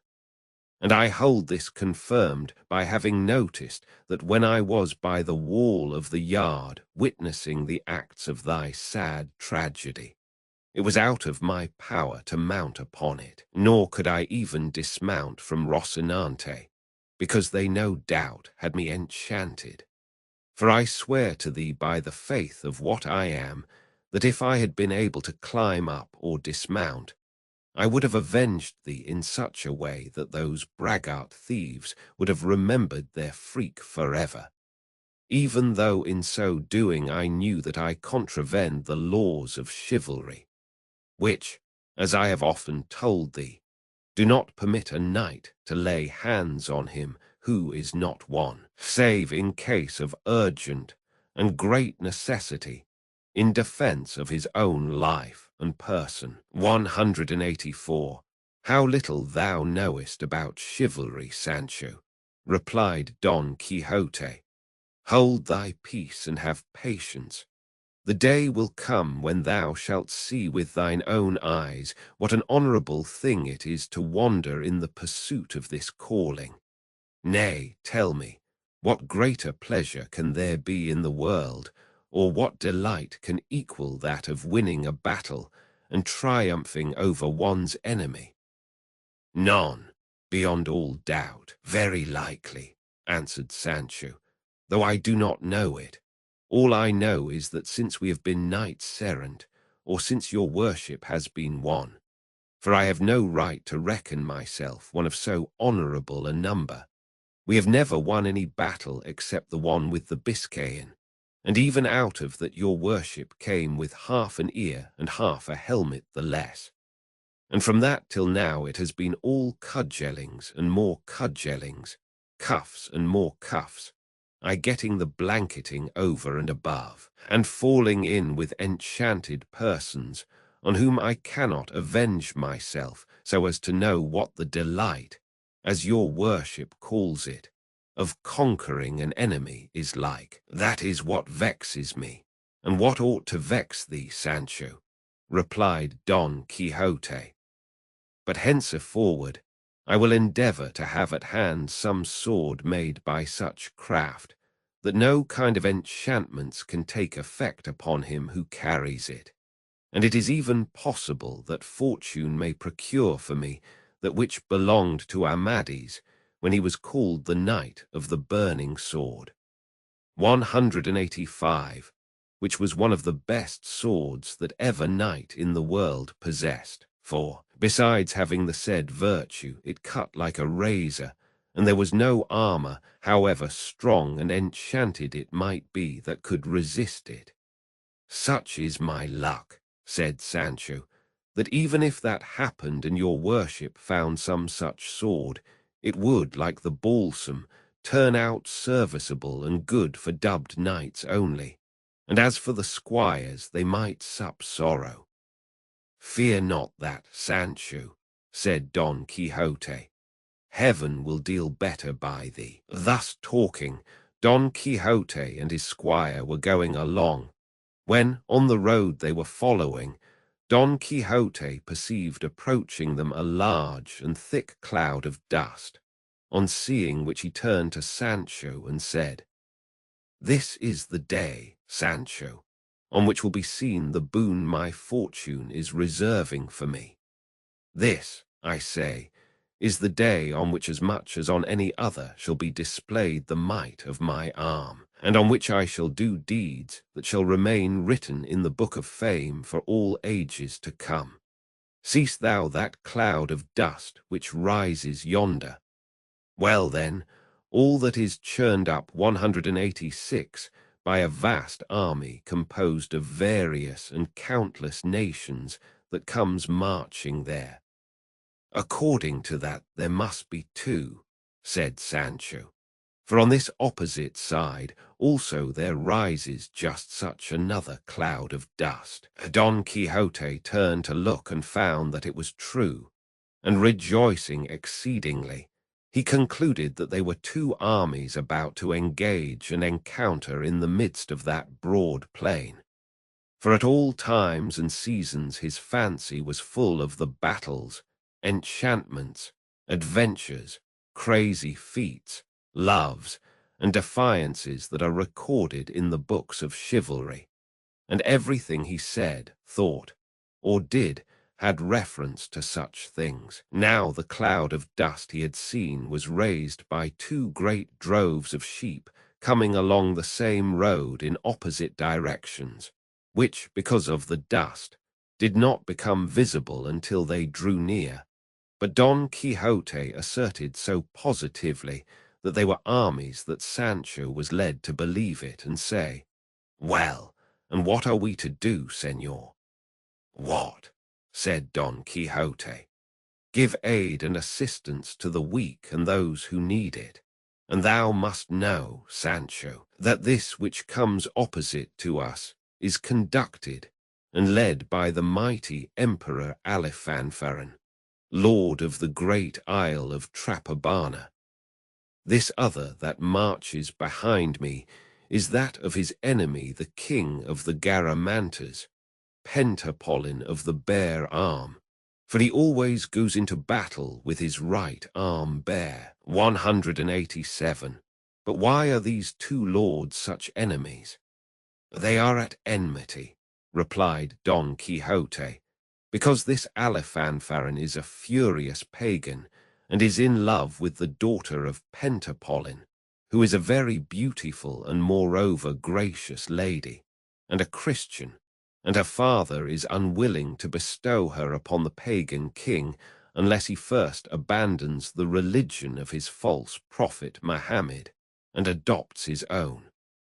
"By my beard," said Sancho, "but Pentapolin does quite right, and I will help him as much as I can." They did so, and placed themselves on a rising ground from which the two droves that Don Quixote made armies of might have been plainly seen if the clouds of dust they raised had not obscured them and blinded the sight.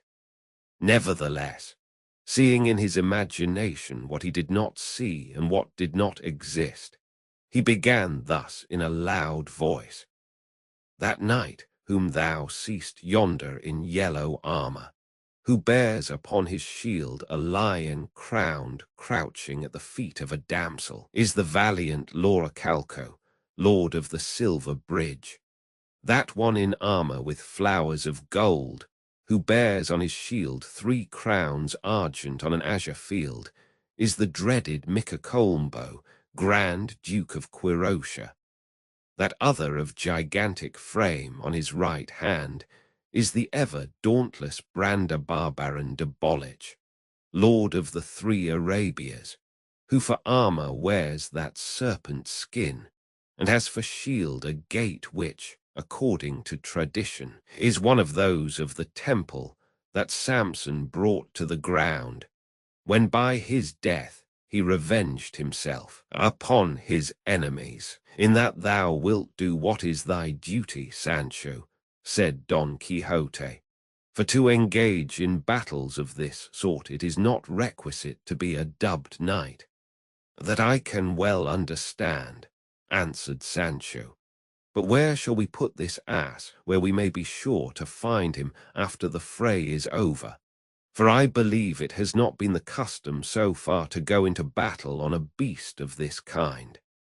"That is true," said Don Quixote, "and what you had best do with him is to leave him to take his chance, whether he be lost or not. For the horses we shall have, when we come out victors, will be so many that even Rocinante will run a risk of being changed for another. But attend to me and observe, for I wish to give thee some account of the chief knights who accompany these two armies, and that thou mayest the better see and mark. Let us withdraw to that hillock which rises yonder, whence both armies may be seen. But turn thine eyes to the other side, and thou shalt see in front, and in the van of this other army, the ever victorious and never vanquished Timonel of Carcajona, Prince of New Biscay, who comes in armor with arms quartered azure, vert, white, and yellow, and bears on his shield a cat, or on a field tawny with a motto which says Mairu, which is the beginning of the name of his lady, who according to report is the peerless Maia Eulina, daughter of the Duke Ulfenyaquin of the Algarve, the other, who burdens and presses the loins of that powerful charger, and bears arms white as snow and a shield blank, and without any device, is a novice knight, a Frenchman by birth, Pierre's Papin by name, lord of the baronies of Utrique. That other, who with iron-shod heels strikes the flanks of that nimble party-coloured zebra, and for arms bears azure vert, is the mighty Duke of Nerbia, Espartafilado del Bosque, who bears for device on his shield an asparagus plant, with a motto in Castilian that says, Rastria, my suerte, 188. And so he went on naming a number of knights of one squadron or the other out of his imagination, and to all he assigned offhand their arms, colours, devices, and mottos, carried away by the illusions of his unheard-of craze. And without a pause he continued, people of divers nations compose this squadron in front. Here are those that drink of the sweet waters of the famous Xanthus, those that scour the woody Massilian plains, those that sift the pure fine gold of Arabia Felix, those that enjoy the famed cool banks of the crystal Thermodon, those that in many and various ways divert the streams of the golden Pactolus, the Numidians, faithless in their promises, the Persians renowned in archery, the Parthians and the Medes that fight as they fly, the Arabs that ever shift their dwellings, the Scythians as cruel as they are fair, the Ethiopians with pierced lips, and an infinity of other nations, whose features I recognize and descry, though I cannot recall their names. In this other squadron there come those that drink of the crystal streams of the olive-bearing Bitties, those that make smooth their countenances with the water of the ever-rich and golden Tagus, those that rejoice in the fertilizing flow of the divine Genil, those that roam the Tartesian plains 189, abounding in pasture, those that take their pleasure in the Elysian meadows of Geras, the rich Manchegans crowned with ruddy ears of corn, the wearers of iron, old relics of the Gothic race, those that bathe in the Pisuerga, renowned for its gentle current, those that feed their herds along the spreading pastures of the winding Guadiana, famed for its hidden course, 190 those that tremble with the cold of the pine-clad Pyrenees or the dazzling snows of the lofty Apennine. In a word, as many as all Europe includes and contains. Good God, what a number of countries and nations he named, giving to each its proper attributes with marvelous readiness, brimful and saturated with what he had read in his lying books. Sancho Panza hung upon his words without speaking, and from time to time turned to try if he could see the knights and giants his master was describing. And as he could not make out one of them, he said to him, Señor, devil take it if there's a sign of any man you talk of, knight or giant, in the whole thing. Maybe it's all enchantment, like the phantoms last night. How canst thou say that? Answered Don Quixote. Dost thou not hear the neighing of the steeds, the braying of the trumpets, the roll of the drums? I hear nothing but a great bleating of ewes and sheep, said Sancho, which was true, for by this time the two flocks had come close. The fear thou art in, Sancho, said Don Quixote, prevents thee from seeing or hearing correctly. For one of the effects of fear is to derange the senses and make things appear different from what they are. If thou art in such fear, withdraw to one side and leave me to myself. For alone I suffice to bring victory to that side to which I shall give my aid. And so saying, he gave Rocinante the spur, and putting the lance in rest, shot down the slope like a thunderbolt. Sancho shouted after him, crying, "Come back, Señor Don Quixote. I vow to God they are sheep and use you a charging. Come back. Unlucky the father that begot me. What madness is this? Look, there is no giant, nor knight, nor cats, nor arms, nor shields quartered or whole, nor ver azure or bedevilled. What are you about, sinner that I am before God?" But not for all these entreaties did Don Quixote turn back. On the contrary, he went on shouting out, "Ho, knights, ye who follow and fight under the banners of the valiant Emperor Pentapolin of the bare arm, follow me all. Ye shall see how easily I shall give him his revenge over his enemy Alifanfaron of the Trapobana." So saying, he dashed into the midst of the squadron of ewes, and began spearing them with as much spirit and intrepidity as if he were transfixing mortal enemies in earnest. The shepherds and drovers accompanying the flock shouted to him to desist. Seeing it was no use, they ungirt their slings and began to salute his ears with stones as big as one's fist. Don Quixote gave no heed to the stones, but letting drive right and left kept saying, "Where art thou, proud Alifanfaron? Come before me.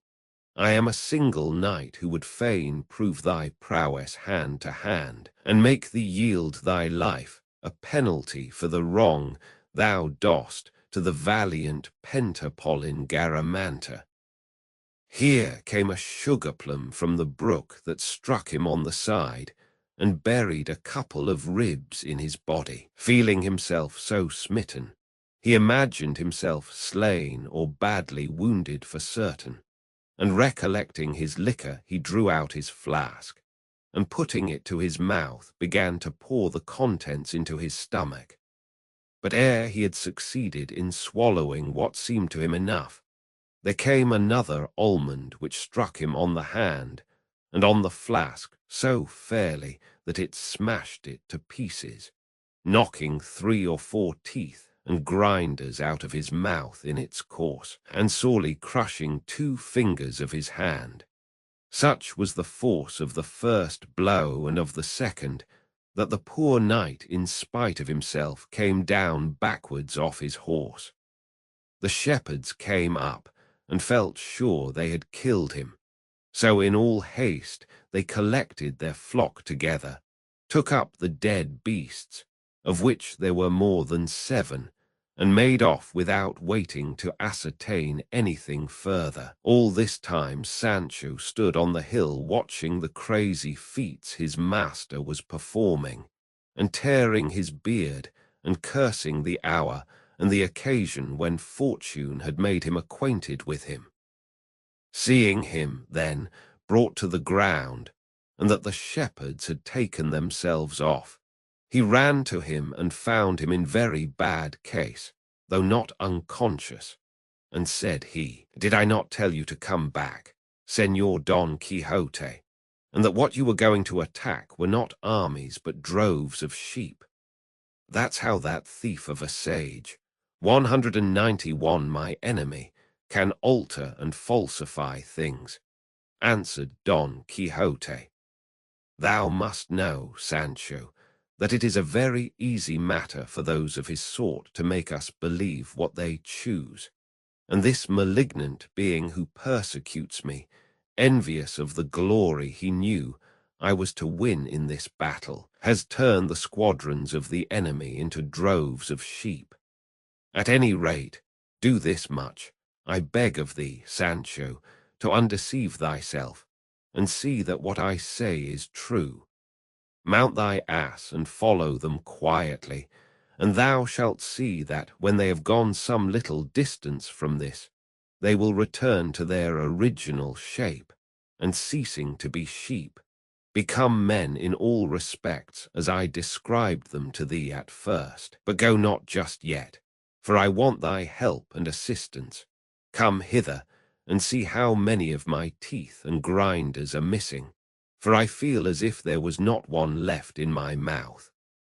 Sancho came so close that he almost put his eyes into his mouth. Now just at that moment the balsam had acted on the stomach of Don Quixote. So, at the very instant when Sancho came to examine his mouth, he discharged all its contents with more force than a musket, and full into the beard of the compassionate squire. "Holy Mary!" cried Sancho, "what is this that has happened me? Clearly this sinner is mortally wounded, as he vomits blood from the mouth." But considering the matter a little more closely, he perceived by the colour, taste, and smell that it was not blood but the balsam from the flask which he had seen him drink, and he was taken with such a loathing that his stomach turned, and he vomited up his inside over his very master, and both were left in a precious state. Sancho ran to his ass to get something wherewith to clean himself, and relieve his master out of his alforges, but not finding them, he well nigh took leave of his senses, and cursed himself anew, and in his heart resolved to quit his master and return home, even though he forfeited the wages of his service and all hopes of the promised island. Don Quixote now rose, and putting his left hand to his mouth to keep his teeth from falling out altogether, with the other he laid hold of the bridle of Rocinante, who had never stirred from his master's side, so loyal and well-behaved was he, and betook himself to where the squire stood leaning over his ass with his hand to his cheek, like one in deep dejection. Seeing him in this mood, looking so sad, Don Quixote said to him, "Bear in mind, Sancho, that one man is no more than another, unless he does more than another. All these tempests that fall upon us are signs that fair weather is coming shortly, and that things will go well with us, for it is impossible for good or evil to last forever, and hence it follows that the evil having lasted long, the good must be now nigh at hand. So thou must not distress thyself at the misfortunes which happen to me, since thou hast no share in them." "How have I not?" replied Sancho. "Was he whom they blanketed yesterday perchance any other than my father's son? And the alforges that are missing today with all my treasures, did they belong to any other but myself?" "What, are the alforges missing, Sancho?" said Don Quixote. "Yes, they are missing," answered Sancho. "In that case we have nothing to eat today," replied Don Quixote. "It would be so," answered Sancho, "if there were none of the herbs your worship says you know in these meadows, those with which knights errant as unlucky as your worship are wont to supply such like shortcomings." "For all that," answered Don Quixote, "I would rather have just now a quarter of bread, or a loaf and a couple of pilchards' heads, than all the herbs described by Dioscorides, even with Dr. Laguna's notes. 192 nevertheless. Sancho the good, mount thy beast and come along with me, for God, who provides for all things, will not fail us, more especially when we are so active in his service as we are, since he fails not the midges of the air, nor the grubs of the earth, nor the tadpoles of the water, and is so merciful that he maketh his sun to rise on the good and on the evil, and sendeth rain on the unjust and on the just. Your worship would make a better preacher than knight errant, said Sancho. Knights-errant knew and ought to know everything, Sancho, said Don Quixote. For there were knights-errant in former times as well qualified to deliver a sermon or discourse in the middle of an encampment as if they had graduated in the University of Paris, whereby we may see that the lance has never blunted the pen, nor the pen the lance. 193. Well, be it as your worship says, replied Sancho. Let us be off now, and find some place of shelter for the night, and God grant it may be somewhere where there are no blankets, nor blanketeers, nor phantoms, nor enchanted moors. For if there are, may the devil take the whole concern. Ask that of God, my son, said Don Quixote, and do thou lead on where thou wilt. For this time I leave our lodging to thy choice.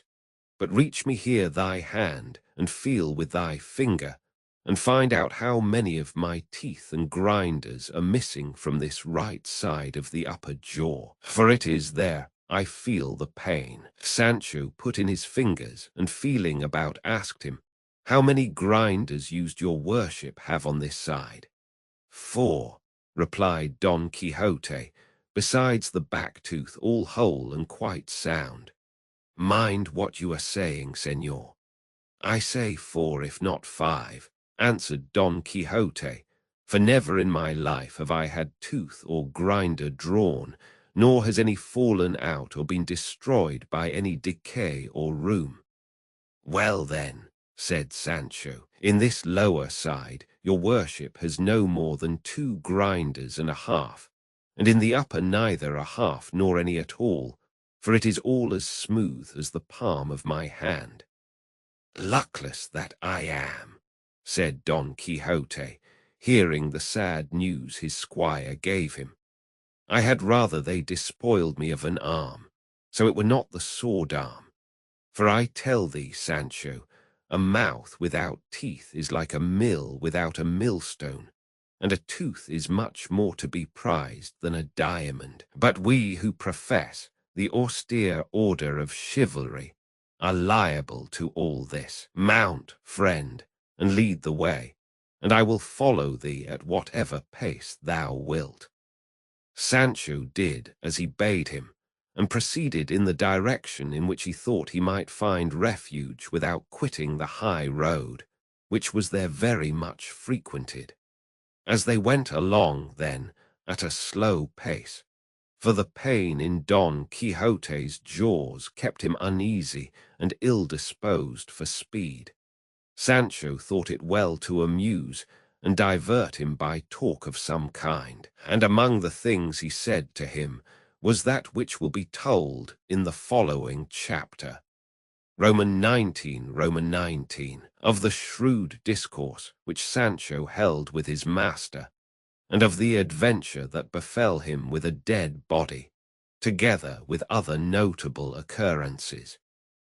It seems to me, señor, that all these mishaps that have befallen us of late have been without any doubt a punishment for the offence committed by your worship against the order of chivalry, in not keeping the oath you made not to eat bread off a tablecloth or embrace the queen, and all the rest of it that your worship swore to observe until you had taken that helmet of Malandrino's, or whatever the Moor is called, for I do not very well remember. Thou art very right, Sancho, said Don Quixote, but to tell the truth, it had escaped my memory, and likewise thou mayest rely upon it that the affair of the blanket happened to thee because of thy fault in not reminding me of it in time. But I will make amends, for there are ways of compounding for everything in the order of chivalry. Why, have I taken an oath of some sort, then? Said Sancho. It makes no matter that thou hast not taken an oath, said Don Quixote. Suffice it that I see thou art not quite clear of complicity, and whether or no, it will not be ill done to provide ourselves with a remedy. "In that case," said Sancho, "mind that your worship does not forget this as you did the oath. Perhaps the phantoms may take it into their heads to amuse themselves once more with me, or even with your worship if they see you so obstinate." While engaged in this and other talk, night overtook them on the road before they had reached or discovered any place of shelter. And what made it still worse was that they were dying of hunger, for with the loss of the alforges they had lost their entire larder and commissariat. And to complete the misfortune they met with an adventure which without any invention had really the appearance of one. It so happened that the night closed in somewhat darkly, but for all that they pushed on, Sancho feeling sure that as the road was the King's Highway 194, they might reasonably expect to find some inn within a league or two. Going along, then, in this way, the night dark, the squire hungry, the master sharp set, they saw coming towards them on the road they were travelling a great number of lights, which looked exactly like stars in motion. Sancho was taken aback at the sight of them, nor did Don Quixote altogether relish them. The one pulled up his ass by the halter, the other his hack by the bridle, and they stood still, watching anxiously to see what all this would turn out to be, and found that the lights were approaching them, and the nearer they came the greater they seemed, at which spectacle Sancho began to shake like a man dosed with mercury, and Don Quixote's hair stood on end. He, however, plucking up spirit a little, said, "This, no doubt, Sancho, will be a most mighty and perilous adventure, in which it will be needful for me to put forth all my valor and resolution." "Unlucky me," answered Sancho, "if this adventure happens to be one of phantoms, as I am beginning to think it is. Where shall I find the ribs to bear it?" "Be they phantoms ever so much," said Don Quixote, "I will not permit them to touch a thread of thy garments. For if they played tricks with thee the time before, it was because I was unable to leap the walls of the yard. But now we are on a wide plain, where I shall be able to wield my sword as I please. And if they enchant and cripple you as they did the last time," said Sancho, "what difference will it make being on the open plain or not?" "For all that," replied Don Quixote, "I entreat thee, Sancho, to keep a good heart, for experience will tell thee what mine is." "I will, please God," answered Sancho, and the two retiring to one side of the road set themselves to observe closely what all these moving lights might be. And very soon afterwards they made out some 20 encamisados, 195 all on horseback, with lighted torches in their hands, the awe-inspiring aspect of whom completely extinguished the courage of Sancho, who began to chatter with his teeth like one in the cold fit of an ague, and his heart sank, and his teeth chattered still more when they perceived distinctly that behind them there came a litter covered over with black, and followed by 6 more mounted figures in mourning down to the very feet of their mules. For they could perceive plainly they were not horses by the easy pace at which they went. And as the encamisados came along, they muttered to themselves, in a low, plaintive tone, "This strange spectacle at such an hour, and in such a solitary place, was quite enough to strike terror into Sancho's heart, and even into his master's, and save in Don Quixote's case, did so, for all Sancho's resolution had now broken down. It was just the opposite with his master, whose imagination immediately conjured up all this to him vividly, as one of the adventures of his books. He took it into his head that the litter was a bier on which was borne some sorely wounded or slain knight, to avenge whom was a task reserved for him alone. And without any further reasoning he laid his lance in rest, fixed himself firmly in his saddle, and with gallant spirit and bearing took up his position in the middle of the road where the encamisados must of necessity pass. And as soon as he saw them near at hand, he raised his voice and said, "Halt, knights, or whosoever ye may be, and render me account of who ye are, whence ye come, where ye go, what it is ye carry upon that bier. For to judge by appearances, either ye have done some wrong or some wrong has been done to you, and it is fitting and necessary that I should know, either that I may chastise you for the evil ye have done, or else that I may avenge you for the injury that has been inflicted upon you." "We are in haste," answered one of the encamisados, "and the inn is far off, and we cannot stop to render you such an account as you demand." And spurring his mule, he moved on. Don Quixote was mightily provoked by this answer, and seizing the mule by the bridle, he said, "Halt, and be more mannerly, and render an account of what I have asked of you. Else take my defiance to combat, all of you." The mule was shy, and was so frightened at her bridle being seized that, rearing up, she flung her rider to the ground over her haunches. An attendant who was on foot, seeing the encamisado fall, began to abuse Don Quixote, who now moved to anger without any more ado, laying his lance in rest, charged one of the men in mourning, and brought him badly wounded to the ground. And as he wheeled round upon the others, the agility with which he attacked and routed them was a sight to see. For it seemed just as if wings had that instant grown upon Rocinante, so lightly and proudly did he bear himself.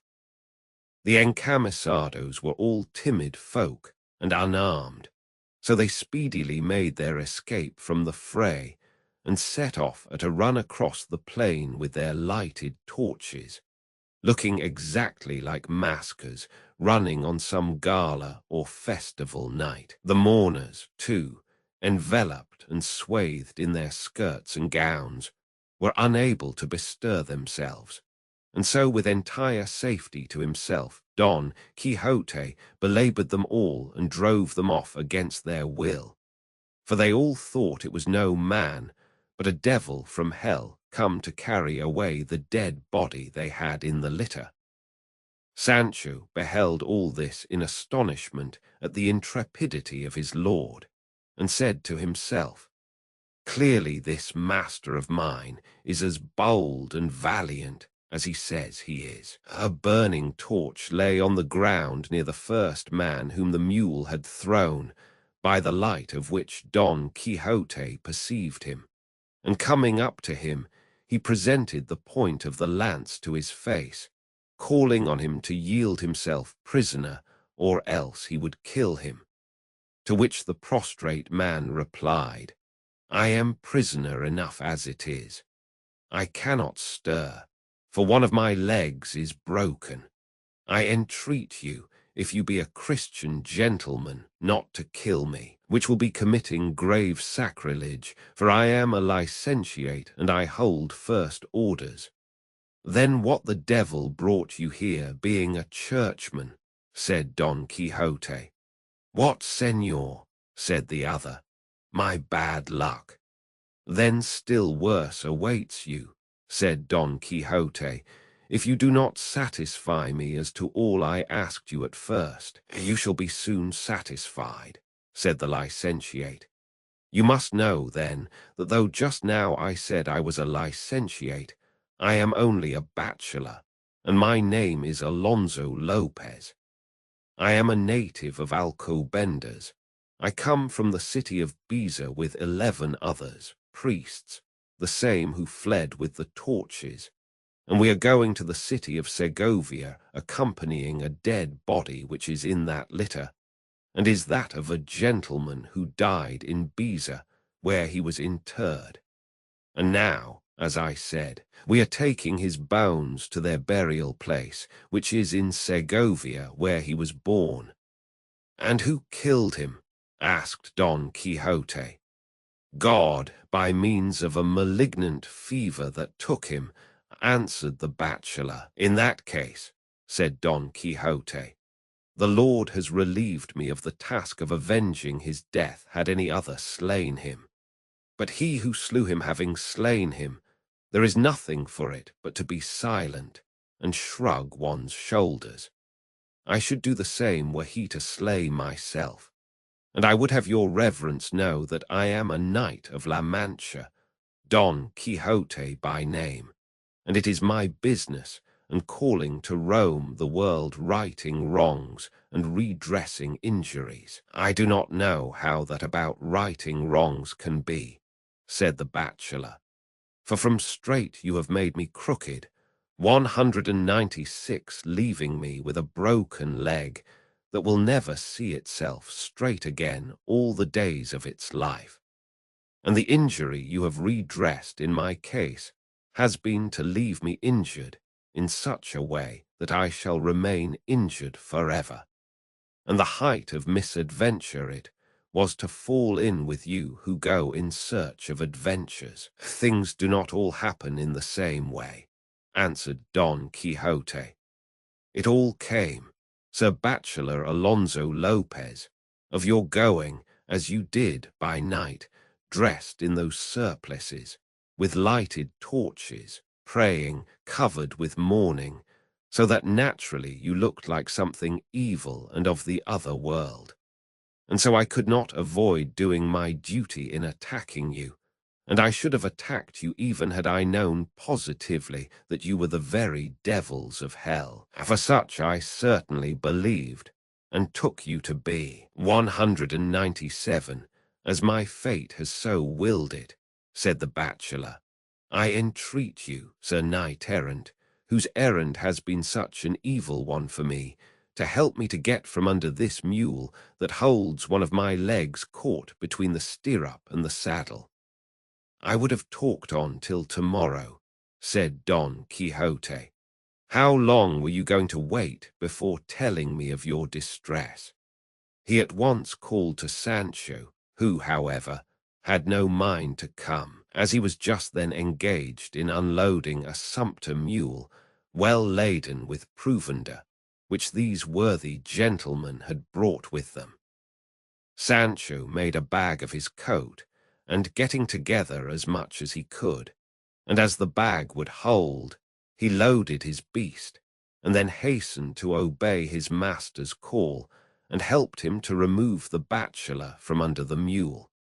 Then putting him on her back, he gave him the torch, and Don Quixote bade him follow the track of his companions, and beg pardon of them on his part, for the wrong which he could not help doing them. And said Sancho, "If by chance these gentlemen should want to know who was the hero that served them so, your worship may tell them that he is the famous Don Quixote of La Mancha, otherwise called the Knight of the Rueful Countenance." 198. The bachelor then took his departure. I forgot to mention that before he did so, he said to Don Quixote, "Remember that you stand excommunicated for having laid violent hands on a holy thing, juxta illud, si quis, suadent diabolo." "I do not understand that Latin," answered Don Quixote, "but I know well I did not lay hands, only this pike. Besides, I did not think I was committing an assault upon priests or things of the church, which, like a Catholic and faithful Christian as I am, I respect and revere, but upon phantoms and spectres of the other world. But even so, I remember how it fared with Cid Rai Dias when he broke the chair of the ambassador of that king before his holiness the Pope, who excommunicated him for the same. And yet the good Roderick of Vivar bore himself that day like a very noble and valiant knight. 199. On hearing this, the bachelor took his departure, as has been said, without making any reply. And Don Quixote asked Sancho what had induced him to call him the Knight of the Rueful Countenance more then than at any other time. "I will tell you," answered Sancho. "It was because I have been looking at you for some time by the light of the torch held by that unfortunate, and verily your worship has got of late the most ill-favoured countenance I ever saw. It must be either owing to the fatigue of this combat, or else to the want of teeth and grinders." "It is not that," replied Don Quixote, "but because the sage whose duty it will be to write the history of my achievements must have thought it proper that I should take some distinctive name as all knights of yore did. One being he of the burning sword, another he of the unicorn, this one he of the damsels, that he of the phoenix, another the knight of the griffin, and another he of the death. And by these names and designations they were known all the world round. And so I say that the sage aforesaid must have put it into your mouth and mind just now to call me the Knight of the Rueful Countenance, as I intend to call myself from this day forward, and that the said name may fit me better, I mean, when the opportunity offers, to have a very rueful countenance painted on my shield. There is no occasion, señor, for wasting time or money on making that countenance," said Sancho. "For all that need be done is for your worship to show your own face to face to those who look at you, and without anything more, either image or shield, they will call you him of the rueful countenance, and believe me, I am telling you the truth. For I assure you, señor, and in good part be it said, hunger and the loss of your grinders have given you such an ill-favoured face that, as I say, the rueful picture may be very well spared." Don Quixote laughed at Sancho's pleasantry. Nevertheless, he resolved to call himself by that name, and have his shield or buckler painted as he had devised. Don Quixote would have looked to see whether the body in the litter were bones or not, but Sancho would not have it, saying, "Señor, you have ended this perilous adventure more safely for yourself than any of those I have seen. Perhaps these people, though beaten and routed, may bethink themselves that it is a single man that has beaten them, and feeling sore and ashamed of it, may take heart and come in search of us, and give us trouble enough. The ass is in proper trim, the mountains are near at hand, hunger presses, we have nothing more to do but make good our retreat, and as the saying is, the dead to the grave, and the living to the loaf." 200, and driving his ass before him, he begged his master to follow, who, feeling that Sancho was right, did so without replying. And after proceeding some little distance between two hills, they found themselves in a wide and retired valley where they alighted, and Sancho unloaded his beast, and stretched upon the green grass, with hunger for sauce. They breakfasted, dined, lunched, and supped all at once, satisfying their appetites with more than one store of cold meat, which the dead man's clerical gentlemen, who seldom put themselves on short allowance, had brought with them on their sumpter mule. But another piece of ill luck befell them, which Sancho held the worst of all, and that was that they had no wine to drink, nor even water to moisten their lips. And as thirst tormented them, Sancho, observing that the meadow where they were was full of green and tender grass, said what will be told in the following chapter. Roman 20, of the unexampled and unheard of adventure which was achieved by the valiant Don Quixote of La Mancha, with less peril than any ever achieved by any famous knight in the world. It cannot be, Señor, but that this grass is a proof that there must be hard by some spring or brook to give it moisture. So it would be well to move a little farther on, that we may find some place where we may quench this terrible thirst that plagues us, which beyond a doubt is more distressing than hunger. The advice seemed good to Don Quixote, and he leading Rocinante by the bridle and Sancho the ass by the halter, after he had packed away upon him the remains of the supper, they advanced the meadow feeling their way, for the darkness of the night made it impossible to see anything. But they had not gone 200 paces when a loud noise of water, as if falling from great rocks, struck their ears. The sound cheered them greatly, but halting to make out by listening from what quarter it came, they heard unseasonably another noise, which spoiled 201 the satisfaction the sound of the water gave them, especially for Sancho, who was by nature timid and faint-hearted. They heard, I say, strokes falling with a measured beat, and a certain rattling of iron and chains, that, together with the furious din of the water, would have struck terror into any heart but Don Quixote's. The night was, as has been said, dark, and they had happened to reach a spot in among some tall trees, whose leaves stirred by a gentle breeze made a low ominous sound, so that, what with the solitude, the place, the darkness, the noise of the water, and the rustling of the leaves, everything inspired awe and dread, more especially as they perceived that the strokes did not cease, nor the wind lull, nor morning approach. To all which might be added their ignorance as to where they were. But Don Quixote, supported by his intrepid heart, leaped on Rocinante, and bracing his buckler on his arm, brought his pike to the slope, and said, "Friend Sancho, know that I by heavens will have been born in this our iron age to revive in it the age of gold, or the golden as it is called. I am he for whom perils, mighty achievements, and valiant deeds are reserved.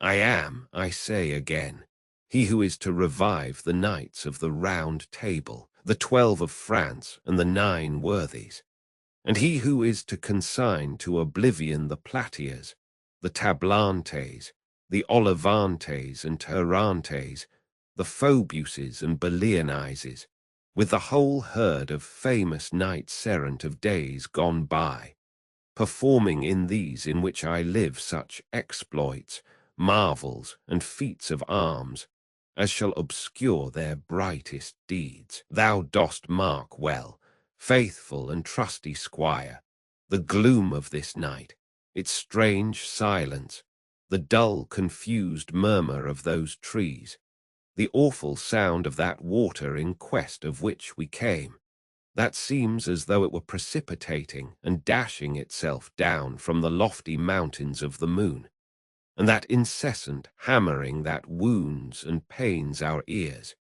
which things all together and each of itself are enough to instill fear, dread, and dismay into the breast of Mars himself, much more into one not used to hazards and adventures of the kind. Well then, all this that I put before thee is but an incentive and stimulant to my spirit, making my heart burst in my bosom through eagerness to engage in this adventure, arduous as it promises to be.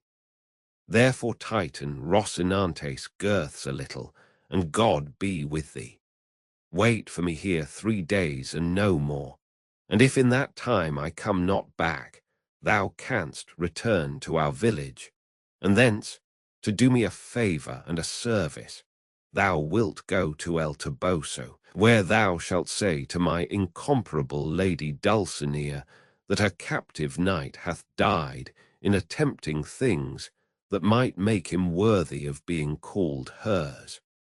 When Sancho heard his master's words, he began to weep in the most pathetic way, saying, Señor, I know not why your worship wants to attempt this so dreadful adventure.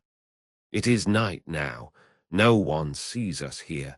We can easily turn about and take ourselves out of danger, even if we don't drink for 3 days to come.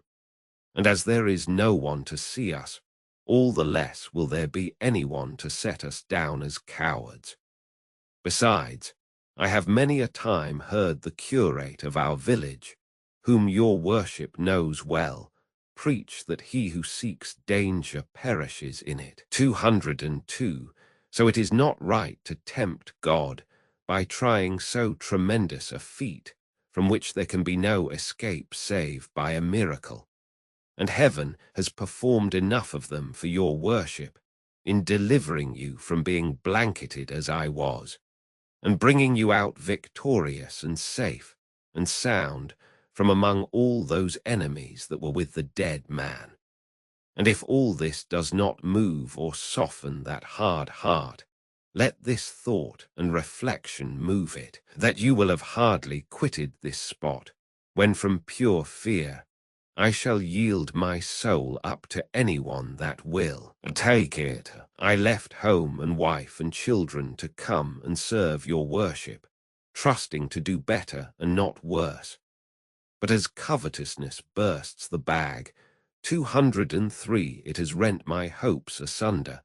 For just as I had them highest about getting that wretched, unlucky island your worship has so often promised me, I see that instead, and in lieu of it, you mean to desert me now in a place so far from human reach.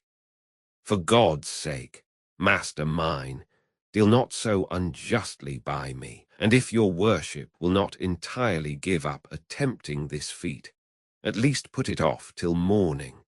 For by what the law I learned when I was a shepherd tells me, it cannot want 3 hours of dawn now, because the mouth of the horn is overhead, and makes midnight in the line of the left arm. 204. How canst thou see, Sancho, said Don Quixote, where it makes that line, or where this mouth or this occiput is that thou talkest of, when the night is so dark that there is not a star to be seen in the whole heaven? That's true, said Sancho, but fear has sharp eyes and sees things underground, much more above in heavens. Besides, there is good reason to show that it now wants but little of day. Let it want what it may, replied Don Quixote, it shall not be said of me now, or at any time, that tears or entreaties turn me aside from doing what was in accordance with knightly usage. And so I beg of thee, Sancho, to hold thy peace, for God, who has put it into my heart to undertake now this so unexampled and terrible adventure, will take care to watch over my safety and console thy sorrow. What thou haste to do is to tighten Rocinante's girths well, and wait here, for I shall come back shortly, alive or dead. Sancho, perceiving it, his master's final resolve, and how little his tears, counsels, and entreaties prevailed with him, determined to have recourse to his own ingenuity, and compel him, if he could, to wait till daylight. And so, while tightening the girths of the horse, he quietly and without being felt, with his ass halter tied both Rocinante's legs, so that when Don Quixote strove to go he was unable, as the horse could only move by jumps. Seeing the success of his trick, Sancho Panza said, See there, señor.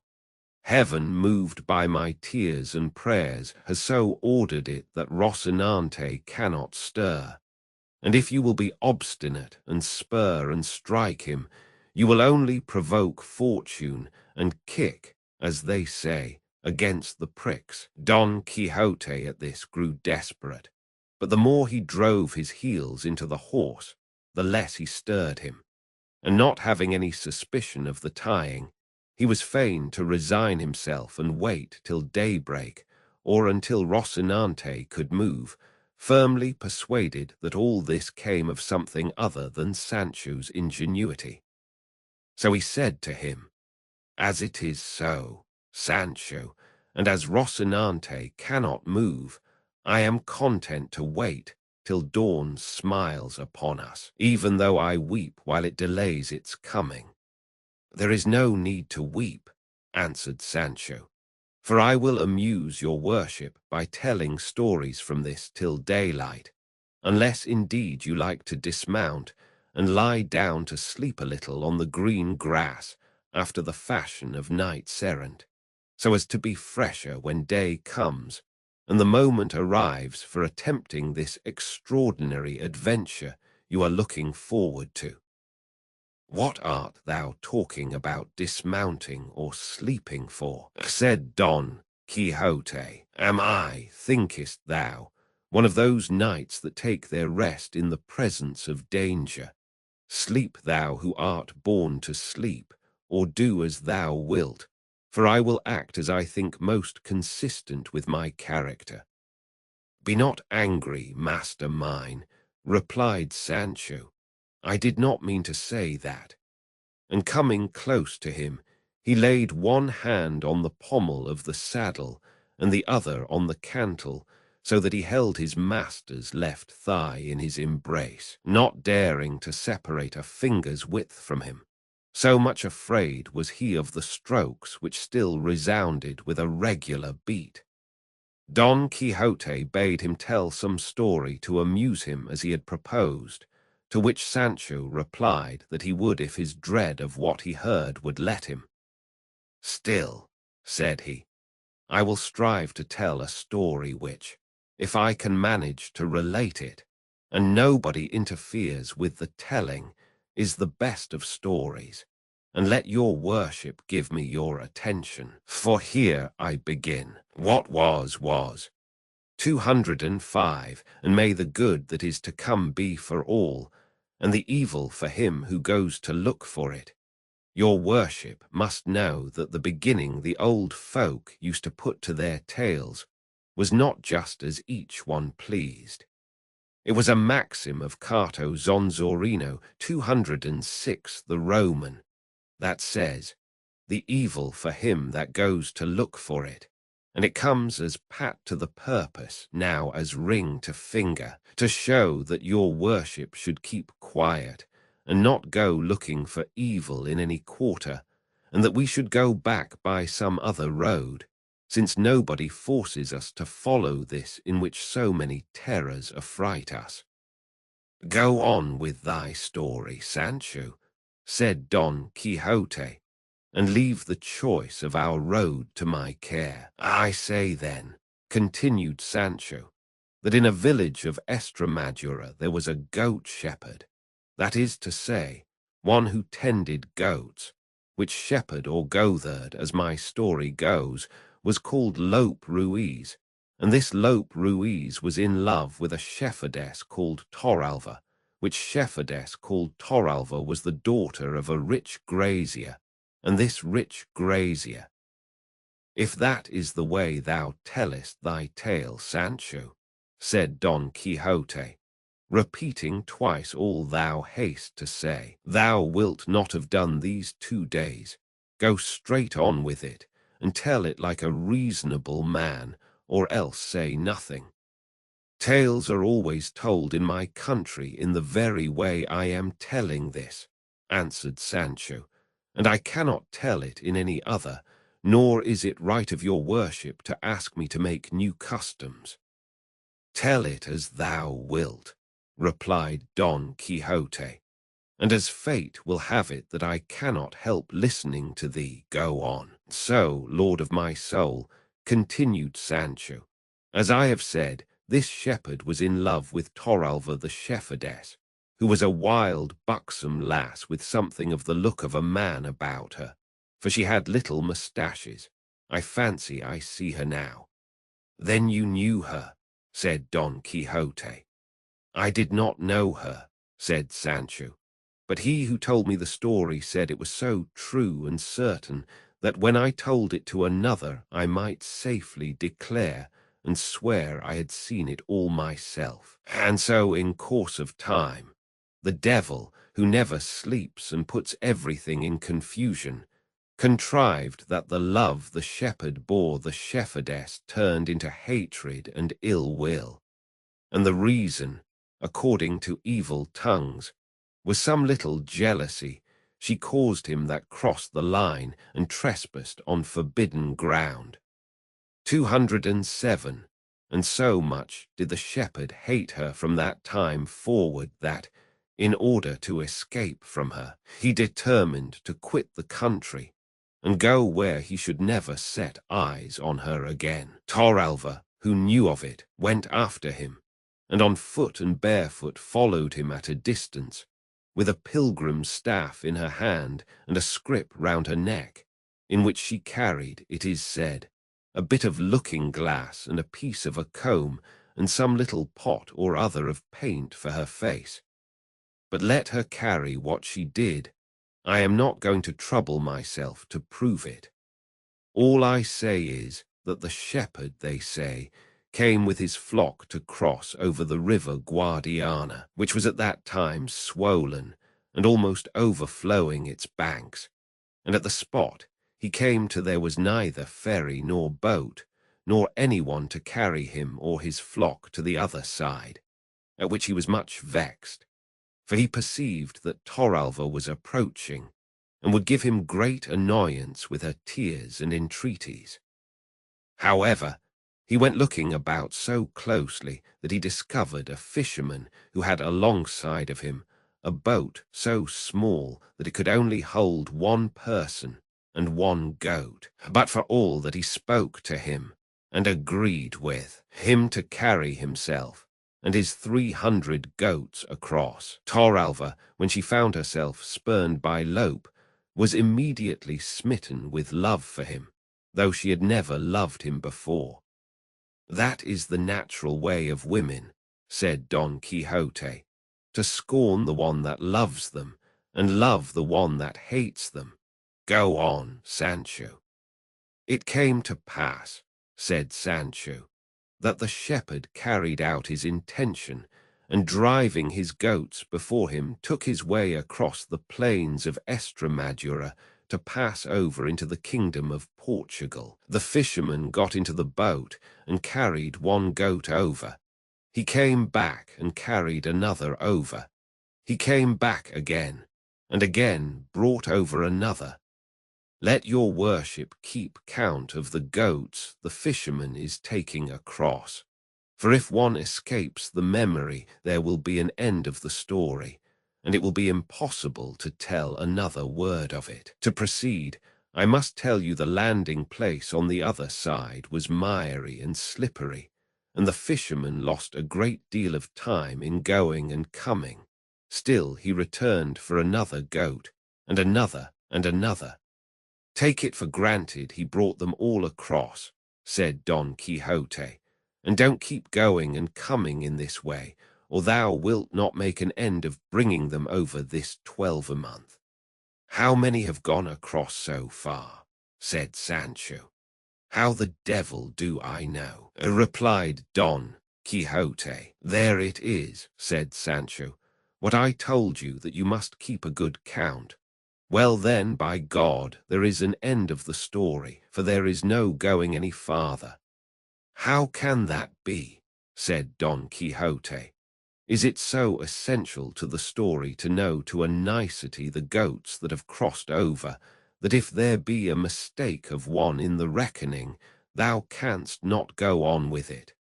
No, señor, not a bit, replied Sancho, for when I asked your worship to tell me how many goats had crossed, and you answered you did not know, at that very instant all I had to say passed away out of my memory, and faith, There was much virtue in it and entertainment.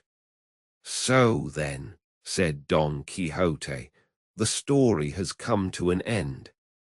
As much as my mother has, said Sancho. In truth, said Don Quixote, thou hast told one of the rarest stories, tales, or histories that anyone in the world could have imagined, and such a way of telling it and ending it was never seen nor will be in a lifetime, though I expected nothing else from thy excellent understanding.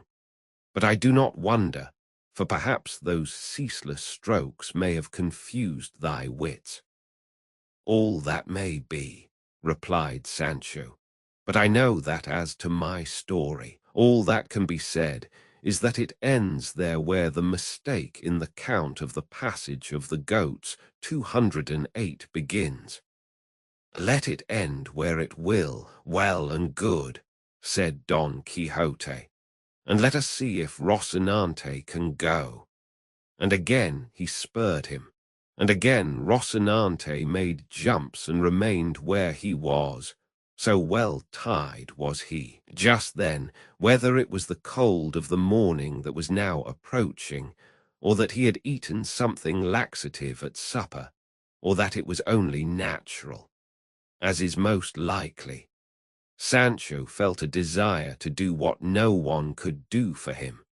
But so great was the fear that had penetrated his heart, he dared not separate himself from his master by as much as the black of his nail. To escape doing what he wanted was, however, also impossible. So what he did for peace's sake was to remove his right hand, which held the back of the saddle, and with it to untie gently and silently the running string which alone held up his breeches, so that on loosening it, they at once fell down round his feet like fetters. He then raised his shirt as well as he could, and bared his hind quarters, no slim ones, but this accomplished, which he fancied was all he had to do to get out of this terrible strait and embarrassment, another still greater difficulty presented itself, for it seemed to him impossible to relieve himself without making some noise, and he ground his teeth and squeezed his shoulders together, holding his breath as much as he could. But in spite of his precautions, he was unlucky enough after all to make a little noise, very different from that which was causing him so much fear. Don Quixote, hearing it, said, "What noise is that, Sancho?" "I don't know, señor," said he. "It must be something new, for adventures and misadventures never begin with a trifle." Once more he tried his luck, and succeeded so well that without any further noise or disturbance he found himself relieved of the burden that had given him so much discomfort. But as Don Quixote's sense of smell was as acute as his hearing, and as Sancho was so closely linked with him that the fumes rose almost in a straight line, it could not be but that some should reach his nose, and as soon as they did he came to its relief by compressing it between his fingers, saying in a rather snuffing tone, "Sancho, it strikes me thou art in great fear." "I am," answered Sancho, "but how does your worship perceive it now more than ever?" "Because just now thou smellest stronger than ever, and not of ambergris," answered Don Quixote. "Very likely," said Sancho, "but that's not my fault, but your worship's, for leading me about at unseasonable hours, and at such unwonted paces." "Then go back 3 or 4, my friend," said Don Quixote, all the time with his fingers to his nose, "and for the future pay more attention to thy person, and to what thou owest to mine, for it is my great familiarity with thee that has bred this contempt." "I'll bet," replied Sancho, "that your worship thinks I have done something I ought not with my person.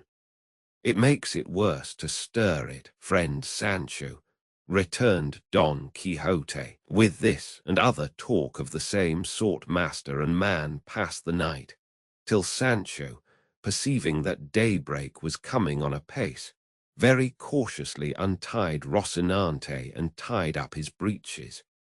As soon as Rocinante found himself free, though by nature he was not at all mettlesome, he seemed to feel lively and began pouring. For as to capering, begging his pardon, he knew not what it meant. Don Quixote, then, observing that Rocinante could move, took it as a good sign, and a signal that he should attempt the dread adventure. By this time day had fully broken, and everything showed distinctly, and Don Quixote saw that he was among some tall trees, chestnuts, which cast a very deep shade.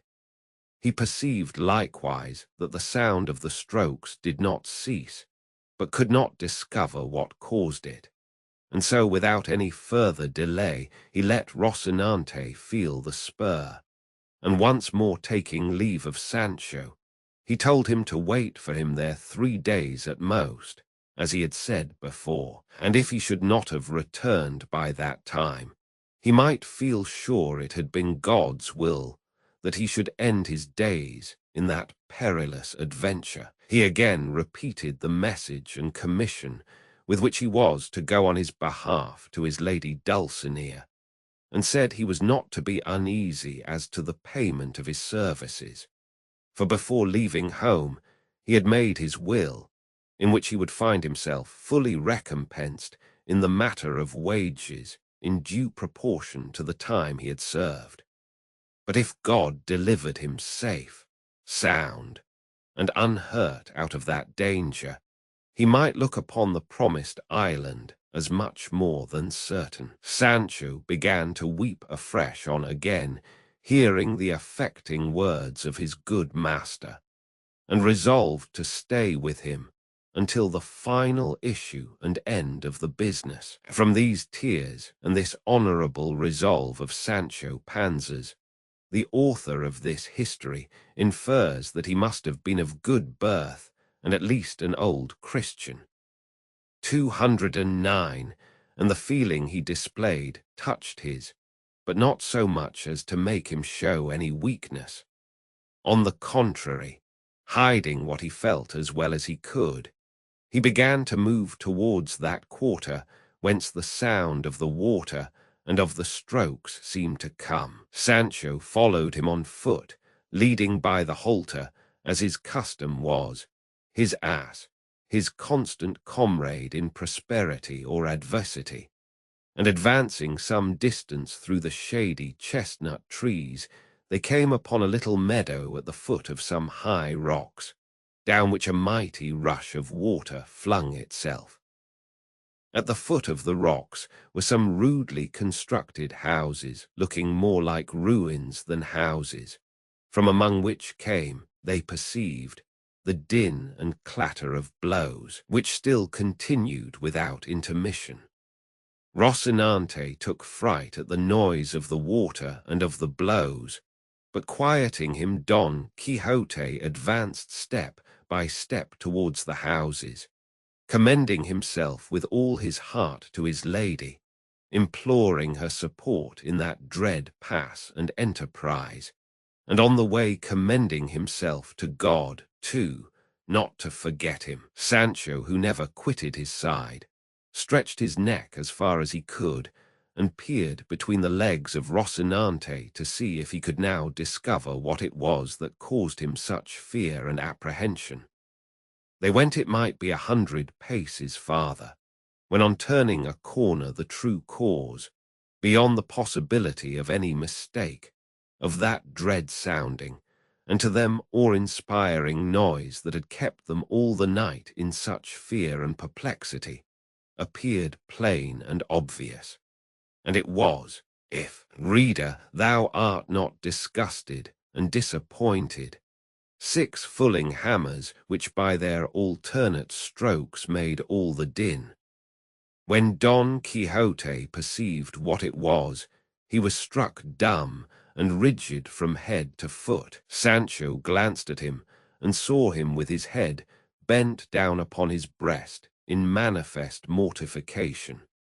And Don Quixote glanced at Sancho and saw him with his cheeks puffed out and his mouth full of laughter, and evidently ready to explode with it.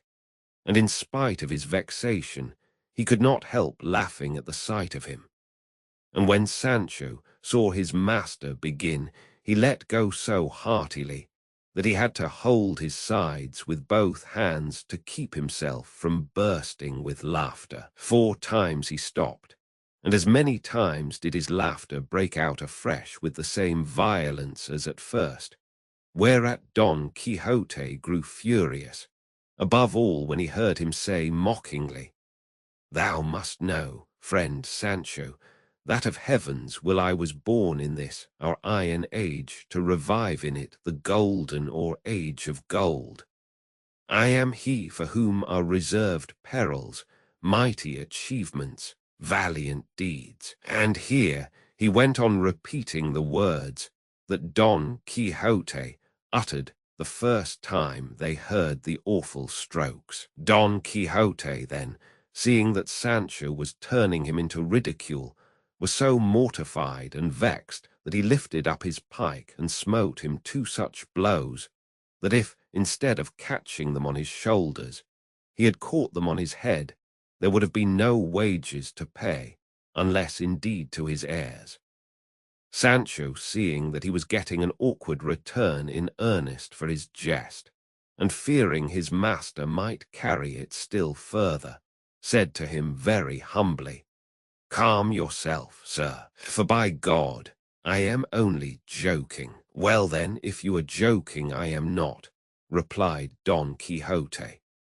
"Look here, my lively gentleman, if these, instead of being fulling hammers, had been some perilous adventure, have I not, think you, shown the courage required for the attempt and achievement?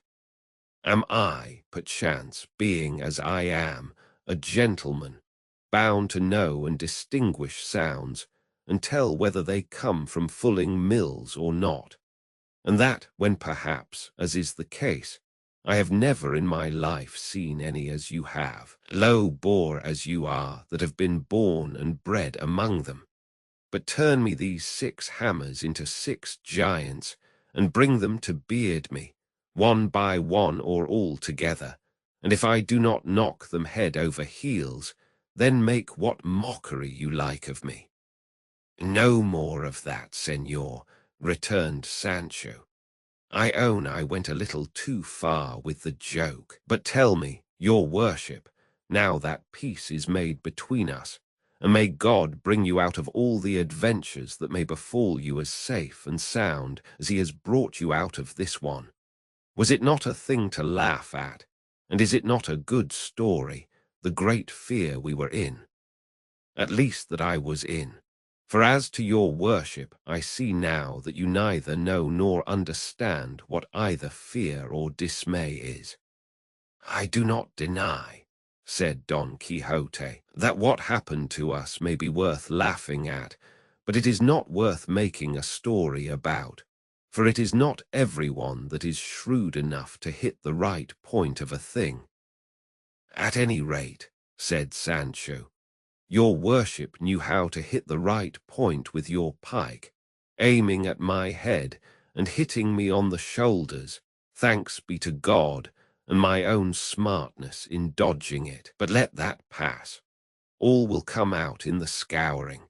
210, for I have heard say, he loves thee well that makes thee weep.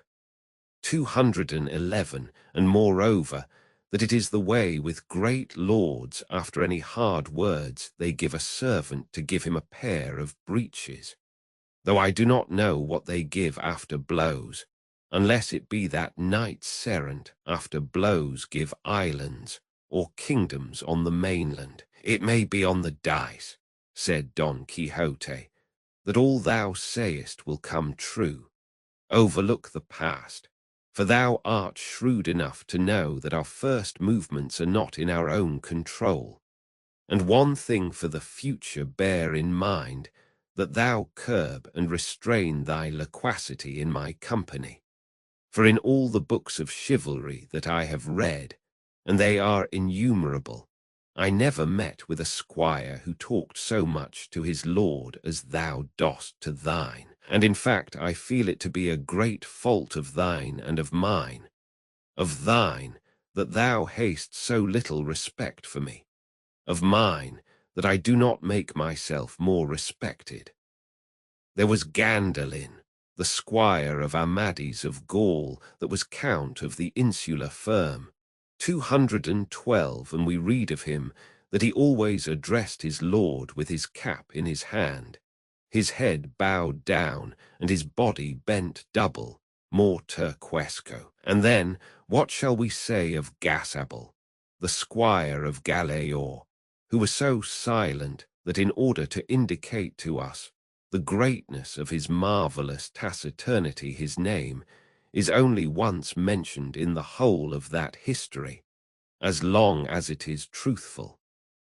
213. From all I have said thou wilt gather, Sancho, that there must be a difference between master and man, between lord and lackey, between knight and squire, so that from this day forward in our intercourse we must observe more respect and take less liberties.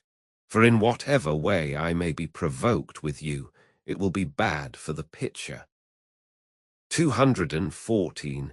The favours and benefits that I have promised you will come in due time, and if they do not, your wages at least will not be lost, as I have already told you. All that your worship says is very well, said Sancho, but I should like to know, in case the time of favours should not come, and it might be necessary to fall back upon wages, how much did the squire of a knight-errant get in those days, and did they agree by the month or by the day like bricklayers?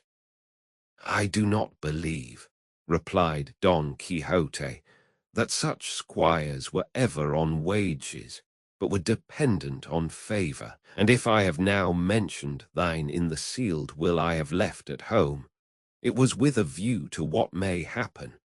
For as yet I know not how chivalry will turn out in these wretched times of ours, and I do not wish my soul to suffer for trifles in the other world.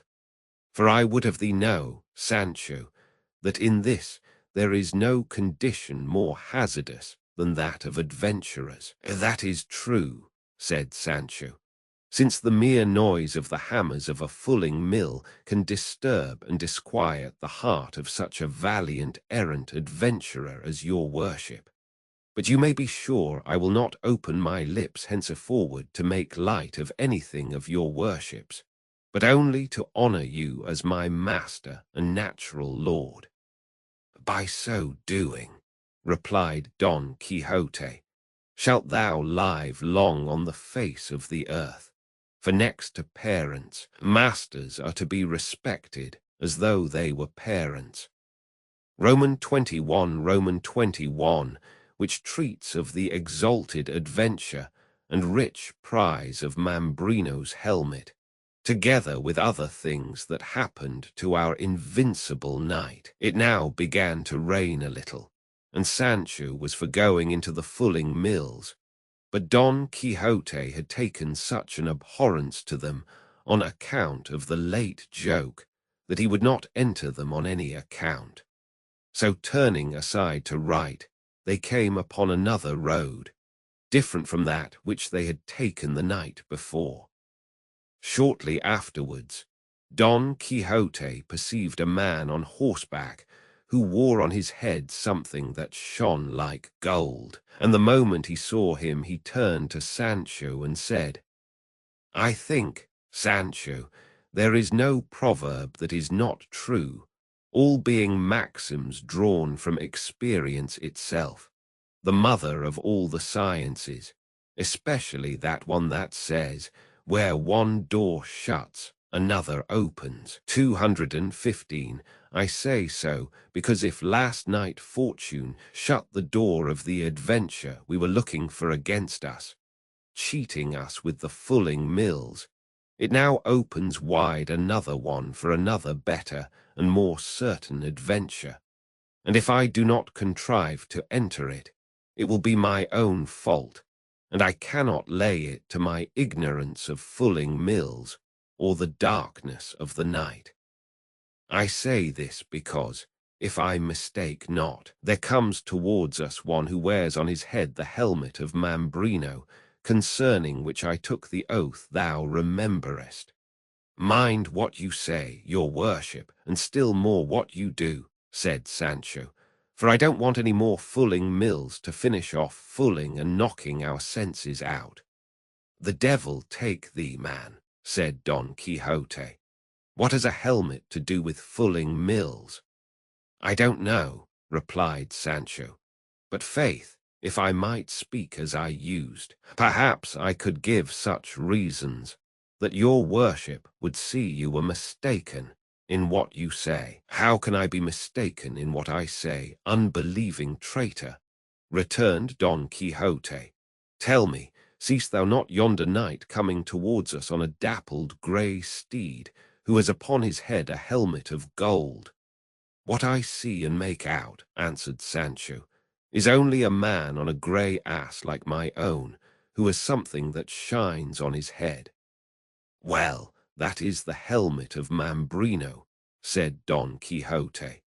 Stand to one side and leave me alone with him. Thou shalt see how, without saying a word to save time, I shall bring this adventure to an issue and possess myself of the helmet I have so longed for. I will take care to stand aside, said Sancho. But God grant, I say once more, that it may be marjoram and not fulling mills. 216.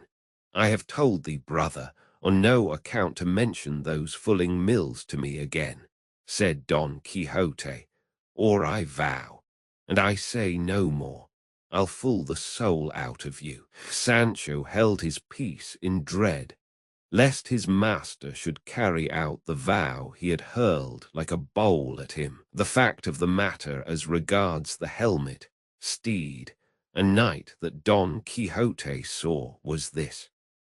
In that neighborhood there were two villages, one of them so small that it had neither apothecary's shop nor barber, which the other that was close to it had. So the barber of the larger served the smaller, and in it there was a sick man who required to be bled, and another man who wanted to be shaved. And on this errand the barber was going, carrying with him a brass basin.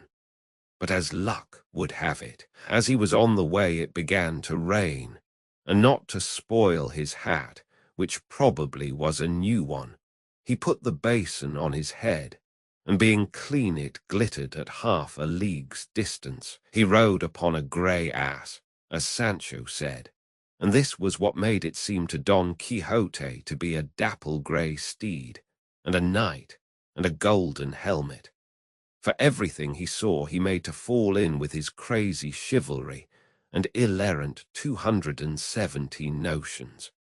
And when he saw the poor knight draw near, without entering into any parley with him, at Rocinante's top speed, he bore down upon him with the pike pointed low, fully determined to run him through and through. And as he reached him, without checking the fury of his charge, he cried to him, "Defend thyself, miserable being, or yield me of thine own accord that which is so reasonably my due."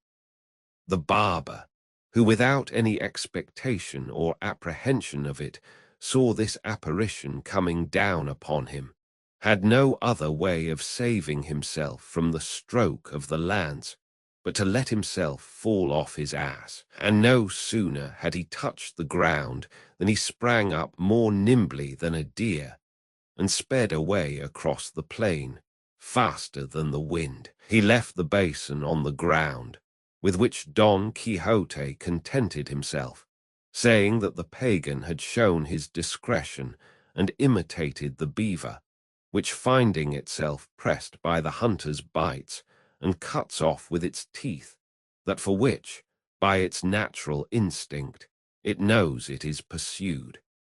He told Sancho to pick up the helmet, and he, taking it in his hands, said, "By God, the basin is a good one, and worth a reel of 8,218 if it is worth a maravedis," and handed it to his master, who immediately put it on his head, turning it round, now this way, now that, in search of fitment, and not finding it, he said, "Clearly the pagan to whose measure this famous headpiece was first forged must have had a very large head.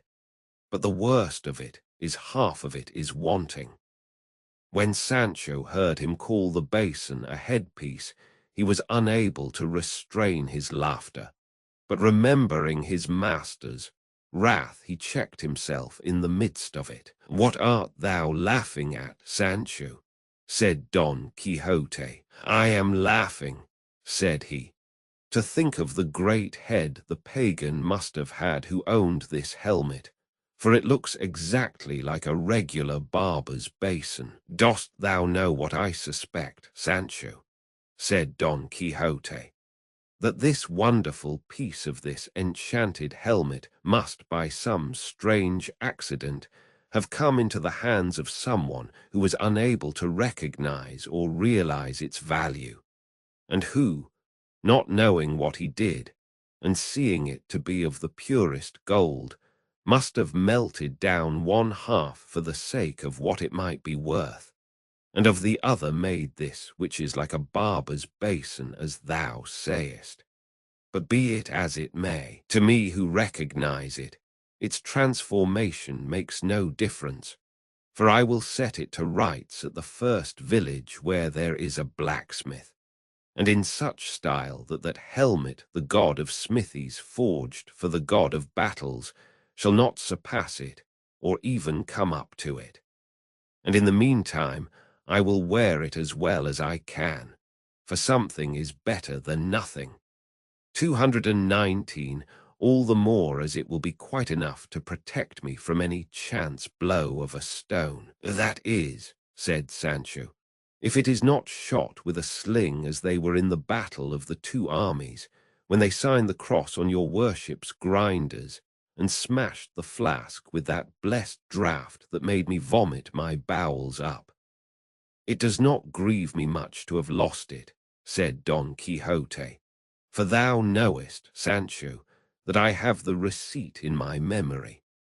"So have I," answered Sancho, "but if ever I make it, or try it again as long as I live, may this be my last hour. Moreover, I have no intention of putting myself in the way of wanting it, for I mean, with all my 5 senses, to keep myself from being wounded or from wounding anyone. As to being blanketed again, I say nothing, for it is hard to prevent mishaps of that sort, and if they come, there is nothing for it but to squeeze our shoulders together, hold our breath, shut our eyes, and let ourselves go where luck and the blanket may send us." "Thou art a bad Christian, Sancho," said Don Quixote on hearing this. "For once an injury has been done thee, thou never forgettest it.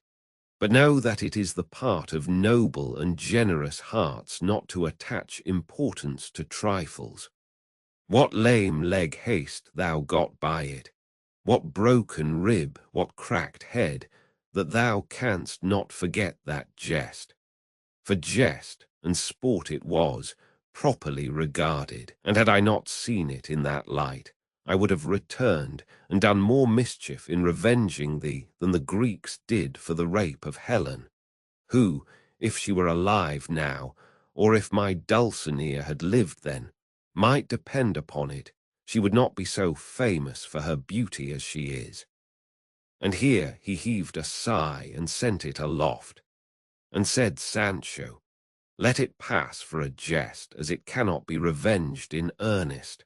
But I know what sort of jest and earnest it was, and I know it will never be rubbed out of my memory, any more than off my shoulders. But putting that aside, Will your worship tell me what are we to do with this dapple-grey steed that looks like a grey ass, which that Martino 220 that your worship overthrew has left deserted here?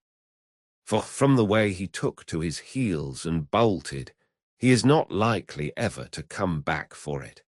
And by my beard, but the grey is a good one. I have never been in the habit, said Don Quixote, of taking spoil of those whom I vanquish, nor is it the practice of chivalry to take away their horses and leave them to go on foot, unless indeed it be that the victor have lost his own in the combat, in which case it is lawful to take that of the vanquished as a thing won in lawful war. Therefore, Sancho, leave this horse, or ass, or whatever thou wilt have it to be. For when its owner sees us gone hence, he will come back for it. God knows I should like to take it, returned Sancho, or at least to change it for my own, which does not seem to me as good a one. Verily the laws of chivalry are strict, since they cannot be stretched to let one ass be changed for another. I should like to know if I might at least change trappings. On that head I am not quite certain, answered Don Quixote, and the matter being doubtful, pending better information, I say thou mayest change them, if so be thou haste urgent need of them. So urgent is it, answered Sancho, that if they were for my own person I could not want them more. And forthwith, fortified by this license, he effected the mutatio caparum, 221, rigging out his beast to the 99s, and making quite another thing of it. This done, they broke their fast on the remains of the spoils of war plundered from the sumpter mule, and drank of the brook that flowed from the fulling mills, without casting a look in that direction. In such loathing did they hold them for the alarm they had caused them. And all anger and gloom removed, they mounted, and without taking any fixed road, not to fix upon any being the proper thing for true knights errant, they set out, guided by Rocinante's will, which carried along with it that of his master, not to say that of the ass, which always followed him wherever he led, lovingly and sociably.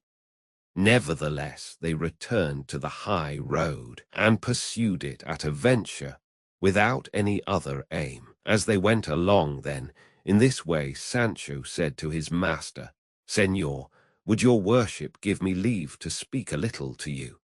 For since you laid that hard injunction of silence on me, several things have gone to rot in my stomach, and I have now just one on the tip of my tongue that I don't want to be spoiled.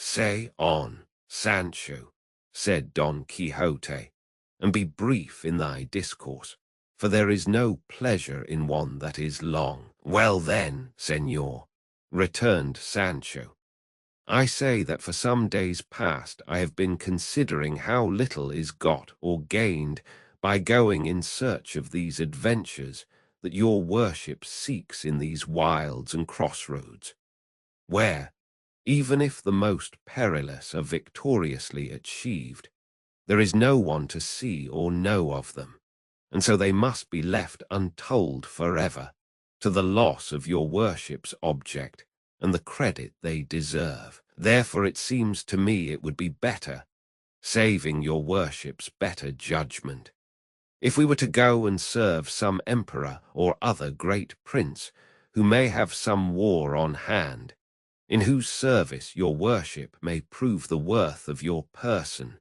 your great might, and greater understanding, on perceiving which the Lord in whose service we may be will perforce have to reward us, each according to his merits, and there you will not be at a loss for someone to set down your achievements in writing so as to preserve their memory forever. Of my own I say nothing, as they will not go beyond squirely limits, though I make bold to say that, if it be the practice in chivalry to write the achievements of squires, I think mine must not be left out. Thou speakest not amiss, Sancho, answered Don Quixote.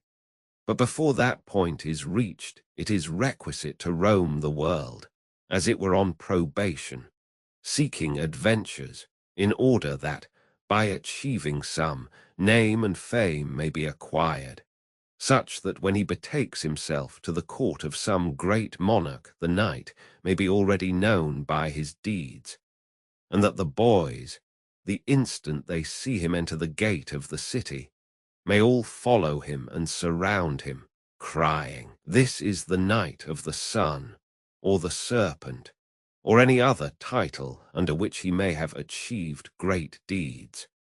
This, they will say, is he who vanquished in single combat the gigantic Bruno of mighty strength, he who delivered the great Mameluke of Persia out of the long enchantment under which he had been for almost 900 years, 222, so from one to another they will go proclaiming his achievements. And presently at the tumult of the boys and the others, the king of that kingdom will appear at the windows of his royal palace, and as soon as he beholds the knight, recognizing him by his arms and the device on his shield, he will as a matter of course say, "What ho! Forth all ye, the knights of my court, to receive the flower of chivalry who cometh hither."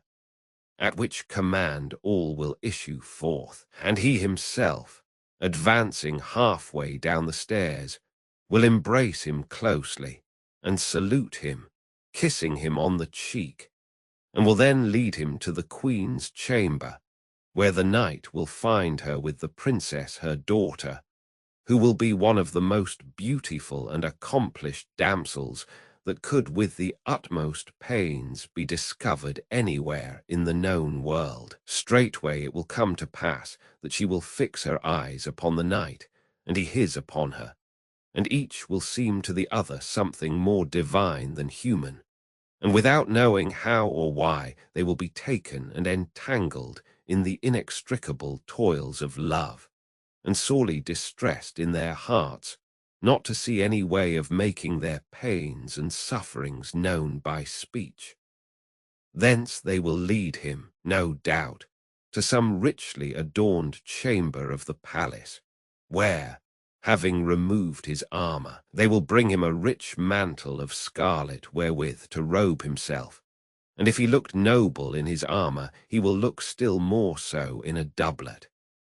When night comes, he will sup with the king, queen, and princess, and all the time he will never take his eyes off her, stealing stealthy glances, unnoticed by those present, and she will do the same, and with equal cautiousness, being, as I have said, a damsel of great discretion. The tables being removed, suddenly through the door of the hall there will enter a hideous and diminutive dwarf, followed by a fair dame, between two giants, who comes with a certain adventure, the work of an ancient sage, and he who shall achieve it shall be deemed the best knight in the world.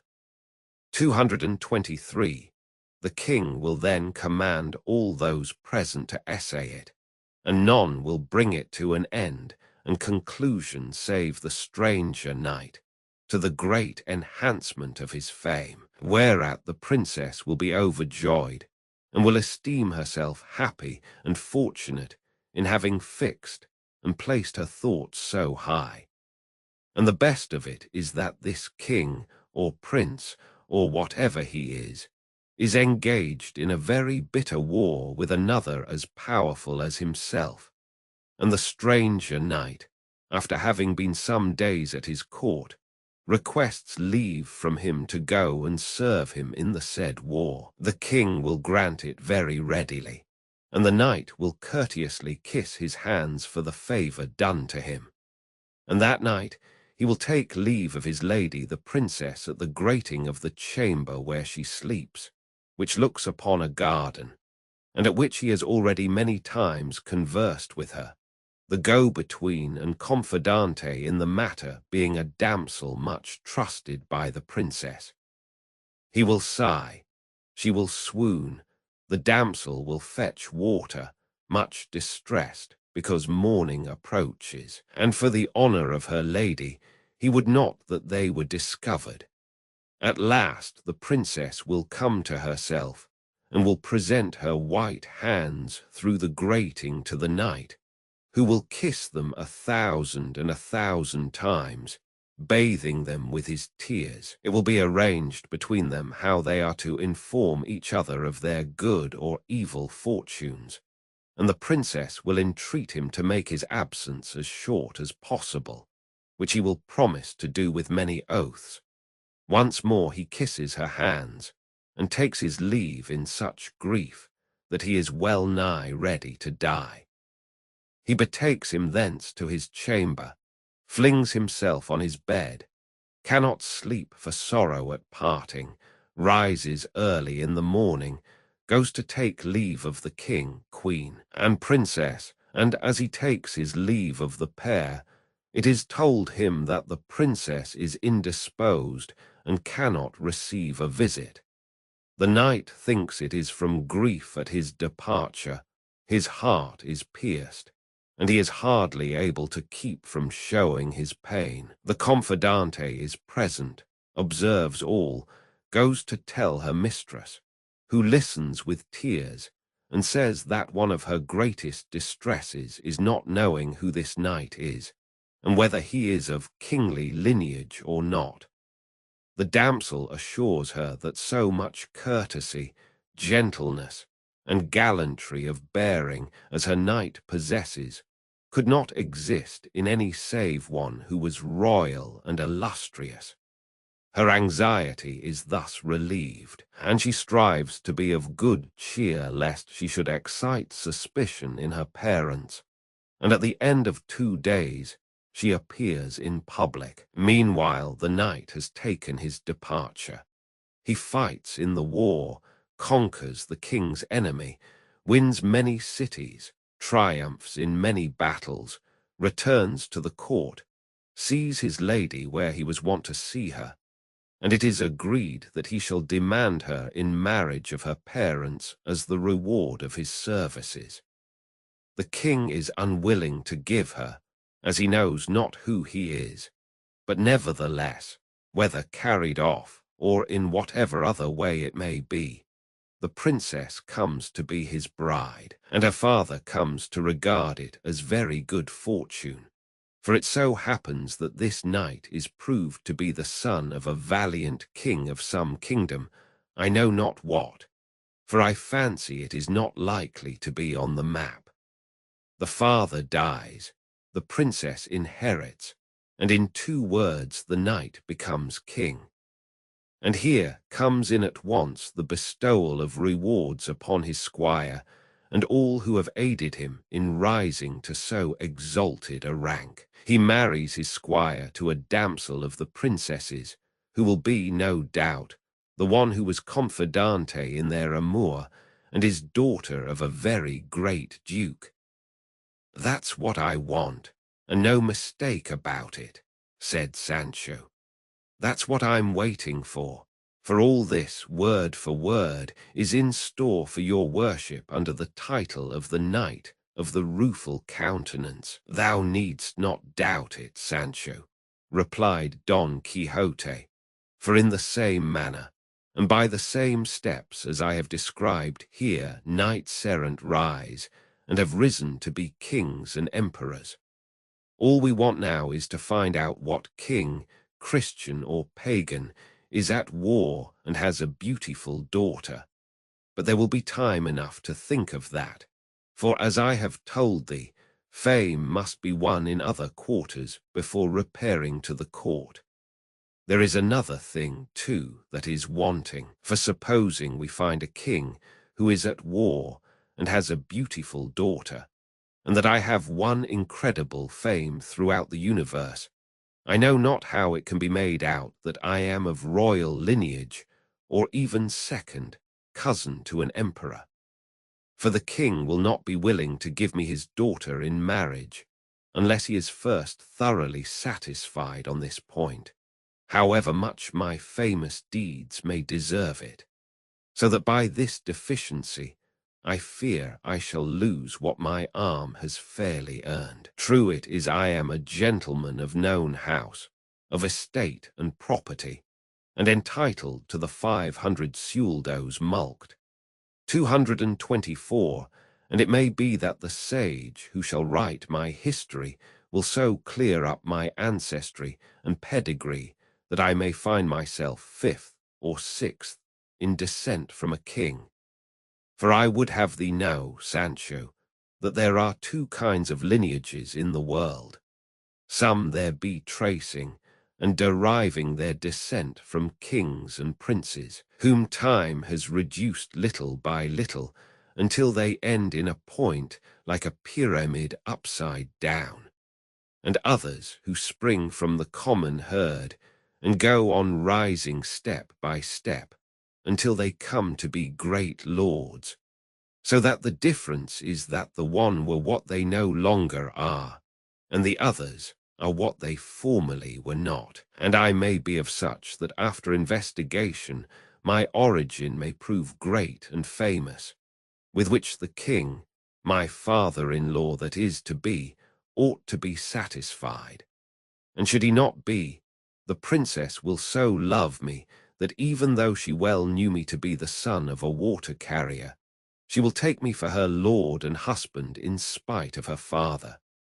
If not, then it comes to seizing her and carrying her off where I please, for time or death will put an end to the wrath of her parents. It comes to this too, said Sancho, what some naughty people say, never ask as a favor what thou canst take by force.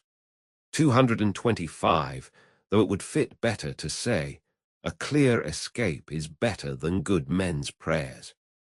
226, I say so because if my lord the king, your worship's father-in-law, will not condescend to give you my lady the princess, there is nothing for it but, as your worship says, to seize her and transport her. But the mischief is that until peace is made, and you come into the peaceful enjoyment of your kingdom, the poor squire is famishing as far as rewards go, unless it be that the confidante damsel that is to be his wife comes with the princess, and that with her he tides over his bad luck until heaven otherwise orders things. For his master, I suppose, may as well give her to him at once for a lawful wife. Nobody can object to that, said Don Quixote. Then since that may be, said Sancho, there is nothing for it but to commend ourselves to God, and let fortune take what course it will. God guide it according to my wishes and thy wants, said Don Quixote, and mean be he who thinks himself mean. 227, in God's name let him be so, said Sancho. I am an old Christian, and to fit me for a count that's enough. 228, and more than enough for thee, said Don Quixote. And even wert thou not, it would make no difference, because I being the king can easily give thee nobility without purchase or service rendered by thee. For when I make the account, then thou art at once a gentleman, and they may say what they will, but by my faith they will have to call thee your lordship, whether they like it or not. Not a doubt of it, and I'll know how to support the tittle, said Sancho. Title thou shouldst say, not tittle, said his master. So be it, answered Sancho. I say I will know how to behave, for once in my life I was beadle of a brotherhood, and the beadle's gown sat so well on me that all said I looked as if I was to be steward of the same brotherhood. What will it be, then, when I put a duke's robe on my back, or dress myself in gold and pearls like a count? I believe they'll come 100 leagues to see me. Thou wilt look well, said Don Quixote, but thou must shave thy beard often, For thou hast it so thick and rough and unkempt, that if thou dost not shave it every second day at least, they will see what thou art at the distance of a musket shot. What more will it be, said Sancho, than having a barber and keeping him at wages in the house? And even if it be necessary, I will make him go behind me like a nobleman's equerry. Why, how dost thou know that noblemen have equerries behind them? Asked Don Quixote. I will tell you, answered Sancho.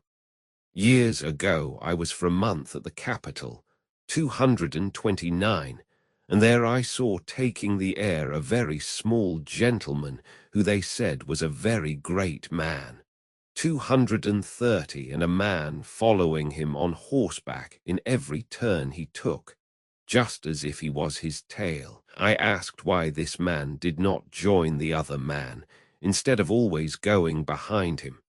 They answered me that he was his equerry, and that it was the custom with nobles to have such persons behind them, and ever since then I know it, for I have never forgotten it. Thou art right, said Don Quixote, and in the same way thou mayest carry thy barber with thee, for customs did not come into use altogether, nor were they all invented at once, and thou mayest be the first count to have a barber to follow him, and indeed shaving one's beard is a greater trust than saddling one's horse.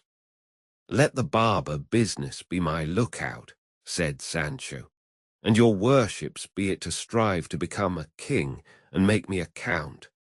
So it shall be, answered Don Quixote, and raising his eyes he saw what will be told in the following chapter. Roman 22 of the freedom Don Quixote conferred on several unfortunates, who against their will were being carried where they had no wish to go. Said Hamid Benengeli, the Arab and Manchegan author, relates in this most grave, high-sounding, minute, delightful, and original history, that after the discussion between the famous Don Quixote of La Mancha and his squire Sancho Panza, which is set down at the end of chapter 21, Don Quixote raised his eyes and saw coming along the road he was following some dozen men on foot strung together by the neck, like beads, on a great iron chain, and all with manacles on their hands. With them there came also 2 men on horseback and 2 on foot, those on horseback with wheel-lock muskets, those on foot with javelins and swords. And as soon as Sancho saw them, he said, That is a chain of galley slaves, on the way to the galleys by force of the king's orders. How by force? Asked Don Quixote. Is it possible that the king uses force against anyone? I do not say that, answered Sancho, but that these are people condemned for their crimes to serve by force in the king's galleys. In fact, replied Don Quixote, however it may be, these people are going where they are taking them by force, and not of their own will. Just so, said Sancho. Then if so, said Don Quixote, here is a case for the exercise of my office, to put down force and to succor and help the wretched. Recollect, your worship, said Sancho, justice, which is the king himself, is not using force or doing wrong to such persons, but punishing them for their crimes. The chain of galley slaves had by this time come up, and Don Quixote, in very courteous language, asked those who were in custody of it to be good enough to tell him the reason or reasons for which they were conducting these people in this manner. One of the guards on horseback answered that they were galley slaves belonging to his majesty, that they were going to the galleys, and that was all that was to be said, and all he had any business to know. Nevertheless, replied Don Quixote, I should like to know from each of them separately the reason of his misfortune. To this, he added more to the same effect to induce them to tell him what he wanted so civilly that the other mounted guard said to him, "Though we have here the register and certificate of the sentence of every one of these wretches, this is no time to take them out or read them. Come and ask themselves. They can tell if they choose, and they will, for these fellows take a pleasure in doing and talking about rascalities." With this permission, which Don Quixote would have taken even had they not granted it, he approached the chain and asked the first for what offences he was now in such a sorry case. He made answer that it was for being a lover, for that only, replied Don Quixote. Why, if for being lovers they send people to the galleys, I might have been rowing in them long ago. The love is not the sort your worship is thinking of, said the galley slave. Mine was that I loved a washerwoman's basket of clean linen so well, and held it so close in my embrace, that if the arm of the law had not forced it from me, I should never have let it go of my own will to this moment. I was caught in the act. There was no occasion for torture. The case was settled. They treated me to 100 lashes on the back, and 3 years of guarapas besides, and that was the end of it. What are guarapas? Asked Don Quixote. Guarapas are galleys. 231, answered the galley slave, who was a young man of about 24, and said he was a native of Piedrahita. Don Quixote asked the same question of the second, who made no reply, so downcast and melancholy was he. But the first answered for him and said, "He, sir, goes as a canary, I mean as a musician and a singer." "What?" said Don Quixote. "For being musicians and singers are people sent to the galleys too?" "Yes, sir," answered the galley slave, "for there is nothing worse than singing under suffering." "On the contrary, I have heard say," said Don Quixote, "that he who sings scares away his woes." 232, here it is the reverse, said the galley slave. "For he who sings once weeps all his life." "I do not understand it," said Don Quixote. But one of the guards said to him, "Sir, to sing under suffering means with the non sancta fraternity to confess under torture." They put this sinner to the torture, and he confessed his crime, which was being a cuatrero, that is, a cattle stealer. And on his confession they sentenced him to 6 years in the galleys, besides 200 lashes that he has already had on the back, and he is always dejected and downcast, because the other thieves that were left behind, and that march here ill-treat, and snub, and jeer, and despise him for confessing, and not having spirit enough to say nay. For say they, nay has no more letters in it than yea. 233, and a culprit is well off when life or death with him depends on his own tongue, and not on that of witnesses or evidence. And to my thinking they are not very far out. "And I think so too," answered Don Quixote. Then passing on to the third, he asked him what he had asked the others, and the man answered very readily and unconcernedly, "I am going for 5 years to their ladyships the guarapas for the want of 10 ducats." "I will give 20 with pleasure to get you out of that trouble," said Don Quixote. "That," said the galley slave, "is like a man having money at sea when he is dying of hunger, and has no way of buying what he wants. I say so because if at the right time I had had those 20 ducats that your worship now offers me, I would have greased the notary's pen and freshened up the attorney's wit with them. so that today I should be in the middle of the plaza of the Zocodover at Toledo, and not on this road coupled like a greyhound. But God is great. Patience. There, that's enough of it. Don Quixote passed on to the fourth, a man of venerable aspect with a white beard falling below his breast, who on hearing himself asked the reason of his being there began to weep without answering a word. But the fifth acted as his tongue and said, "This worthy man is going to the galleys for 4 years, after having gone the rounds in ceremony and on horseback." 234, that means, said Sancho Panza, as I take it, to have been exposed to shame in public. Just so, replied the galley slave, and the offence for which they gave him that punishment was having been an ear broker, nay body broker.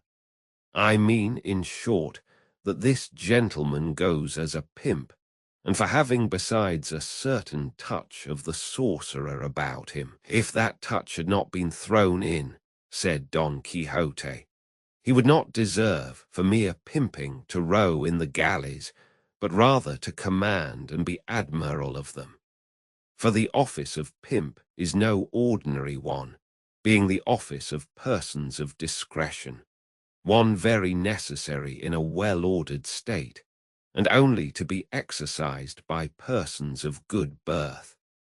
Nay, there ought to be an inspector and overseer of them, as in other offices, and recognized number, as with the brokers on 'Change. In this way many of the evils would be avoided which are caused by this office, and calling being in the hands of stupid and ignorant people, such as women more or less silly, and pages and jesters of little standing and experience, who on the most urgent occasions, and when ingenuity of contrivance is needed, let the crumbs freeze on the way to their mouths.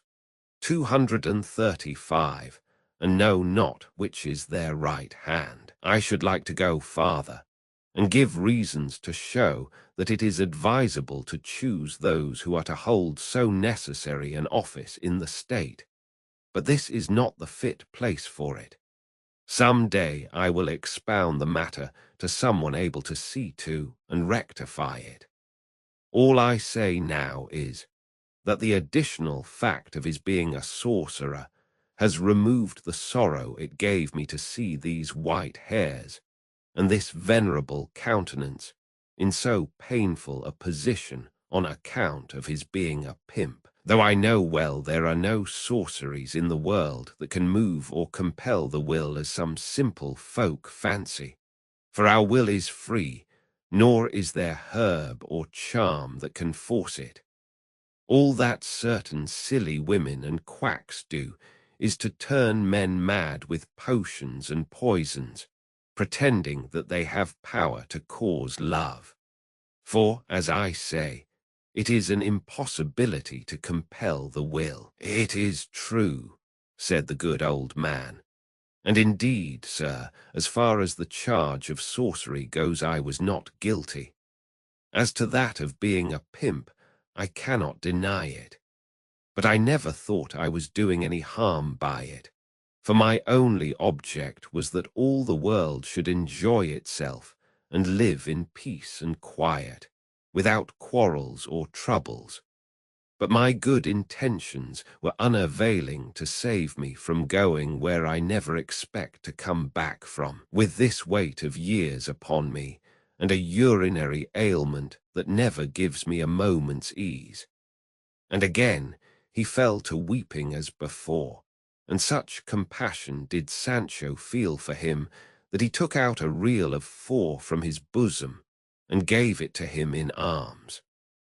Don Quixote went on and asked another what his crime was, and the man answered with no less, but rather much more sprightliness than the last one. I am here because I carried the joke too far with a couple of cousins of mine, and with a couple of other cousins who were none of mine. In short, I carried the joke so far with them all that it ended in such a complicated increase of kindred that no accountant could make it clear. It was all proved against me. I got no favor. I had no money. I was near having my neck stretched. They sentenced me to the galleys for 6 years. I accepted my fate. It is the punishment of my fault. I am a young man.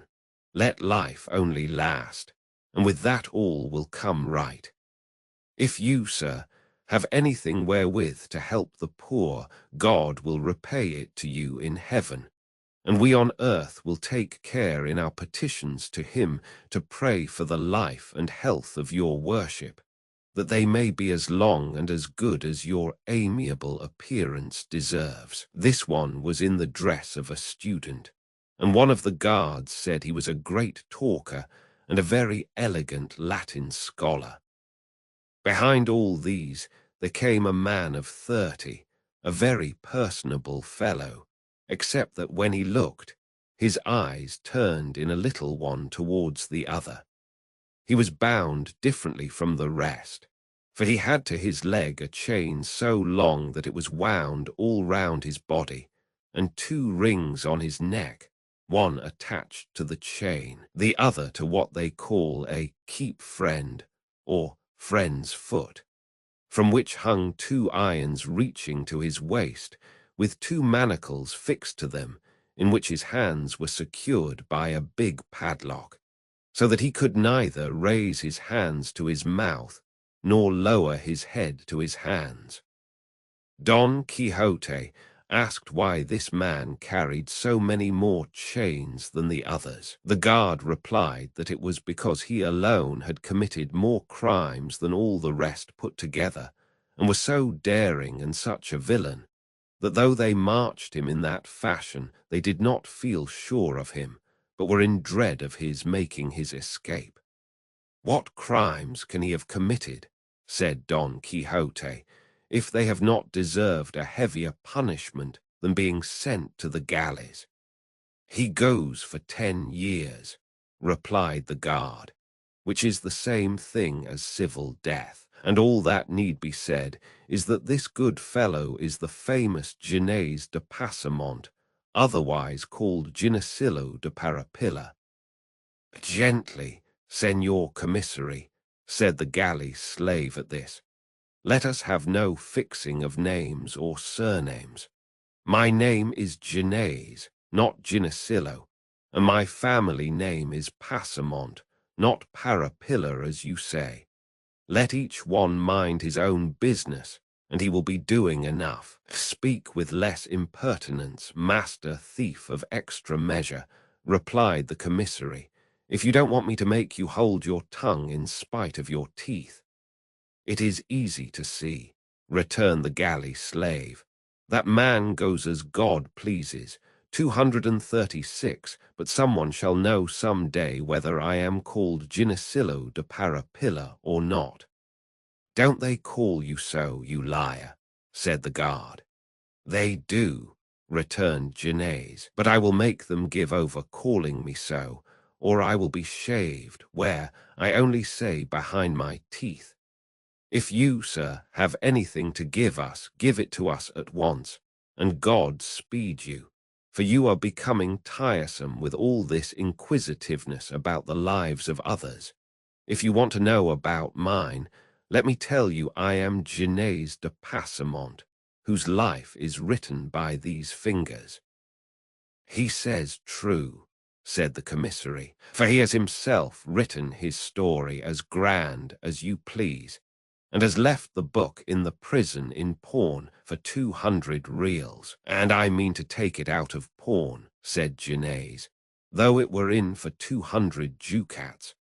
"Is it so good?" said Don Quixote. "So good is it," replied Gines, "that a fig for Lazarillo de Tormes and all of that kind that have been written, 237, or shall be written compared with it. All I will say about it is that it deals with facts, and facts so neat and diverting that no lies could match them." "And how is the book entitled?" asked Don Quixote. "The Life of Gines de Passamont," replied the subject of it. "And is it finished?" asked Don Quixote. "How can it be finished," said the other, "when my life is not yet finished? All that is written is from my birth down to the point when they sent me to the galleys this last time." "Then you have been there before," said Don Quixote. "In the service of God and the king I have been there for 4 years before now, and I know by this time what the biscuit and curbash are like," replied Gines. "And it is no great grievance to me to go back to them, for there I shall have time to finish my book. I have still many things left to say, and in the galleys of Spain there is more than enough leisure, though I do not want much for what I have to write, for I have it by heart." "You seem a clever fellow," said Don Quixote. "And an unfortunate one," replied Gines, "for misfortune always persecutes good wit." "It persecutes rogues," said the commissary. "I told you already to go gently, master commissary," said Passamont. "Their lordships yonder never gave you that staff to ill-treat us wretches here, but to conduct and take us where his majesty orders you. If not, by the life of, never mind. It may be that some day the stains made in the inn will come out in the scouring. 238. Let everyone hold his tongue and behave well and speak better. And now let us march on, for we have had quite enough of this entertainment." The commissary lifted his staff to strike Passamont in return for his threats, but Don Quixote came between them and begged him not to ill-use him, as it was not too much to allow one who had his hands tied to have his tongue a trifle free. And turning to the whole chain of them, he said, "From all you have told me, dear brethren, make out clearly that though they have punished you for your faults, the punishments you are about to endure do not give you much pleasure, and that you go to them very much against the grain and against your will, and that perhaps this one's want of courage under torture, that one's want of money, the other's want of advocacy, and lastly, the perverted judgment of the judge may have been the cause of your ruin, and of your failure to obtain the justice you had on your side, all which presents itself now to my mind, urging, persuading, and even compelling me to demonstrate in your case the purpose for which heaven sent me into the world, and caused me to make profession of the order of chivalry to which I belong, and the vow I took therein to give aid to those in need, and under the oppression of the strong. But as I know that it is a mark of prudence not to do by foul means what may be done by fair, I will ask these gentlemen, the guards and commissary, to be so good as to release you and let you go in peace, as there will be no lack of others to serve the king under more favorable circumstances.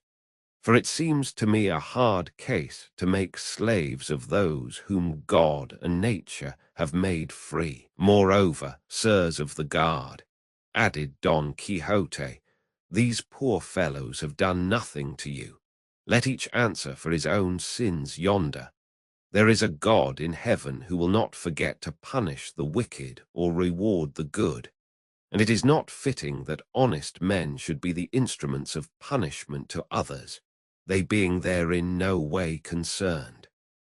This request I make thus gently and quietly, that if you comply with it, I may have reason for thanking you.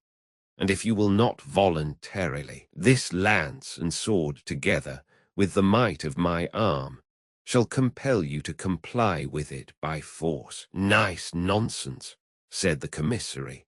"A fine piece of pleasantry he has come out with at last. He wants us to let the king's prisoners go, as if we had any authority to release them, or he to order us to do so. Go your way, sir, and good luck to you. Put that basin straight that you've got on your head, and don't go looking for 3 feet on a cat. 239. 'Tis you that are the cat, rat, and rascal, replied Don Quixote, and acting on the word he fell upon him so suddenly that without giving him time to defend himself, he brought him to the ground, sorely wounded with a lance thrust.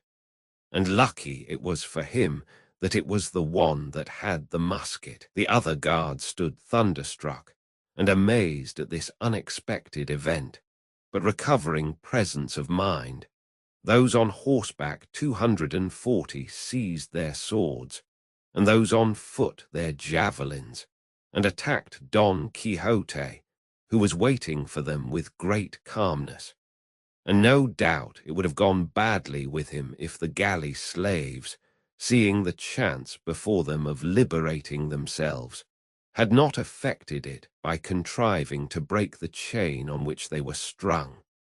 Such was the confusion that the guards, now rushing at the galley slaves who were breaking loose, now to attack Don Quixote who was waiting for them, did nothing at all that was of any use. That is all very well, said Don Quixote, but I know what must be done now.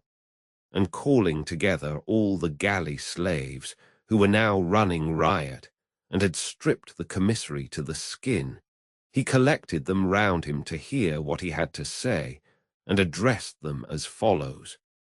To be grateful for benefits received is the part of persons of good birth, and one of the sins most offensive to God is ingratitude. I say so because, sirs, ye have already seen by manifest proof the benefit ye have received of me, in return for which I desire, and it is my good pleasure that, laden with that chain which I have taken off your necks, ye at once set out and proceed to the city of El Toboso, and there present yourselves before the lady Dulcinea del Toboso, and say to her that her knight, he of the rueful countenance, sends to commend himself to her, and that ye recount to her in full detail all the particulars of this notable adventure, up to the recovery of your longed-for liberty.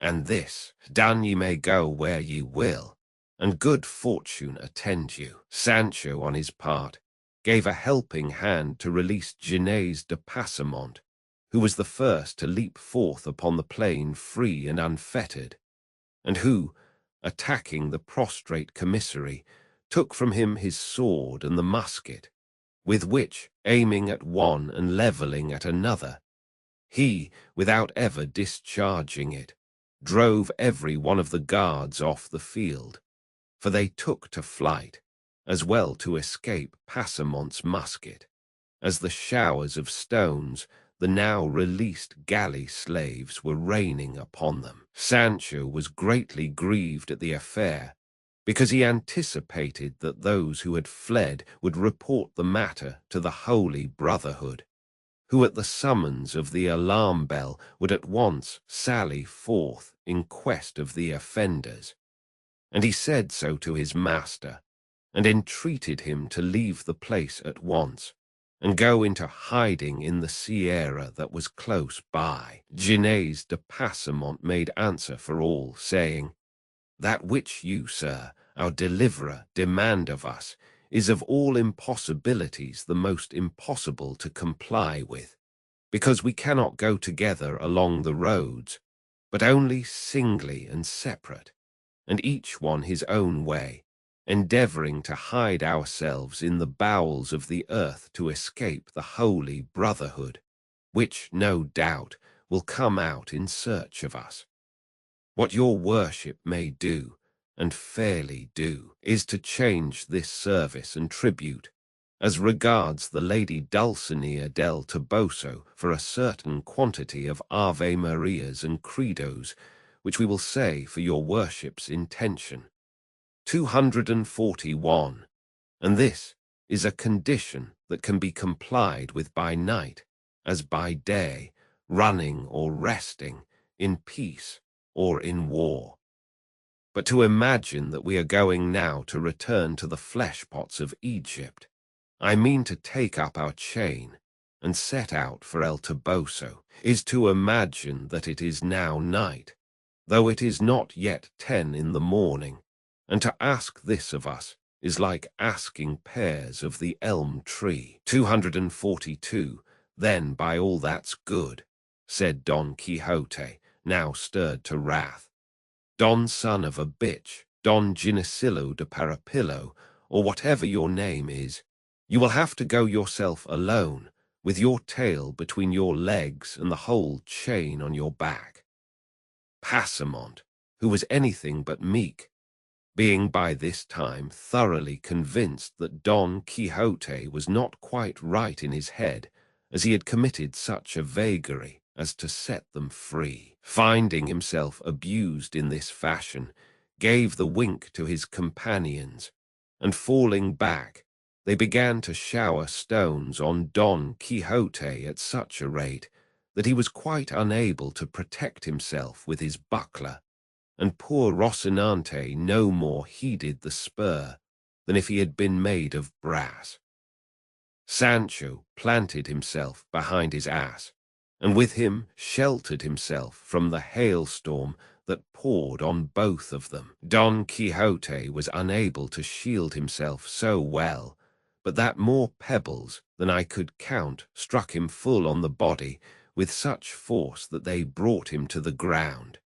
And the instant he fell, the student pounced upon him, snatched the basin from his head, and with it struck 3 or 4 blows on his shoulders, and as many more on the ground, knocking it almost to pieces.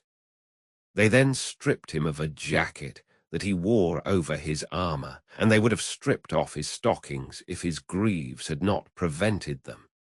From Sancho they took his coat, leaving him in his shirt sleeves, and dividing among themselves the remaining spoils of the battle, they went each one his own way, more solicitous about keeping clear of the holy brotherhood they dreaded, than about burdening themselves with the chain, or going to present themselves before the lady Dulcinea del Toboso. The ass and Rocinante, Sancho and Don Quixote were all that were left upon the spot, the ass with drooping head, serious, shaking his ears from time to time, as if he thought the storm of stones that assailed them was not yet over.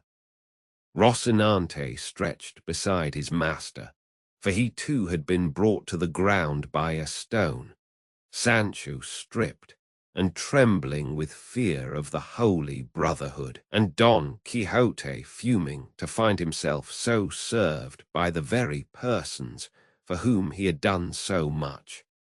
Roman 23 of what befell Don Quixote in the Sierra Morna, which was one of the rarest adventures related in this veracious history. Thou art a coward by nature, Sancho, said Don Quixote, but lest thou shouldst say I am obstinate, and that I never do as thou dost advise, this once I will take thy advice, and withdraw out of reach of that fury thou so dreadest.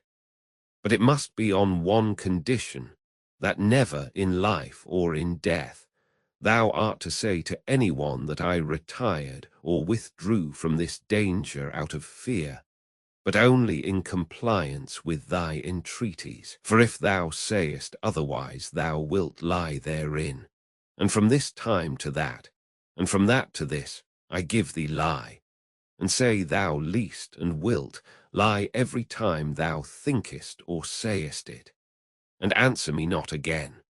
For at the mere thought that I am withdrawing or retiring from any danger, above all from this, which does seem to carry some little shadow of fear with it, I am ready to take my stand here and await alone, not only that holy brotherhood you talk of and dread, but the brothers of the 12 tribes of Israel, and the 7 Maccabees, and Castor, and Pelax, and all the brothers and brotherhoods in the world. Seeing himself served in this way, Don Quixote said to his squire, "I have always heard it said, Sancho, that to do good to boors is to throw water into the sea. 243, if I had believed thy words, I should have avoided this trouble. But it is done now. It is only to have patience and take warning for the future." "Your worship will take warning as much as I am a Turk," returned Sancho. "But, as you say, this mischief might have been avoided if you had believed me. Believe me now, and a still greater one will be avoided. For I tell you chivalry is of no account with the holy brotherhood, and they don't care two maravdies for all the knights errant in the world. And I can tell you I fancy I hear their arrows whistling past my ears this minute." "Señor," replied Sancho, "to retire is not to flee, and there is no wisdom in waiting when danger outweighs hope, and it is the part of wise men to preserve themselves today for tomorrow, and not risk all in one day. And let me tell you, though I am a clown and a boor, I have got some notion of what they call safe conduct. So repent not of having taken my advice, but mount Rocinante if you can, and if not I will help you, and follow me, for my mother wit tells me we have more need of legs than hands just now." Don Quixote mounted without replying, and Sancho leading the way on his ass. They entered the side of the Sierra Morna, which was close by, as it was Sancho's design to cross it entirely and come out again at El Viso or Almodovar del Campo.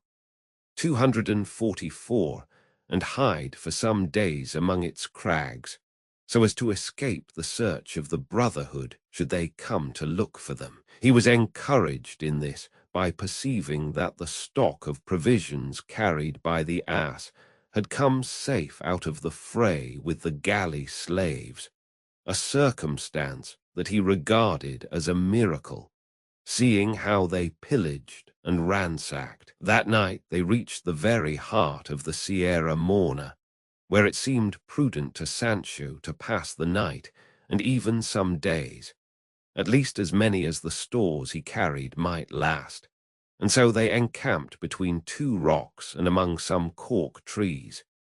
But fatal destiny, which, according to the opinion of those who have not the light of the true faith, directs, arranges, and settles everything in its own way, so ordered it that Genés de Passamont, the famous knave and thief, who by the virtue and madness of Don Quixote had been released from the chain, driven by fear of the holy brotherhood, which he had good reason to dread, resolved to take hiding in the mountains, and his fate and fear led him to the same spot to which Don Quixote and Sancho Panza had been led by theirs, just in time to recognize them and leave them to fall asleep.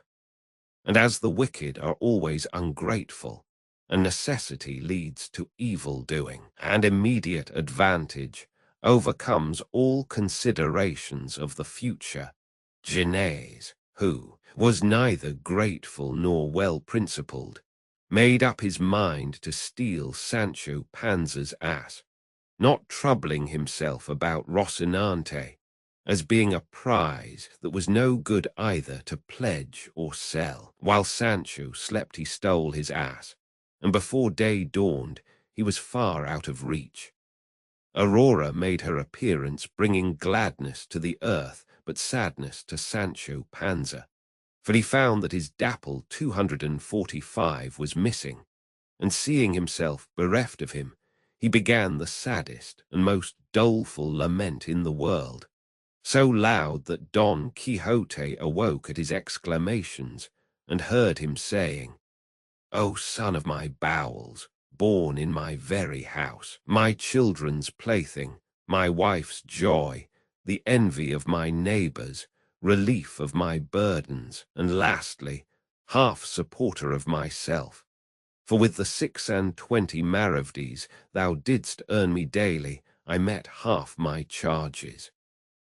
Don Quixote, when he heard the lament and learned the cause, consoled Sancho with the best arguments he could, entreating him to be patient, and promising to give him a letter of exchange, ordering 3 out of 5 ascolts, 246, that he had at home to be given to him. Sancho took comfort at this, dried his tears, suppressed his sobs, and returned thanks for the kindness shown him by Don Quixote. He on his part was rejoiced to the heart on entering the mountains, as they seemed to him to be just the place for the adventures he was in quest of. They brought back to his memory the marvelous adventures that had befallen knights-errant in like solitudes and wilds, and he went along reflecting on these things, so absorbed and carried away by them that he had no thought for anything else. Nor had Sancho any other care, now that he fancied he was travelling in a safe quarter, than to satisfy his appetite with such remains as were left of the clerical spoils. And so he marched behind his master laden with what Dapple used to carry, emptying the sack and packing his paunch, and so long as he could go that way, he would not have given a farthing to meet with another adventure. While so engaged, he raised his eyes and saw that his master had halted, and was trying with the point of his pike to lift some bulky object that lay upon the ground, on which he hastened to join him and help him if it were needful, and reached him just as with the point of the pike he was raising a saddle pad with a valise attached to it, half or rather wholly rotten and torn. But so heavy were they that Sancho had to help to take them up, and his master directed him to see what the valise contained. Sancho did so with great alacrity, and though the valise was secured by a chain and padlock, from its torn and rotten condition he was able to see its contents, which were 4 shirts of fine Holland, and other articles of linen no less curious than clean. And in a handkerchief he found a good lot of gold crowns, and as soon as he saw them he exclaimed, "Blessed be all heaven for sending us an adventure that is good for something." Searching further, he found a little memorandum book richly bound. This Don Quixote asked of him, telling him to take the money and keep it for himself. Sancho kissed his hands for the favor and cleared the valise of its linen, which he stowed away in the provision sack.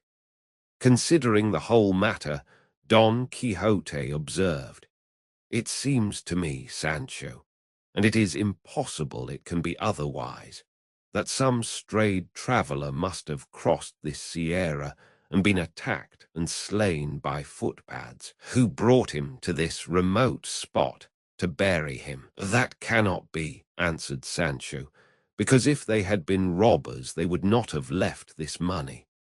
"Thou art right," said Don Quixote, "and I cannot guess or explain what this may mean.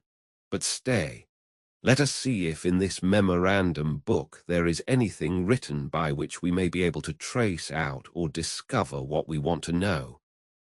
He opened it, and the first thing he found in it, written roughly but in a very good hand, was a sonnet, and reading it aloud that Sancho might hear it, he found that it ran as follows: "Or love is lacking in intelligence, or to the height of cruelty attains, or else it is my doom to suffer pains beyond the measure due to my offence. But if love be a god, it follows thence that he knows all, and certain it remains no god loves cruelty. Then who ordains this penance that enthralls while it torments? It were a falsehood, Chloe, thee to name. Such evil with such goodness cannot live. and against heaven I dare not charge the blame. I only know it is my fate to die. To him who knows not whence his malady, a miracle alone a cure can give. 247. There is nothing to be learned from that rhyme, said Sancho, unless by that clue there's in it one may draw out the ball of the whole matter. 248. What clue is there? Said Don Quixote. I thought your worship spoke of a clue in it, said Sancho. I only said Chloe, replied Don Quixote, and that no doubt is the name of the lady of whom the author of the sonnet complains, and faith, he must be a tolerable poet, or I know little of the craft. Then your worship understands rhyming too, and better than thou thinkest, replied Don Quixote, as thou shalt see when thou carriest a letter written in verse from beginning to end to my lady Dulcinea del Toboso. For I would have thee know, Sancho, that all or most of the knights errant in days of yore were great troubadours and great musicians. For both of these accomplishments, or more properly speaking gifts, are the peculiar property of lovers errant. True it is that the verses of the knights of old have more spirit than neatness in them. Read more, your worship, said Sancho, and you will find something that will enlighten us. Don Quixote turned the page and said, This is prose and seems to be a letter. A correspondence letter, señor. From the beginning it seems to be a love letter, replied Don Quixote. Then let your worship read it aloud, said Sancho, for I am very fond of love matters. With all my heart, said Don Quixote, and reading it aloud as Sancho had requested him, he found it ran thus. Thy false promise and my sure misfortune carry me to a place whence the news of my death will reach thy ears before the words of my complaint. Ungrateful one, thou hast rejected me for one more wealthy, but not more worthy. But if virtue were esteemed wealth, I should neither envy the fortunes of others nor weep for misfortunes of my own. What thy beauty raised up, thy deeds have laid low. By it I believed thee to be an angel, by them I know thou art a woman. Peace be with thee who hast sent war to me, and heaven grant that the deceit of thy husband be ever hidden from thee, so that thou repent not of what thou hast done, and I reap not a revenge I would not have. When he had finished the letter, Don Quixote said, There is less to be gathered from this than from the verses, except that he who wrote it is some rejected lover. And turning over nearly all the pages of the book he found more verses and letters, some of which he could read, while others he could not. But they were all made up of complaints, laments, misgivings, desires and aversions, favors and rejections, some rapturous, some doleful. While Don Quixote examined the book, Sancho examined the valise, not leaving a corner in the whole of it, or in the pad that he did not search, peer into, and explore, or seam that he did not rip, or tuft of wool that he did not pick to pieces, lest anything should escape for want of care and pains. So keen was the covetousness excited in him by the discovery of the crowns, which amounted to near 100. And though he found no more booty, he held the blanket flights, balsam vomits, stake benedictions, carriers' fisticuffs, missing alforjas, stolen coat, and all the hunger, thirst, and weariness he had endured in the service of his good master, cheap at the price, as he considered himself more than fully indemnified for all by the payment he received in the gift of the treasure trove. The knight of the rueful countenance was still very anxious to find out who the owner of the valise could be, conjecturing from the sonnet and letter from the money in gold, and from the fineness of the shirts, that he must be some lover of distinction whom the scorn and cruelty of his lady had driven to some desperate course. But as in that uninhabited and rugged spot there was no one to be seen of whom he could inquire, he saw nothing else for it but to push on, taking whatever road Rocinante chose, which was where he could make his way, firmly persuaded that among these wilds he could not fail to meet some rare adventure. As he went along, then, occupied with these thoughts, he perceived on the summit of a height that rose before their eyes a man who went springing from rock to rock, and from tussock to tussock with marvellous agility. As well as he could make out, he was unclad, with a thick black beard, long tangled hair, and bare legs and feet. His thighs were covered by breeches apparently of tawny velvet, but so ragged that they showed his skin in several places. He was bareheaded, and notwithstanding the swiftness with which he passed as has been described, the knight of the rueful countenance observed and noted all these trifles, and though he made the attempt, he was unable to follow him, for it was not granted to the feebleness of Rocinante to make way over such rough ground, he being, moreover, slow-paced and sluggish by nature. Don Quixote at once came to the conclusion that this was the owner of the saddle-pad and of the valise, and made up his mind to go in search of him, even though he should have to wander a year in those mountains before he found him. And so he directed Sancho to take a shortcut over one side of the mountain, while he himself went by the other, and perhaps by this means they might light upon this man who had passed so quickly out of their sight. "I could not do that," said Sancho, "for when I separate from your worship fear at once lays hold of me, and assails me with all sorts of panics and fancies.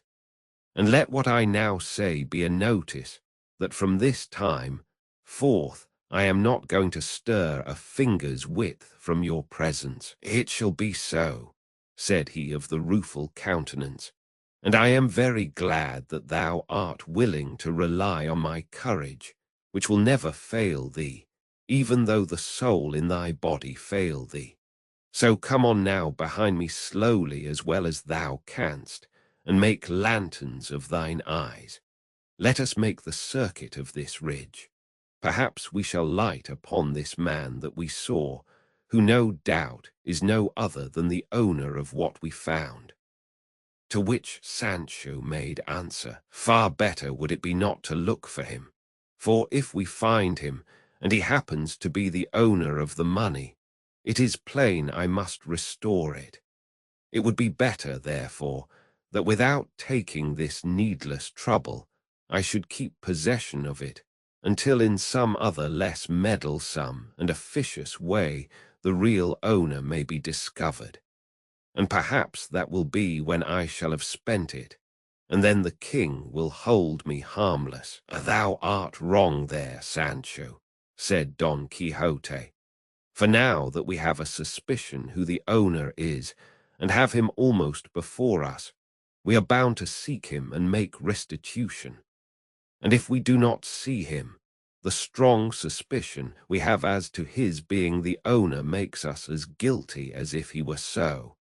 And so, friend Sancho, let not our search for him give thee any uneasiness, for if we find him it will relieve mine." And so saying, he gave Rocinante the spur, and Sancho followed him on foot and loaded, and after having partly made the circuit of the mountain they found lying in a ravine, dead and half devoured by dogs and pecked by jackdaws, a mule saddled and bridled, all which still further strengthened their suspicion that he who had fled was the owner of the mule and the saddle-pad. As they stood looking at it, They heard a whistle like that of a shepherd watching his flock, and suddenly on their left there appeared a great number of goats, and behind them, on the summit of the mountain, the goatherd in charge of them, a man advanced in years. Don Quixote called aloud to him and begged him to come down to where they stood. He shouted in return, asking what had brought them to that spot, seldom or never trodden except by the feet of goats, or of the wolves and other wild beasts that roamed around. Sancho in return bade him come down, and they would explain all to him. The goatherd descended, and reaching the place where Don Quixote stood, he said, "I will wager you are looking at that hack mule that lies dead in the hollow there, and faith, it has been lying there now these 6 months. Tell me, have you come upon its master about here?" "We have come upon nobody," answered Don Quixote, "nor on anything except a saddle pad and a little valise that we found not far from this." "I found it too," said the goatherd, "but I would not lift it nor go near it for fear of some ill luck or being charged with theft, for the devil is crafty, and things rise up under one's feet to make one fall without knowing why or wherefore." "That's exactly what I say," said Sancho. "I found it too, and I would not go within a stone's throw of it. There I left it, and there it lies just as it was, for I don't want a dog with a bell." 249. "Tell me, good man," said Don Quixote, "do you know who is the owner of this property?" "All I can tell you," said the goatherd, "is that about 6 months ago, more or less, there arrived at a shepherd's hut 3 leagues, perhaps, away from this, a youth of well-bred appearance and manners, mounted on that same mule which lies dead here, and with the same saddle pad and valise which you say you found and did not touch. He asked us what part of this sierra was the most rugged and retired. We told him that it was where we now are, and so in truth it is, for if you push on half a league farther, perhaps you will not be able to find your way out. And I am wondering how you have managed to come here, for there is no road or path that leads to this spot." I say, then, that on hearing our answer, the youth turned about and made for the place we pointed out to him, leaving us all charmed with his good looks, and wondering at his question and the haste with which we saw him depart in the direction of the sierra. And after that we saw him no more, until some days afterwards he crossed the path of one of our shepherds, and without saying a word to him, came up to him and gave him several cuffs and kicks, and then turned to the ass with our provisions, and took all the bread and cheese it carried, and having done this made off back again into the sierra with extraordinary swiftness. When some of us goatherds learned this, we went in search of him for about 2 days through the most remote portion of this sierra, at the end of which we found him lodged in the hollow of a large, thick cork tree. He came out to meet us with great gentleness, with his dress now torn and his face so disfigured and burned by the sun, that we hardly recognized him, but that his clothes, though torn, convinced us, from the recollection we had of them, that he was the person we were looking for. He saluted us courteously, and in a few well-spoken words he told us not to wonder at seeing him going about in this guise, as it was binding upon him in order that he might work out a penance which for his many sins had been imposed upon him. We asked him to tell us who he was, but we were never able to find out from him. We begged of him, too, when he was in want of food, which he could not do without, to tell us where we should find him, as we would bring it to him with all goodwill and readiness, or if this were not to his taste, at least to come and ask it of us, and not take it by force from the shepherds. He thanked us for the offer, begged pardon for the late assault, and promised for the future to ask it in God's name without offering violence to anybody. As for fixed abode, he said he had no other than that which chance offered wherever night might overtake him, and his words ended in an outburst of weeping so bitter that we who listened to him must have been very stones had we not joined him in it, comparing what we saw of him the first time with what we saw now. For, as I said, he was a graceful and gracious youth, and in his courteous and polished language showed himself to be of good birth and courtly breeding, and rustics as we were that listened to him.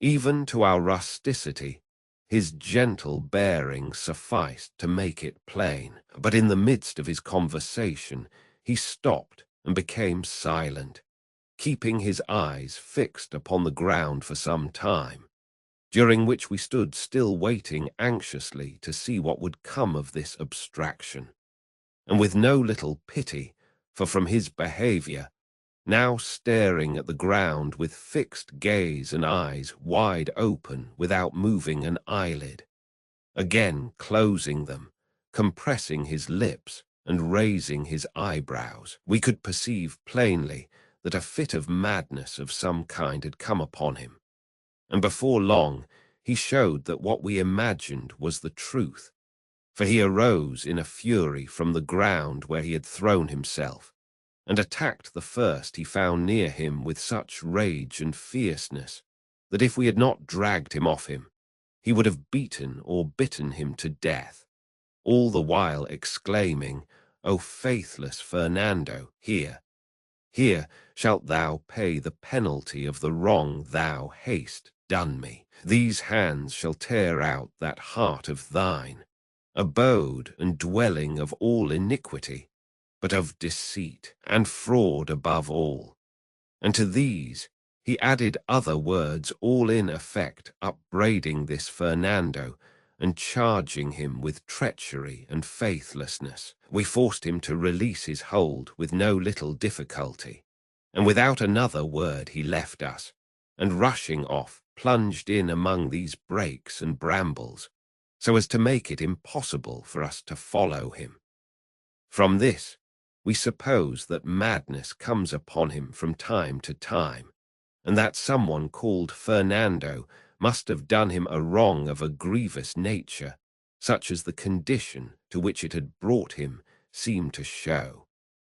All this has been since then confirmed on those occasions, and they have been many on which he has crossed our path, at one time to beg the shepherds to give him some of the food they carry, at another to take it from them by force. For when there is a fit of madness upon him, even though the shepherds offer it freely, he will not accept it, but snatches it from them by dint of blows. But when he is in his senses, he begs it for the love of God, courteously and civilly, and receives it with many thanks and not a few tears. And to tell you the truth, sirs, continued the goatherd, it was yesterday that we resolved, I and 4 of the lads, 2 of them our servants, and the other 2 friends of mine, to go in search of him until we find him.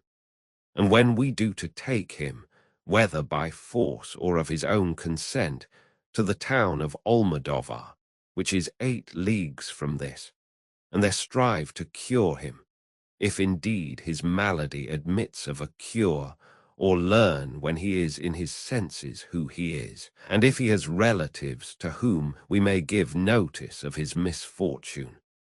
This, sirs, is all I can say in answer to what you have asked me, and be sure that the owner of the articles you found is he whom you saw pass by with such nimbleness and so naked. For Don Quixote had already described how he had seen the man go bounding along the mountain side, and he was now filled with amazement at what he heard from the goatherd, and more eager than ever to discover who the unhappy madman was. And in his heart he resolved, as he had done before, to search for him all over the mountain, not leaving a corner or cave unexamined until he had found him. But chance arranged matters better than he expected or hoped, for at that very moment, in a gorge on the mountain that opened where they stood, the youth he wished to find made his appearance, coming along talking to himself in a way that would have been unintelligible near at hand, much more at a distance. His garb was what has been described, save that as he drew near, Don Quixote perceived that a tattered doublet which he wore was amber-scented, 250, from which he concluded that one who wore such garments could not be of very low rank. Approaching them, the youth greeted them in a harsh and hoarse voice, but with great courtesy. Don Quixote returned his salutation with equal politeness, and dismounting from Rocinante, advanced with well-bred bearing and grace to embrace him, and held him for some time close in his arms, as if he had known him for a long time.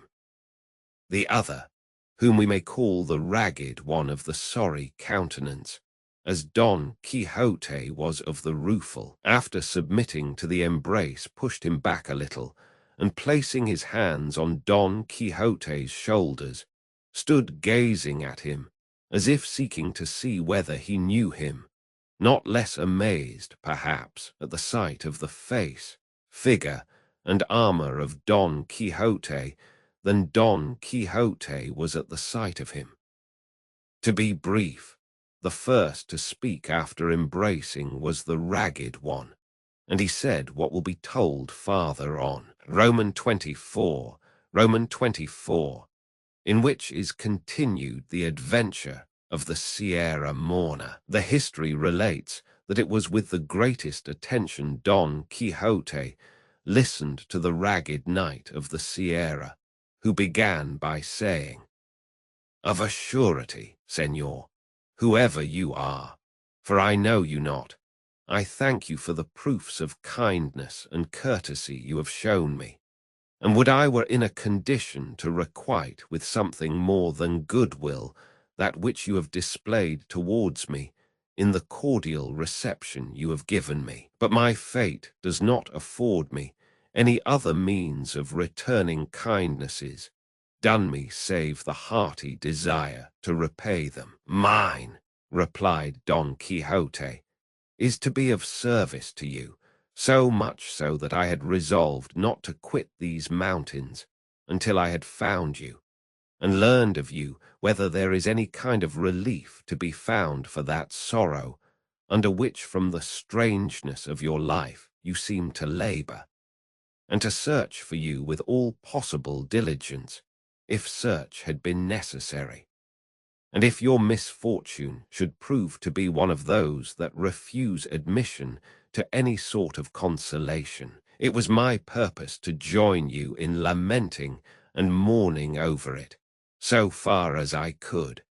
For it is still some comfort in misfortune to find one who can feel for it, and if my good intentions deserve to be acknowledged with any kind of courtesy, I entreat you, Señor, by that which I perceive you possess in so high a degree, and likewise conjure you by whatever you love or have loved best in life, to tell me who you are and the cause that has brought you to live or die in these solitudes like a brute beast, dwelling among them in a manner so foreign to your condition as your garb and appearance show.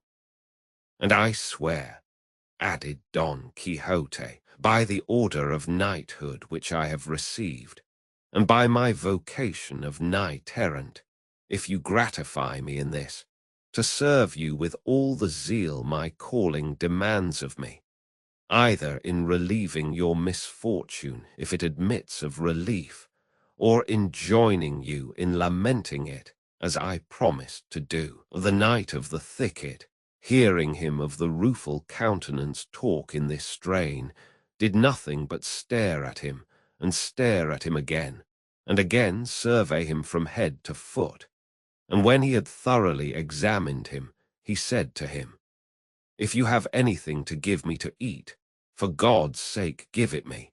And after I have eaten, I will do all you ask in acknowledgment of the goodwill you have displayed towards me."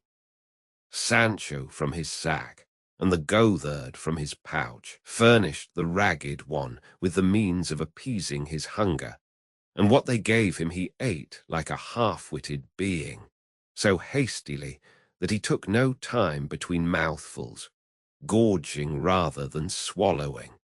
And while he ate neither, he nor they who observed him uttered a word. As soon as he had done, he made signs to them to follow him, which they did, and he led them to a green plot which lay a little farther off round the corner of a rock. On reaching it, he stretched himself upon the grass, and the others did the same, all keeping silence, until the ragged one, settling himself in his place, said, "If it is your wish, sirs, that I should disclose in a few words the surpassing extent of my misfortunes, you must promise not to break the thread of my sad story with any question or other interruption. For the instant you do so, the tale I tell will come to an end." These words of the ragged one reminded Don Quixote of the tale his squire had told him, when he failed to keep count of the goats that had crossed the river, and the story remained unfinished. But to return to the ragged one, he went on to say, "I give you this warning because I wish to pass briefly over the story of my misfortunes, for recalling them to memory only serves to add fresh ones, and the less you question me, the sooner shall I make an end of the recital, though I shall not omit to relate anything of importance in order fully to satisfy your curiosity." Don Quixote gave the promise for himself and the others, and with this assurance he began as follows. "My name is Cardenio, my birthplace one of the best cities of this Andalusia. 251 my family noble, my parents rich, my misfortune so great that my parents must have wept, and my family grieved over it, without being able by their wealth to lighten it. For the gifts of fortune can do little to relieve reverses sent by heaven. In that same country there was a heaven in which love had placed all the glory I could desire. Such was the beauty of Lucinda, a damsel as noble and as rich as I, but of happier fortunes, and of less firmness than was due to so worthy a passion as mine. This Lucinda I loved, worshipped, and adored from my earliest and tenderest years, and she loved me in all the innocence and sincerity of childhood.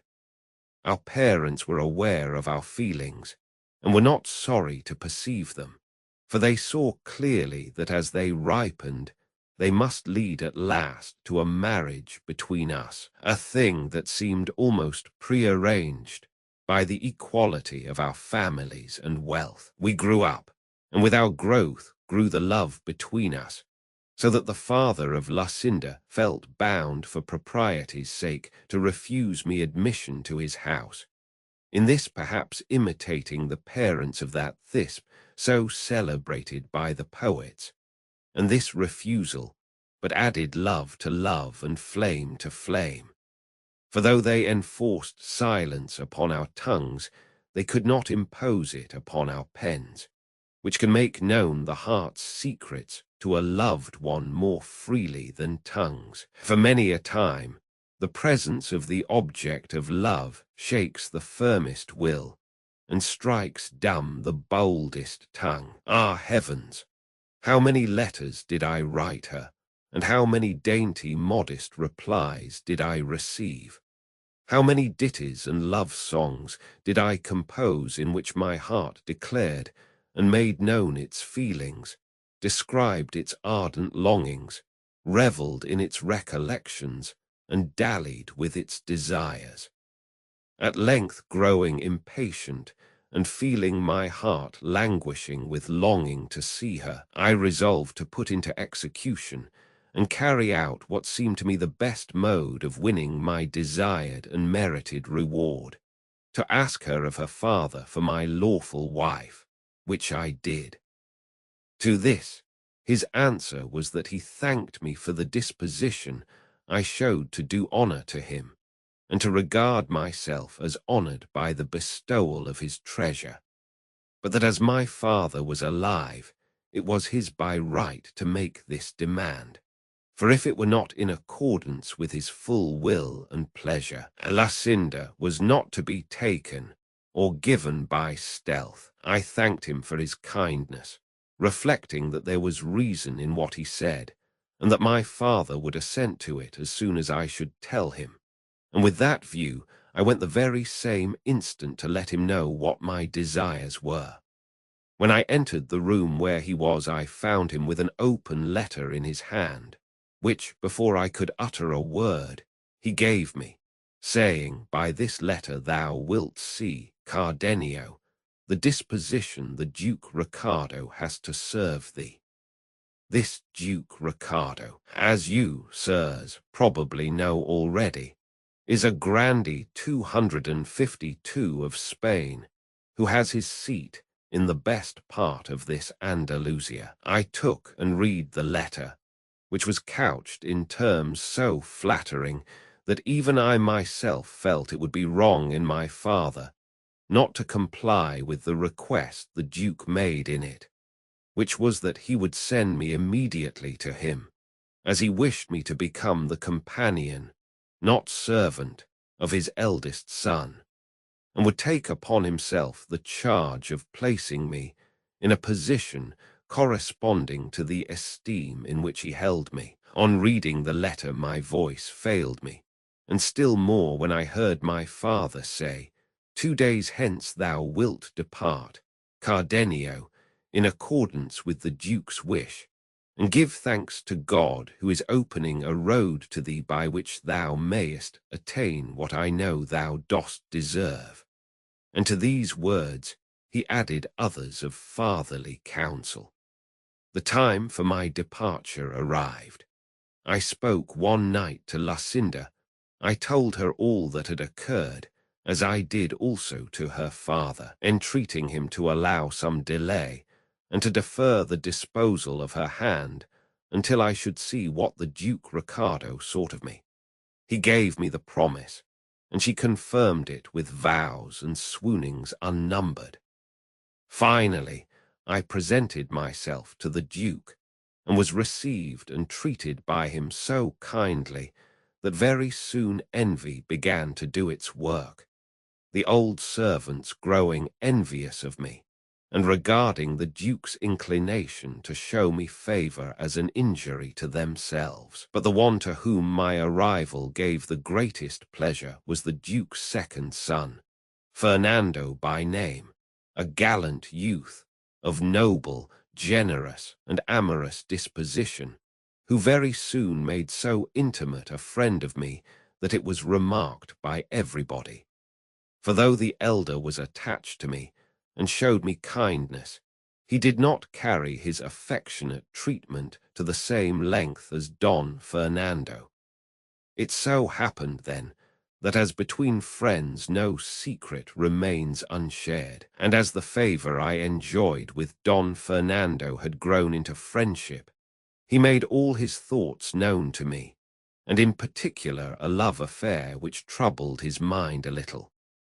He was deeply in love with a peasant girl, a vassal of his father's, the daughter of wealthy parents, and herself so beautiful, modest, discreet, and virtuous, that no one who knew her was able to decide in which of these respects she was most highly gifted or most excelled. The attractions of the fair peasant raised the passion of Don Fernando to such a point that, in order to gain his object and overcome her virtuous resolutions, he determined to pledge his word to her to become her husband, for to attempt it in any other way was to attempt an impossibility. Bound to him as I was by friendship, I strove by the best arguments and the most forcible examples I could think of to restrain and dissuade him from such a course.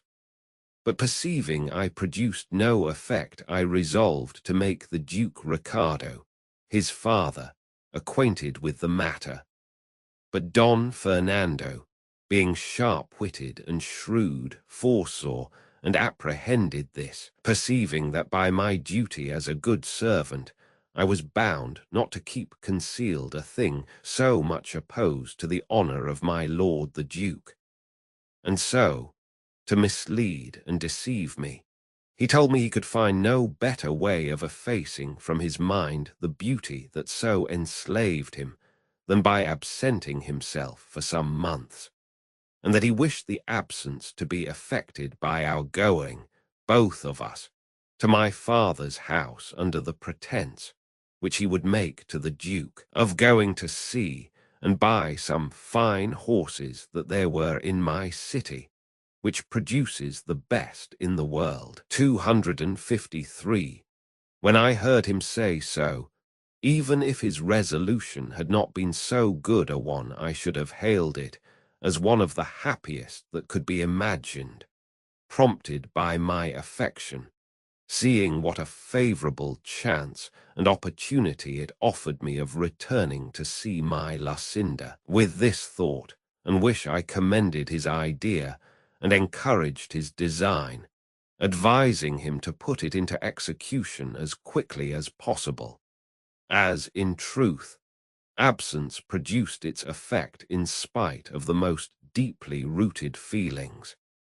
But, as afterwards appeared, when he said this to me, he had already enjoyed the peasant girl under the title of husband, and was waiting for an opportunity of making it known with safety to himself, being in dread of what his father, the Duke, would do when he came to know of his folly. It happened then that, as with young men, love is for the most part nothing more than appetite, which, as its final object is enjoyment, comes to an end on obtaining it, and that which seemed to be love takes to flight, as it cannot pass the limit fixed by nature, which fixes no limit to true love. 254.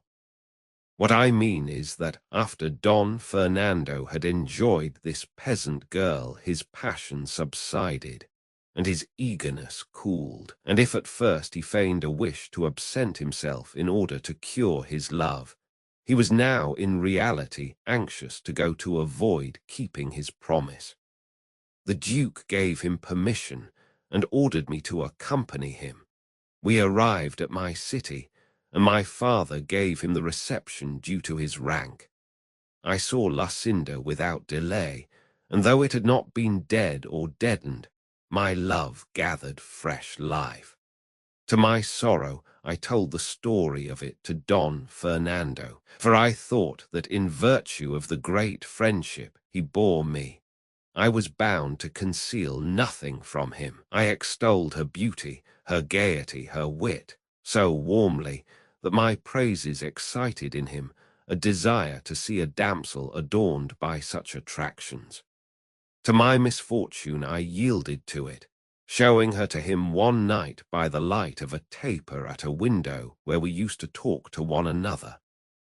As she appeared to him in her dressing gown, she drove all the beauties he had seen until then out of his recollection. Speech failed him, his head turned, he was spellbound, and in the end love-smitten, as you will see in the course of the story of my misfortune. And to inflame still further his passion, which he hid from me and revealed to heaven alone, it so happened that one day he found a note of hers entreating me to demand her of her father in marriage, so delicate, so modest, and so tender, that on reading it he told me that in Lucinda alone were combined all the charms of beauty and understanding that were distributed among all the other women in the world. It is true, and I own it now, that though I knew what good cause Don Fernando had to praise Lucinda, it gave me uneasiness to hear these praises from his mouth, and I began to fear, and with reason to feel distrust of him, for there was no moment when he was not ready to talk of Lucinda, and he would start the subject himself, even though he dragged it in unseasonably, a circumstance that aroused in me a certain amount of jealousy. Not that I feared any change in the constancy or faith of Lucinda, but still, my fate led me to forebode what she assured me against. Don Fernando contrived always to read the letters I sent to Lucinda and her answers to me, under the pretence that he enjoyed the wit and sense of both. It so happened, then, that Lucinda, having begged of me a book of chivalry to read, one that she was very fond of, Amadis of Gaul, Don Quixote no sooner heard a book of chivalry mentioned than he said, "Had your worship told me at the beginning of your story that the Lady Lucinda was fond of books of chivalry, no other laudation would have been requisite to impress upon me the superiority of her understanding, for it could not have been of the excellence you describe had a taste for such delightful reading been wanting. So, as far as I am concerned, you need waste no more words in describing her beauty, worth, and intelligence, for on merely hearing what her taste was, I declare her to be the most beautiful and the most intelligent woman in the world. And I wish your worship had, along with Amadis of Gaul, sent her the worthy Don Ruger of Greece, for I know the Lady Lucinda would greatly relish Darada and Garea, and the shrewd sayings of the shepherd Daranel, and the admirable verses of his bucolics, sung and delivered by him with such sprightliness, wit, and ease.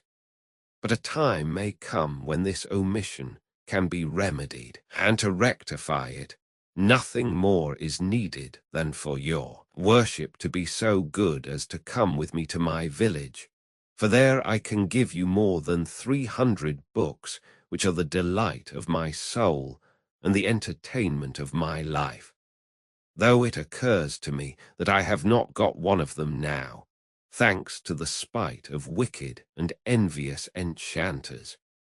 But pardon me for having broken the promise we made not to interrupt your discourse, for when I hear chivalry or knights-errant mentioned, I can no more help talking about them than the rays of the sun can help giving heat, or those of the moon moisture.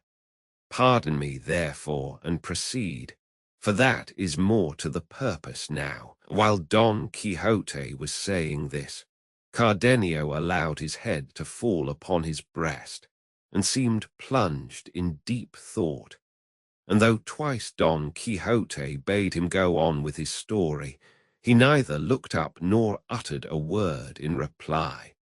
But after some time he raised his head and said, "I cannot get rid of the idea, nor will anyone in the world remove it, or make me think otherwise, and he would be a blockhead who would hold or believe anything else than that arrant knave master Elisabad made free with Queen Madasima."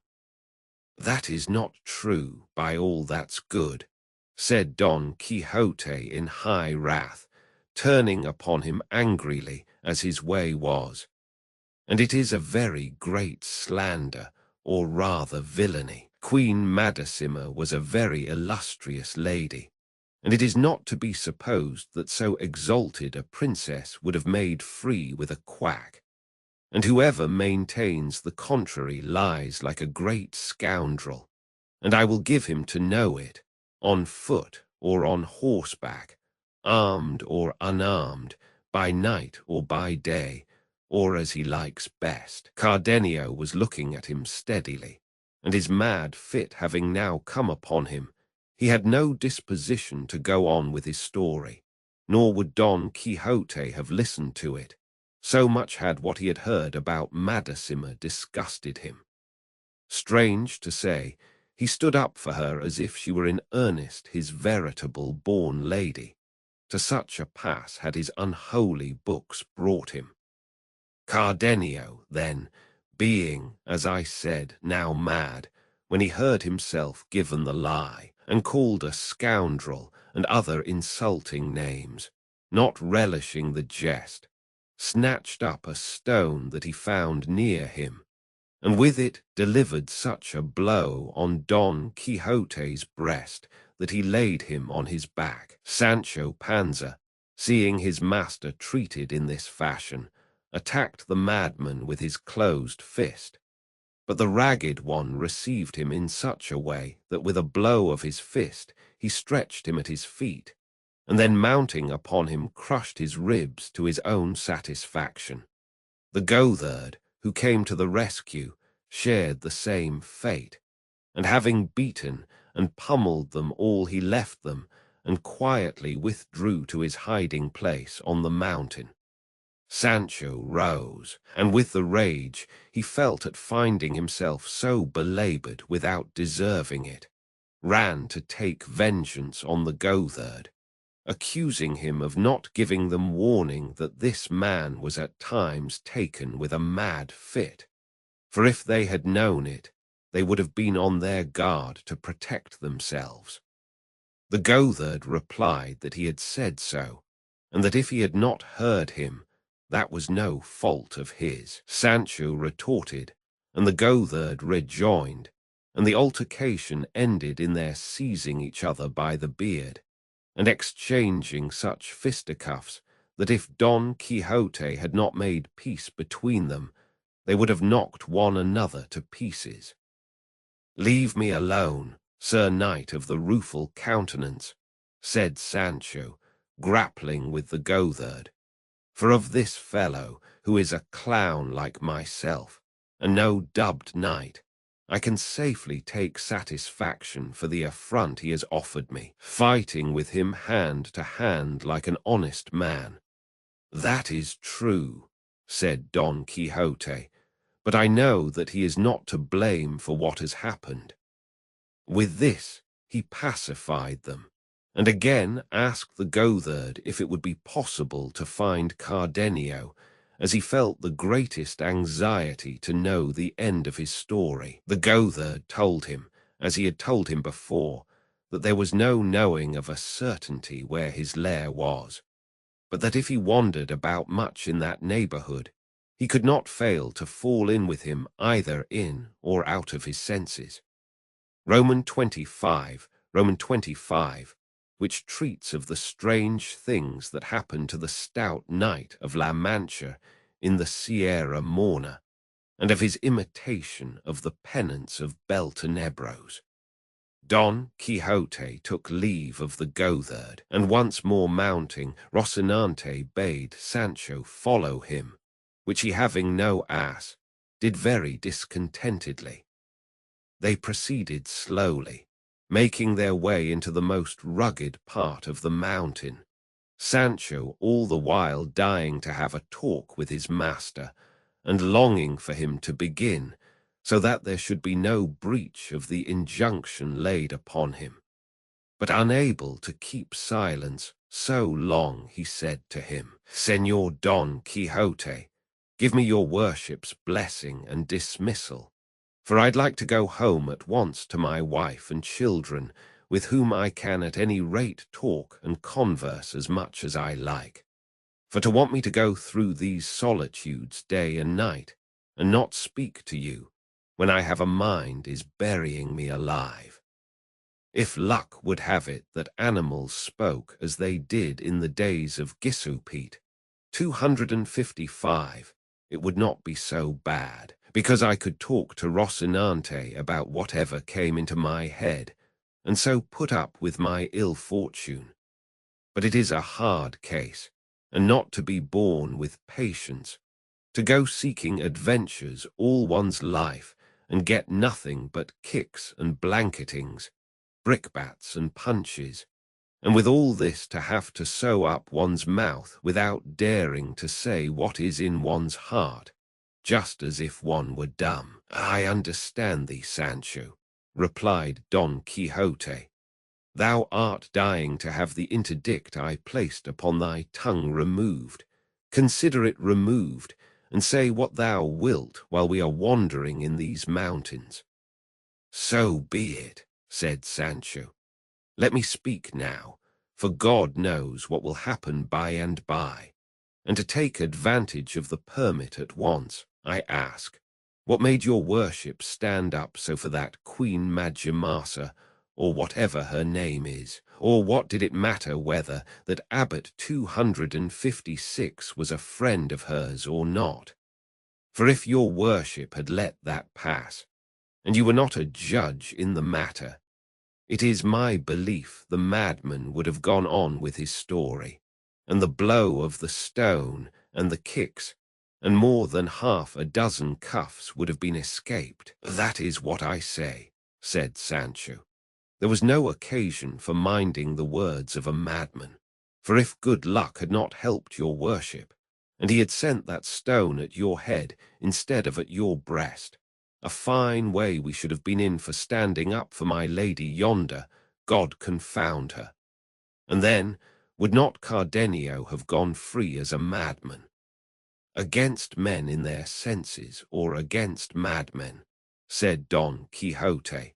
Every knight-errant is bound to stand up for the honor of women, whoever they may be, much more for queens of such high degree and dignity as Queen Madasima, for whom I have a particular regard on account of her amiable qualities. For besides being extremely beautiful, she was very wise, and very patient under her misfortunes, of which she had many.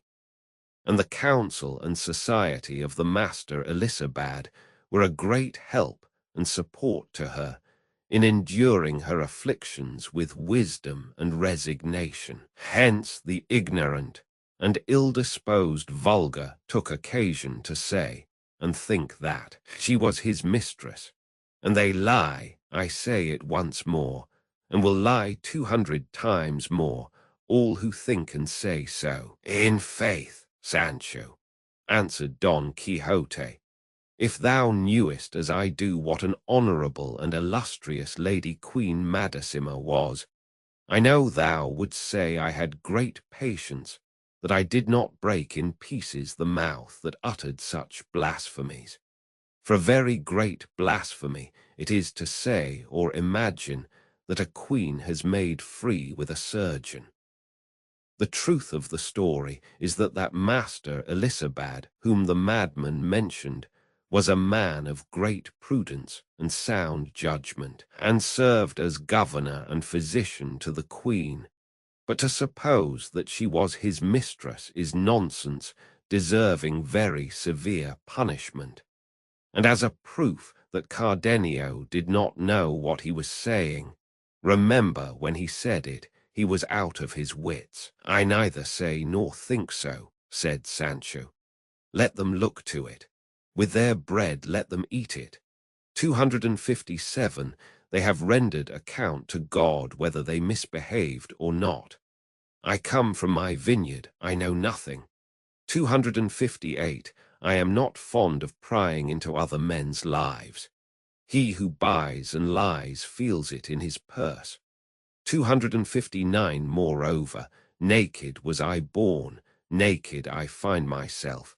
I neither lose nor gain. 260 but if they did, what is that to me? Many think there are flitches where there are no hooks. 261 but who can put gates to the open plain? 262 moreover they said of God. God bless me, said Don Quixote. What a set of absurdities thou art stringing together. What has what we are talking about got to do with the proverbs thou art threading one after the other? For God's sake hold thy tongue, Sancho, and henceforward keep to prodding thy ass, and don't meddle in what does not concern thee.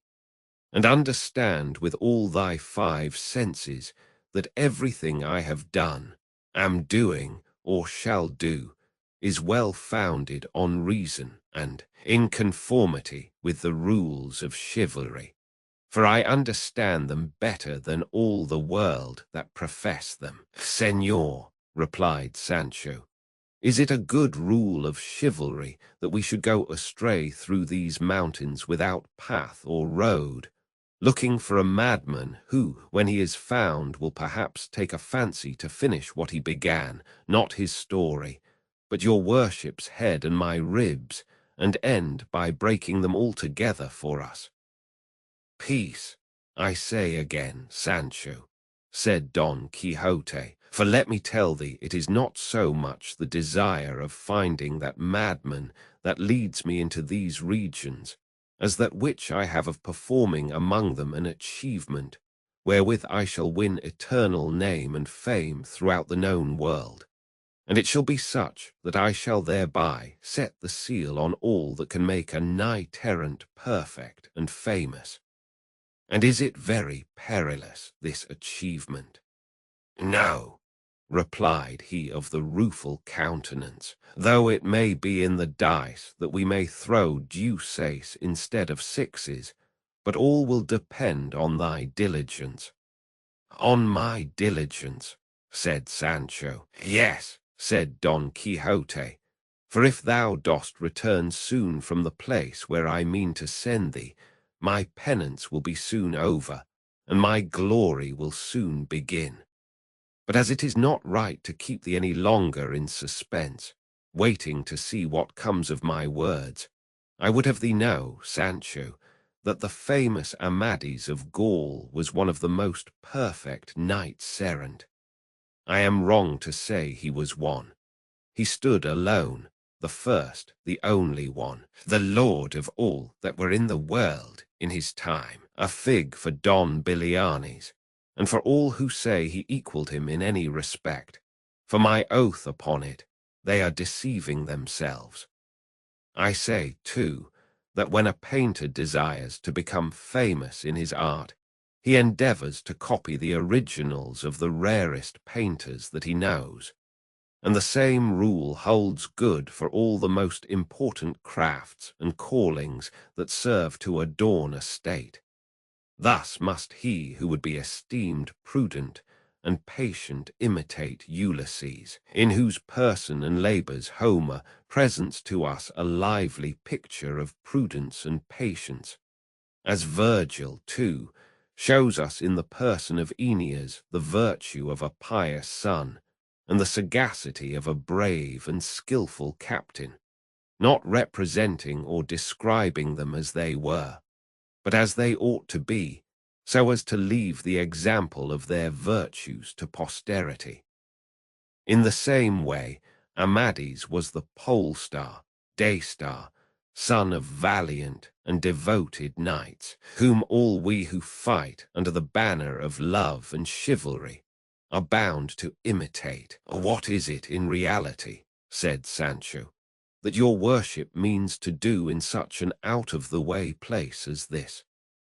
Have I not told thee, answered Don Quixote, that I mean to imitate Amadis here, playing the victim of despair, the madman, the maniac, so as at the same time to imitate the valiant Don Roland? When at the fountain he had evidence of the fair Angelica having disgraced herself with Medoro, and through grief thereat went mad, and plucked up trees, troubled the waters of the clear springs, slew shepherds, destroyed flocks, burned down huts, levelled houses, dragged mares after him, and perpetrated 100,000 other outrages worthy of everlasting renown and record. And though I have no intention of imitating Roland, or Orlando, or Rotolando, for he went by all these names, step by step in all the mad things he did, said, and thought, I will make a rough copy to the best of my power of all that seems to me most essential.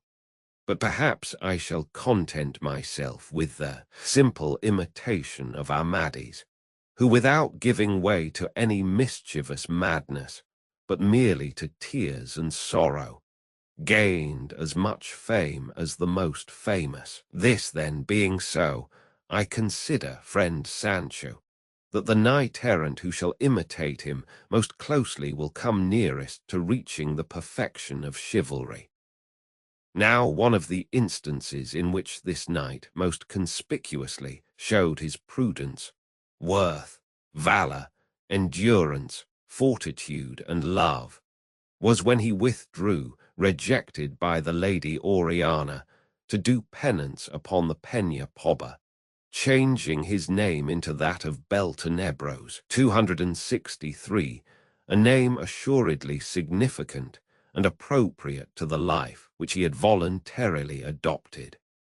So, as it is easier for me to imitate him in this than in cleaving giants asunder, cutting off serpents' heads, slaying dragons, routing armies, destroying fleets, and breaking enchantments, and as this place is so well suited for a similar purpose, I must not allow the opportunity to escape which now so conveniently offers me its forelock. It seems to me, said Sancho, that the knights who behaved in this way had provocation and cause for those follies and penances. But what cause has your worship for going mad? What lady has rejected you? Or what evidence have you found to prove that the Lady Dulcinea del Toboso has been trifling with Moor or Christian? There is the point, replied Don Quixote, and that is the beauty of this business of mine. No thanks to a knight-errant for going mad when he has cause. The thing is to turn crazy without any provocation, and let my lady know, if I do this in the dry, what I would do in the moist. 264 moreover, I have abundant cause in the long separation I have endured from my lady till death, Dulcinea del Toboso. For as thou didst hear that shepherd Ambrosio say the other day, in absence all ills are felt and feared.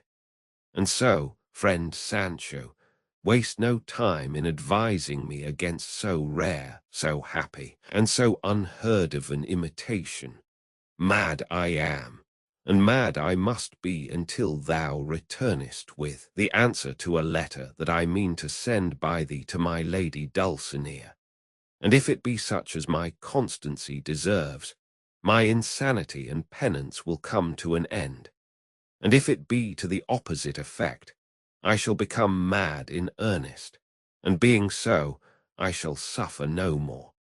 Thus in whatever way she may answer, I shall escape from the struggle and affliction in which thou wilt leave me, enjoying in my senses the boon thou bearest me, or as a madman not feeling the evil thou bringest me. But tell me, Sancho, haste thou got Mambrino's helmet safe?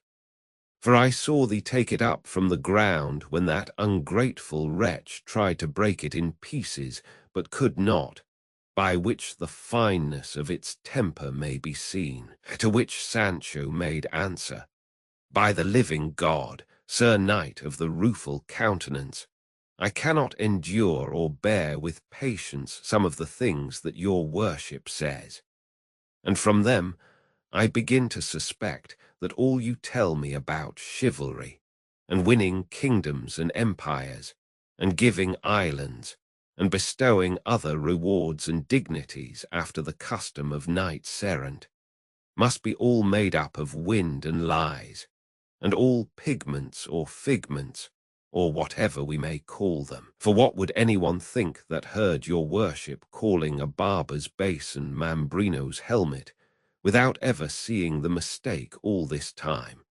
265. But that one who says and maintains such things must have his brains addled. I have the basin in my sack all dinted, and I am taking it home to have it mended, to trim my beard in it, if by God's grace I am allowed to see my wife and children some day or other. Is it possible that all this time thou hast been going about with me? Thou hast never found out that all things belonging to knights-errant seem to be illusions and nonsense and ravings, and to go always by contraries. And not because it really is so, but because there is always a swarm of enchanters in attendance upon us that change and alter everything with us, and turn things as they please, and according as they are disposed to aid or destroy us. Thus what seems to thee a barber's basin seems to me Mambrino's helmet, and to another it will seem something else. And rare foresight it was in the sage, who is on my side, to make what is really and truly Mambrino's helmet seem a basin to everybody. For, being held in such estimation as it is, all the world would pursue me to rob me of it. But when they see it is only a barber's basin, they do not take the trouble to obtain it, as was plainly shown by him who tried to break it, and left it on the ground without taking it. For, by my faith, had he known it, he would never have left it behind. Look here, Sancho, said Don Quixote. By him thou didst swear by just now, I swear thou hast the most limited understanding that any squire in the world has or ever had. Keep it safe, my friend, for just now I have no need of it. Indeed, I shall have to take off all this armor and remain as naked as I was born, if I have a mind to follow Roland rather than Amadis in my penance. 266. Thus talking, they reached the foot of a high mountain, which stood like an isolated peak among the others that surrounded it. Past its base there flowed a gentle brook. All around it spread a meadow so green and luxuriant that it was a delight to the eyes to look upon it, and forest trees in abundance, and shrubs and flowers, added to the charms of the spot. Upon this place the knight of the rueful countenance fixed his choice for the performance of his penance, and as he beheld it, exclaimed in a loud voice, as though he were out of his senses, "Oh, ye rural deities, whoever ye be that haunt this lone spot, give ear to the complaint of a wretched lover, whom long absence and brooding jealousy have driven to bewail his fate among these wilds, and complain of the hard heart of that fair and ungrateful one, the end and limit of all human beauty. Oh, ye wood nymphs and dryads, that dwell in the thickets of the forest, so may the nimble wanton satyrs by whom ye are vainly wooed never disturb your sweet repose. Help me to lament my hard fate, or at least weary not at listening to it. Oh, Dulcinea del Toboso, day of my night, glory of my pain, guide of my path, star of my fortune, so may heaven grant thee in full all thou seekest of it. Bethink thee of the place and condition to which absence from thee has brought me, and make that return in kindness that is due to my fidelity. O lonely trees, that from this day forward shall bear me company in my solitude, give me some sign, by the gentle movement of your boughs, that my presence is not distasteful to you. O thou, my squire, pleasant companion in my prosperous and adverse fortunes, fix well in thy memory what thou shalt see me do here, so that thou mayest relate and report it to the sole cause of all. And so saying, he dismounted from Rocinante